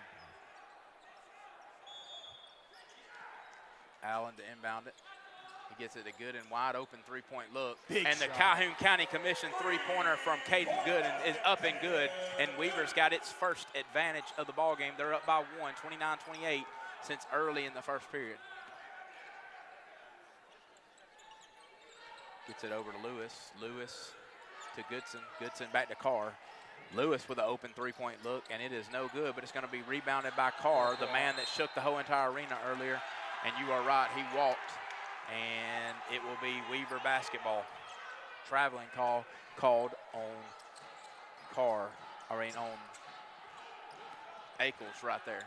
Ackles was the guy that shook the building earlier tonight, if you're just joining us, with a alley-oop slam dunk. Marbury drives in, up, and it is good.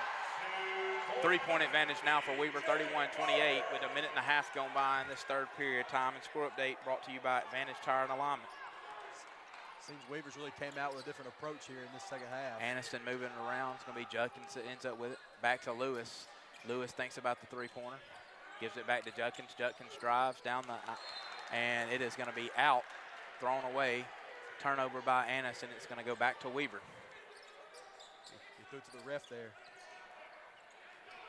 It's going to be Marbury. He is surrounded. It's going to be Aniston that takes it away. It's going to be Carr that ends up with it, and he puts it up and in to get it back to a one-point game, 31-30. Weaver advantage. 2 minutes gone by. This pressure right now is really getting to the Weaver Bearcats, and it's going to turn into a foul called on Keyshawn Allen right there, and Aniston will inbound the basketball. For how physical this game's been, there's not been as many fouls you would think there would be. It's been a very physical ball game. Aniston gets it into Judkins. Judkins gets it into Akles, tries to put it back in, and it's no good, and it's going to be good. I mean, it's going to be Allen that ends up with it, and he's going to be fouled by Carr. So on that, it was Goodson that went up for the shot and missed. Akles tried to go back up, he missed, and then finally it's corralled by the Weaver Bearcats, 31-30. 5:46 remaining in this third period. Weaver gets it in, trying to beat this press. And it's going to be Gooden who gets it across half court. He goes in, and it's going to be kickball called on Aniston, and possession will stay with the Weaver Bearcats. So this pressure, this full court pressure put on by the Aniston Bulldogs is starting to give Weaver some troubles, but they're able to get it across, and now they'll be able to set up their offense. Weaver up by 1. Gets it inside to Allen. Good look right there. He goes up, misses, and Aniston will take it back the other way. It'll be Lewis. Lewis drives, dishes it over to Goodson. Goodson back inside, tries to make the pass to Akles. It's knocked away. Good hands right there by Gooden. And it's going to be Harper Williams goes up. He's fouled, misses the shot, but he'll go to the line for 2 free throws. Remember, tonight's free throws and every game of this Calhoun County tournament is brought to you by the D Ford Show. And smart by Williams right there to draw contact. Yeah, good job right there. You can kind of see him drawing the contact. Williams goes to the line. He's had his struggles a little bit from the line tonight. Let's see what he can do right here. Second half again brought to you by Oxford Dental Care. Quality dental services with a smile, Oxford Dental Care. It goes around and out. Been that kind of luck right now for Harper Williams from the line tonight. 31-30 your score. Williams with another free throw opportunity to extend it to a 2-point lead. That hit every part of the rim without falling in. Exactly right.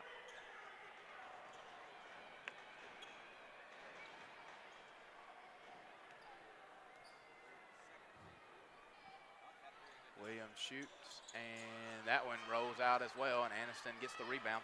It's going to be Lewis bringing it up. 1-point advantage. Aniston with an opportunity to take the lead back.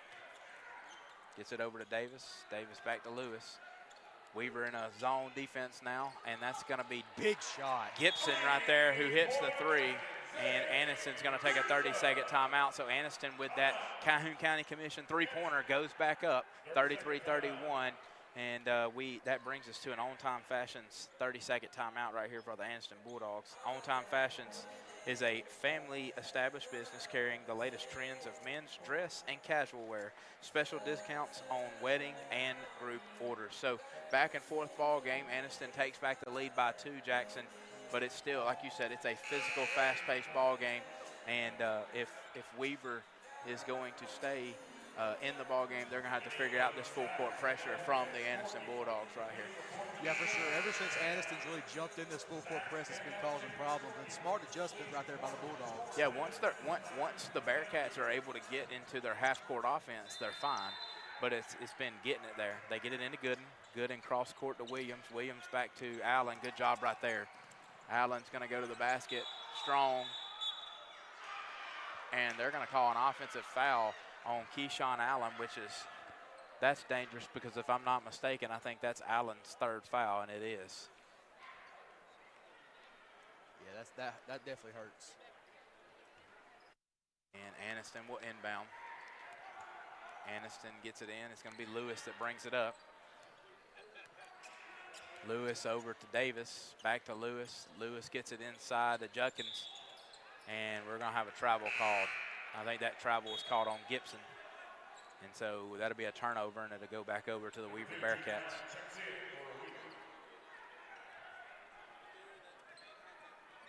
Aniston gonna supply pressure again.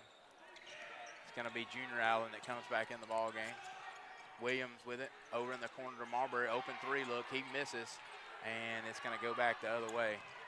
And Aniston's gonna go up, and it's gonna be Carr with the layup. Carr, that gives him 14 on the night. Weaver bringing it back the other way. Williams is gonna end up with it. Weaver will set up their offense. Mismatch in the paint, they do see it. Davis able to get up and get the steal though on there. But you are right, had the mismatch there with Benjamin, the 6'5" junior, guarded by Davis. And Davis does a really good job right there, being undermanned in size, but goes up and gets the steal. Aniston basketball. 35-31, 4-point advantage. Lewis comes up, no hesitation. He shoots, he misses, and it's going to be Gibson that goes up for the rebound.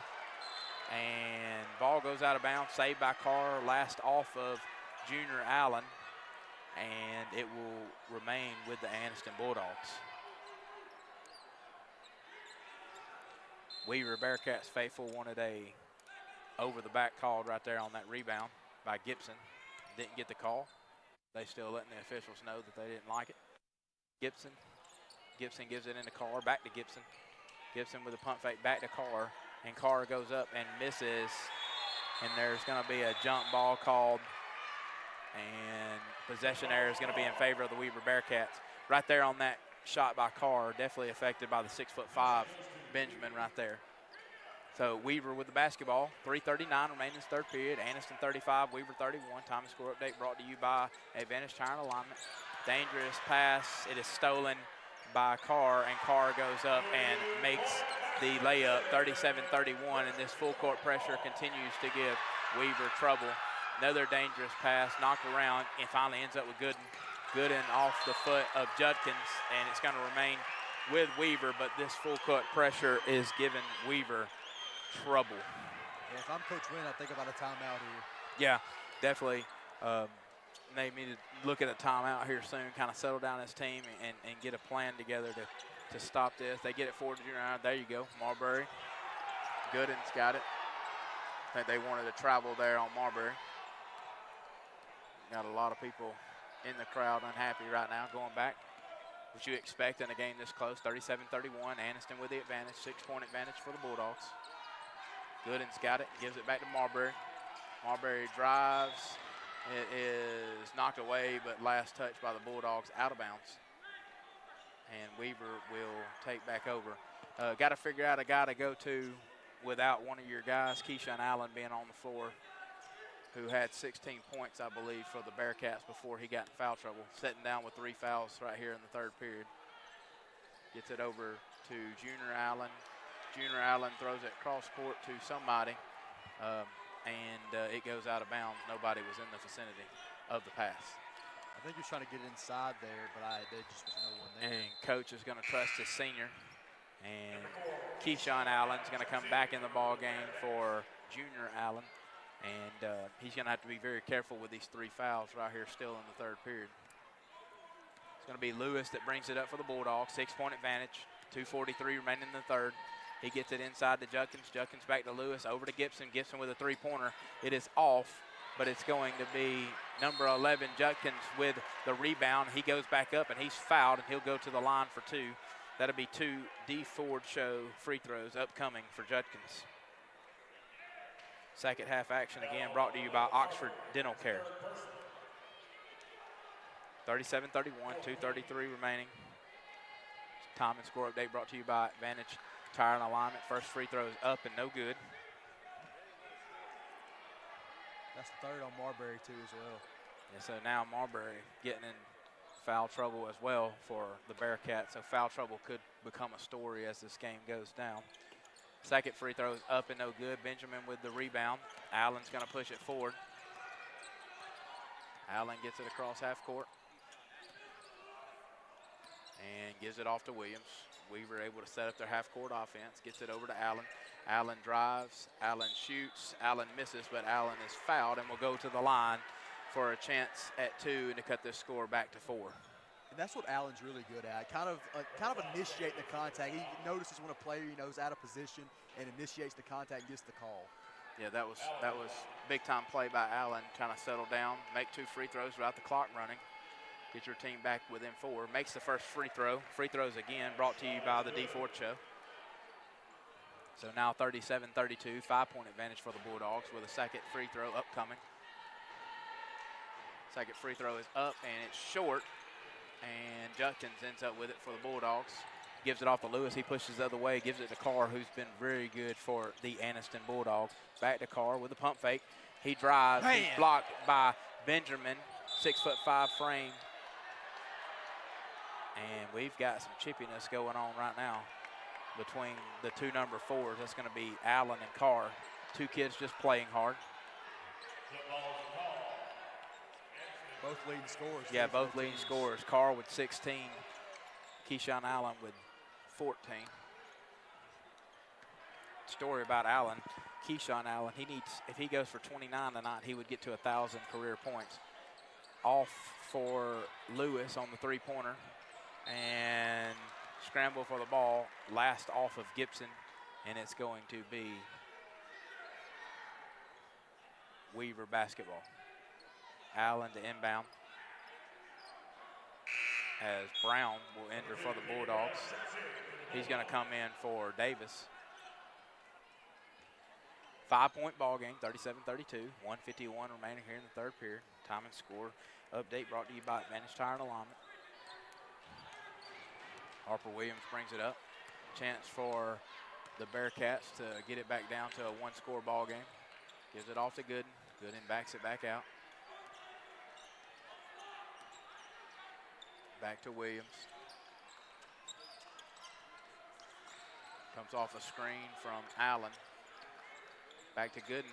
Gooden with a pump fake, gets himself open. 3-point attempt is short, and it's going to be out. Last touch by Aniston.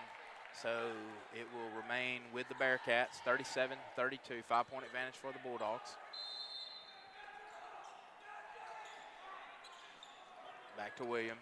Williams drives. Williams shoots. Floater is no good. A little too hard there on the floater. They push it ahead to Brown, does the Bulldogs. He misses on his layup attempt. And Williams is trying to push the pace. He dribbles it off. Sloppy play right there. And it's going to be Carr that goes up and misses the shot, but he is fouled. And I believe he will go to the free throw line for a pair of free throws. Free throws brought to you by the D Ford Show. That puts them in the bonus.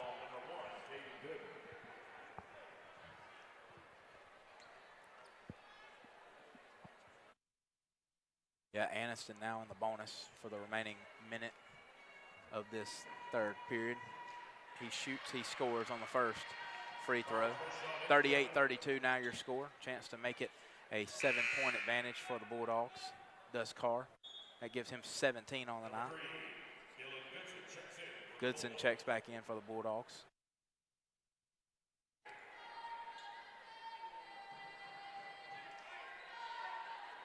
Second shot is up, and it is true. 39-32, 7-point advantage for the Bulldogs. They apply their pressure. Gets it back to Allen. Allen gets it to Williams. Williams gets it across, gets it in, and another dangerous pass. Just trying to do too much, and Aniston trying to have a big play going the other way, and just out of the reach of Carr. So it will be Weaver basketball again. 39-32, 48 seconds remaining here in this 3rd period. Williams gives it back to Allen. Allen to get it across. He gives it to Gooden. Gooden goes up and under, reverse layup, no good. And it's going to be Lewis that comes away with the rebound. 39-32, 7-point ball game. It's going to be Brown that fires. No good on the Calhoun County Commission 3-pointer. Rebounded by Benjamin, gets it ahead to Williams. And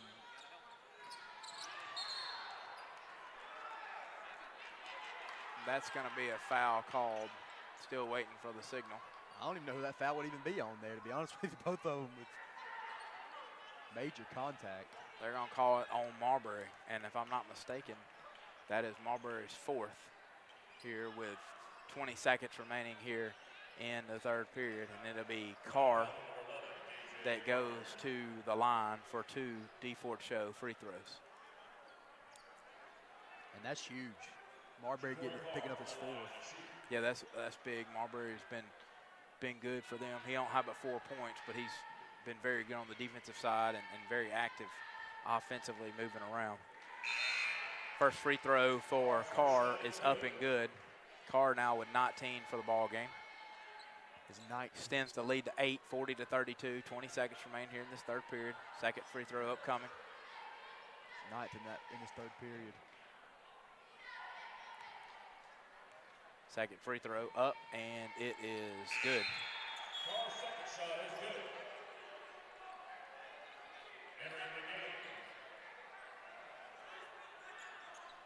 So 41-32, 3rd period, 20 seconds remaining. 9-point advantage for the Bulldogs. Been a very good 3rd period for them, and they cause another turnover on the Bearcats. They're going to call a travel on Keyshawn Allen. So defensively, Allen's trying to figure out why he got the travel called on him. Defensively, Bearcats got to settle in right here and make a basket. I mean, and stop Aniston from getting a basket, or this game could get out of hand right here. 9-point game, 41-32. 15 seconds remain here in the 3rd quarter. Time and score update brought to you by Advantage Tire and Alignment. It's going to be Lewis with it. He's probably going to hold for the last shot of the 3rd period. He gives it off to Gibson.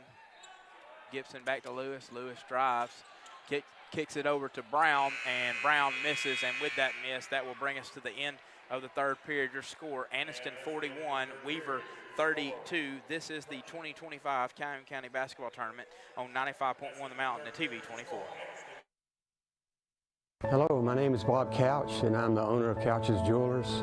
We are your destination for engagement rings, wedding bands, and anniversary and birthday gifts. We offer a wide selection of the best value diamond jewelry and engagement rings. We even gift wrap every purchase for free. And if you have some jewelry that is broken, no worries. Expert jewelry service is offered in-house. At Couch's Jewelers, our customer service is unmatched. If you'd like a special jewelry item created just for you, please come to see us.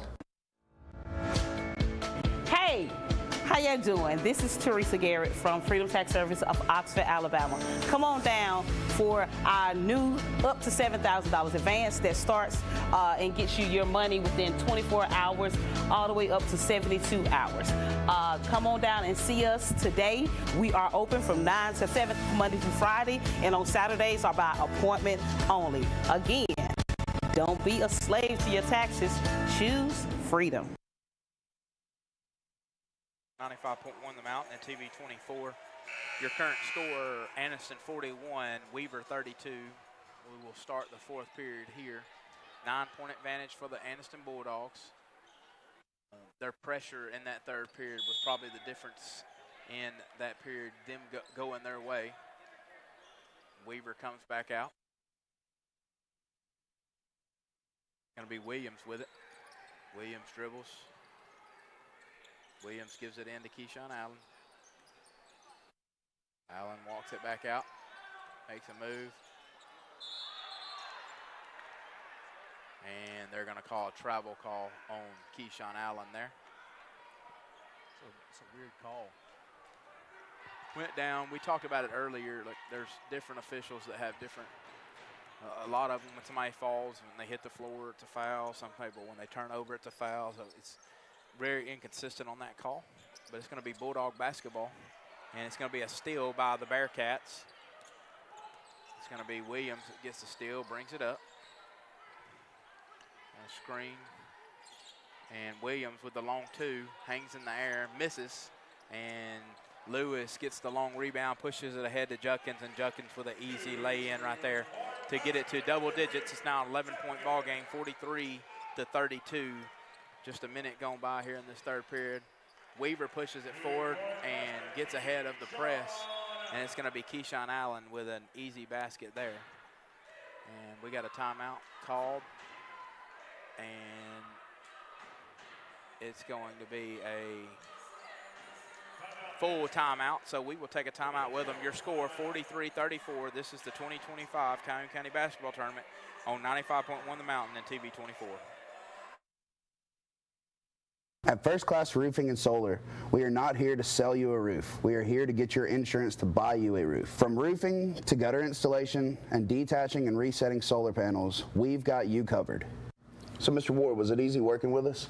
Yes, you guys handled everything with my insurance company, and the hardest thing I had to do is pick up the color for my shingles. Leave the hassle to us. We'll handle the insurance process so you don't have to. Get your free estimate today. Call 989-THE-GOAT and let us take care of your roof and your insurance too.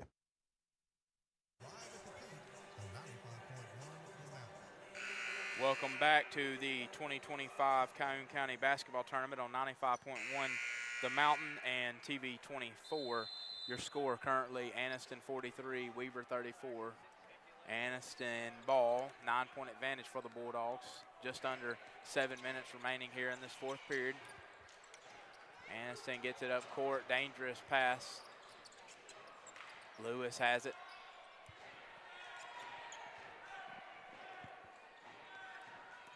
Lewis gives it off to Judkins. Judkins to Lewis, back to Goodson. Goodson gives it to Carr. Carr gives it to Lewis in the corner. Lewis drives, loses it. It's going to be Harper Williams with it. We got numbers.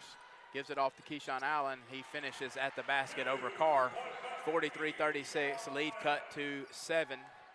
Couple of turnovers here caused by the Weaver Bearcats. Has this lead cut back down to 7. Got a trap. They get it into Goodson, and it's knocked away by Gooden. Gooden's going to step out of bounds. Could not save it, and it's going to remain Aniston basketball. A lot of time left in this game, though. There's still time for Weaver. Plenty of time left. So I've been up here all day. Going to be Lewis that brings it down. Lewis gives it over to Judkins. Judkins into, and that was Caleb Ackles, I believe. Ackles finishes and extends this lead back to 9, and Aniston's able to set up their pressure. It's going to be Allen that brings it over. Allen pushes it and has got it taken away, and then he fouls, and that is going to be foul number 4 early in this fourth period on Allen. Keyshawn Allen, leading scorer right now for the Weaver Bearcats with 18, now has 4 fouls. With 5:27 remaining in this ball game, Aniston's up 45-36. It'll be Lewis that brings it down. Lewis gets it in to Judkins, back to Lewis. Deep 3, it's up and it hits nothing, and it is headed back the other way. And Allen picking up his 4th already is huge with Marbury still on the bench. Dangerous pass stolen by Lewis. Lewis gets it into gets it back up to Judkins. Back to Lewis. Just over 5 minutes remaining. 9-point advantage for the Bulldogs. Gets it into Judkins. Good move right there. Passes it to Ackles. Ackles can't corral it, and it's going to be Allen for the Bearcats to end up with it. Weaver pushes it back the other way, and nice athletic play right there by Carr for the steal. And Marbury's gone. Marbury has fouled out for the Bearcats, so for Marbury to be Junior Allen coming in for him, and Aniston will inbound on the foul.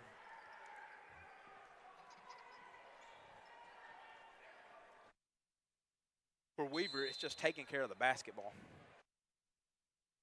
Gets it into Ackles. Ackles over to Judkins. Judkins back to Lewis. Aniston in no hurry, up by 9.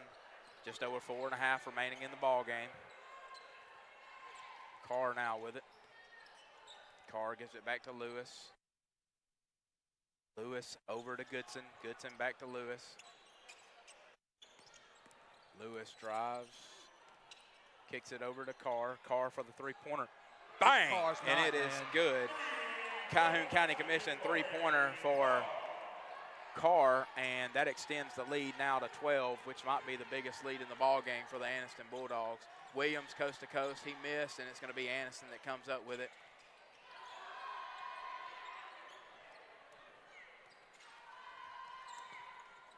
Back in the hands of Carr, the most dangerous man on the court right now, 23 for the Bulldogs. He goes up and he misses. It's going to be Keyshawn Allen that pushes it the other way.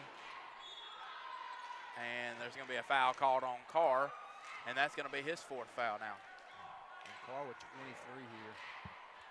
What a night. 23 for Carr, 18 on the other side for Keyshawn Allen. Weaver gets it into Williams.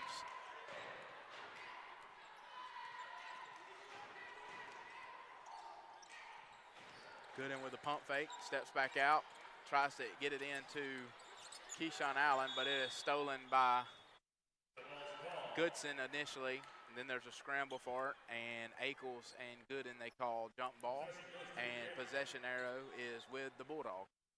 So with 48-36 lead, the Bulldogs have the ball, 3:28 remaining here in the ball game. Time and score update brought to you by Advantage Tire and Alignment.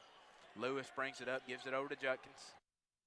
I expect Coach Brown to try to kill a little Gets bit it of time inside here. to Ackles, As I say that, give and Coach. go. And Judkins finishes. Good offense right there for the Bulldogs. Still in their full court pressure, up by 14, just over 3 minutes remaining in the ball game. Keyshawn Allen with it, tries to push it forward to Junior Allen, tipped around. Benjamin ends up with it, over to Gooden, back inside to Allen, and it's going to be Ackles that gets the steal and Judkins that ends up with it. Bodies hitting the floor everywhere. Judkins pushes it forward, and he tries to get it to Carr, but it goes out of bounds, and it'll be Weaver basketball. And we got a timeout called by Coach Bo Wynn. It's only going to be a 30-second timeout, so we'll remain here. But Jackson, just talk about this full court pressure that Aniston's been able to apply here in the second half. A close game at half, but it's kind of ballooned into a 14-point advantage for the Bulldogs. How has that full court pressure affected the Bearcats? I mean, this, in my opinion, this single-handedly changed this game. I mean, you came out, you've seen in that third period, Weaver came out hot. I think they were on a 6-0 run at one point, took the lead actually, and then all of a sudden you see Aniston kind of adjust, going to the full court press, and ever since then it's been all Aniston. Yeah, Aniston, long reach, getting hands in the throwing lanes, and Weaver just at times have turned over the ball, and Aniston's just made play after play after play, and those defensive stops have turned into a lot of easy baskets for the Aniston Bulldogs. Yeah, for sure. I mean, and the main guy's been Ja'Cory Carr. I mean, have yourself a night, young man. I mean, the guy's been absolutely sensational. Ja'Cory Carr leads all scorers with 23. Does have 4 fouls, but less than 3 minutes remaining in the ballgame with a 14-point advantage. I don't know how big of a storyline that could possibly be. Weaver gets it inside to Allen, almost loses it, goes up and is fouled, misses the shots, but he will go to the line for a pair of free throws. Free throws brought to you by the D Ford Show.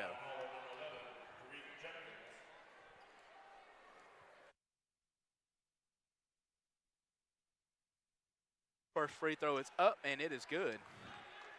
13-point advantage now for the Bulldogs. Weaver at the line is Allen with a chance to cut it to 12. Just over 2.5 left in the ball game.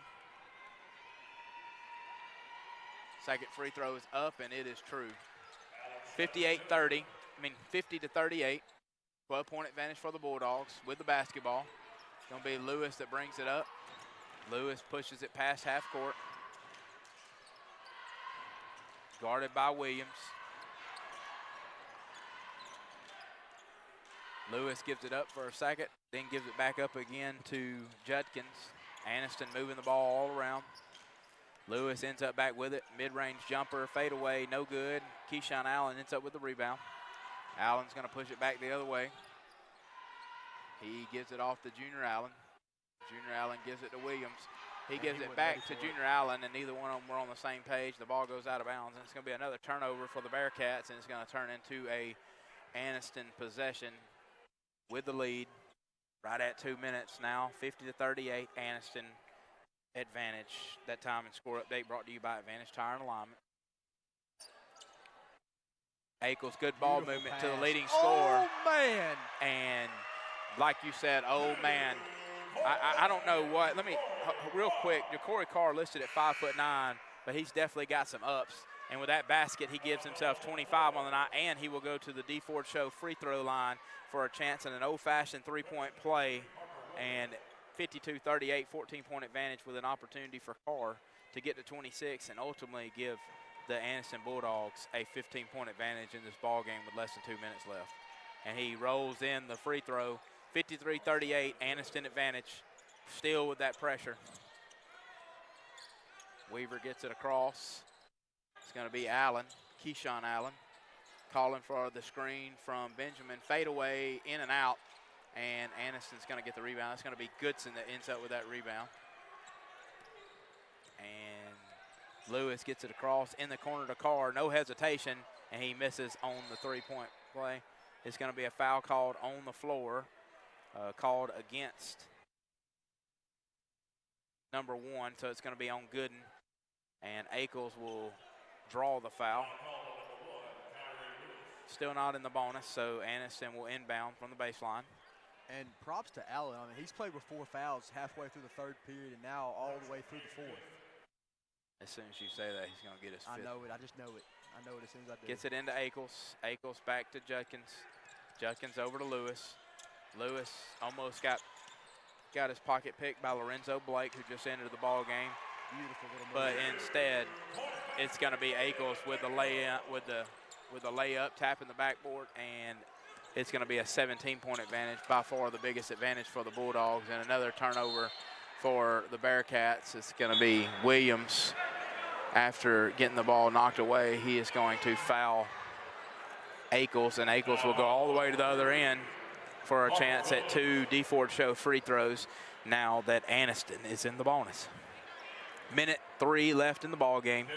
55-38, 17-point advantage for the Bulldogs, and they're at the charity stripe. Shoots, scores, 56-38. Second half again brought to you by Oxford Dental Care. Quality dental services with a smile, Oxford Dental Care. He makes both free throws, now a 19-point advantage for the Bulldogs. Another turnover by the Bearcats as Williams can't handle the pass and tips it back in, and Aniston there, guys there to take it over. Judkins get it in to Akel's, gets it out to Goodson, and they reset up the offense. It's going to be Lewis with it. Lewis gives it off to Carr. Carr back over to Judkins. Yeah, just kind of killing some clock here. And he'll walk it out. Judkins to Lewis. 25 seconds remaining. 57-38. Aniston's going to advance to the next round of this Calhoun County Championship tournament. They may just run around here. I think that. Yeah, I think they're just going to run the clock out. 11 seconds, 10 seconds remaining. So that's going to be your final score. Aniston 57, Weaver 38. As the clock runs out and the final buzzer goes off, Aniston advances with a 57-38 victory over the Weaver Bearcats.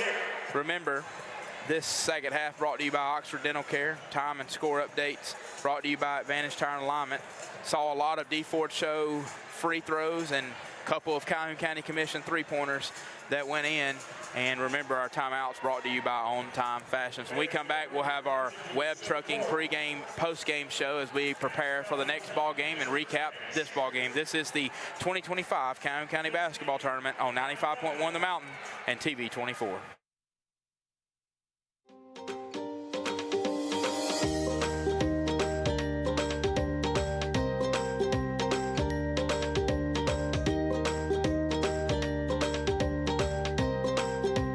Whether you are traveling or on the rebound, get with your local Allstate and huddle up to find the best options for you. With a strong variety of coverages to choose from, Allstate is on a mission to get you in good hands today.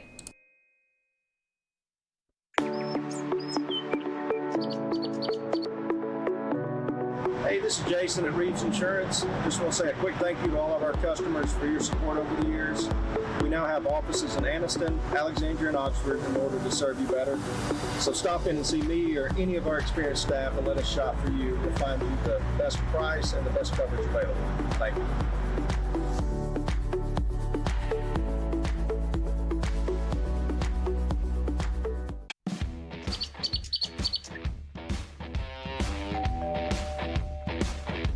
Hi, welcome to Classic 13. How can I help you? I was thinking about getting a tattoo. Do I need to make an appointment? No, we take walk-ins every day.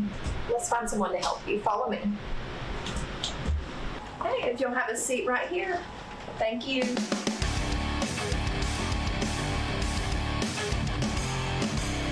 Come down to Classic 13, where good tattoos aren't cheap, and cheap tattoos ain't good. At Alexandria Brake and Muffler, we strive to perform exceptional service using premium quality parts to ensure your vehicle withstands the test of time. We do all automotive maintenance and repairs consisting of AC service, check engine light diagnostics, brakes, coolant, and exhaust. Give us a call today. Proudly serving our community to provide honest, high-quality service and repair at a fair price. Hey guys, this is Blair Smith at Pediatrics Plus here in Aniston, located on Henry Road. I'm over here on the well side, but we do also have a sick side urgent care if you need us. We are more than happy to see you guys. Just come on, check us out if you get a fever, cough, or cold, or want to come in for a good checkup. Thank you.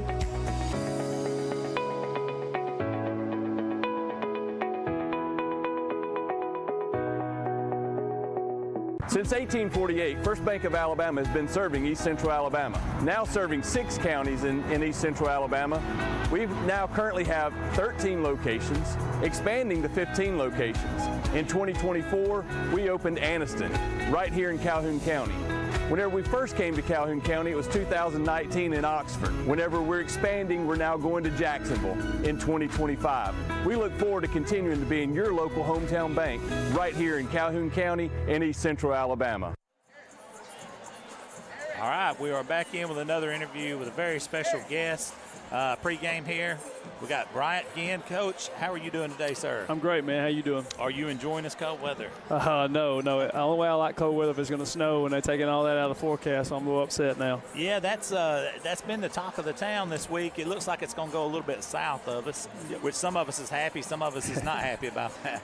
I personally kind of want to go watch that Hazel Green Spring Garden game myself. That's right. So that's going to be a good one. But speaking of athletics, Coach, You've been coaching high school sports. You've been coaching JV sports. You're back at Alexandria now where the Ginn family reigns, so to speak. But you had something very special at the halftime of the game before this one.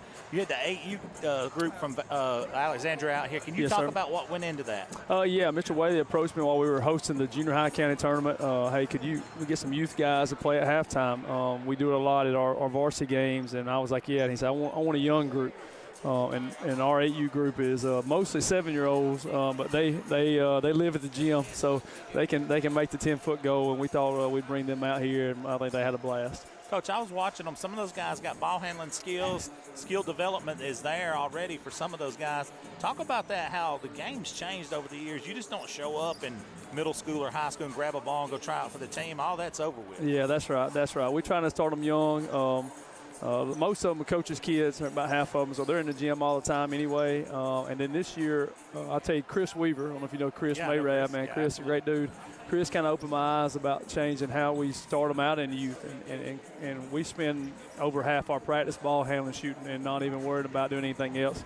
And I think it's helped our boys so that now when they get a little bit older, we can focus on more of the technical side of the game and not the ball handling and shooting part of it.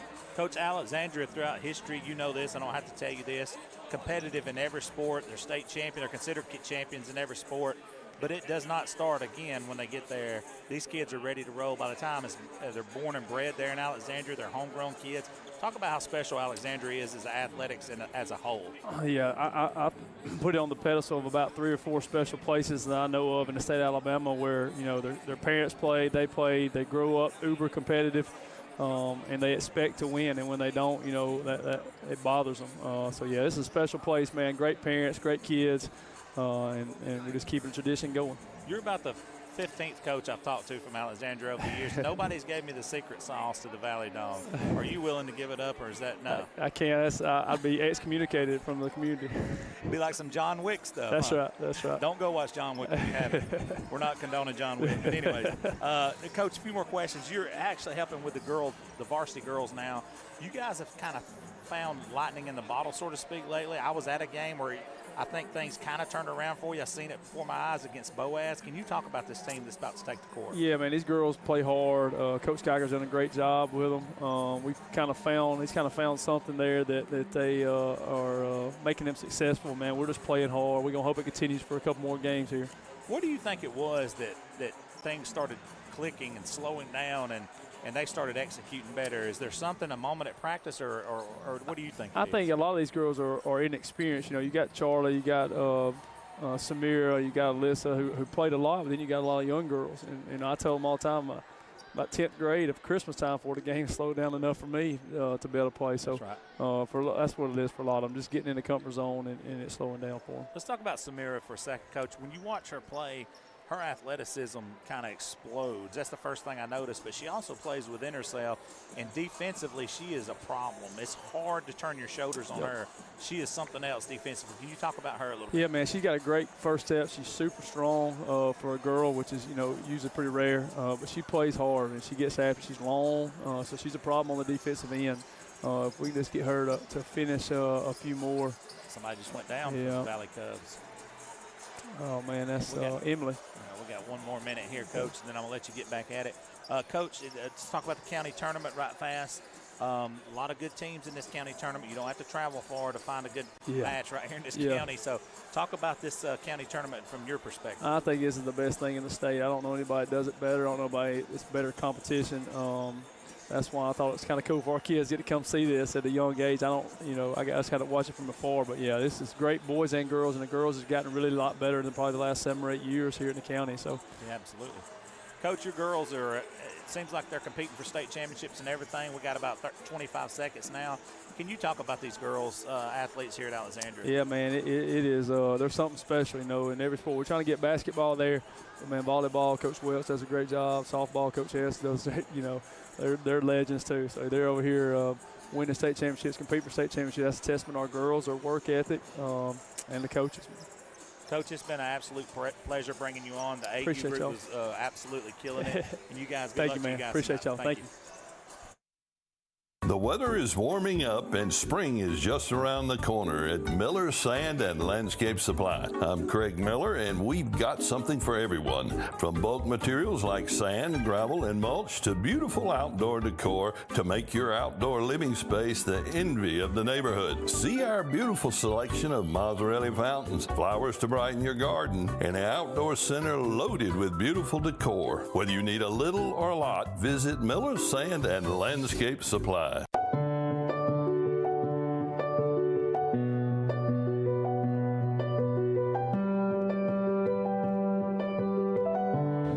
At Bentley Prosthetic and Medical Supply, we care about you.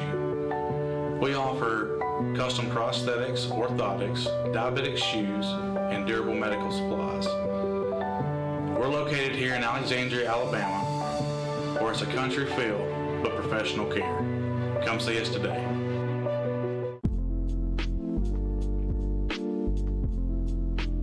Coder's Pizzeria is celebrating 5 years with 2 locations in Alexandria and Oxford, Alabama. Open Monday through Saturday for dine-in, takeout, and delivery. Y'all come on out for our popular 5-pound pizza, wings, salads, pastas, and more. You can find out more about Coder's Pizzeria at coderspizzeria.com.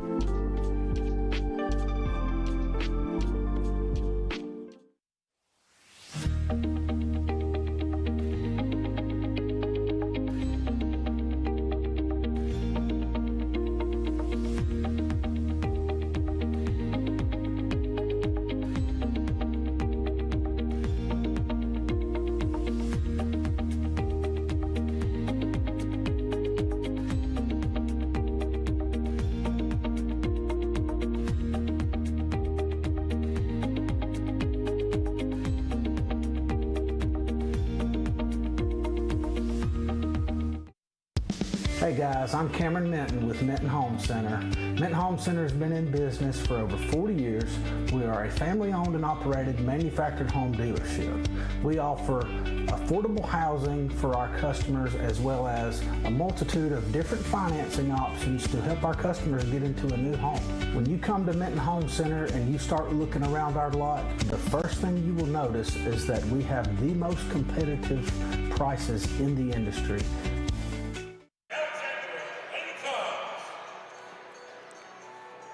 Just set to have a really good matchup here. Your starters for Alexandria. At guard, number 1, a sophomore, Landry Patterson. Landry Patterson's another one we saw the other day. You don't want to leave open for an open three-point attempt. At guard, we just talked about her. A junior, number 10, Charlie Paris. She is the point guard for this Lady Cubs basketball team. Everything they do offensively runs through her. Then you got number 22, and that's going to be Hess. For some reason she's not on the roster. She'll start at a forward. Another forward, number 4, a senior. Talked about her already as well. Had a big game the other night. That'll be Samira Duncan.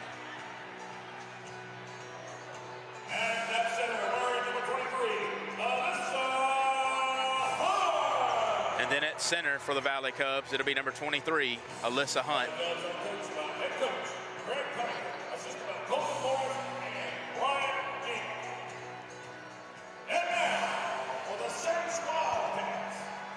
Now your starting lineup for the number 4 seed Sacs Lady Wildcats. It'll be number 10, a senior, Alana Cruz.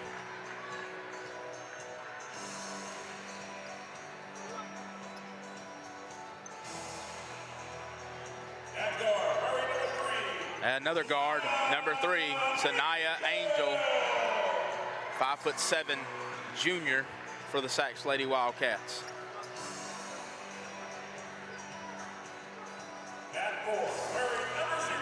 At forward, number 0, Jakaylin Carter. Talked about her a little bit earlier, 5'8", sophomore.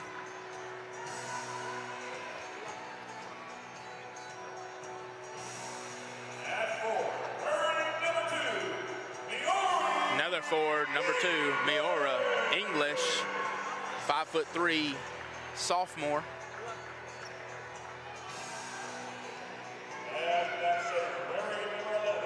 Number 11, your center for tonight's game, 5'10", senior, Madison Turner.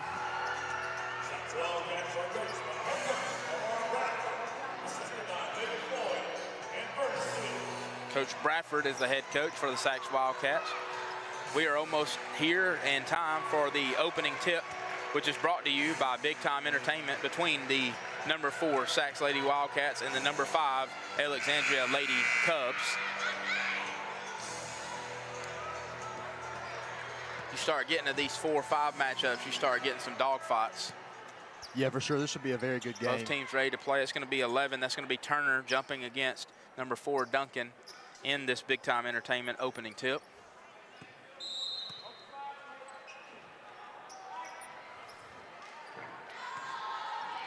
And with that, we are underway, and Sacs will control the opening tip. It's going to be Cruz bringing it up. Cruz dribbles up, guarded by Duncan. Cruz gives it off to Williams. Or actually, that's Carter. Carter over to Angel. Angel drives all the way to the basket. It's up, and it's no good, but she's going to get fouled, and she's going to go to the basket. That foul called on number 22. That's going to be Hess. That's going to be her first. And we have our first trip to the D Ford Show free throw line of the night for Angel to shoot a couple of free throws. The first one is up, and it is good. Sacs has the advantage 1-0 early in this ball game. And if you're the Valley Cubs, you do not want to get in foul trouble early. Second free throw is up and good. 2-0 advantage for Sacs. 7:41 remaining here in this first period. Parrish brings it up. Parrish backs it back out. gets it over to Hunt. Hunt for an open three. It's up off the cylinder and no good, and it's going to be Angel that comes up with a rebound, but she's going to fall and be called for traveling, and it'll be back with Alexandria. Hunt with an open look. She proved the other night she can hit a few of those threes when left open. It's going to be Hess inbound, and she gets it into number 23, Hunt. Hunt gives it off to Paris. Paris backs it back out, gets it into Hunt. Hunt blocked. That's going to be number 0, Carter, and she pushes it forward to Cruz. Cruz is trapped, gets it up to number 2. That's English. English across the way to Carter, and Carter's going to miss everything, and it's going to be out of bounds. Alexandria basketball. So full court press to start off the game here. So we got not a shock there. We got two Calhoun County Commission three-pointers so far, both misses. Another attempt, and it is off by Hunt, and it's going to be Carter that comes up with the rebound. She gives it off to Angel. Angel pushing it forward, out of bounds. Last touch by Alexandria. It's going to stay with Sachs. 2-0 advantage for Sachs. 6:48 remaining here in this first period. Time and score update brought to you by Advantage Tire and Alignment. First half action, and Jackson gets into the basketball game as an errant pass. I want that stat. Somebody give me that stat. I got a rebound. It comes all the way over here to us, and it's going to be a throwaway by the Sachs Wildcats, and it's going to turn into an Alexandria Valley Cub possession off the turnover. Alexandria inbounds. It's going to be Parrish that brings it up. First half action brought to you by Cremation Services of East Alabama. Parrish drives, she shoots, and off the front cylinder, and it's going to be Angel that comes up with a rebound. She passes it forward. That's going to be English. English over to Cruz. Cruz with a three-pointer, and it is no good. And Hunt for the Valley Cubs with the rebound. Parrish pushes it forward, gets over to Patterson. Oh. Patterson is blocked, and that's going to be Angel again. So Angel already early in this ball game, very active on the defensive side of the basketball. I think she's got 2 blocks so far here in this game. 2 blocks. She has the only 2 points off of 2 free throws as well. Hess to inbound, gets it into Hunt. Hunt gives it off to Paris. A lot of space for Paris. She'll take Paris will take the shot. It is off. Hits no rim, and it's going to be Carter that rebounds, gets it over to Angel, and she is fouled. And I think that's going to be the first personal called on number 1, Patterson, for the Valley Cubs. Good defensive effort, though, right there from Patterson.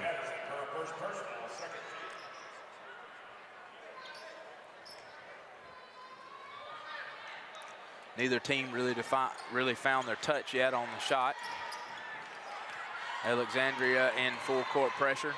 It's going to be, Sachs is going to break it, and then it's going to be out of bounds. Last touch by the Valley Cubs. It's going to be Cruz to inbound. Cruz sees Carter open. Carter takes the three-pointer off the back iron, no good. Sachs back up, and that's going to be English with a rebound, and the basket. 4-0 advantage for Sachs over Alexandria. Hunt brings it up. Hunt gives it off to Paris. Paris dribbles, drives, dishes over to Patterson, back to Paris. Paris thinks about taking it, doesn't, and drives, shoots, and is fouled. And she will go to the free throw line for a pair of free throws. Free throws tonight brought to you by the D Ford Show. So far, that full court press is really paying dividends for Sachs. Foul called on Carter. And first free throw is up, and it is no good.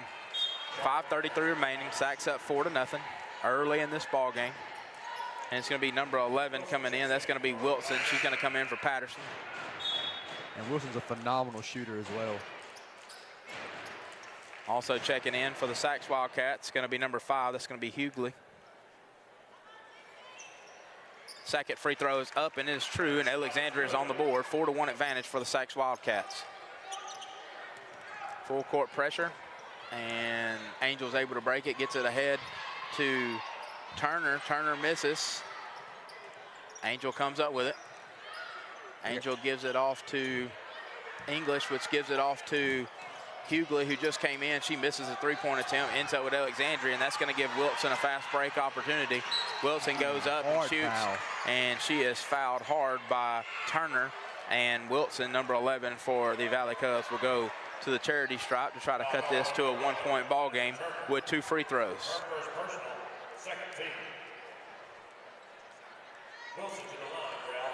Our third trip tonight to the D Ford Show free throw line. Wilson prepares to shoot. Shot is up, and it's good. 4-2. Sack still with the advantage. Opportunity to make it a 1-point ball game here early in it. Second free throw for Wilson is up, and it is off to the right. And it's going to be out of bounds. Last touch by the Valley Cubs. Hess and Angel going after it, and last touch by Hess. Sacks to inbound, gets it into Cruz. Cruz pushes it forward to Angel. Angel over to Hughley, back to Angel. Angel drives, shoots, and misses. And it's going to be Hunt for the Valley Cubs with the rebound. Gets it over to Parrish. Parrish to push. Slows it down. 4-2. Sacks with still the advantage. Wilson drives. Kicks it back out to Duncan. Duncan for the 3. Off the glass, no good. Cruz with it, pushes it forward to Turner. And they're going to call a foul on Duncan before the pass happened. May not be bad. That's not bad at all. Turner had a wide open look at the wide open way to the basket. Probably going to end up with an easy layup for the Wildcats. Checking in now is going to be number 12. That's going to be Elia Christopher.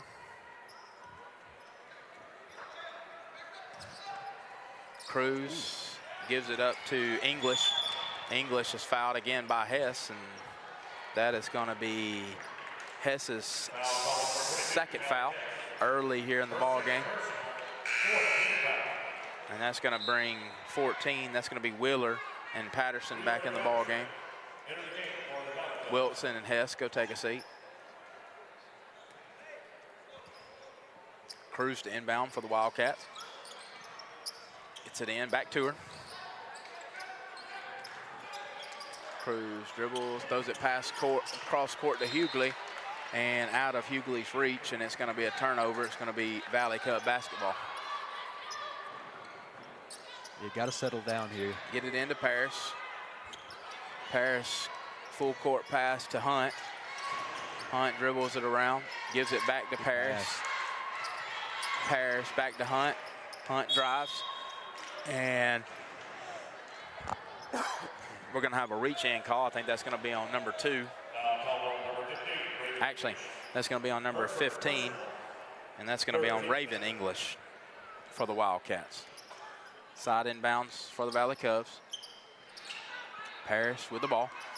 Parrish drives, dribbles it off her foot, and Sachs ends up with it, given to Cruz, and is going to be fouled on the play. It's going to be 23 or 4, and they're going to call it on Hunt.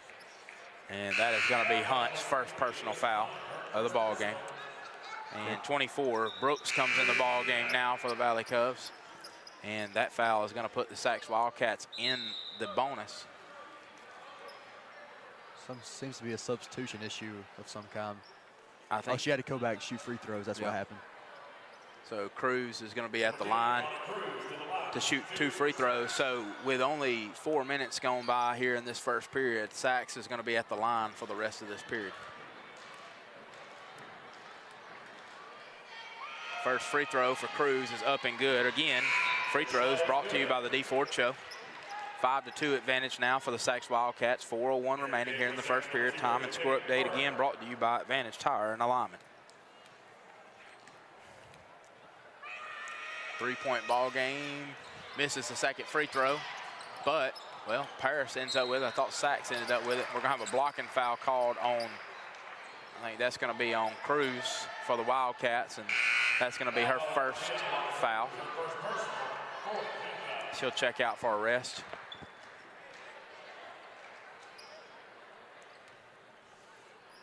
Alexandria inbounds. Going to be Parrish bringing it up. 5-2 lead for the Sachs Wildcats. Alexandria basketball. Gives it over to Patterson. Open look. Patterson up, and it is good. Calhoun County Commission 3-pointer brings it to a tied ball game, 5-all, with 3:42 remaining here in this first period. Angel brings it up. Angel gives it off. That's going to be English. English misses. That's Raven English. And it's going to go out of bounds. Last off of Paris for the Valley Cubs. And 5-5 ball game. Tied ball game. Just over halfway through this first period. It's going to be Sacs ball. It'll be Carter that inbounds. She gets it in to Turner. Back to Carter, back to Hughley. Hughley misses the three-point shot. Rebounded, though, by, that's going to be number 15. That's going to be Raven English. And she puts it back up. It's fouled, misses the shot, but will go to the charity stripe for some more free throws for the Sacs Wildcats here in this first period. Second personal on Hunt here.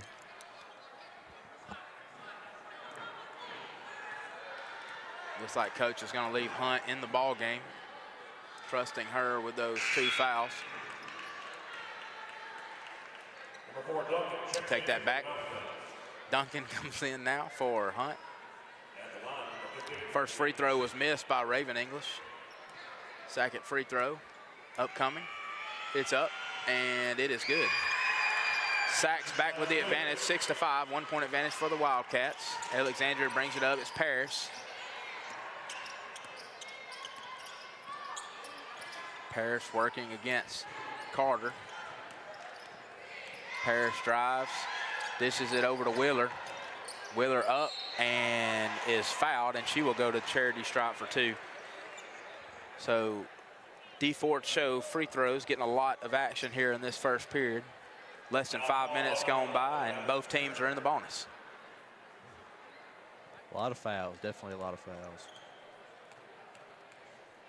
Wheeler's shot is up. Lefty shot is good. All tied up with a chance to take Alexandria's first lead of the ball game with a made free throw right here on the second attempt. Second free throw up, and it is true. Alexandria 7, Sacs 6, 3:07 remaining here in this first period. Sacs gets it into Carter. Carter moves it ahead to Raven English. It's stolen by, that's going to be Brooks. And Brooks is fouled, and she'll go to the free throw line. So that call was on Angel for the Wildcats, and that's her first personal foul of the ball game. Alexandria kind of upping the pressure here a little bit, and I think that's the smart move. I think also you got Cruz, who's been the point guard. She's been on the bench, and she'll come back in now as I talk about it. She's the person that's been handling the ball coming up for the Sacs Wildcats, so they'll get her back in the game pretty quickly with this pressure being applied. 7-6, first free throw was missed by Brooks. Second free throw up and good at the D4 show free throw line. 8-6 now your advantage for the Valley Cubs. And Paris with a near steal, knocked out of bounds, last off of her, and Valley Cubs will retain possession. Checking into the Wildcats, number 2, Niori English. 2 checks back in the game. That's Niori English. They get it into Cruz. Cruz pushing it up. Cruz steps out of bounds. And that's going to be another turnover for the Sacs Wildcats. This pressure by the Alexandria Valley Cubs, like you've already said, Jackson, definitely having an impact early in this ball game. And that's exactly what they needed to do, and so far it's working great. It's going to be Paris with it. Paris brings it up, gives it off to Patterson. Patterson over to Duncan. Duncan inside. He's going to be knocked out of bounds. That's going to be off of Cruz. He's going to stay with Alexandria. Throwing it in from the baseline. And that'll be Wilson inbounding. She gets it to Paris. Paris working it around, back to Wilson. Gives it back to Paris. 8-6 our score. Paris drives, she goes up, misses, but it's going to end up with Brooks, which gets right to Patterson, and she misses the Calhoun County Commission three-pointer, but somehow scramble for the ball. I think it's Brooks that came up with it. She got it to Paris, and Paris goes up for the easy layup. 10-6 now your advantage for the Valley Cubs. Dangerous pass. Another steal right there by Duncan, and Alexandria will head back the other way. It's Patterson. Good Patterson pass. into Brooks, right over the top of Angel, and Brooks finishes. It's 12-6, and Sachs, Coach Bradford will take a full timeout. 12-6 your score, Alexandria advantage. We're going to take a break with them. This is the 2025 Calhoun County Basketball Tournament on 95.1 The Mountain and TV 24. At Dunn's HVAC, Plumbing, and Electrical, we know how hard it is to find a dependable company you trust. The time-consuming effort can be frustrating and overwhelming. We believe what matters is getting back to what's important to you. Dunn's HVAC, Plumbing, and Electrical is built upon honesty, integrity, and also trust. We are your local choice for all your HVAC, plumbing, and electrical needs, servicing Calhoun County, Jefferson County, and surrounding areas. Visit our website at callduns.com to schedule your appointment. Dependable service done right. Calhoun County Basketball Tournament on 95.1 The Mountain. Welcome back into the 2025 Calhoun County Basketball Tournament on 95.1 The Mountain and TV 24. First half of action is brought to you by Cremation Services of East Alabama, and that timeout brought to you by On Time Fashions, a family-established business carrying the latest trends of men's dress and casual wear, special discounts on wedding and group orders. Jackson, you've already mentioned it, but this pressure by the Alexandria Valley Cubs has definitely impacted this ball game. They're up to a 12-6 advantage after being down by as many as 5 at one point. And Sachs able to get it across there. It's going to end up with Carter. She's going to throw it across to Beautiful Cruz, floater. and Cruz with a floater to get it back to a 4-point game. Alexandria pushes the pace a little bit, and it's Wilson with it. She'll back it back out to Paris. Paris with it. Paris will drive. Paris up, and it is no good. It's going to be rebounded by Carter, and Sachs will bring it the other way. Almost stolen there, but Angel's able to get it. She gets it across half court. Angel dishes it over to Carter. Carter back out to Cruz. Gets it inside to Turner. Beautiful defense there. And then the takeaway there by Paris, but she knocks it out of bounds, and it will remain with Sachs. Sachs trying to move the ball around. Cruz to inbound. Gets it into Carter, back to Cruz. Cruz gets it into Turner. Turner up, misses. Scramble for the ball, and it's going to be Brooks that comes up with it, and Brooks is going to throw it away there and turn the ball over back to the Sachs Wildcats. 12-8 your score. The Valley Cubs on top right now. Less than a minute remaining in this first period. Time and score update brought to you by Advantage Tire and Alignment. And Sachs will be inbound on the basketball. She gets it into Carter. Carter with a three. Carter misses. And it's going to be out of bounds. Last off of Angel of the Sachs Wildcats. And Alexandria will take over possession of the basketball. They will inbound it to Paris. It's Wheeler inbounding. Paris will bring it up for the Valley Cubs. 4-point ball game. Both teams in the bonus. Paris is fine with setting back, probably taking this last shot. Less than 40 seconds remaining. Cruz will walk out. Make the officials start counting. And then Paris will walk it back out.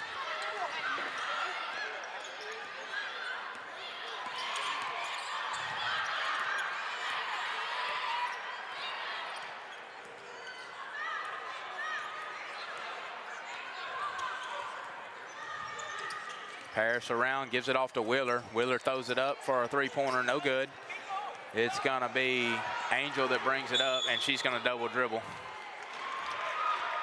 So with 2.7 remaining here in this first period, Alexandria 12, Sachs 8. Alexandria will take back over possession. They're gonna bring in Patterson here. Try to probably get the ball to her for a three, if I'm guessing. Patterson will come in, and she will inbound. She comes in for Wheeler.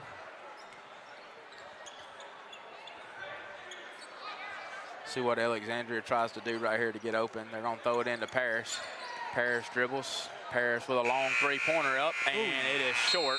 And that will bring us to an end of the first period. Your score, Alexandria 12, Sachs 8. This is the 2025 Calhoun County Basketball Tournament on 95.1 The Mountain and TV 24. I'm Alan Parnell with Parnell Insurance Agency. We've been here in Oxford and Alabama, Tallapoosa, Georgia since 1990. With Auto Owners Insurance, we're able to give customers competitive pricing along with excellent coverages. Parnell Insurance can handle all of your personal, commercial, and life insurance needs.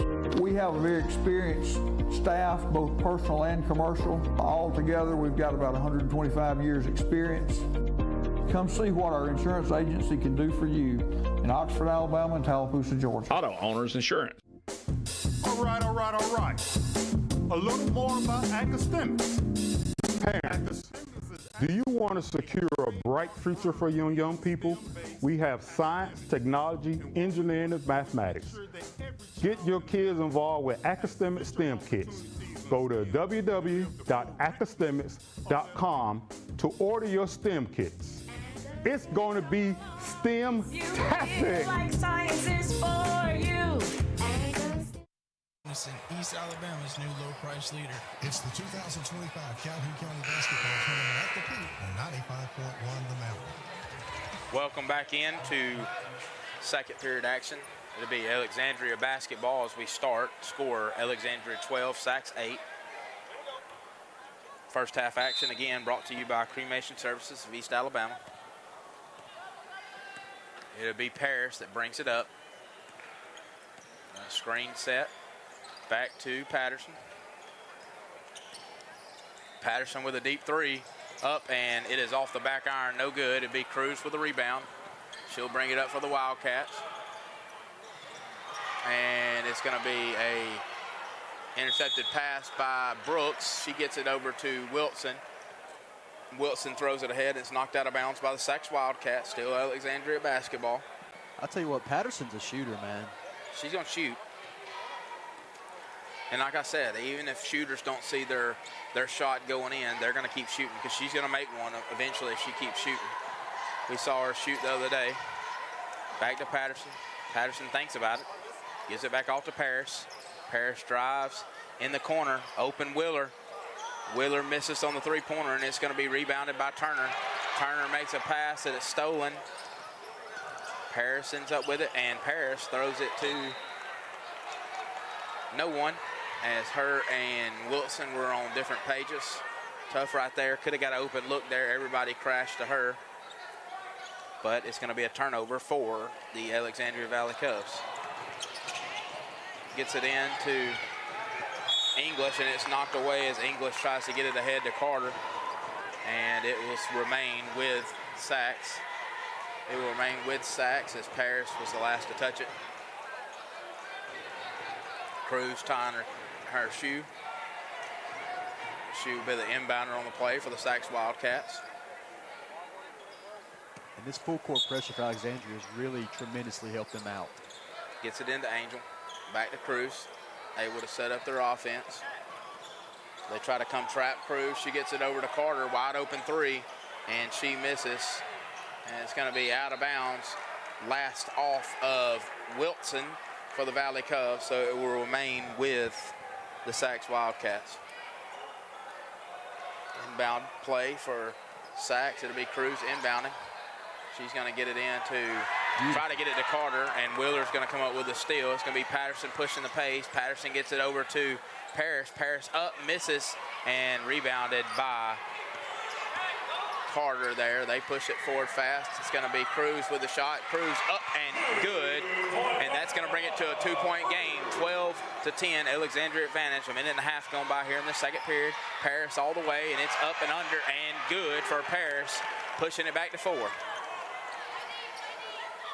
Angel with the ball. Angel bringing it up. She gets it across to Carter. Carter back to Angel. Over to English. English with a three-pointer. It's off. Carter with the long rebound. She shoots. It's off. Turner gets the rebound. And she goes up, and like Jackson just said, up and good and one. And she can cut it to a one-point ball game with a made free throw. Free throws tonight brought to you by the D Ford Show. And Turner has a chance to bring this to a one-point ball game right here with 6:03 remaining here in this second period.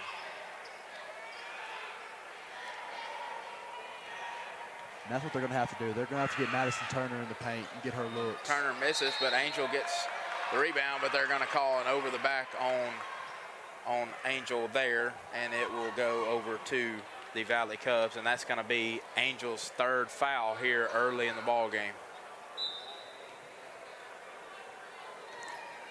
Patterson to bring it up.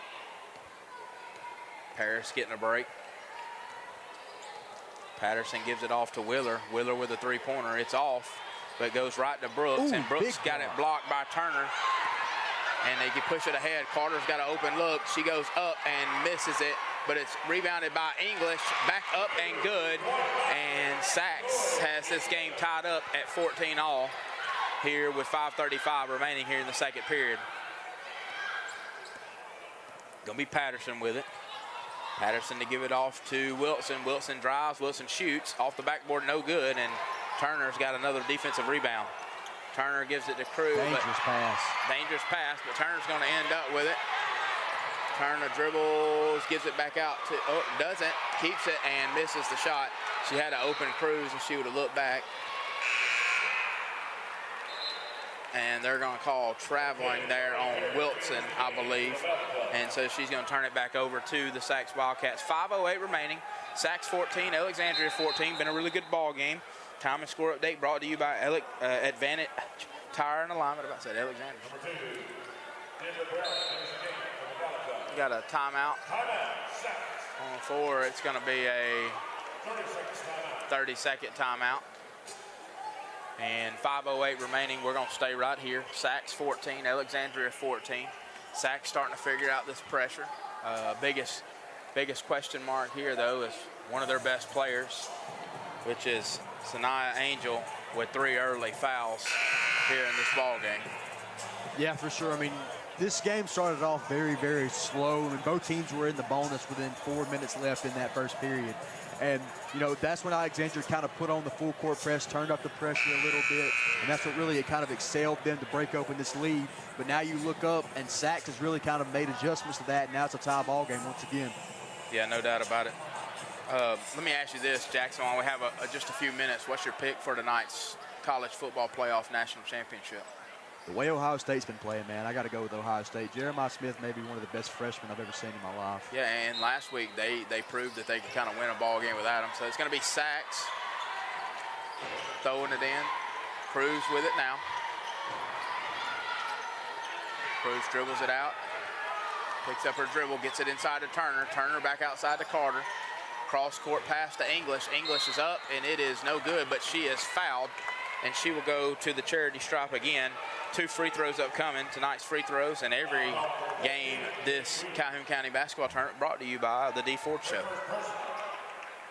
So let's see if Sachs can once again take the lead. I think they had the lead 5-4 the last time. First free throw is up, and it is no good. Second free throw upcoming. 14-14 ball game. 4:54 left in this second period. Second free throw is up, and it is no good as well. But Turner is making her presence known. She gets the rebound, misses. Angel goes up, and she misses. And it's going to be knocked out of bounds. Last off an Alexandria Valley Cub. And Sachs will retain possession. 14-14, both free throws missed there. A lot of second chance opportunities. Good pass inside. Angel gets position. She misses, but Turner gets the offensive rebound, goes back up, and she makes it. And Sachs is back ahead, 16-14. Ahead to Brooks. Brooks, dangerous pass, and it's stolen. It's going to be Cruz pushing the pace. Cruz goes up, and they're going to call an offensive foul on Cruz, and that's going to be Cruz's second foul as well. Bang, bang call right there. Good job by Paris getting back, getting her feet set, getting in position to draw that offensive foul on Cruz. Yeah, and for Alexandria, you got to get Samira Duncan going here. Yeah, Samira Duncan, I don't think she has any points yet in this ball game. Maybe Paris drives. Paris with the fadeaway. She misses. And it's going to be out of bounds. Last touch by Duncan. And so it'll be Sachs basketball going the other way. Up to 16-14. 4:11 remaining here in the second period. Time and score update brought to you by Advantage Tire and Alignment. First half action again brought to you by Cremation Services of East Alabama. Sachs gets it in, beats the pressure, gets ahead to Carter. Carter's going to pull up, and she's going to throw up a three-pointer, and it is no good, but it's Turner again. Turner making her presence known here in this second period. She gets an offensive board, goes back up, and gets fouled, and she will go to the line for two. Two opportunities at the D4 Show free throw line coming up for Turner. Madison Turner has single-handedly made the difference here. This 5'10" senior is definitely making her presence known right now. First free throw up, and it is good for Turner to extend the lead to 17-14. Three-point advantage for the Sachs Wildcats. Second free throw upcoming. Taking her time. Second free throw. 4 minutes remaining. Up, and it is good. Makes both free throws to extend that lead. 18-14, 4-point advantage for the Sachs Wildcats. Parrish back in the ball game. She brings it up. And they're going to call a foul. That's going to be on English. That's going to be Miori English, the sophomore, called for the personal foul there as she was guarding Charlie Parrish.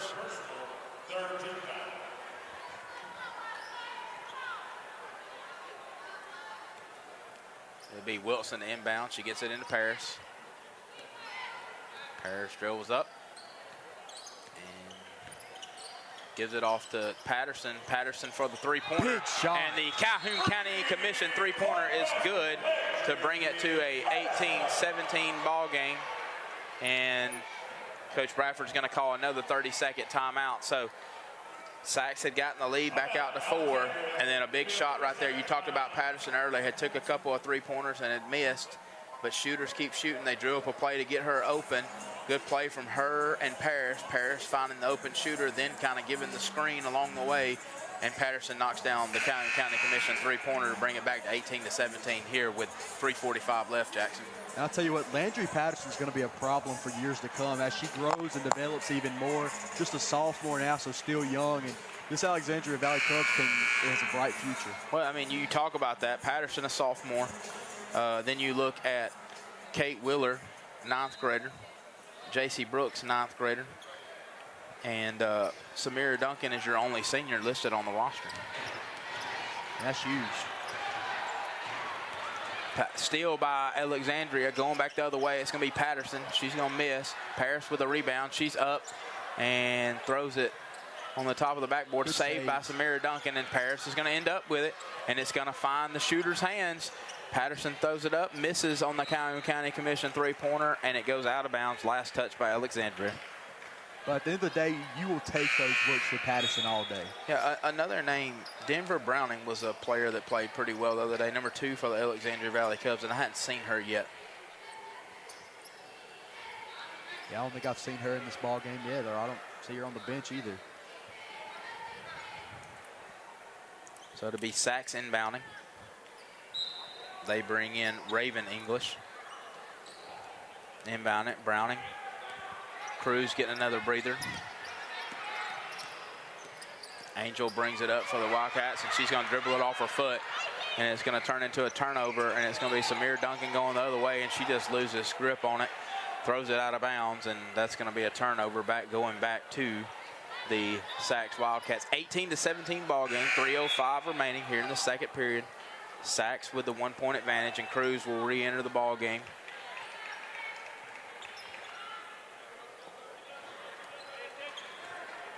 Cruz with those 2 fouls, Angels with 3 fouls. So both of those players got to be careful not to get that 3rd or 4th foul, respectively.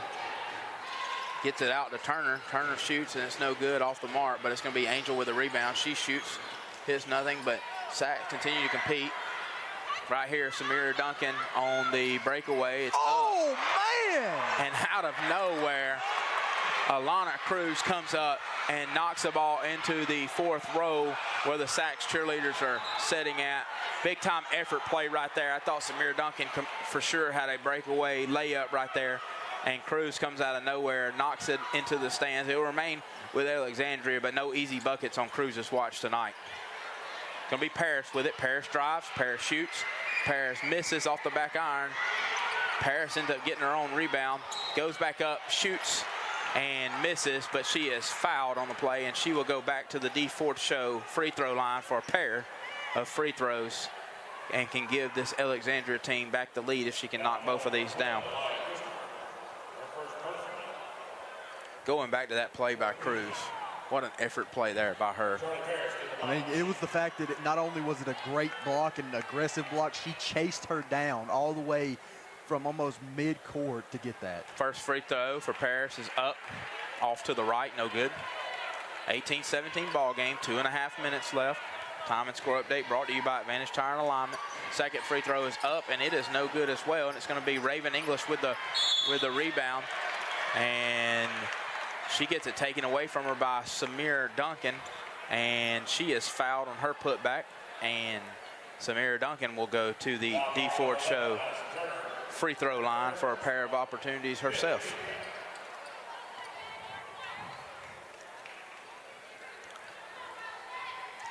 Free throws up, rolls around, and is no good. Seen a lot of trouble today from the free throw line from every team that we've covered today. A lot of these teams probably going to go back and work on those free throws. Free throw is up, second is good, and that brings us back to an even ball game, 18-18, with 2:27 remaining here in this first half. And Hunt will come back in for the Valley Cubs. Hadn't seen her in a while after those two quick fouls early in the ball game. Her and Hess both been out since then. Sachs is going to turn it over. Number 12, that is Elia Christopher, just couldn't handle the pass, and it goes out of bounds, last off her. And Alexandria will take back over. 18-18 ball game, 2:18, very competitive ball game between this 4-seed Sachs Wildcats and the 5-seed Alexandria Lady Cubs. Paris to bring it up. Paris dribbles, working against Angel. She shoots, misses, and it's going to be Cruz that comes up with the rebound, and we're going to have a foul called on Paris. It's just her first. First foul on Paris, like you just said, but in the ball game right now. For the Wildcats, it's Cruz, it's Angel, it is Hughley, Raven English, and Carter. Hughley left open, deep two, misses, rebounded by Duncan, taken away by Carter. Carter tries to get it into Cruz, and it is off. Alexandria ends up with it, ahead to Patterson. Patterson with the pump fake, Patterson misses, and Angel's gonna come up with a rebound. Oh, yeah. We got a walk called on Angel, and Coach Bradford not happy. He thought there was a foul that happened before the walk, but ultimately the call is going to be traveling, and it's going to turn into Alexandria basketball. Wilson, Hunt, we got a warning. It's going to be called. On the court for the Alexandria Valley Cubs is going to be Wilson, Paris. It's going to be Patterson, Hunt, and Duncan. Hunt with the ball, gives it off to Paris. Paris drives up, misses. Hunt with a rebound. She goes up, she misses, and ultimately Cruz is going to come up with that rebound. 18-18 ball game, just over a minute remaining here in this first half. Both teams playing extremely hard. Going to be out of bounds. One official calls it Alexandria ball. Officials come in and get it right. Last off of Alexandria, and it's going to remain with Sachs. Brooks comes in for Hunt for the Alexandria Valley Cubs. And Cruz is going to get it into Angel, back to Cruz. And Cruz is going to be quickly trapped. And it's going to be out of bounds off of Alexandria. Smart play by Cruz there.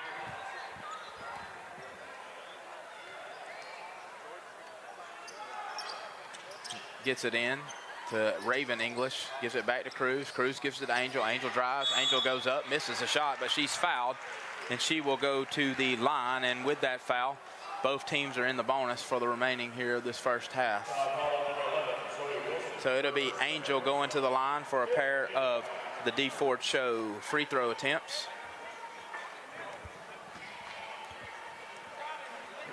It's up and it's good. 19-18 Sacks with the advantage. And Hunt will come back in for the Lady Cubs.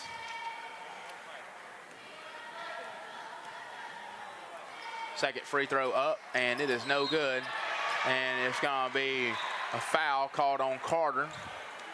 And with that foul, I think Hunt will go to the other end and shoot 2 free throws, with Alexandria being in the bonus. If you're just now joining us, 1:02 remaining here in this first half. It's been a pretty lengthy first half. 19-18, Sacks with the advantage. Both teams are in the bonus. And that time and score update brought to you by Advantage Tire and Alignment. Free throws, again, brought to you by the D. Ford Show. Not just for tonight, but for the entirety of this Calhoun County basketball tournament. First free throw is up, and it is good for Hunt. Back even. Hunt with an opportunity with this second free throw coming to make it a 1-point advantage for the Alexandria Lady Cubs. Free throw is up, and it is true. 2019, Alexandria now with the advantage with 1:02 remaining here in this second period.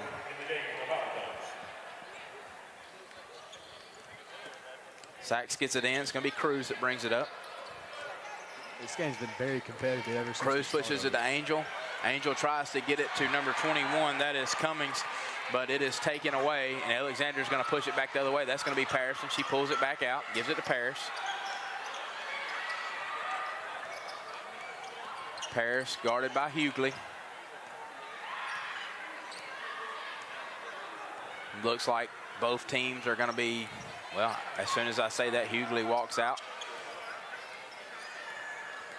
And I think Alexandria's going to try to hold for this last shot with a 1-point advantage. 18 seconds remaining. Going to be Parrish. Parrish gives it off to Patterson. Patterson with a pump fake, back to Parrish. Parrish drives, gives it off to Wilson. Wilson's going to shoot it up, and it is going to go off the backboard, and a Calhoun County Commission three-pointer is going to give Alexandria a 4-point advantage headed in to halftime. This is the 2025 Calhoun County Basketball Tournament on 95.1 The Mountain and TV 24. We'll be right back with the Minton Home Center halftime report. At Southern States Bank, we pride ourselves on being your bank. We're your neighbors and involved in the community. We're the bank featuring the Southern Rewards checking account, a cashback account with no ATM fees. We are on the cutting edge and always have a smiling face to help you out. So come to Southern States Bank, where we are committed to great service and being a great neighbor. Let us be the bank for you and your business. I want to live. The leading cause of death of young Americans like me is gun violence, and oftentimes tied to substance misuse. NBA, NFL, NCAA, most of you look like me, and our communities need you now more than ever. Let's make I Want to Live more than just a hashtag. Let's make it a movement. I am a baller against bullets.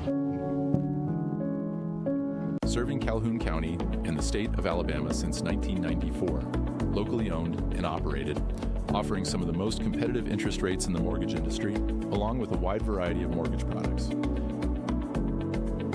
We are with you throughout the home buying process, offering you service before and after the close.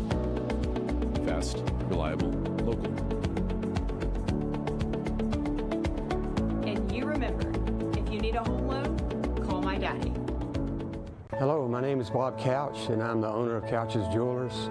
We are your destination for engagement rings, wedding bands, and anniversary and birthday gifts. We offer a wide selection of the best value diamond jewelry and engagement rings. We even gift wrap every purchase for free. And if you have some jewelry that is broken, no worries. Expert jewelry service is offered in-house. At Couch's Jewelers, our customer service is unmatched. If you would like a special jewelry item created just for you, please come to see us.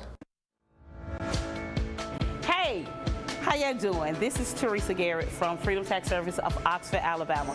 Come on down for our new up to $7,000 advance that starts and gets you your money within 24 hours all the way up to 72 hours. Come on down and see us today. We are open from 9 to 7 Monday through Friday, and on Saturdays are by appointment only. Again, don't be a slave to your taxes. Choose freedom. At First Class Roofing and Solar, we are not here to sell you a roof. We are here to get your insurance to buy you a roof. From roofing to gutter installation and detaching and resetting solar panels, we've got you covered. So, Mr. Ward, was it easy working with us? Yes, you guys handled everything with my insurance company, and the hardest thing I had to do is pick out the color for my shingles. Leave the hassle to us. We'll handle the insurance process so you don't have to. Get your free estimate today. Call 989-THE-GOAT and let us take care of your roof and your insurance too.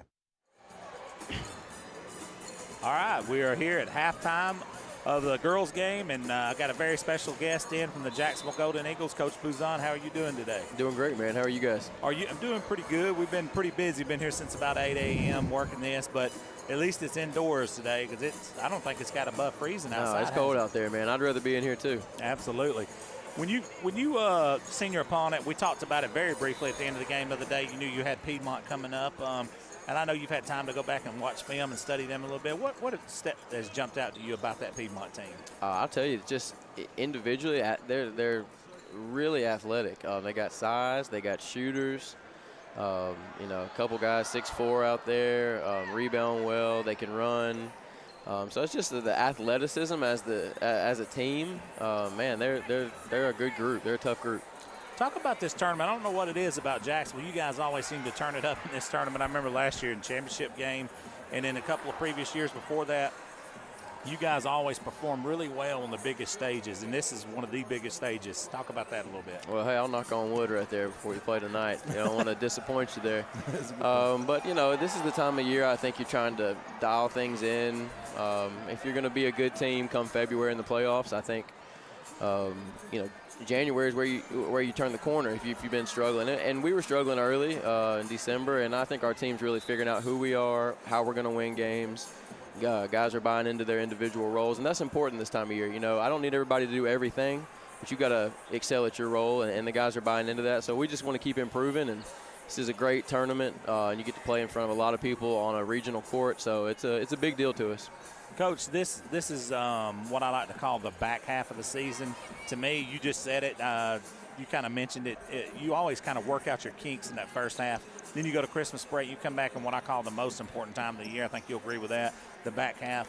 What do you want to see from your team down the stretch in the back half of this season? Yeah, it's kind of the beautiful thing about basketball is you got to play your best at the right time in order to keep moving on. What we want to see is, we've found a good starting five, and we've figured out who our rotators are. So it's a lot about matchups and lineups.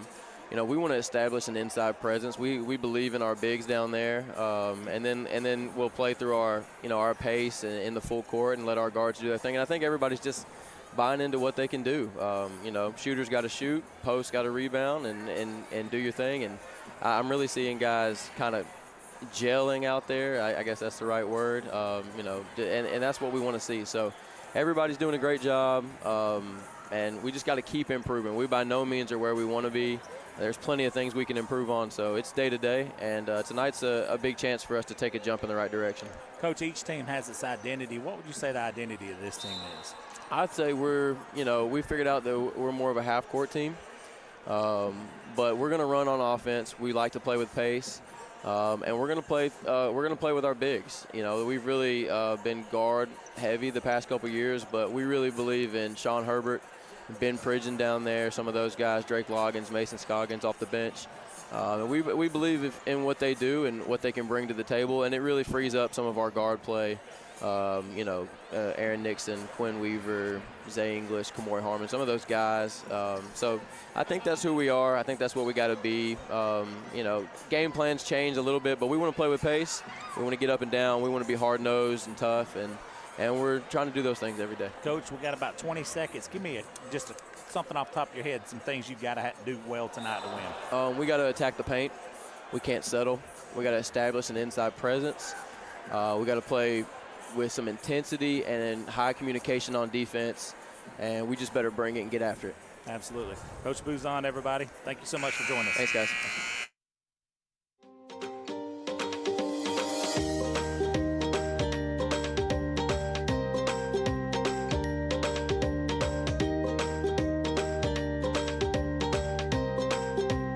Whether you are traveling or on the rebound, get with your local Allstate and huddle up to find the best options for you.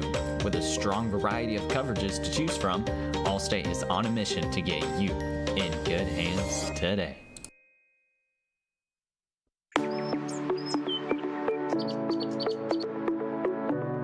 Hey, this is Jason at Reeves Insurance. Just want to say a quick thank you to all of our customers for your support over the years. We now have offices in Aniston, Alexandria, and Oxford in order to serve you better. So stop in and see me or any of our experienced staff and let us shop for you. We'll find you the best price and the best coverage available. Thank you.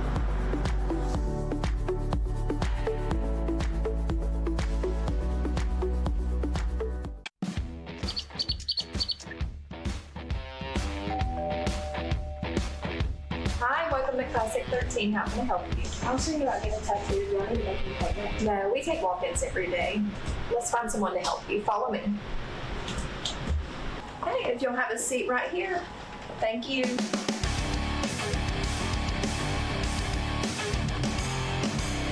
Come down to Classic 13, where good tattoos aren't cheap and cheap tattoos ain't good. At Alexandria Brake and Muffler, we strive to perform exceptional service using premium quality parts to ensure your vehicle withstands the test of time. We do all automotive maintenance and repairs consisting of AC service, check engine light diagnostics, brakes, coolant, and exhaust. Give us a call today. Proudly serving our community to provide honest, high-quality service and repair at a fair price. Hey guys, this is Blair Smith at Pediatrics Plus here in Aniston, located on Henry Road. I'm over here on the well side, but we do also have a sick side urgent care if you need us. We are more than happy to see you guys. Just come on, check us out if you get a fever, cough, or cold, or want to come in for a good checkup. Thank you.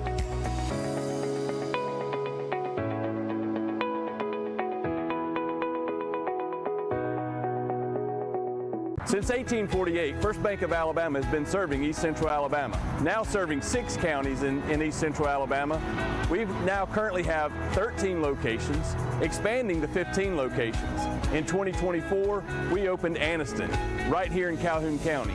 Whenever we first came to Calhoun County, it was 2019 in Oxford. Whenever we're expanding, we're now going to Jacksonville in 2025. We look forward to continuing to be in your local hometown bank right here in Calhoun County in East Central Alabama. Yeah, definitely not. And so far, I'm ready to see how the adjustments were made at halftime. I also got a question for you. You always wear basketball jerseys, and then you show up to the Calhoun County basketball tournament in a Tom Brady split down the middle Buccaneers Patriots jersey. What's wrong with you? Hey, it's just the way I roll, you know. I got to be different than everybody. I hear you. I had a rookie LeBron jersey on Saturday. Come on now. Well, I can't do anything about that. That was Saturday. We're talking about today. All right. Sachs comes back out. They start with the basketball. That's going to be Angel up. She's going to miss. Duncan the other way. There you go. Good find from Patterson to Duncan right there to extend the Alexandria lead early in this third period to 25-19. Alexandria trying to apply some pressure, and they do, but it's going to be out of bounds. Last touch by Duncan. And that's what we see in the Pleasant Valley game. Yeah. More pressure, and it's going to be off of Hess. We hadn't seen Hess since probably the first period, I don't think. She had those 2 early fouls.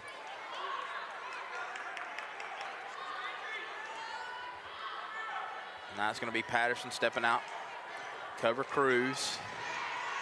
And Cruz is going to be quickly, and she's going to be able to find Turner, and Turner's going to get an easy layup over the much smaller Charlie Paris. So Turner comes back out, picks up where she left off in that second period. Paris is going to push it. Paris is going to find Hunt open. Hunt's going to go throw it up, and it's going to miss. Paris is going to get the rebound. Paris with another rebound off her own miss, and Paris is going to go up with the shot, 27-21.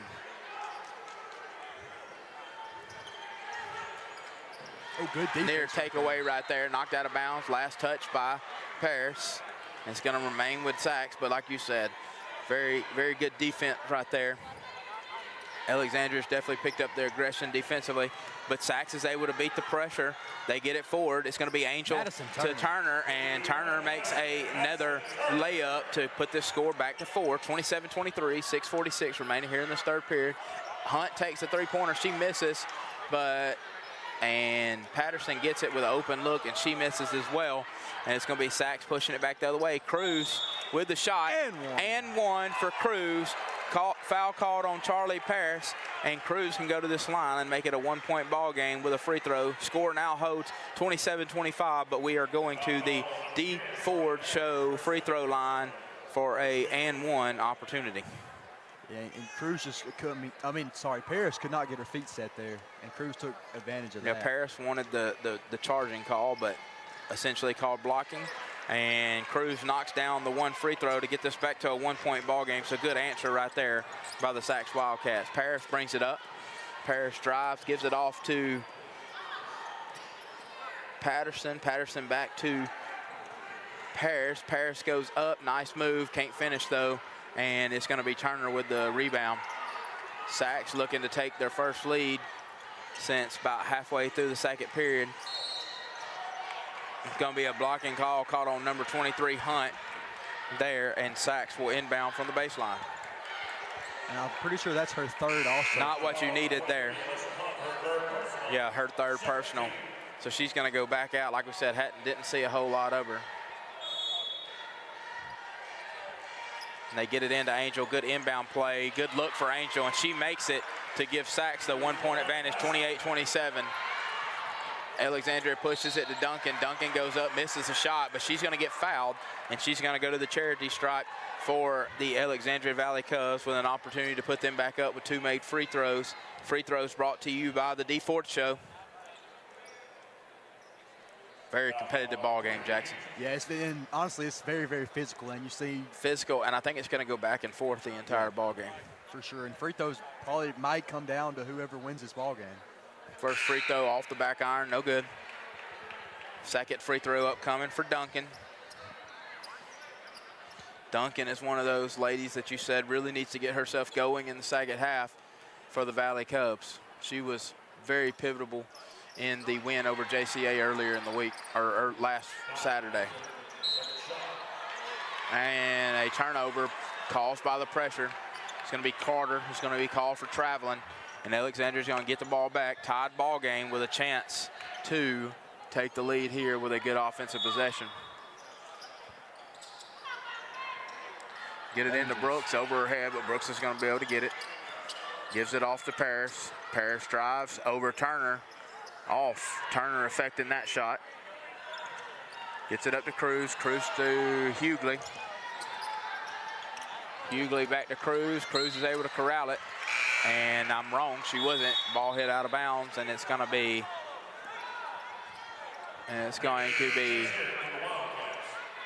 Alexandria basketball.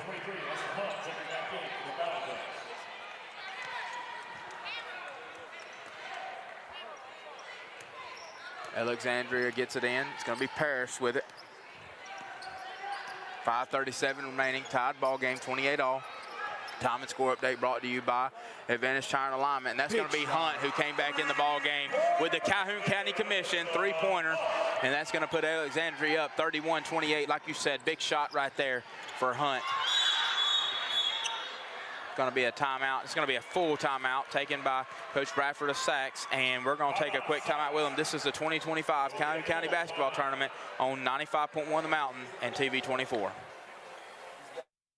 The weather is warming up and spring is just around the corner at Miller Sand and Landscape Supply. I'm Craig Miller, and we've got something for everyone. From bulk materials like sand, gravel, and mulch to beautiful outdoor decor to make your outdoor living space the envy of the neighborhood. See our beautiful selection of Mazzarelli fountains, flowers to brighten your garden, and an outdoor center loaded with beautiful decor. Whether you need a little or a lot, visit Miller Sand and Landscape Supply. Getting that third foul playing defense, but a huge shot right there for the Alexandria Valley Cubs. Yeah, for sure. And she shot, I think, 3 or 4 threes here tonight. None of them been able to fall, but that was a huge shot in a key moment, especially in a tie ball game. Yeah, so it's been back and forth. We've still yet to play 3 minutes here in this second half, and it is currently advantage Alexandria 31-28, 5:19 remaining here in the third period. Second half action brought to you by Oxford Dental Care. Oxford Dental Care, quality dental services with a smile.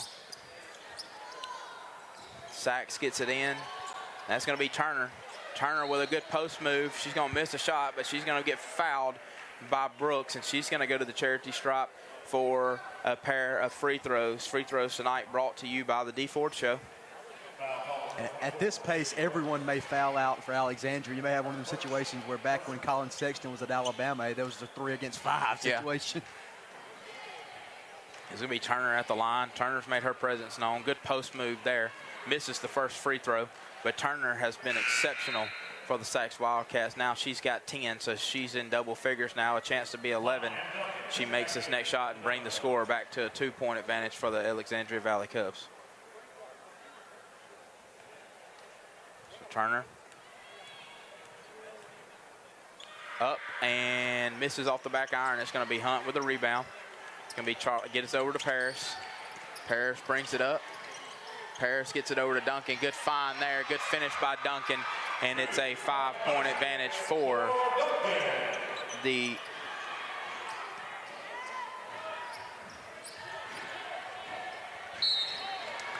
and we are having. So it is 33-28, 4:54 remaining. Foul called on number 22 on Hess, and that's going to be her third. So she's in foul trouble as well now. Like you said, Alexandria getting a lot of foul calls called against them. They get it into Turner. Turner back out to Hughley. Hughley up for the three, misses, but it's going to be English. It's Raven English with the rebound, taken away from her by Brooks. And then we're going to get a possession. We're going to get a jump ball possession there in favor of the Valley Cubs. So 5-point ball game, 33-28, 4:43 remaining.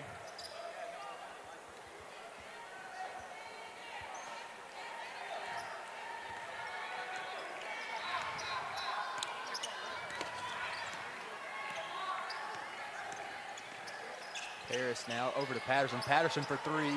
Couldn't get that one to fall. Back up. Paris gets that one to fall. 2-point basket, 35-28.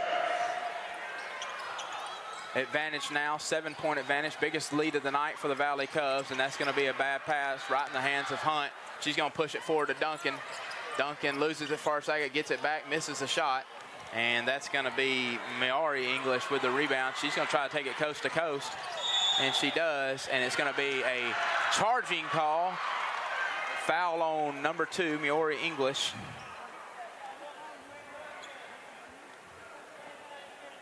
.401 remaining, 35-28.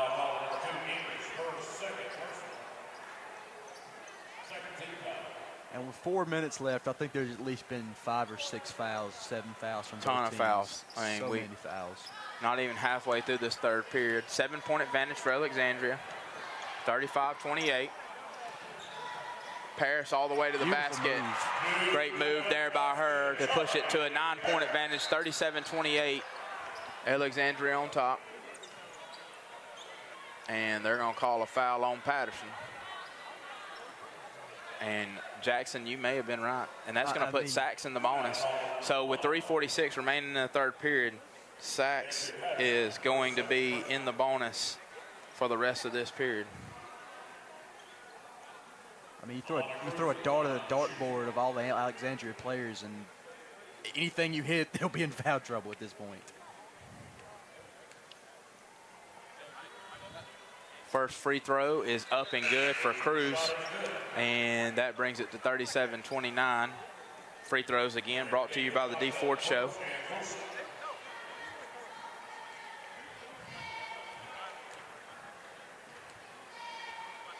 Second free throw for Cruz is up, and it is good. So cuts the lead to 7, 37-30. Alexandria on top, 3:45 remaining. Time and score update brought to you by. Good block there. And it's going to be out of bounds. Last touch by Alexandria, and it's going to be Sachs basketball. Time and score update earlier brought to you by Advantage Tire and Alignment.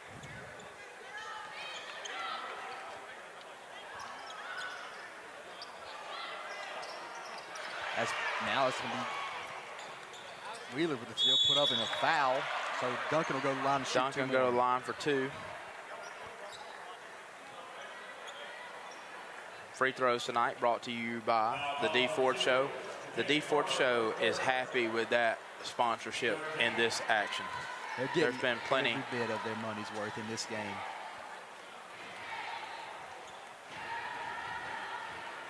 First free throw up, and it is no good. 37-30, 3:30 remaining in the third period. Alexandria advantage.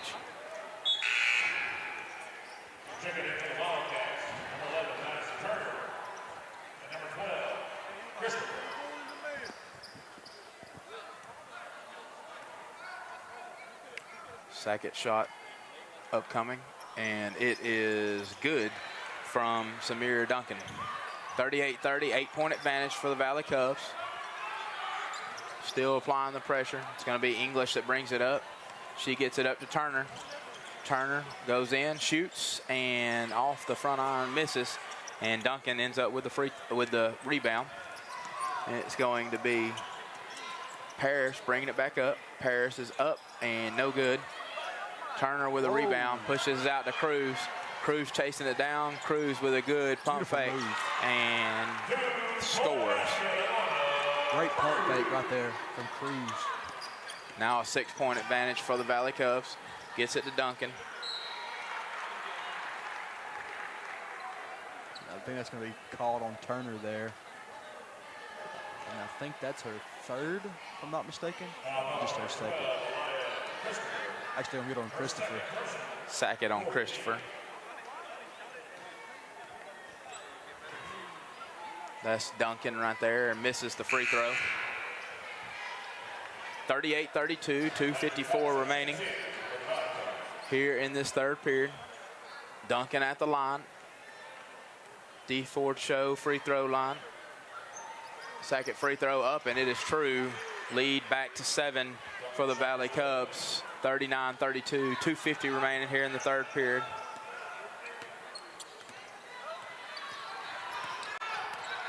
Cruz guarded, getting trapped, gets on the floor.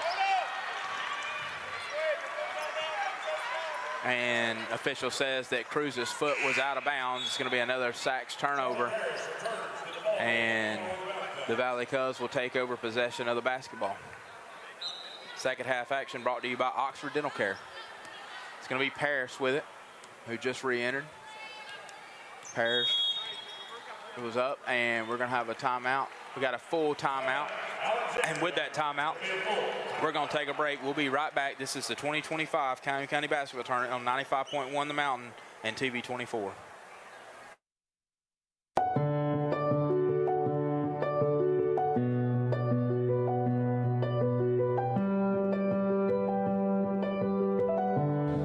At Family Prosthetic and Medical Supply, we care about you.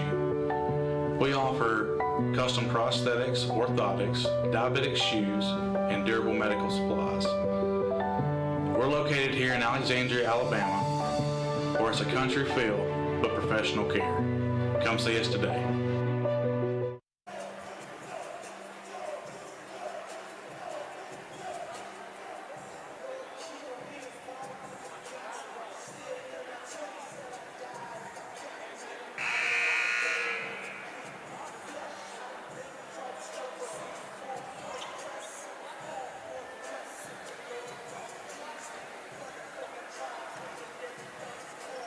Go ahead, guys. All right. Welcome back to the 2025 Calhoun County Basketball Tournament on 95.1 The Mountain and TV 24. Your score, 39-32, 2:35 remaining here in the third period. Sorry about the disconnection on the radio side, but Alexandria has jumped out to a 7-point lead, and they have the basketball. It's Parrish. Parrish drives. Good dish. Parrish gives it off to Duncan, and Duncan is good out of the on-time fashions timeout, and Alexandria makes the most of it. It's going to be Cruz driving it. Cruz shoots off the mark. Turner with a rebound. And Turner, we got a foul called on 11. That's going to be on Wilson. And because Sachs is in the bonus, they're going back to the D. Ford Show free throw line. It's going to be Turner with a pair of free throw opportunities here for the Wildcats. Alexandria up 9.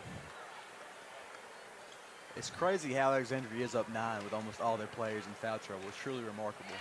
First free throw from Turner is up, and it's good. 41-33. Score cut to 8. Opportunity to cut it to 7. With 2:11 remaining here in this third period. Free throw upcoming from Turner. And it's up, and it is off. But it's going to be Angel with the rebound, and she's going to put it back up. 41-35, 6-point advantage for the Valley Cubs. They push it. It's Brooks. Brooks gets it. Good pass right there. Good find from Charlie Parrish to Brooks to get the lead back up to 8 after that 3-point trip by the Wildcats. It's going to be Angel with it. Angel gets it over. That's going to be 12. That's going to be Christopher. Christopher misses. But Turner gets the rebound. She misses. And then Angel gets another rebound. And she finishes with the basket to get it back to 6. 43-37 with 1:30 remaining here in this third period. It's going to be Parrish with a missed shot. She goes up, but she is fouled. And she will go to the free throw line for a pair of D. Ford Show free throws for the Valley Cubs. And I got to say, in my short time of commentating, this has definitely been the game with the most fouls I've ever seen. Yeah, we've had a ton of fouls, and both teams are now in the bonus with 1.5 minutes remaining here. First free throw for Paris is up, and it is off. 43-37, minute 32. Time and score update brought to you by Advantage Tire and Alignment. Again, we're at the D. Ford Show free throw line for a second opportunity right here from Charlie Parrish. It is up, and it is short, and she misses, and it's going to be Angel with a rebound. Angel brings it up, passes it, intercepted by Parrish. Parrish driving, and pass too hot to handle for Duncan. And Alexandria will turn the basketball over. Sachs will have an opportunity again to cut into this lead.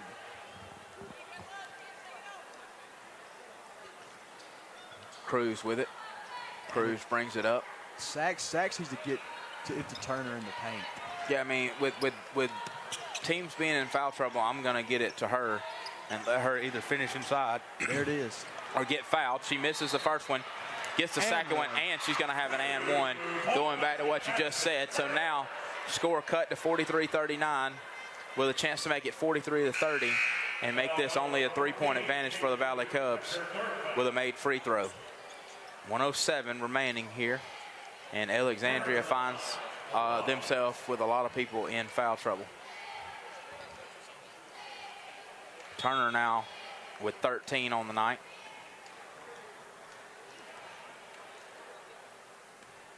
The only person for Sachs in foul trouble is going to be Angel. She's got 4. Free throw is off. Going to be rebounded by Hunt. Hunt gets it forward to Parrish, and Angel almost got that 4th foul right there just by trailing. Gets it back out. That's going to be number 2. That's going to be Denver Browning. Parrish pushes, shoots, misses. Shot affected there by Turner, and Turner gets the rebound. Cruz brings it back up right at 40 seconds remaining here in this third period. Parrish with the steal. Parrish is going to push it the other way up, and it is good to extend this lead back to 6 for the Alexandria Valley Cubs. Angel to bring it up. Angel looking for Hughley, ends up with Carter. Carter shoots, it's off, and boxing.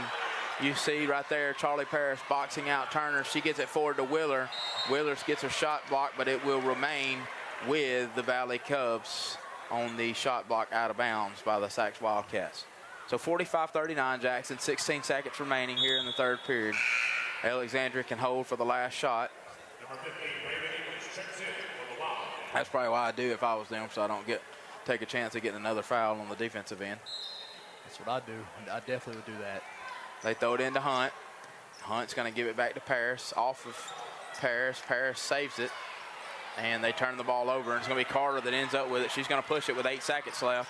She gives it off to Raven English, and Raven can't handle the pass, and it's going to go out of bounds with 3.2 seconds left. 45-39, 3.2 seconds left here in the third period. Alexandria with a 6-point advantage. And it's going to be Wheeler inbounding it. She's going to inbound it to Paris. Paris is going to bring it up. Paris is going to shoot, and it is no good. And that will bring us to the end of the third period. Your score, 45-39, Alexandria over Sachs right now. When we come back from this break, we'll have fourth period action. This is the 2025 Calhoun County Basketball Tournament on 95.1 The Mountain and TV 24.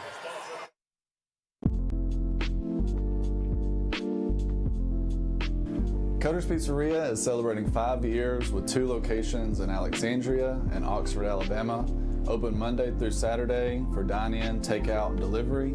Y'all come on out for our popular 5-pound pizza, wings, salads, pastas, and more. You can find out more about Cutter's Pizzeria at cutterspizzeria.com.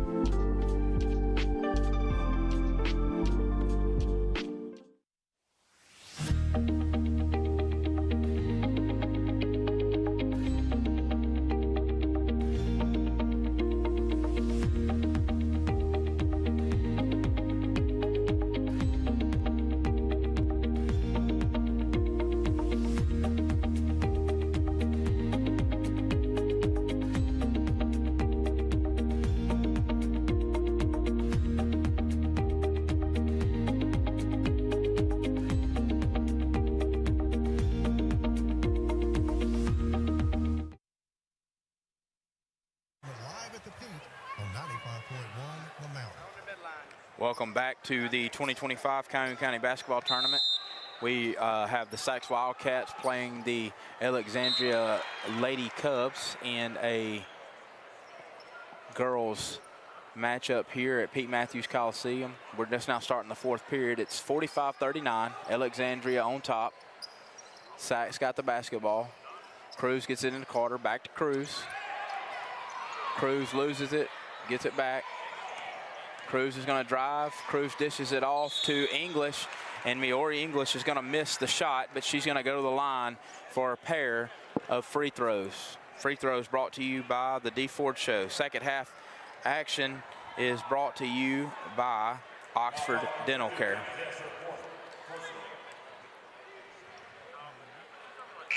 Missed the first free throw. Again, 45-39, Alexandria with advantage, 7:49 remaining here in this fourth period. That is a time and score update brought to you by Advantage Tire and Alignment. Second free throw up, and it is banked in. 5-point ball game, Alexandria with a 5-point advantage, 45-40. Paris brings it up. Paris drives, dishes it off to Duncan, who gives it right back to Paris, and it rolls around. I think it hits every part of the cylinder and goes down for Paris to make it a 7-point ball game. Dangerous pass. Hunt picks it off. She's headed the other way. Goes up, coast to coast, misses, and Carter ends up with the rebound. She gives it off to Miori English. English is driving. English loses it. Dangerous scrum for the basketball, and Paris is going to get a foul called on her. And that's going to be Charlie Paris' third foul as well. So Alexandria has 4 individuals right now with 3 fouls on them. I think 2 have 4. Pass in to Turner. Turner gets it back to Carter. Carter with a 3-pointer. It is off, but it's going to be Turner with a rebound. Turner goes back up. No good, and Paris is going to end up with a rebound. Good opportunity right there for Sachs to cut into this lead. Gets it over to Duncan. Duncan goes up, misses, and Cruz is going to get the rebound. 47-40. Sachs basketball. Carter pushes across half court. Gets it over to English. English drives, shoots, and misses. A lot of contact there. No call. It works for Alexandria because that would have been Alyssa's. Paris brings it up. Gets it to Patterson. Patterson with an open look. Big shot. And she nails it. The Calhoun County Commission three-pointer is good from her, and that's going to push it to our biggest lead of the night. A 10-point ball game, and we have a full timeout here, and we are going to take it with them. This is the 2025 Calhoun County Basketball Tournament on 95.1 The Mountain and TV 24. Hey guys, I'm Cameron Minton with Minton Home Center. Minton Home Center has been in business for over 40 years. We are a family-owned and operated manufactured home dealership. We offer affordable housing for our customers as well as a multitude of different financing options to help our customers get into a new home. When you come to Minton Home Center and you start looking around our lot, the first thing you will notice is that we have the most competitive prices in the industry. Calhoun County Basketball Tournament on 95.1 The Mountain. Welcome back. If you're just joining us, our score, Alexandria 50, Sacs 40, 6:32 remaining here in this fourth period. And Alexandria kind of got it out to their biggest lead, a 10-point advantage for the Valley Cubs. Sacs is going to have to answer right here. And Alexandria, the biggest storyline for them is people in foul trouble. Yeah, for sure. I mean, I think they have 2 individuals with 4 fouls, then I think 3 individuals with 3 fouls, and it's been, as said, like you were saying, the story of fouls. Sacs to inbound. It's going to be Cruz. Cruz gets it in. It's going to be Angel with it. Angel pushes it forward to English. That's going to be Maori English, and she's going to turn the ball over. It's going to be Duncan that ends up with it. Hunt brings it across half court. She gets it to Patterson. Patterson dribbles, gives it off to Hunt. Hunt with a three-point, and it hits nothing. It's going to be out of bounds. Last off of Wilson for Alexandria as she tried to save it, but her foot stepped on the baseline.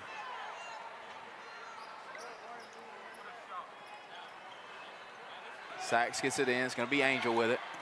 Angel drives, dishes it off. That's going to be Carter. Carter misses, but it's going to be Muir English with the rebound, and she's going to go back up for 2 points for the Sacs Wildcats to cut into this Alexandria lead. Now 50-42, 8-point advantage for the Valley Cubs, and they have the basketball. Patterson brings it up, gives it off to Duncan, inside to Brooks. Brooks has to go up to get it. Back to Duncan, but it's stolen by Angel. Angel pushes it forward to Cruz. Cruz is going... Looked like she was about to pull it. She doesn't. She backs it back out to Angel, inside to Carter, back to Cruz. She's going to pull this one. Three-pointer is up, and it is no good. But Miora English with another offensive rebound gets it over to Angel. Angel drives. Angel goes up. Angel misses. English is going to end up with it with the offensive rebound, and she goes back up, misses the shot, but she's fouled, and she'll go to the line for a couple of D. Ford Show free throws. 50-42, your score. Alexandria on top, 5:14 remaining here in this basketball game. Free throw is up, and it is good from English. 7-point game now. Chance to make it a 6-point game with another made free throw. That gives English 8 for the night. So for Sacs, she has 8, Cruz has 12, and Turner has 13. Second free throw is up, and it is good. And Bradford, Coach Bradford with Sacs will take a timeout. And it'll be a 30-second timeout, so we'll stay here with you. Remember, second half action presented by Oxford Dental Care. Quality dental services with a smile, Oxford Dental Care. Jackson, it's 6-point ball game, 5:14, still plenty of time. Alexandria finding themselves in a lot of foul trouble. And Sacs able to not turn the ball over. And when they don't turn the ball over and get their offense set up, they're dangerous. I mean, yeah, 100%. And if I'm Sacs, I am feeding the ball to Turner in the paint, because it seems like every time they get the ball in the paint and get a layup, they get fouled. If they can get some of these key players to foul out, because I think Alexandria has 3 players that have 4 fouls. If they can get 1 of those or 2 of those out of the game, this is a completely different ball game with 5 minutes. Yeah, you're exactly right. So Paris is going to re-enter the ball game. It's going to be Wheeler, Paris, Hess, Hunt, and Patterson, the 5 for the Alexandria. For Sacs, it's going to be Cruz, it's going to be Carter, it's going to be Turner, Angel, and Miora English. Parrish will drive. She's going to kick it out to Hess. Hess shoots. It's going to come up short, and it's going to be English with the rebound. English pushing it. English needs to back it back out. She does. Smart basketball. Angel drives. Angel shoots, and she misses, but it's going to be Turner with another offensive rebound. And it's going to be a tie-up by Hess, and they're going to call jump ball, and it's going to be Alexandria basketball. 50-44, 4:42 remaining here in the fourth period. Time score update brought to you by Advantage Tire and Alignment. 6-point advantage for the Valley Cubs. Gets it over to Hunt. Hunt drives. Hunt shoots, misses, and Angel comes out with the defensive rebound. She's going to bring it up the other way for the Sachs Wildcats. She pushes it forward to Cruz. Cruz drives. Cruz misses. I think Cruz thought there was going to be more people there than what there was. She probably could have just laid it up instead of trying to go up and under. And it's going to be Parrish with it, guarded by Cruz. Gives it off to Hess. Hess dribbles. She gives it back to Parrish. Parrish with the ball. Valley Cubs up 6. Gets it over in the corner to Wheeler. Wheeler inside to Hunt. Hunt for a slicing Parrish, and she misses the shot, but will go to the line for 2, being fouled by Turner, and that is Turner's third foul. And that was a good play call. Actually, they called that foul on Cruz, and that is her third foul. First free throw is up and good, bringing the advantage for the Valley Cubs back to 7. 51-44, 3:48 remaining here in the ball game. Free throws brought to you by the D Ford Show. Second attempt coming, and it is up, and it is no good. Rebounded by Mior English. She gets it over to Angel. Angel guarded by Patterson. Angel drives. Angel strip and gets it right back. Gets it over to Mior English. Three-pointer, no good. Going to go out of bounds on the shot. It'll be Alexandria basketball. I'm not understanding why they're not trying to feed Turner inside. Every time she gets inside, she either gets fouled or she's already had, I think, 2 or 3 and ones in this contest. So I'm trying to figure that out. That's exactly what they need to do if they want to get back in this ball game. Update on the College Football Playoff National Championship game. Ohio State now with a 14-7 lead with 5:37 remaining in the second quarter there. Alexandria brings it up. It's going to be Brooks with it. Brooks dribbles it back out, gives it to Hess. Alexandria just okay with taking as much time as they can till Sachs comes out. Hess drives.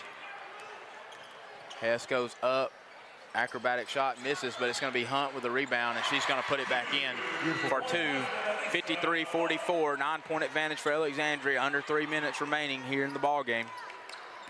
So right now, the 5 seed is beating the 4 seed by 9 late in this ball game. For Sachs, it's going to be Carter, gives it off to English. English over to Cruz. Cruz with a long three-pointer. Off the back iron, misses, but it's going to be Turner who comes up with it. She gets it back out to Angel.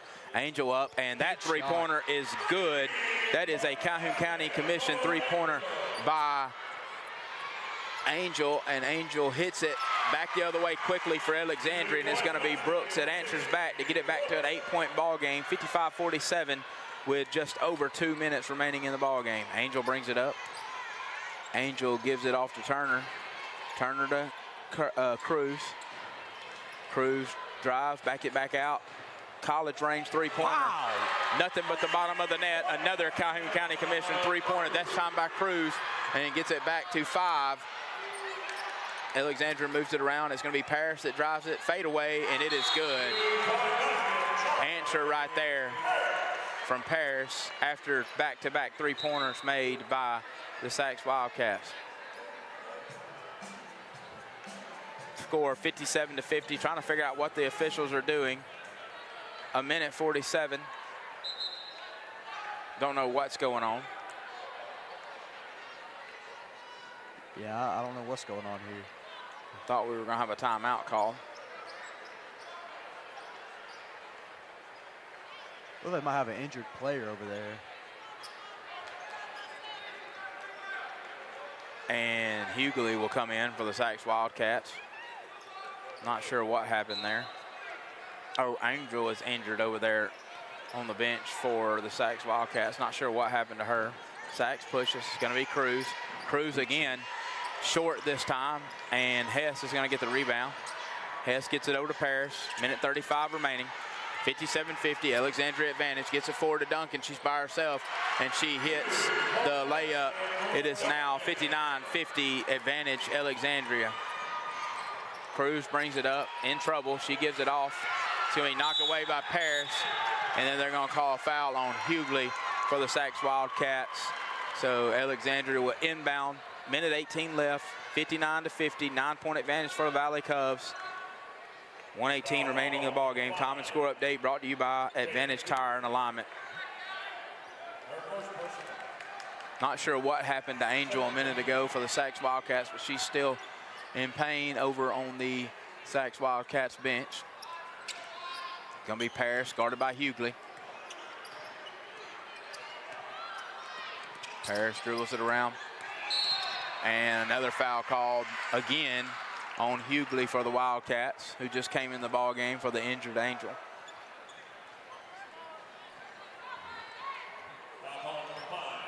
And if I'm Alexandria, I may just try to play keep away here in this last minute. I think that's what they're actually trying to do. Dangerous pass. Hughley going for the steal. Parrish drives around her, gives it off to Patterson. Patterson back to Hunt.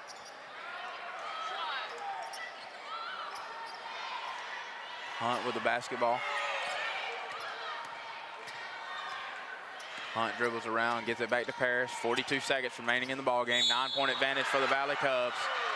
And the foul is going to be on Cruz, and it's going to be against Parrish. Parrish slow to get up, went down hard. And that's going to be the 4th foul called on Cruz. Still not in the event, still not in the bonus, so it's going to be inbound by Alexandria. Has to inbound. And Cruz will come out on defense with her 4th foul. Probably trying to play a game right here with that. They try to get her in back when they get on the offensive end. It's going to be inbounded to Parrish. She's guarded by Raven English. She drives, gives it back out to Patterson. The Valley Cubs are definitely playing keep away. Sachs walks out and they foul. And 25 seconds left in the clock. That will put the Valley Cubs in the bonus. So it'll be Patterson going to the line. That foul called on Carter. And that will be Carter's 4th foul as well. 59-50, Alexandria with a 9-point advantage, 25.4 seconds remaining. First free throw is no good. Free throws brought to you by the D Ford Show. Second half presented by Oxford Dental Care.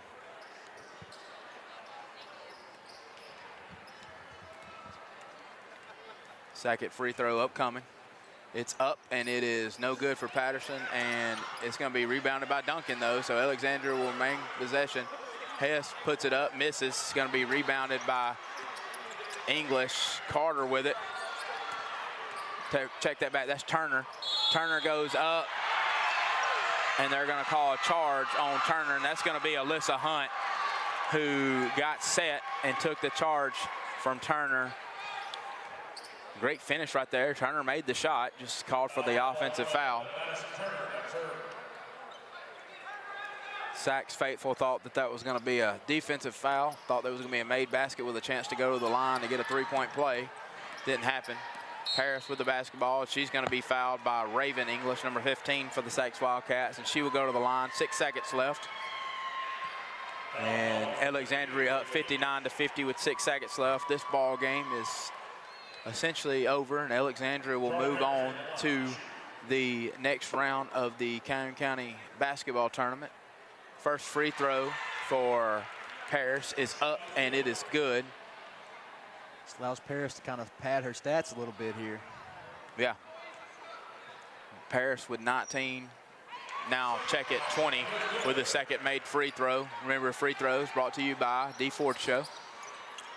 Shot up for the Sachs Wildcats, no good, and that will end the ball game. Your final from Pete Matthews Coliseum in this girls Calhoun County basketball tournament matchup. The Alexandria Valley Cubs 61, the Sachs Wildcats 50, and that will end the ball game. Remember, second half action was brought to you by Oxford Dental Care. We're going to take a break. When we come back, we'll have the check that Web Trucking post-game show. This is the 2025 Calhoun County Basketball Tournament on 95.1 The Mountain and TV 24. At Dunn's HVAC Plumbing and Electrical, we know how hard it is to find a dependable company you trust. The time-consuming effort can be frustrating and overwhelming. We believe what matters is getting back to what's important to you. Dunn's HVAC Plumbing and Electrical is built upon honesty, integrity, and also trust. We are your local choice for all your HVAC plumbing and electrical needs, servicing Calhoun County, Jefferson County, and surrounding areas. Visit our website at callduns.com to schedule your appointment. Dependable service done right. I'm Alan Parnell with Parnell Insurance Agency. We've been here in Oxford and Alabama, Tallapoosa, Georgia since 1990. With Auto Owners Insurance, we're able to give customers competitive pricing along with excellent coverages. Parnell Insurance can handle all of your personal, commercial, and life insurance needs. We have a very experienced staff, both personal and commercial. All together, we've got about 125 years experience. Come see what our insurance agency can do for you in Oxford, Alabama, and Tallapoosa, Georgia. Auto Owners Insurance. All right. A little more about academics. Parents, do you want to secure a bright future for young people? We have science, technology, engineering, and mathematics. Get your kids involved with academic STEM kits. Go to www.academics.com to order your STEM kits. It's going to be STEM-tastic. Like science is for you. At Southern States Bank, we pride ourselves on being your bank. We're your neighbors and involved in the community. We're the bank featuring the Southern Rewards checking account, a cashback account with no ATM fees. We are on the cutting edge and always have a smiling face to help you out. So come to Southern States Bank, where we are committed to great service and being a great neighbor. Let us be the bank for you and your business. I want to live. The leading cause of death of young Americans like me is gun violence, and oftentimes tied to substance misuse. NBA, NFL, NCAA, most of you look like me, and our communities need you now more than ever. Let's make I Want to Live more than just a hashtag. Let's make it a movement. I am a baller against bullets. Serving Calhoun County and the state of Alabama since 1994, locally owned and operated, offering some of the most competitive interest rates in the mortgage industry, along with a wide variety of mortgage products. We are with you throughout the home buying process, offering you service before and after the close. Fast, reliable, local. And you remember, if you need a home loan, call my daddy.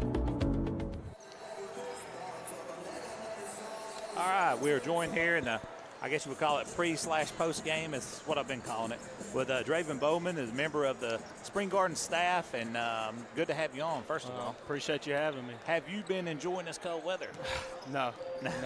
Nothing that comes along with it. No. It means basketball season's here. That's about the only positive. Some people love it. I personally love it. Some people absolutely. I'll take this over 100 degrees any days myself. I'd rather be burning up. You're a 100-degree guy? Yeah. I got you. You know, we started following you. You've had an interesting career. You know, we followed you when you were down in Handley and under a great coach down there, Coach Strain. Now you're at Spring Garden. You took on a bigger role up here at Spring Garden. But in your early years here, because you're still a young man, how old are you now? I'm 24.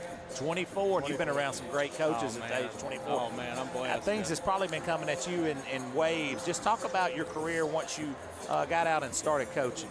So I did my internship at Galesville under Coach Knapp. Another great coach. So, man, getting to be under him for 6 months, then taking off and being enrolled up with Coach Strain. And Man, there's no more loyal guy in high school athletics than Larry Strang. Yep. Courtney and Trey and just the people in Roanoke. Man, I learned so much about just how to treat people, and really the most important thing in high school coaching is loyalty, and that's something I learned at Hanley High School. And a lot of people don't know I got to work with Kel Black at Plainview for a month. That's awesome. All right, so that was short-lived, but man, Kel's as good as the dude there is, and getting back home. I mean, getting back home to Spring Garden and being around Coach Rapp, a guy that coached me in high school every day.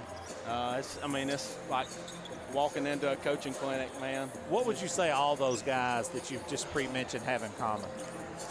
Well, you know, one of the biggest things you hear in coaching is, you know, when you talk about somebody or trying to hire somebody, first thing somebody says is, well, he works hard. Well, everybody in coaching works hard.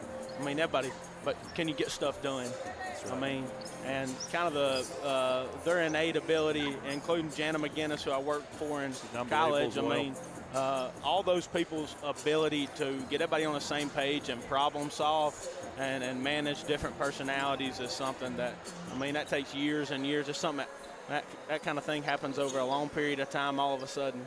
So I see you in all kind of games. I've seen you at this tournament before. I see you at regionals here. So what's so special about the Pete when you have a game like this, the Calhoun County tournament? Oh, man. You know, we talk about it often. We was talking about it this week. Man, there's no better regional site in the state of Alabama than Jacksonville State. I agree. And this tournament, what Greg Seitz and Roe Cargill over there and Derek Bayer and the people that put this on this really is. This and the regional tournament are two of the most first-class events in our state.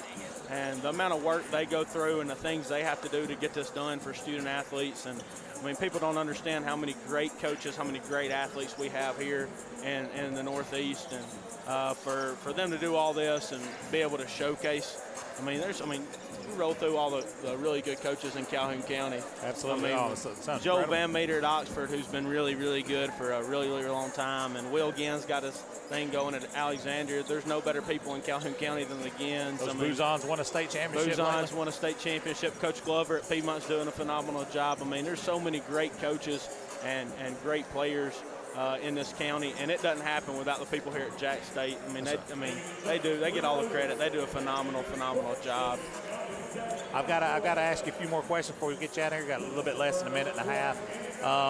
Being at Spring Garden now, you said you're back home in your comfort zone, so to speak. That's a very special place. You guys, boys, girls, it don't matter what it is.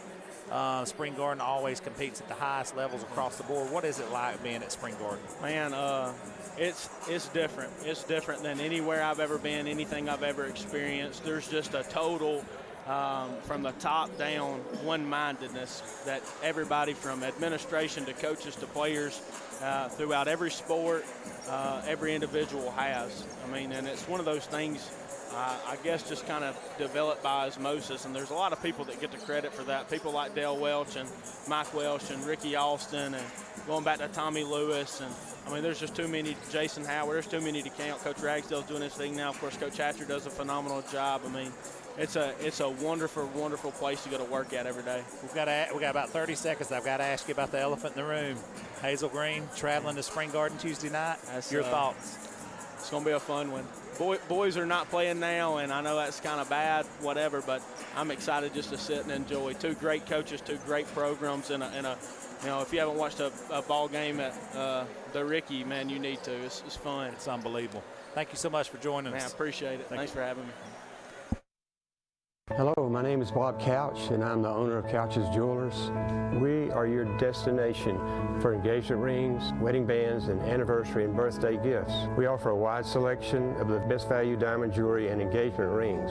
We even gift wrap every purchase for free. And if you have some jewelry that is broken, no worries. Expert jewelry service is offered in-house. At Couch's Jewelers, our customer service is unmatched. If you'd like a special jewelry item created just for you, please come to see us.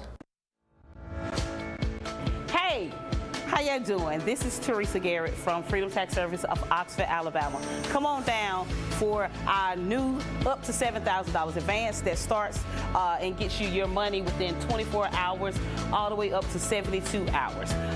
come on down and see us today. We are open from 9 to 7, Monday through Friday, and on Saturdays are by appointment only. Again, don't be a slave to your taxes.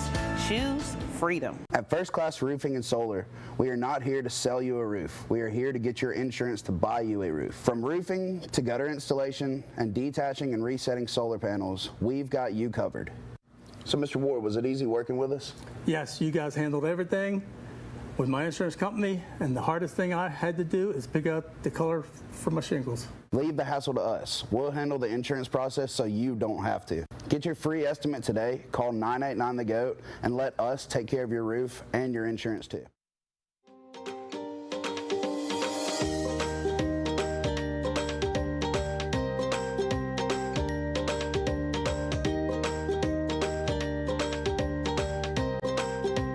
Whether you are traveling or on the rebound, get with your local Allstate and huddle up to find the best options for you. With a strong variety of coverages to choose from, Allstate is on a mission to get you in good hands today.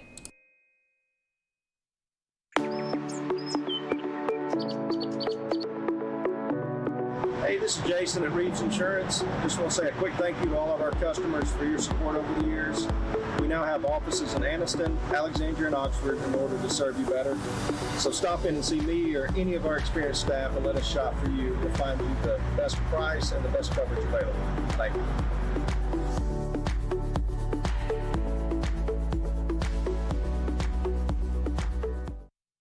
At 256-835-0152 or visit them in person at 5221 U.S. Highway 78 in Oxford. Tell them Chandler at 95.1 the Mountain sent you. Do you love basketball? So do we. Now more of the 2025 Calhoun County Basketball Tournament live at the Peak. Welcome back to the 2025 Calhoun County Basketball Tournament on 95.1 The Mountain and TV 24.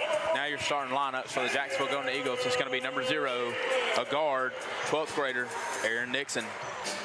Also, it's going to be number 14, Xavier English, a guard, 5'8", also a senior.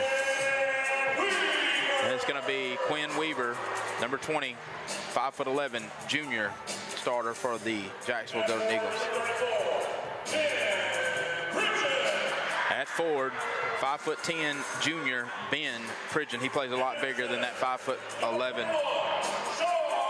And then lastly, for the Jacksonville Golden Eagles, number 21, Sean Herbert, 6'7", a senior.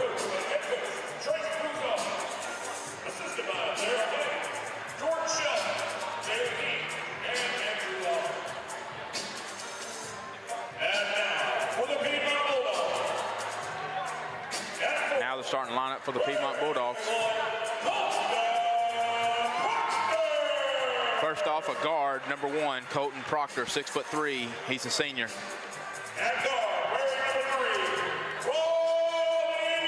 Number 3, point guard, 6'1", junior Raleigh Pinto. And at forward, 6'3", a senior, number 4, Ishmael Bethel. At forward, 6'3", junior, number 12, Talon Swain. And then he's the quarterback for the football team, but he is a guard for the basketball team, 6'2", senior, number 23, Cole Wilson. Piedmont's entire starting 5 are all 6'1" and above as well. Yeah, Piedmont definitely got the length advantage right here, judging from what we see walking out in front of us. And it's going to be number 1. That's going to be Colton Proctor. He's going to be jumping against 6'7", Sean Herbert, as we get ready for tip-off. Our opening tip brought to you tonight by Big Time Entertainment. And Jacksonville's going to control the opening tip. It's going to be Nixon that brings it up. Nixon brings it up, gives it over to English.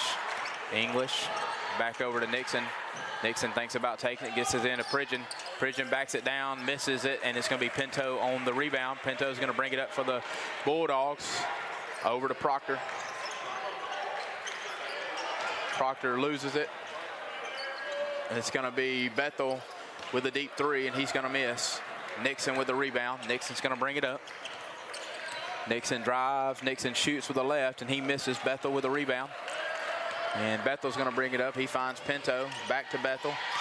Bethel back to Pinto. Pinto with the three-pointer. And it is no good. Fight for the rebound. And it's going to be last off of Proctor. And it will be Jacksonville basketball. And Piedmont's going to try to apply pressure early. Get it in. English pushes it forward. Gets it over the half-court stripe. Gets it back to Nixon. Still nothing. A minute gone by here in this first period. And it's going to be back to Nixon. Good defense from Wilson. And Weaver loses it. Piedmont will push it back the other way. That's going to be number 12. That's going to be Swain. Swain drives. Swain dishes it out to Proctor. Proctor shoots, and he hits the mid-range. And that's going to be our first 2 points of the ball game. Piedmont goes up 2-0 over Jacksonville. Pridgeon almost has his pocket picked. And that's going to call for a quick timeout from Coach Buzon. That's going to be a 30-second timeout. So we'll stay right here. So early in this ball game, you can already tell it's going to be a quick-paced ball game. Piedmont trying to apply pressure, and this length of Piedmont could be a problem for Jacksonville, definitely inside. And I hate to say that because Jacksonville's got a 6'7" center, but you're talking about length all over the court for this Piedmont Bulldogs basketball team. Yeah, for sure. And Herbert's 6'7". Proctor's got to be taller than 6'3" because they're matching up almost eye to eye. So Proctor's a big kid as well, and we're going to see how this plays out. But both teams so far really just needs to slow down. Proctor listed at 6'3". Pinto at 6'1". Listed at 6'3". 6'3" for Swain, and also 6'2" for Wilson. It's going to be Nixon that brings it up. Nixon gives it over to Weaver. Weaver drives, kicks it back out to Pridgeon. Pridgeon back to Nixon. Screen set by Pridgeon. Nixon all the way to the basket. Has to adjust a shot for Proctor. Kicks it back out to an open Weaver, and Weaver misses off the back iron. But it's going to be Herbert that comes up with a rebound. He gets it to Nixon. Back to Herbert. Gets it to English. Oh, back over to Weaver. Weaver drives. Weaver scoop shot up and no good. And it's going to be Proctor with the rebound. Proctor's going to bring it back up and gets it back out to Pinto. Pinto with a three-pointer off the front iron. Proctor with a rebound. Proctor back up and friendly shooter's row. And that's going to make it a 4-0 advantage for Piedmont over Jacksonville. Nixon brings it up, pushes it up to Weaver. Weaver into Herbert, nobody with him. Herbert lays it up, no good, all around. Pridgeon saves it, but it goes right to Piedmont. And Pinto's going to push the pace. He gives it over to Wilson. Wilson to Proctor. Proctor back to Pinto. Pinto over to Bethel. Bethel gets it to Pinto. Pinto out to Swain. Swain gives it back to Pinto. Pinto backs it back out, gives it back to Swain. Over in the corner to Wilson. Back cross court to Pinto. A lot of ball movement. Yeah, Piedmont just moving the ball around. Swain moves it back out, kicks it back over to Pinto. Pinto gives orders. Piedmont gets it reset up, gives it out to Proctor. Over to, back inside to Pinto. Pinto works up and under, and it is good. And that makes it 6-0 advantage early here in this first period for the Piedmont Bulldogs. Less than 4 minutes off the clock. And it's going to be out of bounds. Last touch by English. And that's going to be a Jacksonville turnover. And Piedmont, with the 6-0 advantage, is going to have the basketball. Pinto brings it up.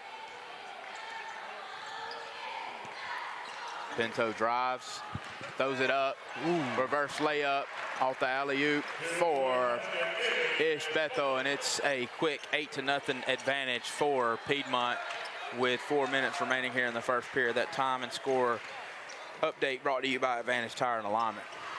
First half action brought to you by Cremation Services of East Alabama. And English goes up. He's going to miss a shot, but he's going to get fouled, so he's going to go to the free throw line for a pair of free throws. Tonight's free throws and all of our free throws for the Calhoun County Basketball Tournament are brought to you by the D Ford Show.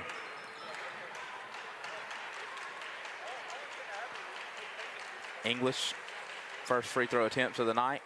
Up, and first is good. Jacksonville on the board. Now 8-1, Piedmont lead with a second free throw coming from English.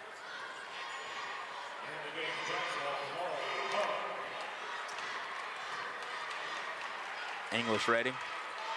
English shoots. It's up, and it is good. 8-2 now. Piedmont still with the advantage. 3:51 remaining here in the first period. Pinto's going to bring it up. He's going to get over to Proctor. Proctor to Swain. Screen set by Bethel. He gets it over to Wilson. Bethel now with it at the top of the key. He gets over to Proctor. Proctor to Swain. Swain drives, got it poked loose, and English is going to end up with it. And we're going to have a double dribble called on English there. So it's going to be a turnover back over to Piedmont. It's always good to see students come out and support their team at the county tournament. Yeah, this is definitely the most students that we've seen in both student sections. Both student sections pretty packed out for Piedmont and Jacksonville. Pretty packed house here in Pete Matthews Coliseum. It's going to be Swain back to Pinto. Back over to Swain. Swain left open. And that's going to be a 3 ball by Bethel that's off the mark. They're going to push it forward. That's going to be Harmon. Harmon's going to take a 3. It's up, and it's good. That's a Calhoun County Commission 3-pointer from Kamari Harmon, and that's going to cut the lead down to 3, 8-5. Piedmont with the advantage. Just under 3 minutes remaining here in this first period. Good defense by English. Swain with the basketball. Swain dishes it to Bethel. Bethel drives. Bethel dishes it out to an open Cole Wilson. Wilson takes the 3-pointer, misses, and it's going to be Pridgeon with the rebound. Push it up. Nixon with a deep 3. It's up, and it is nothing but the bottom of the nylon, and that's going to tie up the ball game with that Calhoun County Commission 3-pointer from Mr. Aaron Nixon. Don't let that man get 2.5 minutes left in this first period. 8-0 run after Piedmont started off the game on an 8-0 run. Now tied up 8-8 in this ball game. Pinto gets it over to Wilson. Wilson with another 3-pointer, and it's good. Cole Wilson from the corner hits another Calhoun County Commission, and Jacksonville now trails Piedmont by a score of 11-8 with the basketball. Nixon tries to answer back off the front iron, misses, tipped out, and it's going to be Swain going the other way. He's going to push the pace. Swain goes all the way to the basket, makes it, and is fouled by Kamari Harmon, and he'll go to the line for a chance at a 3-point play. 13-8 now, your advantage for Piedmont. First period, minute 53 left, and it's going to be Swain at the free throw line. Free throws brought to you by the D Ford Show. And one thing you love to see for Piedmont, if you're a Piedmont fan in general, you got 5 players have scored already in this game with 13 points. So spread out offense is something you'd love to see. I've noticed they move the ball around very nicely. He misses the free throw, but it's going to be rebounded by Bethel and put back. And so now what was a tied ball game just a few seconds ago, now 15-8 advantage for Piedmont. And it's going to be out of bounds, last off of Swain, so it's going to remain with Jacksonville. It's going to be English to inbound it. He's going to throw it in the backcourt to Nixon, almost taken away by Bethel, but it's going to be Nixon that ends up with it. He's going to take it all the way, dish it off, try to get it to Pridgeon. Going to be picked off on the play by Riley Pinto. Riley Pinto gets it coast to coast for another score. Now 17-8, your ball game, 9-point advantage for the Piedmont Bulldogs. It's going to be a game of runs, I believe, Jackson. Both teams are capable of making runs, and that's going to be Scoggins that comes in the ball game. Good feed right there from Harmon to Scoggins to stop the bleeding and stop that 9-0 run by the Piedmont Bulldogs. Now score 17-10, Piedmont with the advantage. Just over a minute remaining here in the first period. Going to be Bethel with it. Bethel gives it off to Wilson. Wilson back to Swain, and Swain gives it to the point guard, which is Raleigh Pinto. Pinto gives it back to Swain, inside to Bethel. Bethel goes up, misses off the front iron, leaves it short, and it's going to be rebounded by Nixon. Nixon looks to push the pace, backs it out, takes the 3-pointer, bang! And it is good from Aaron Nixon. And that makes it 17-13. So what was a 9-point game is back to 4, just like that. And Piedmont's got the ball. Swain has it. They're going to hold it for the last shot of the first period. 17-13 your score. 15 seconds remaining. Pinto's got it now.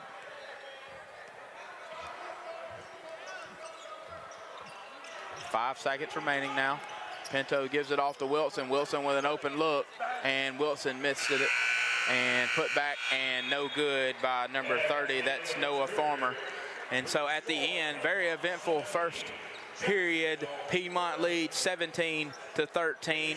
We are going to take a quick break. This is the 2025 Calhoun County Basketball Tournament on 95.1 The Mountain and TV 24.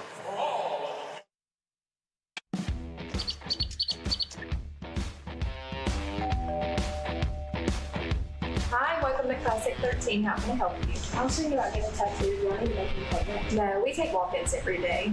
Let's find someone to help you. Follow me. Hey, if you'll have a seat right here.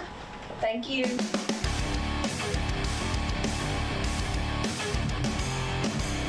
Come down to Classic 13, where good tattoos aren't cheap, and cheap tattoos ain't good.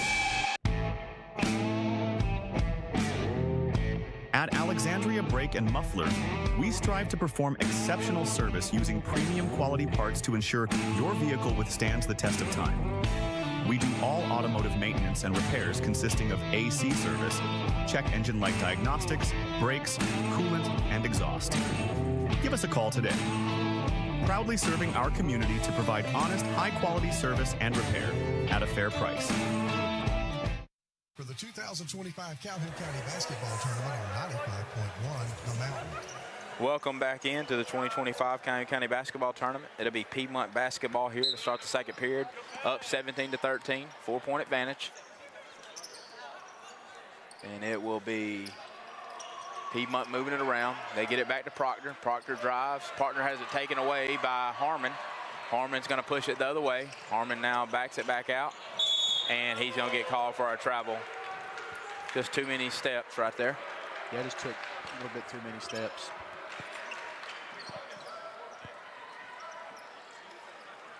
And it's going to be inbounded.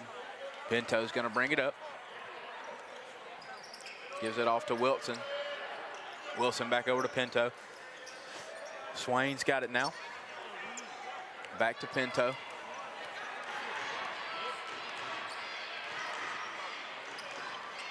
For Harmon. Back inside. Pinto thought about taking it. Passed it back to Swain. Just maneuvering their own Jacksonville offense. in this zone. Trying to keep them out of the middle. They do get in there, though, with Bethel. Bethel goes around Herbert. And Herbert's going to be whistled for his first personal. And it'll go out of bounds from the baseline for the Piedmont Bulldogs. Smart play by Piedmont. I mean, you know, trying to just slowing their offense down. Bethel has it. Top of the key. He's going to try to drive. Guarded by Weaver. Gives it back to Swain. Swain drives, dishes it back out. Proctor with the open look, but he takes the next pass. And an open look right there from Wilson. He misses, but it's going to be Swain that rebounds, and he puts it back up for a 2-point basket. 19-13. Now your score, 6-point advantage for the Bulldogs. Harmon drives, he shoots, misses, but he is fouled, and he will go back to the D. Ford Show free throw line for a pair of free throws for Kamari Swain. On the court right now for Piedmont is the original starting five. You got Bethel, you got Pinto, you got Swain, you've got Proctor and Cole Wilson. On the floor for Jacksonville, you've got Herbert, you got Pridgeon, you've got Harmon, you've got freshman Calvin Hill, and you've got number 20 Weaver. And it's just as I say that, Nixon re-enters the game. First free throw up and good for Kamari Harmon. He will shoot another one. 19-14 your score, 6:40 remaining. Time and score update brought to you by Advantage Tire and Alignment. Second free throw up, and it is good as well. 19-15, 4-point advantage for the Piedmont Bulldogs. Pinto's going to bring it up. Pinto gives it over to Proctor, back to Pinto. Wilson gets it inside to Bethel. Shot affected by Herbert, and it is off. Nixon brings it up quickly. It's going to be Harmon pulling the three-pointer, and it is off the back iron. It's going to end up with Swain. Chance to run, but he don't have numbers. Back it back out. Smart. Gives it off to Bethel. Bethel's going to take the three-pointer, and it is short, and Harmon's going to rebound. And Weaver just can't handle the pass there. And it's going to be a turnover. It's going to be Piedmont basketball. Just under 2 minutes off the clock right here in this second period. 19-15, your score. Piedmont with the advantage. Over to Pinto. Pinto gives it to Wilson. Back across the court to Proctor. Proctor gets inside, dishes it back to Pinto. Pinto with the three, misses, and Kamari Harmon with another rebound. Harmon's going to push it, try to get it to Pridgeon. Good pass right there. Pridgeon has it blocked, and Wilson's going to end up with the rebound. Good block down there from Proctor on the other end. Kamari Harmon goes after the steal, misses. It's going to leave Pinto open for another three, and it goes in and out. Missed it there. 19-15, still your score. 5.5 minutes remaining here in the second period. Nixon brings it up for Jacksonville. Gives it over to Harmon. Harmon to Herbert. Herbert sets the pick when he hands it off to Aaron Nixon, and Nixon knocks down a Calhoun County Commission three-pointer to bring it to a one-point game. 19-18, Piedmont still with the advantage and the ball. His third three of the night. Piedmont moving it around. Pinto's got it. Pinto drives, dishes in the corner to Swain. Open three look. Ooh, in and out for him. Bethel gets the rebound, being a bully inside. Swain gets the rebound off of Bethel's miss. He goes up and under. Sweet looking shot right there from Swain to finish and get this back to a three-point ball game with just under 5 minutes here left in this second period. Over to Weaver for Jacksonville. Weaver drives. Weaver dishes it out to Pridgeon. Pridgeon gives it off to Nixon. Nixon drives. Nixon guarded by Swain. Gives it to Herbert. Herbert to Harmon. Harmon thinks about it. He drives up and under, and sweet basket right there from Kamari Harmon. Beautiful shot. 21-20, Piedmont with the advantage, and they have the ball. They get it forward to Swain. Swain gives it back to Proctor. Proctor over to Pinto. Pinto drives, dishes it. It's going to be a cross-court pass from Wilson to Proctor. Inside to Bethel. Back to Proctor. Proctor with a three-pointer. And Proctor makes a Calhoun County Commission three-pointer to get it back to 4. 24-20, advantage Bulldogs. Harmon goes up and under, and he's fouled. Makes the shot. Will go to the line for a chance for a three-point play. 24-22 now the score. Piedmont up by 2. Jacksonville at the line, though, with a chance to cut it to 1. With 3:45 remaining here in the second period. Time and score update brought to you by Advantage Tire and Alignment. This is a high-level game of basketball. It is. Great answer right there for Kamari Harmon. Great shot over there by Proctor on the three-pointer. Both these teams are insanely talented. Now entering the game for Piedmont, number 22, Nicholas Glover. Also number 30, Noah Farmer. Harmon with the free throw, and it is good. And a D. Ford Show free throw knocked down by him to cut this to a one-point ball game.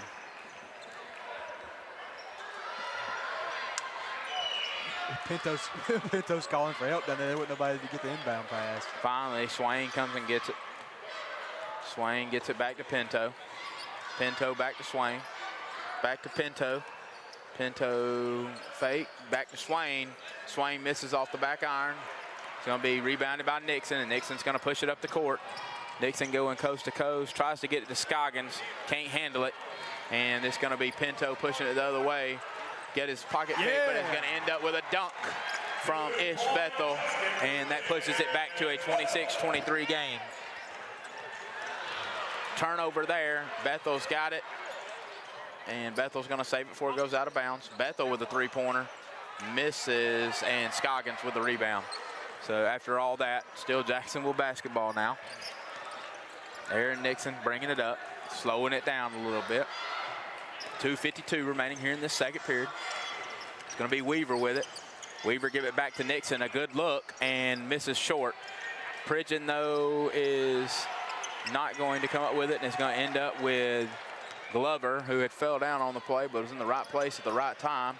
Gives it off to Bethel. Bethel with a fadeaway, and it was in, and then it came back out.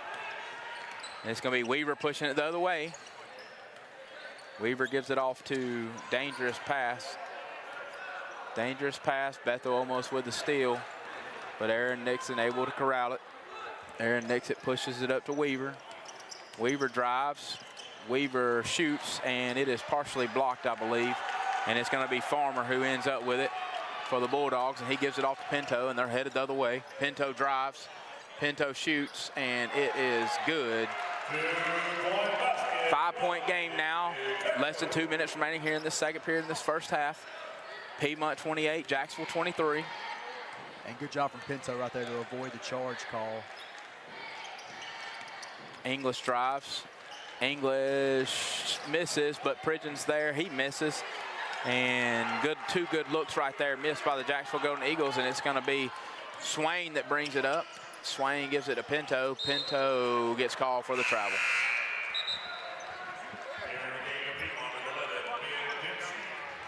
And Jacksonville's going to have to get Pridgeon going. No points here so far tonight. He was their leading scorer last game. Yeah, and he's had some open looks, just missed some opportunities, and he's still working hard up underneath there, but he's got to get going. He needs to score some points for this Jacksonville Golden Eagle basketball team for them to be successful. I mean, Nixon bringing it up. He's been a guy that's been dangerous. He gives it off to Harmon.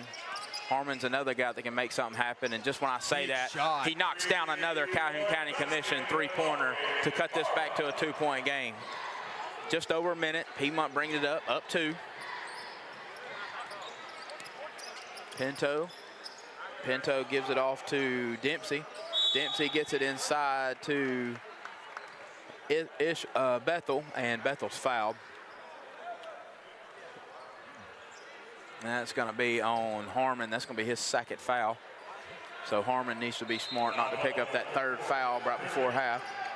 Gets it over to Raleigh Pinto, and in and out. He can't get it to fall right now from three-point land. Had some good looks. Bethel with a walk right there. And 28-26. 52 seconds remaining. Back and forth ball game here early. Piedmont's had the lead for most of this first half, but Jacksonville with a chance to come and either tie it up or with a 3 take the lead right here. He's playing smart here. First half again presented by Cremation Services of East Alabama. Nixon looks like he's going to drive, backs it back out. He's guarded by Bethel. Really good matchup here. 2 high-level athletes. Gives it off to Harmon. Harmon now trapped. Harmon needs to get rid of it. He gets rid of it to English. Gives it back to Nixon. 15 seconds left. And it looks like Jacksonville's going to hold for the last shot of the half. 28-26 ball game. Nixon's going to drive. Backs it back out to Harmon. Harmon mishandles it. Finally gets it back. Harmon drives up and under, and it is good. As the buzzer sounds, we're going to go to half. It's going to be 28-28 in a high-level basketball game between two really good basketball teams. Piedmont 28, Jacksonville 28. When we come back, we'll have the Minton Home Center halftime report. Minton Home Center, mobile home sales, land clearing, land developing. Minton Home Center is your one-stop shop. This is the 2025 Calhoun County Basketball Tournament on 95.1 The Mountain and TV 24. Hey guys, this is Blair Smith at Pediatrics Plus here in Aniston, located on Henry Road. I'm over here on the well side, but we do also have a sick side urgent care if you need us. We are more than happy to see you guys. Just come on, check us out if you get a fever, cough, or cold, or want to come in for a good checkup. Thank you.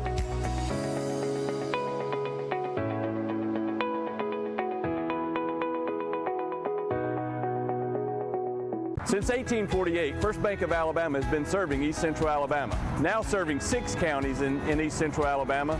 We now currently have 13 locations, expanding to 15 locations. In 2024, we opened Aniston, right here in Calhoun County. Whenever we first came to Calhoun County, it was 2019 in Oxford. Whenever we're expanding, we're now going to Jacksonville in 2025. We look forward to continuing to be in your local hometown bank right here in Calhoun County and East Central Alabama. The weather is warming up and spring is just around the corner at Miller Sand and Landscape Supply. I'm Craig Miller, and we've got something for everyone. From bulk materials like sand, gravel, and mulch to beautiful outdoor decor to make your outdoor living space the envy of the neighborhood. See our beautiful selection of Mazzarelli fountains, flowers to brighten your garden, and an outdoor center loaded with beautiful decor. Whether you need a little or a lot, visit Miller Sand and Landscape Supply.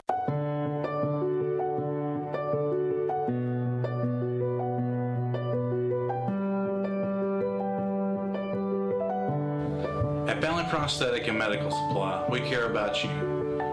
We offer custom prosthetics, orthotics, diabetic shoes, and durable medical supplies.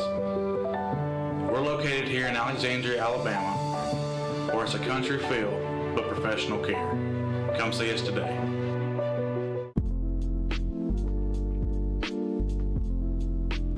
Cutter's Pizzeria is celebrating 5 years with 2 locations in Alexandria and Oxford, Alabama. Open Monday through Saturday for dine-in, takeout, and delivery. Y'all come on out for our popular 5-pound pizza, wings, salads, pastas, and more. You can find out more about Cutter's Pizzeria at cutterspizzeria.com.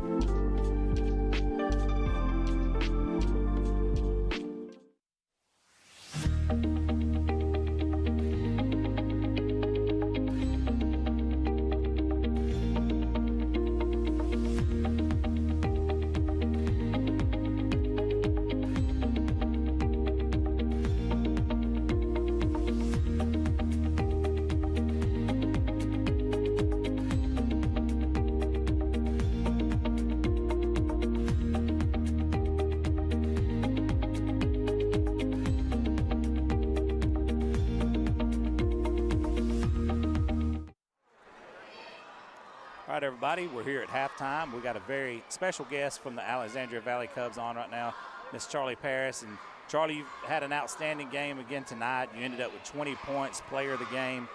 What were you seeing out there? I know you took charges, you rebounded the basketball, you had several assists, you had several steals, 20 points. What were you seeing out there you were able to take advantage of?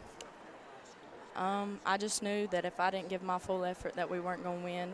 Coach Cocker had told us in the locker room, he was like, this is going to be a tough game to win. It's going to be tough out there, so just go out there and give your 100% and we'll win. Absolutely. One thing I noticed about you, you didn't shy away from the physicality. The game got kind of chippy, but even from the start, the opening tip, you could tell it was going to be a physical game. Is that the type of games you like to play in? Yes, definitely. I could tell you wouldn't shy away from the contact one bit. Yes, now, sir. You're from Alexandria or this area right here. Yes, sir. Talk about your childhood growing up, and when did you start playing sports? I started playing in the community fields when I was very young. I grew up at the community fields. I've been at champions playing anything that I could involve in. When I was younger, we played. So you've been playing pretty much your whole life. Yes.